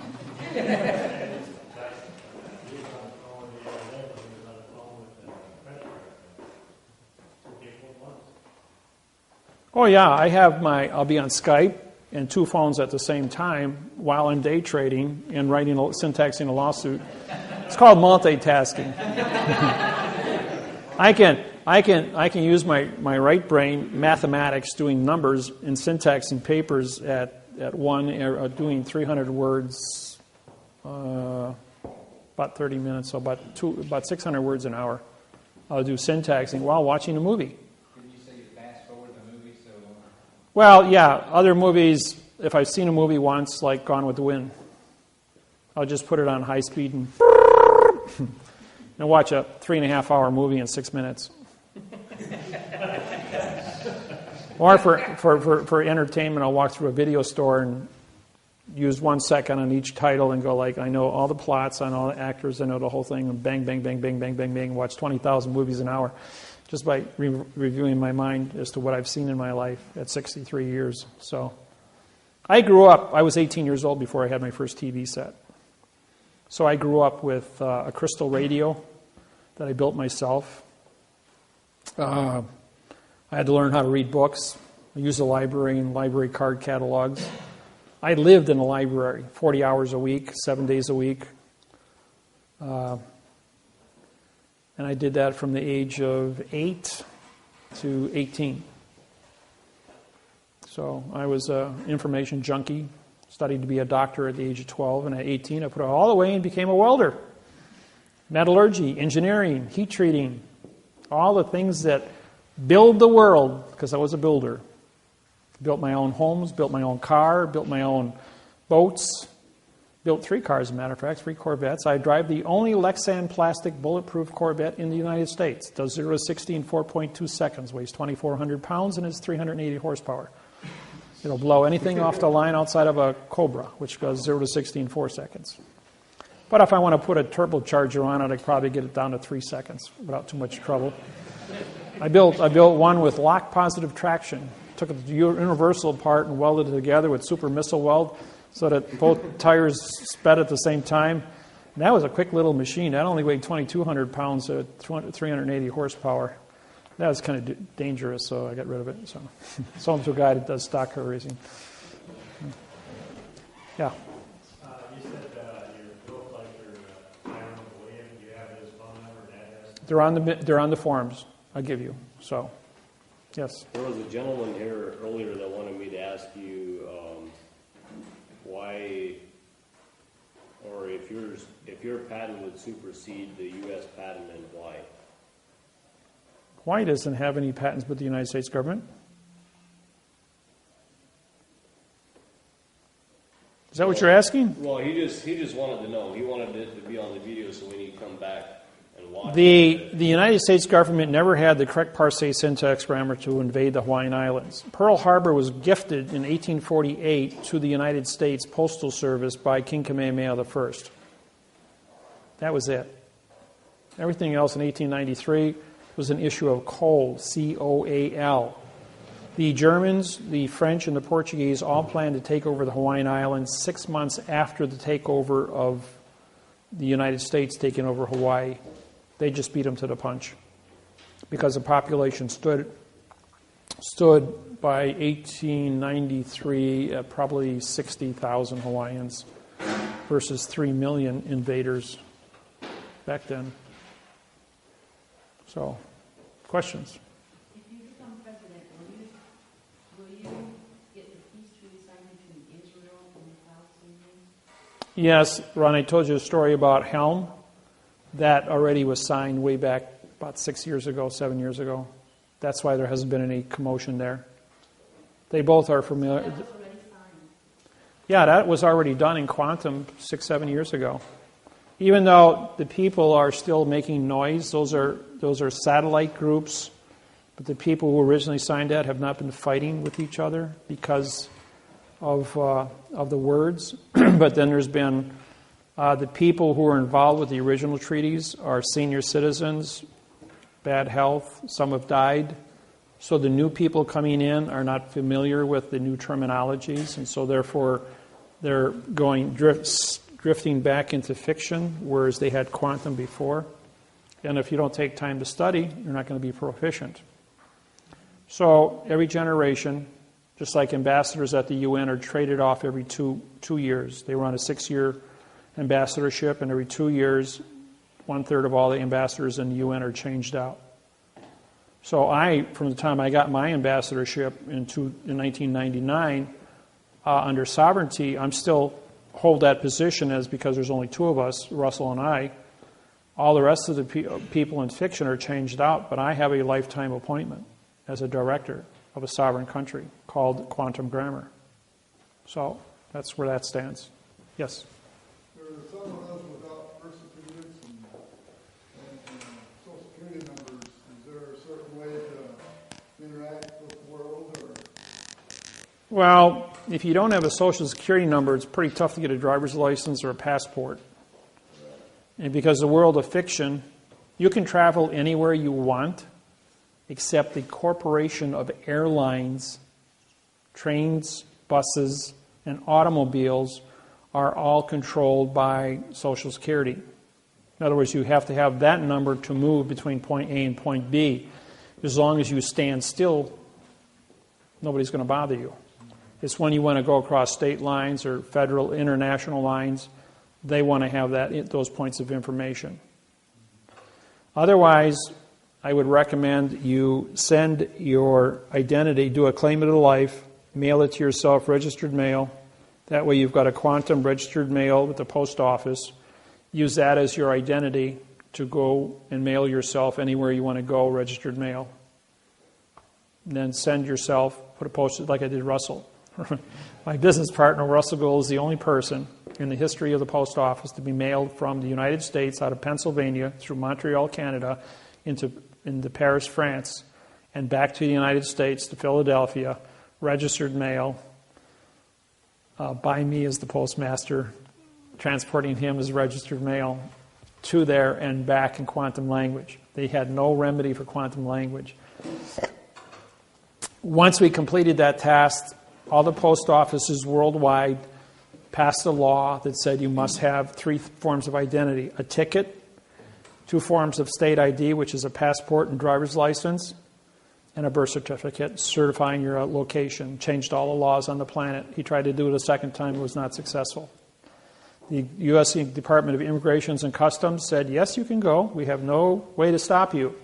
But the insurance company that controlled the United Airlines flight says, no, we will not insure you to get on our plane. You're not a dead person. Only dead people can fly on our airplane. In case it crashes, there's no liability. You must be a nom de guerre dead person on our plane. That's why all plane crashes never have survivors. Because they don't want people surviving. Otherwise, they'd sue you out of existence. For public, were secrets. And a lot of stuff was lost languages. Well, because of our syntaxing capacity, we were able to break the codes on these and put all the correct language in, syntaxing these. We had cardinals and bishops for 3 days follow us around as we told them all the secrets. After that exercise was done, we then wrote an international bank treaty for Cardinal Sedana, and we were awarded Keymasters as the first persons to ever write a quantum treaty with the Vatican. When we came back, we drove 2,000 miles through Europe. We then went from there to Bern, Switzerland, and met with the Universal Postal Union. From there, we went to Zurich and met with the German Bank of Germany. And from there, we went back to Paris. I have a passport, so I was allowed to fly out. But Russell was mailed there, registered mail. So the Postmaster General of the Universal Postal Union in Bern, Switzerland, and the Postmaster General for the United States in Europe both had to vouch for Russell. But that still wasn't enough to get him through security. They wanted a passport. When the head of the Charles de Gaulle Airport heard that we were there as key masters, he came down to interview us. The man who was in charge of the Charles de Gaulle Airport is the great-great-great-grandson of the Joan of Arc, who was a keymaster with the Vatican. Going all the way back, he's a direct descendant. And when he heard that there was 2 keymasters from the Vatican at his airport, he shut down the airport, held 300 people in a DC-10 for 3.5 hours as he interviewed us for 3 hours, and did syntaxing exercises with us for 3 hours about Vatican secrets using a Bible. After which time he gave us red carpet VIP treatment through security onto the plane. We flew back and were accepted. We had to be debriefed by the post office when we landed in Philadelphia, but everything went smooth. Got him there, got him back. All postmasters in the world were notified that Russell was mailed to Europe and back registered mail successfully. We're the only person to ever do that. And to this day, the post office still tells tales of the stunts that we have pulled and the treaties we have. I'm also a muster master for the Pentagon with the Secretary of, and so is Russell, with the Secretary of Defense. Yes? Why are the secrets of the Vatican so secret? Well, first off, you don't have Manly Hall's Secret of All Ages. There are only 5 copies on the planet.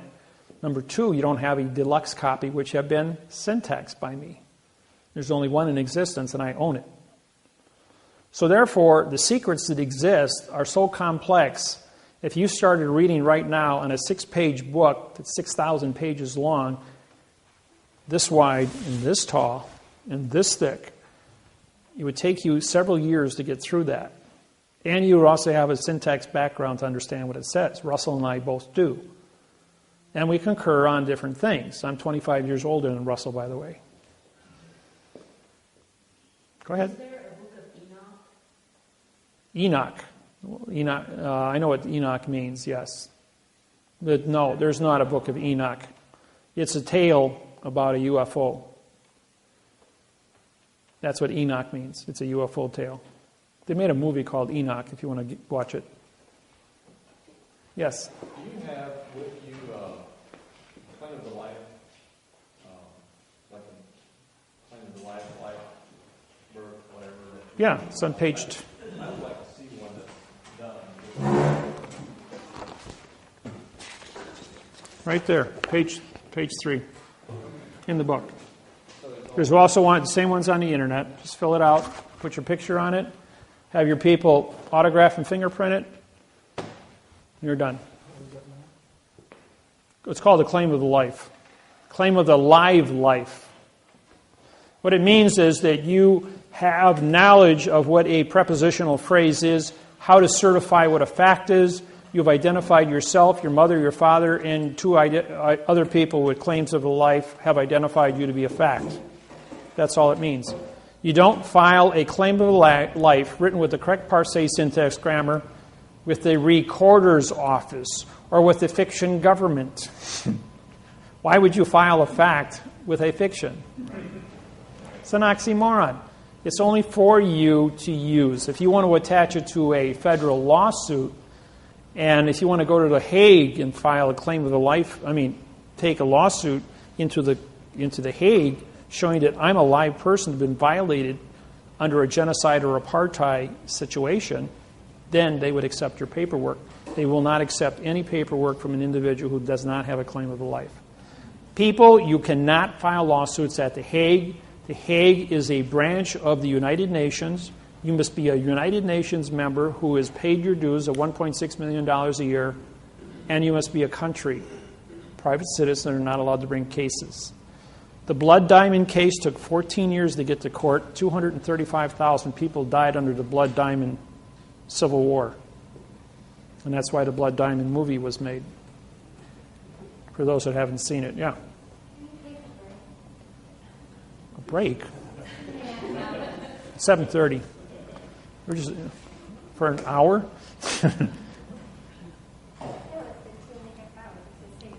Oh. We're almost done. That's all. We're just answering some questions, and you guys can get out of here. Because I'm the guy standing up here for 8 hours. Yes? There's a Republic, they claim they filed with the Hague. Tim Turner's under arrest. He was arrested a couple days ago, by the way. He's in jail right now. Really? Yes, really. Tim Turner, means no public. A no public document written in adverb verb is nonsense. So he's trying to promote a negative condition of state in the world of quantum. Therefore, the U.S. Attorney's Office, or the federal attorneys, are now using my quantum technology to arrest any organization in fiction anywhere in the United States that would take money or mislead American citizens. They're going to shut down the whole thing. In May 1993, I went on the radio to do my first quantum radio show. In 6 weeks, 2,800 organizations in the United States were put out of business. There was only 10 organizations left standing. Today, there's only, I don't know, maybe less than a dozen that actually are still in existence. Otherwise, my technology has completely rolled across the planet, and anybody attempting to start anything up, do anything with IRS, or anything, redemption, strawman, UCC, acceptance for value, all nonsense, all being arrested under false and misleading statements. So this is the only program that's replacing the entire planet. Question? Fred and Nina Gutierrez. What? Fred and Nina Gutierrez. What does that mean to you? Fred and Anita. Nina.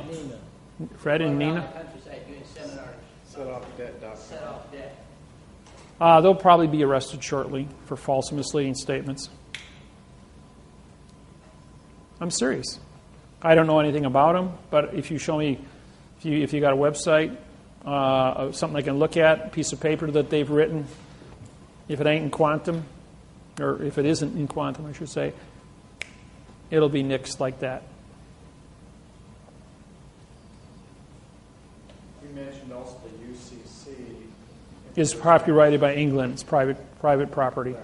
And we talk, so how does the UCC affect us over here in the United States? It doesn't, or isn't it still? Lawyers and attorneys work in a foreign vessel in dry dock.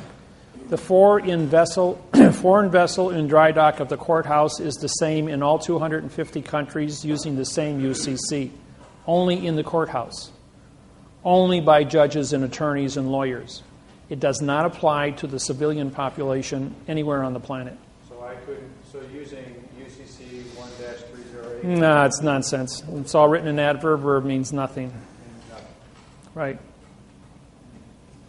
Anytime you look up all the words that have a prefix or a suffix, they are in void, a violation of now time. If you're not in now time and you're not correct mathematically, you're not correct, period. Yes? I was just going to ask, as we go along and this technology gets revealed, we'll probably be told these secrets that have been held back for thousands and thousands of years. Well, I have 50 stars on my flag dealing with the 50 tricks and traps and procedures of correct grammar. They don't represent conditions of the states. They represent the conditions of operations.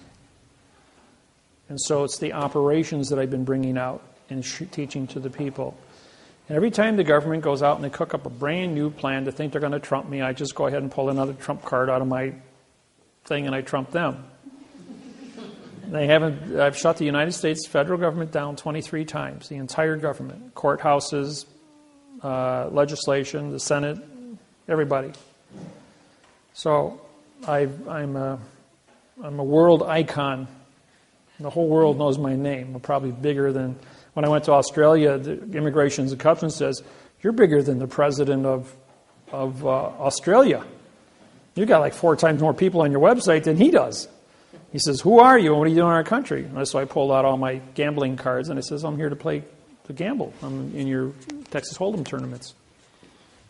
And I pulled out my cash and I says, "I have the cash to buy into the tournament. And I like to gamble." Just part of my entertainment. I know adrenaline, I mean, it's got to have something to give me a little kind of buzz. Doing it to judges isn't buzzing me. Yeah. On one set of videos, I remember you mentioning hanging on a cliff. Yes, that was at Devil's Lake, Wisconsin. In other words, I'm a rock climber. I've climbed Devil's Tower already in Wyoming. That's a 1,200-foot face. It's as smooth as this wall here, with little tiny cracks going all the way up to the top. And get up before sun up, and you start climbing up that thing, and you get up to the top, sign your name, and you come back down on the backside, which is kind of easy. Or you rappel down the face. But I was climbing on Devil's Lake. It was 95 degrees out. I was on a cliff about 102 feet tall at Red Rock. And it's a smooth face. It's an inverted climb, which means you hang a rope off the top, it hangs 6 feet off the bottom, so you're actually negative climbing all the way up. You slip, you fall, you got your rope. Well, I was 10 feet from the top, and where my carabiner was tied off was 10 feet below from the guy who put it up on top. He had climbed down, but I was out of location. I went up the wrong crack. So here I am in a wrong location, and I had to disconnect. So now I'm on a 90-foot cliff after an hour climb, 10 feet from the top, and it's all smooth. All I got is a 3-inch crack in front of me. So I had to put my fist inside the crack and tighten it so hard that I could do a one-arm pull-up and do that hand over hand for 10 feet to get over the top. Otherwise, fall to my death. There was no way up, no way down except to go over the top. The rock doesn't care if you die. So you're there, and you have one responsibility. You either put away your pain, you put away your stupidity, and you tough it out. You get over the top. You pull yourself out of the situation. And when you get done with that, and you survive, everything else is nonsense. I don't believe that. And that's what it means to do something. Now, I've taught all my children, all 6 of them are rock climbers. My son and my daughter used to be teachers of rock climbing at Devil's Lake, Wisconsin. My son, Mark, he was climbing one day, and he had been instructing for 3 years. And we were up at Red Rock, and he had tied all the ropes off. I mean, he had done everything. And he was so busy doing what he was doing, he didn't pay attention. Put his carabiner on all nice, his harness, tied his knots off, and then he flew his foot out backwards to rappel down. Except the pile of rope was still 10 feet in front of him. Around the base of the tree, sitting there in one neat pile, and I was about 12 feet away, and I was tying my shoe, and I looked at him, and I looked at the rope as he swung his foot out, and he was already past the point of return, which means he was going to fall 90 feet to his death. And from a squat position, I sprung like a frog and caught the end of the rope as he hit a 45-degree taut. He pulled himself back on and sat there and shook and cried for 20 minutes, realizing that he had just died and got his life back. And me, I caught that rope with both hands, and you could see the marks in my hands from squeezing.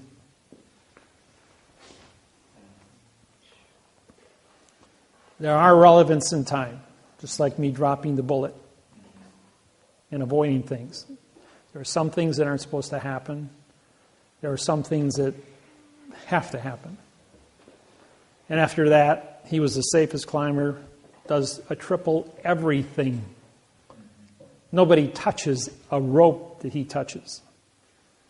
He doesn't trust anybody or anything, but he is triple secure at everything he does now.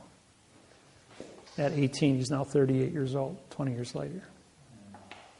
8 years ago, he caught the edge of his foot on a roofing nail and fell 12 feet onto concrete off a roof. Crushed his left foot, which is now titanium, and crushed his left wrist, which has pins in it. And so he still roofs, but he wears a harness when he's up on the roof. And he's super, super careful. That was the second time he was careless. So he pays very close attention now, but he's in a lot of pain. The bones change, titanium doesn't. So, any questions? Yes? Oaths of office, if they're upholding an oath to the Constitution, which is not the Constitution, but you're saying just to the state, is that what you said? All right, I'll explain what that means. The judge says, I swear to support the Constitution of the United States. Correct? Correct. What does the word United States mean? United means no citizen, condition of state. He supports the Constitution of the piece of paper that is in front of him between two or more people. As there are two people that are nom de guerre names on a piece of paper. That piece of paper, which is the lawsuit, yours is traffic, his is divorce, yours is speeding. Doesn't matter what you're there for. Misconduct.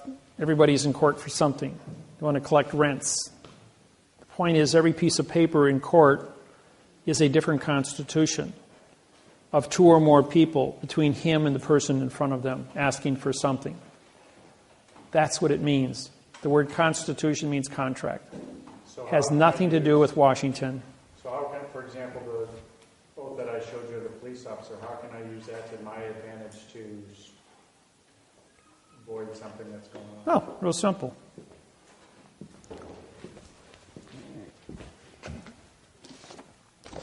Mr. Police Officer, will you please take the witness stand? And he takes the witness stand. You take the oath of office and you hold it up. Is this your oath of office? Yes, it is. Did you write that? And he's going to say, no, that was presented to me. Do you know what the word syntax means? He's going to go, well, no, I don't. I says, you signed a document, but you don't know what grammar means. You know what the word grammar means? Do you know what the word parse means? Do you know what the word syntax means? If he answers yes to all three of those, then you're saying then you understand how to syntax this document, correct? He's going to say, no, I don't. So you don't know what you're signing, which means you don't have an oath of office with knowledge. It says you're saying one thing here, but you're just testified because you don't know what you're doing. Your Honor, this man has just identified the fact that he doesn't have an oath of office. Now let's say he says, did you go to college? And yes, I did. I went 4 years of criminology, took college in criminology. Did you study English in college? Yes, I did. Did you study English in high school? Yes, I did. All right, do you know what the word syntax means? Yes, I do. You understand what the word grammar means? Yes, I do. You understand what parse means? It's a French word. If you don't, I'll explain it means parts of a word. Okay, that's fair. You can give him a hint. So now you understand parse, syntax, grammar. Is that correct? He goes, yes, it is. Did you write this? You're going to say, well, it's an oath that I signed. Again, do you understand what it means? He's going to say, well, yes, I do. Then if you understand what this means, did you modify your facts with adverbs and adjectives? Did you change the meaning of the syntax on this document by putting adverbs and adjectives in front of the facts? What's he going to say? Is that your autograph? Yes. He's going to have to say yes. He's going to have to say yes. He understands that he modified. Under false and misleading statements and fictitious conveyance of language and deprivation of rights under coloring of law, you just confessed to 3 felonies, and you signed it. Now, while engaged in criminal activity under Title 42, 1988, states responsible for all fees in this case. Your Honor, this man asked me for $525 fine here. The district attorney is a co-conspiracy with this here, as the two of them work together to ask me for a $525 fine. I'm invoking the Clayton Act for a 4 times damages. I want to check for $2,200 right now. This man just committed treason in front of me. And the state pays all fees. Now you cut me a check because I have a criminal confession by a police officer. Can you take that a step further? If the DA wants to prosecute, yes, but then the DA was party to it, so therefore it's a co-conspiracy. So he's guilty of 22 and he's guilty of 22. And the state's going to go, I'm going to vacate this case right now because I ain't paying no bills. So we could do the same thing with the attorneys, though. Exactly, which says nothing. Once you, and judges. Well, not the judges, on the other hand, are not in the courtroom. They're on a different plane. You know, when I went through a divorce, the lawyer asked me for $1,700 worth of attorney fees for fighting for my children. He says, hey, Mr. Attorney, take the witness stand. Oh, I don't have to take the witness stand. Client-attorney privileges. So I didn't care about your client. I didn't ask you a question for that. I said, take the witness stand. You asked me for money. That's maritime law of commerce. You have to testify under maritime law of commerce. Judge Wasilewski goes, he's right. It's maritime law of commerce. You asked him for money. You've got to take the witness stand and testify. Well, his 8 business partners that belonged to his law firm all were sitting in the courtroom, all in a nice row next to each other to watch him take down David Miller and make him pay a fine, make him pay attorney fees. I asked him the same questions. Did you go to law school? How long have you been a lawyer? And his answer to each one of them, do I have to answer that, Judge? And the judge says, of course you do. If you're not a member of the bar, you're going to get kicked out of here. If you didn't go to law school, you're an imposter. Do you understand syntax? He goes, yes. Do you understand grammar? Yes. Is this your autograph? Yes. Did you write this document? Yes. Did you ask me for money? Yes. Did you modify your facts? Not your nouns, because they're no-nos. Did you modify your facts with adverbs and adjectives? Well, yes, I did. And what did they do? They modified. Therefore, you changed. And because you intentionally changed, is there any closure on this document for false, misleading information, for modification of the facts into verbs? Well, no. Well, by your own confession, you modified grammar under false, misleading statements, fictitious conveyance of grammar, and deprivation of rights under color of law. And you tried to extort money from me under mail fraud, Title 18, Section 1341. That's $1 million fine and 30 years in prison. You feel lucky today? Judge goes, can he do that to me? Wasilewski is laughing. He had to stop himself from laughing. He was laughing so hard when I downloaded it on him. He says, he's already done it to you. You just confessed the 4 felonies. You will write him a check right now for $6,400 or I'm going to put you in prison. And he did. Pulled out his checkbook and his boss stands up and yells across the courtroom, you're fired. I'm not paying that bill. And ever since that day, there has never been an attorney take the witness stand in my presence. They won't even let me in the courtroom. You said maritime law. Isn't maritime law connected with the UCC at all? No. Aren't you a vessel in a sea of space called Earth? That's maritime. Earth is a vessel in the sea of space, outer space. All things are maritime. And isn't that contract? All contract law, right. The contract better be correct or you're going to get nailed for false, misleading information. But UCC is contract also. UCC is copyrighted. It's not allowed to be used unless you're under contract in a foreign venue. Foreign venue would be a spaceship landed on planet Earth from another planet. Declared the fact that they are a foreign spaceship in dry dock under law of the flag, which is fiction, in advertising fiction. Therefore, when you walk in there with no paperwork, you've trespassed on a foreign vessel and nothing you say matters. Because you're not going to talk to them in correct parse, syntax, grammar.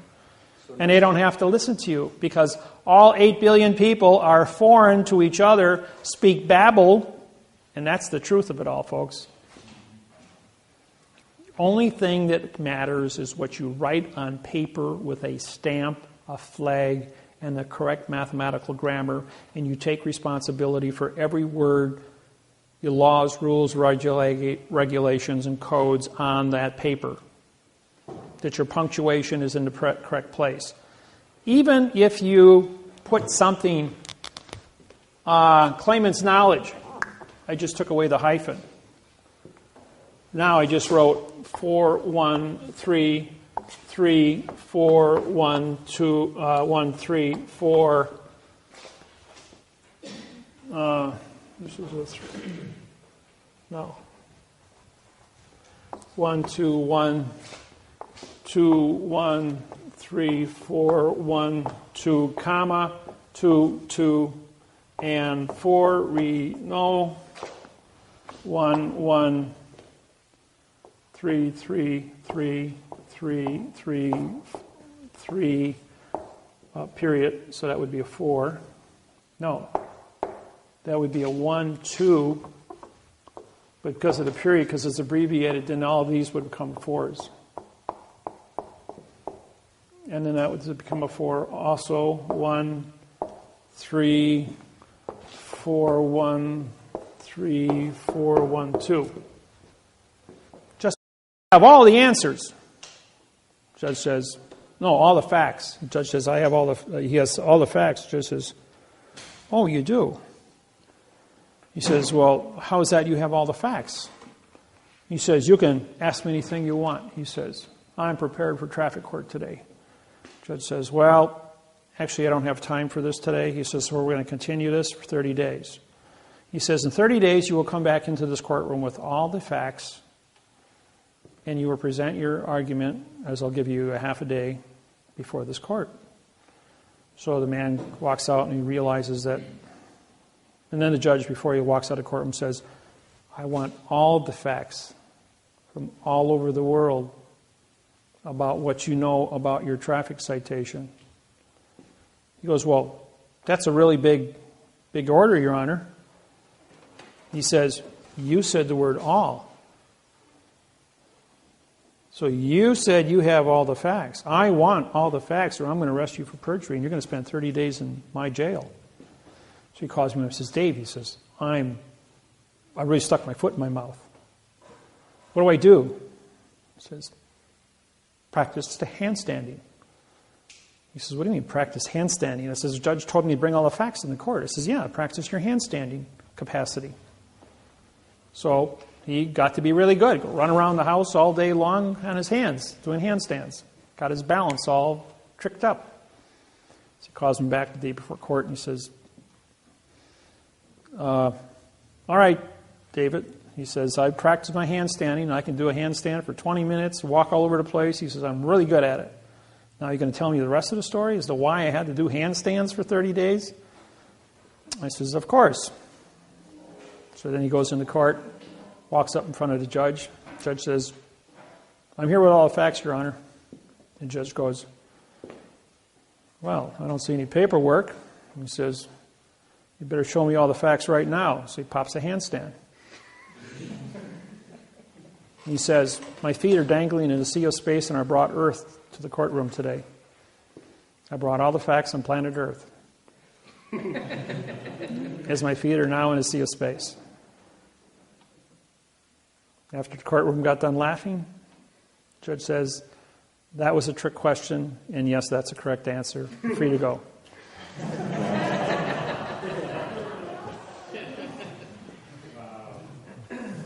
You see, sometimes it isn't about syntax or it's about knowing where to look. So everyone in this room has a really unique gift right now. I'll tell you another little story that is relevant to the gift before I answer the question. Man walks up, Ford, president of Ford Motors, Mr. Ford himself, 1952, holds his annual shareholders meeting. And people come from all over the United States for all the Ford dealers. And Mr. Ford is amongst all of his executives, and he's having a conversation. And finally, this young executive walks up, 31 years old, graduate, cocky little guy, and he walks up to Mr. Ford and says, Mr. Ford, I understand you can answer all questions. He says, yes, I can. He says, okay, I got a question for you. So he asked the question in front of all the people there. Give me a phone. I want the answer to this question. You got 15 seconds. Calls his think tank. 15 seconds later, comes back and he says, here's the answer to your question. And answers it. He says, is that the correct answer? He says, yes, it is. He says, you can't answer all the questions. He says, you had to call somebody else. He says, is that the right answer? And the man says, yeah, that's the right answer. He says, I know where to look. And that's why I know I can answer your question. By the way, you're fired. For being a wise guy. Okay, what did I say that for? I said that because all of you here have a now have access to me. So therefore, if somebody presents you with a scenario, an argument, a document, anything, trick question, craziness, no matter what you think it is, say, hey, I got Dave's number. Call Dave.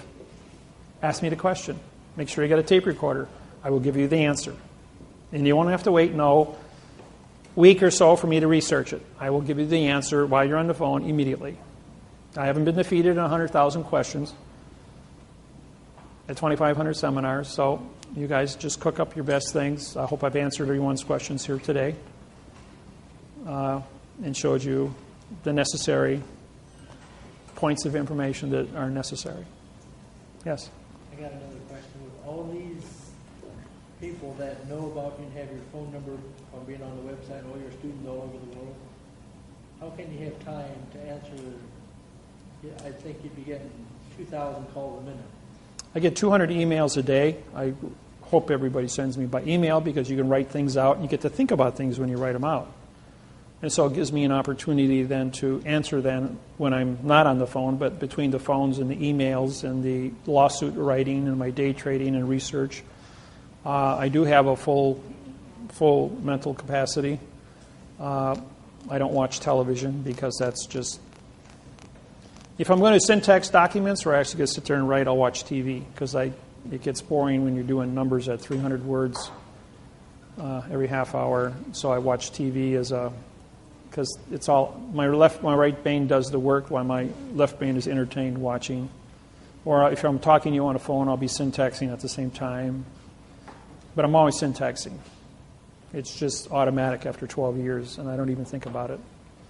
My question was, how do you have time to answer all these questions? I do. I take care of everybody, and I get it all out in record time. Right. People that are doing nonsense don't get through to me. People that are actually legitimate, have a legitimate question for a legitimate reason, and have an emergency do get through to me, and I answer your questions. New people are always going like, you answered your phone. He says, I see how many people you got on your website. The numbers are posted. He goes, how can you possibly get through to me? Well, everybody gets through to me. Since I've been standing here, I've had only 8 phone calls. Kind of disappointed. No emergencies. I know everybody's phone number and what they want to call me about. Where's my form? How do I fill it out? Did I do it right? Same thing, yes. You got that passion up there, but you didn't show us how that changed it. You showed us how it changed too, but not Oh, this was a compound noun. All my writings have underline on compound nouns. But when you drop this becomes, anytime you have 2 facts, a claimant is a fact, knowledge is a fact. When you put a fact in front of a fact, this becomes an adjective, making this into a pronoun. Except the is an adverb. The only word that the adverb can attach to would be another adverb, but knowledge of becomes a pronoun because it's been modified by 2 adjectives. The first word in a sentence, the authority always runs backwards. And the word and here is a conjunction. If I put a full colon after this, I would break it, and this would become a real fact now. But without it, this becomes a pronoun. The pronoun has to be connected by an adverb. The adverb has to connect, and all it does are adverbs. Now making this into a verb, but because there's punctuation here, this automatically becomes an independent pronoun. And these are all pronouns, pronoun, and this then becomes an adverb, making court to be an adjective of the word with, which now becomes a pronoun again. It's not a fact, so it's a nothing, because it's been modified. Here's another one for you. We're at the University of Atlanta, Georgia. 3 PhDs in grammar are in the audience. And I'm about 3 hours into the seminar, and I write this little sentence up there.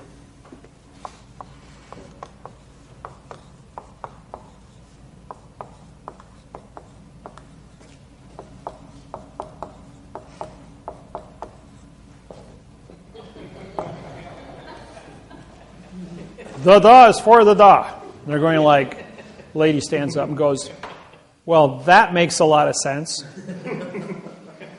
He says, yeah, but what does it say? Doesn't mean anything to anybody in this room. Why don't we syntax it? Here's a prepositional phrase. Can you put a verb in front of a pronoun? Or, a preposition. Yes, you can put a verb in front of a preposition. Can you put an adverb in front of a verb? Well, the answer is yes. Can you put an article in front of an adverb? The answer is no. So the only solution here is the adverb modifies the verb, which is connected to the adverb, which modifies the verb, which connected to the adverb, which modifies the verb. So I use the as an adverb and a verb. Or it's a 4-1-3-4-1-2. That's also correct. Because there's no prepositional phrase in front of for the. And as the word for becomes a pronoun, the is now an adverb, connects and then modifies the adjective is, which modifies the pronoun for, which is connected to the adverb the, which modifies the verb the. Depends on what the volition of the writing is. I'm going to read this out loud. Now, everyone in this room thinks in music. You have music in your brains. You've been brainwashed to understand music. Lawyers write in music. 3-4, 4-1-3-3-4, 4-0, 3-4-4, 4-4, 3-3-4-4, 4-4-1-2-2, 2, 1-2, 1-2, 1-2, 1-2, 1-2, 1-3-3-4, 1-3-3-4, 1-3-3-4, 1-2, 1-3-3-4, 1-3-3-4, 1-2, 1-3-3-4, 1-3-3-4, 1-2. You see a pattern here? You're either doing a two-step, a quick step, a waltz, country two-step, rock and roll. And this is the pattern that the brain goes through. So you write with patterns, you read with patterns. And when you start getting into numbers, you see the patterns. Here the guy is using, there's a quick step, 1-2, 1-2, 1-2. A judge would say, this is the way I want it. An attorney who doesn't know what a judge knows is going to go 4-1-3-4, 4-1-2. What is my exercise? I use the as a verb. I use the as an adverb. I use the as a pronoun. Three different syntax identities. You don't believe me? Pull the dictionary out and look up the word the. It's used as an adjective, an adverb, a pronoun, a preposition, an article, and a noun. And if I want to do it a different way, I could do a 1-3-4, 1-3-4. That's also legal.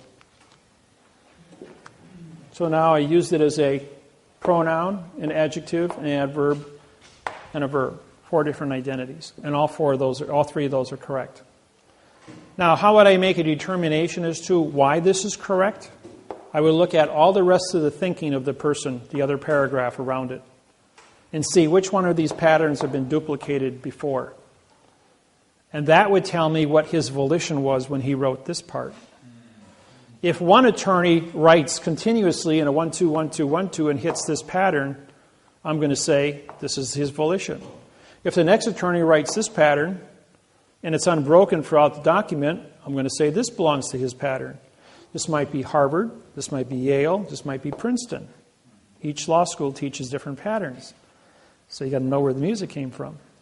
And when you see the music, you know what your thinking capacity is, and you're going to say, oh, Benjamin Franklin wrote this in the Declaration of Independence. But then he went ahead and he helped Thomas Jefferson write the Constitution of the United States of America. But then there was a few other little individuals that got their fingers in the pie. So he wasn't the only guilty party up there. Yes?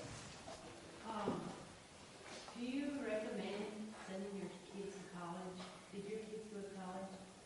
Well, we're only talking about English here right now. If you want to study electronics, mechanics, car repair, motor engines, technical schools, yes, there's nothing wrong. Remember, what is the law of the mafia? You keep your friends close. You keep your enemies closer. Don't forget, who is the enemy? The fiction is the enemy. Smith is going to come after you as Zion. The machine, which is government, is going to try and control you through videotapes, mechanics, automobiles, houses, contracts. So you got two enemies in the world. One is a machine, the other one is a virus. So you have to exist and know who the enemy is. You have to be proficient to understand how the enemy thinks, how the enemy works. But you also have to know what the facts are and how to be proficient in the fact. And by doing so, you can protect yourself and your family and teach it on to other people. You know what the world of syntax pays an hour? It's a $1,000 an hour paycheck. When the world switches gears, they're going to need every document, every topic in the yellow pages rewritten in quantum language. It's a $1,000 an hour paycheck if you can write contracts for what is a refrigeration contract, what is a law contract, what is a real estate contract, what is a bank contract, what is a mortgage contract. How much do you think Bank of America would pay you to write a mortgage contract in quantum grammar compared to the 15-page one of nonsense you now possess? I can take that document and probably, that's 6,000 words. Let's see, 18 and 8, 20, 30, probably about 44 to 46 hours I could have an entire 5,000 word document written in quantum grammar to cover all the topics there, all the scenarios of weather, pesticides, pollution, contracts, and do it in quantum. At which time the banks would then pay a very nice paycheck because how much money is carried in mortgages in the United States? Anybody know that number? Yes, it's trillions. It's a $60 trillion is carried in mortgage in the United States. So, therefore, what would be your paycheck? To just know how to write a 15-page quantum document. For Bank of America, Wells Fargo, Citibank, Chase, Wachovia, J.C. Morgan. Do the math. You got 38 major banks. They're all going to want mortgages. Learn how to do syntax. One contract, you're financially independent. There is no substitute for knowledge. The only security you have in life is your own daily capacity to earn. Earn doesn't mean money. Earn means respect, love, ability to communicate with other people about anything. And as you go through life, you have to continually beat your own record every day. That means you will learn and improve yourself every day and be more than you were the day before. Don't cry about the fact that you're in debt. Don't cry about the fact that you can't pay your bills. I worked 2 full-time jobs since I was 12 years old. I was financially I was emancipated at the age of 12 with a paper route of 147 customers in 1961. I had that for 2 years. I made $47 a week as a 12-year-old. My father made $60 a week to support 6 children. I had to turn over my entire paycheck to support my family, my brothers and sisters. At the age of 14, I worked for Sears and Roebuck at 6% commission. I took home $400 a week as a 14-year-old kid. You're not allowed to work in the state of Wisconsin under the age of 16. I had a work permit from the Milwaukee Journal as a paper boy. Nobody bothered to look at my age. They just saw I had a work permit, so they put me to work. I wasn't allowed to be in the distributive education clubs of America where you go to school for 4 hours in the morning and you work from 1 o'clock to 9 o'clock at night at Sears and Roebuck until you were 16. I was only 14-year-old in the whole state of Wisconsin. It was going to school in the morning and working at Sears and Roebuck for 2 years. And on my 16th birthday, they threw a birthday party for me, only to discover that, hey, you've been working here for 2 years underage. But you're the best salesman we have, and you make $2,500 a week for the store, so keep your mouth shut. Money talks. So, and then when I joined the Air Force from 68 to 74, worked at A.O. Smith as a tool and die welder. But as a tool and die welder, I had technology and metallurgy secrets that superseded the government, the company's ability. At school, because of what I learned in metallurgy working for A.O. Smith, which had all kinds of pioneering technology that wasn't made public because it was proprietary copyrights. So when I went to school and studied metallurgy, I had secrets. I even had my own lab at home, so I could experiment with things. But I had mathematics and physics under the belt as well. And when I understood coefficient of expansions of metallurgy, I could cross-reference coefficients. Once all the coefficient formulas were cross-referenced, I then could do grafting. And wherever the dots crossed on the graphs were stable molecules. So then one day, Bud Hahn, who was the senior welding instructor, worked for the nuclear power plants at Point Beach in Wisconsin, and worked on the nuclear reactors as being a state-certified Healy-arc welder, or TIG welder. And he could do everything X-ray. Makes the statement, you cannot weld aluminum and steel together. And I'm going, yes, you can. He says, no, you can't. Never been done. Can't do it. I can do it. He says, that's impossible. He says, I got my own lab. I can do it. I says, I'll bet you your teaching license that I can do it, and I get your teaching permit. I already had 4 years of college under the belt. So he says, I'll take that bet. I'm retiring. I'm 65 years old. So all the welding instructors, metallurgists, engineers at Milwaukee Area Technical College, and 150 students were all brought into the weld lab. They set up benches, bleacher benches, so everybody could see. And he gave me a half-inch plate of aluminum and a half-inch plate of steel and a Healy-arc welder. I set it up for argon and 2% oxygen. Oxygen stabilizes the carbon molecule. And I then preheated the steel to 702 degrees and the aluminum to 702 degrees. And I welded it together, and he beat it with a sledgehammer, and it wouldn't break apart. He says, there's no application for a 702-degree weld of steel and aluminum together. I says, that's not my contract. My contract is that I can weld steel and aluminum together, and you can't break it apart with a sledgehammer, and I can weld it together. That's my contract. And he goes, everyone in the room, that was Mr. Miller's contract. And he welded it, and you beat it with a sledgehammer, and you bent it, and it didn't break. But he maintained 702 degrees Fahrenheit at all times. When he hit 706 or 695, bink, broke apart. Coefficient of expansion, 6.3 versus 12.6. Molecules separated, fell apart. Didn't even have to touch it. But at 702 degrees, the molecules are stable. I knew where to look. And no one else ever, and I got my teaching permit. And I taught college for 3 years full time. During the day, and I worked full time at night at A.O. Smith as a tool and die welder. What I'm point of making here is, if you have knowledge, knowledge is control, and control, you can do what you want.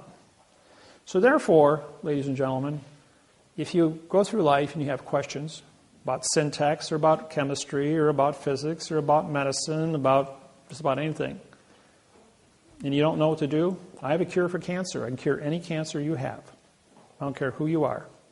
I can cure your arthritis in 48 hours. No problem. High blood pressure, eat an ounce of popcorn every day. There's a little tiny molecule in popcorn that will cure your high blood pressure and your artery problem in 14 days. You'll have 105/70 blood pressure. Yes? My nephew just got diagnosed with Throat cancer? 105 degrees Fahrenheit atmospheric chamber, 2 atmospheres. That's a barometric chamber used for deep sea divers. Keep you at 32 pounds per square inch air pressure. 28 pounds of air pressure. Stops your blistering at 105 degrees Fahrenheit. IV drip, put the person to sleep. Use sodium pentothal to knock you out for 125 hours at 105 degrees. You will have tubes in, tubes out for waste, nutrients in. You'll wake up in 5 days. The throat cancer will be dead because no cancer can reproduce itself under fever. It's a 100% cure, no side effects. Mayo Clinic, Minnesota. Does it. So does Atlanta, Georgia, Mayo Clinic. Only 2 procedures. It was discovered in the American Indians have been doing the sweat tent for 400 years, curing cancer. Remember, they go into the sweat tent. They hallucinate, see the Great Spirit for 72 hours. You hallucinate at 105 degrees. As long as you're in hallucination, your brain is at 105 degrees and so is your body. Because it's in a steam environment of hot rocks with steam, you don't dehydrate. You're inhaling enough water to replenish your sweating. And you drink fluid. All heat. And it's done for 72 hours. That cures about 99%. Some of your things like breast cancer, ovarian cancer, throat cancer, brain cancer. 105 degrees, 125 hours. 2 atmospheres pressure. Oxygen level is 16.8, not 14. 16.8. Because you got to boost the oxygen by 2%. Creates a oxidized blood chemistry. And no cancer can reproduce itself under fever. 105 degrees stops the reproduction, and no cancer cell of the 1,800 different cancers that exist can exceed beyond 125 hours. They will all die, 100% will die without reproducing, and your body will be purged. The human cell can go 90 days at 105 degrees. You only got to do 5. They will have no side effects. Nope, you're asleep under sodium pentothal. Your whole body is completely kept asleep. You have a heart pacer to hooked up, so your heart is electronically monitored and timed so that there's no interruption of your heartbeat. And use an anesthesiologist to create the chemical IV drip that will create an artificial fever. The atmosphere of the barometric chamber is also heated to 105 degrees, so it's stable, both internal and external. But he does not have any money. He's still paying hospital bill that he If you accumulated when he had an accident earlier. It's not an excuse for murder, so I'll give you the cure. You go to the Mayo Clinic, they'll take care of it. Is it a child? He's old. Oh, because if it happens to your children, the Shriners Hospital in Chicago will take care of that for children that have cancer or birth defects. So would they take care of him? They may if he's poor, but Mayo Clinic will probably take him in if he applies for it. He's also hemophilia. It's a 5-day cure. So my recommendation is go to Mayo Clinic, explain your situation, and you might qualify. Obamacare might kick in.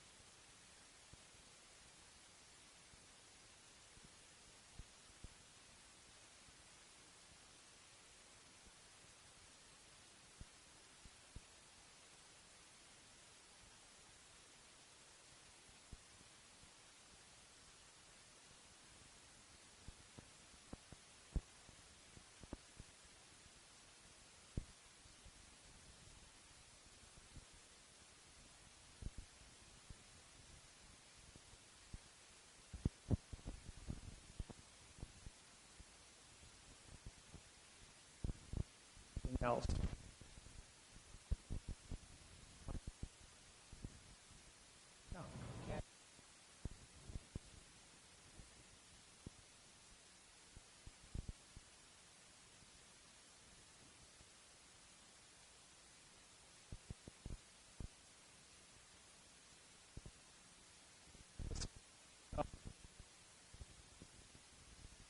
Popped white rice corn. It's only found in white rice popcorn. It's one, but when it can penetrate through the cells of a human being, and it will go in and will clean out the plaque that causes high blood pressure. In 2 weeks, white rice popcorn. Air pop it, put as much butter and salt on as you want, has no effect. Popcorn neutralizes cholesterol in the bloodstream. And you'd be right back to normal. Don't have to take your blood pressure. Oh, that's another thing. Anybody on Tylenol PM and you know this person, might be a senior citizen, Tylenol PM and high blood pressure medicine causes Alzheimer's in 5 to 10 days. You won't be able to find your way back to your house if you're on that combination of chemicals. So don't do it. You can take regular Tylenol, but don't take Tylenol PM. Any PM medicines mixed with high blood pressure medicine will wipe out your memory. And if you're in that condition, you're going to wind up in a nursing home, and there's nothing wrong with you. As soon as you stop taking it takes about 5 days to flush your system. Put a little baking soda, half a teaspoon a day, and neutralize that, and you'll be back to normal. Yes? I have a question. A friend of mine had a property in Florida. It was actually a couple months behind. Would you be able to do this for them? Sure. Even though he sold the property, he can still go back after his caretaker fees, his guardian fees from the bank, because he was never paid that. They'll adjust. The amount of money can be adjusted for any monies he may have taken out in the form of second mortgages, refinances, stuff like that. Those all get worked out after the fact. But fraud is still fraud. And the U.S. Attorney's Office is looking at $20 million a pop everywhere for one of these files. So still cooperate. Otherwise, we've talked to you about different things. I guess my question is, do you have the proper paperwork and stuff that we need to take home today for his case? And then the mortgage thing, do we have our stuff? Do you want it today, or do you prefer us to? we'll have to get together afterwards and discuss that. Okay. I don't know exactly what it is. I can read it in 15 seconds and tell you what you need. Okay. So, outside of that, guys, I'm always available by the internet. This is give you my contact information here.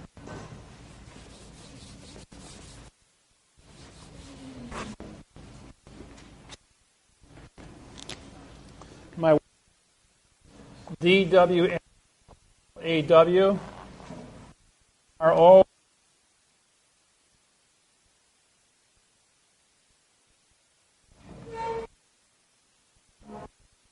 My website is DWM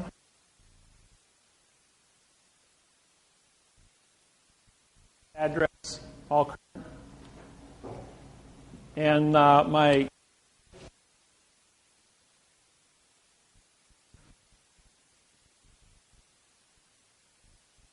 M and the number lowercase. So that's how you get a hold of me. If you want to do video seminars if you have a support group, call me, make an appointment. We'll do a 2-hour video seminar on Skype. I'm going to be unavailable until the 20th of October. I'm going to be traveling. I've got a bunch of seminars I'm doing in California, in Hawaii. So you can always get me on the cell phone and on the internet.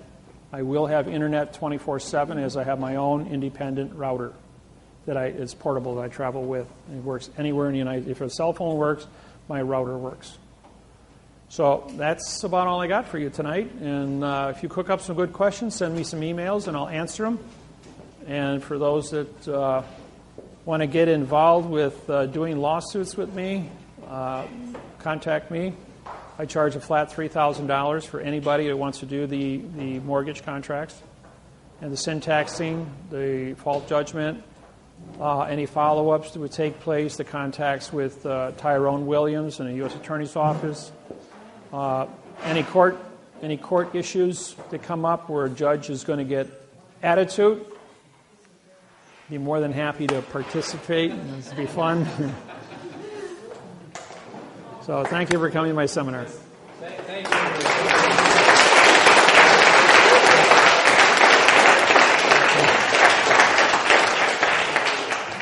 Thank you, everyone.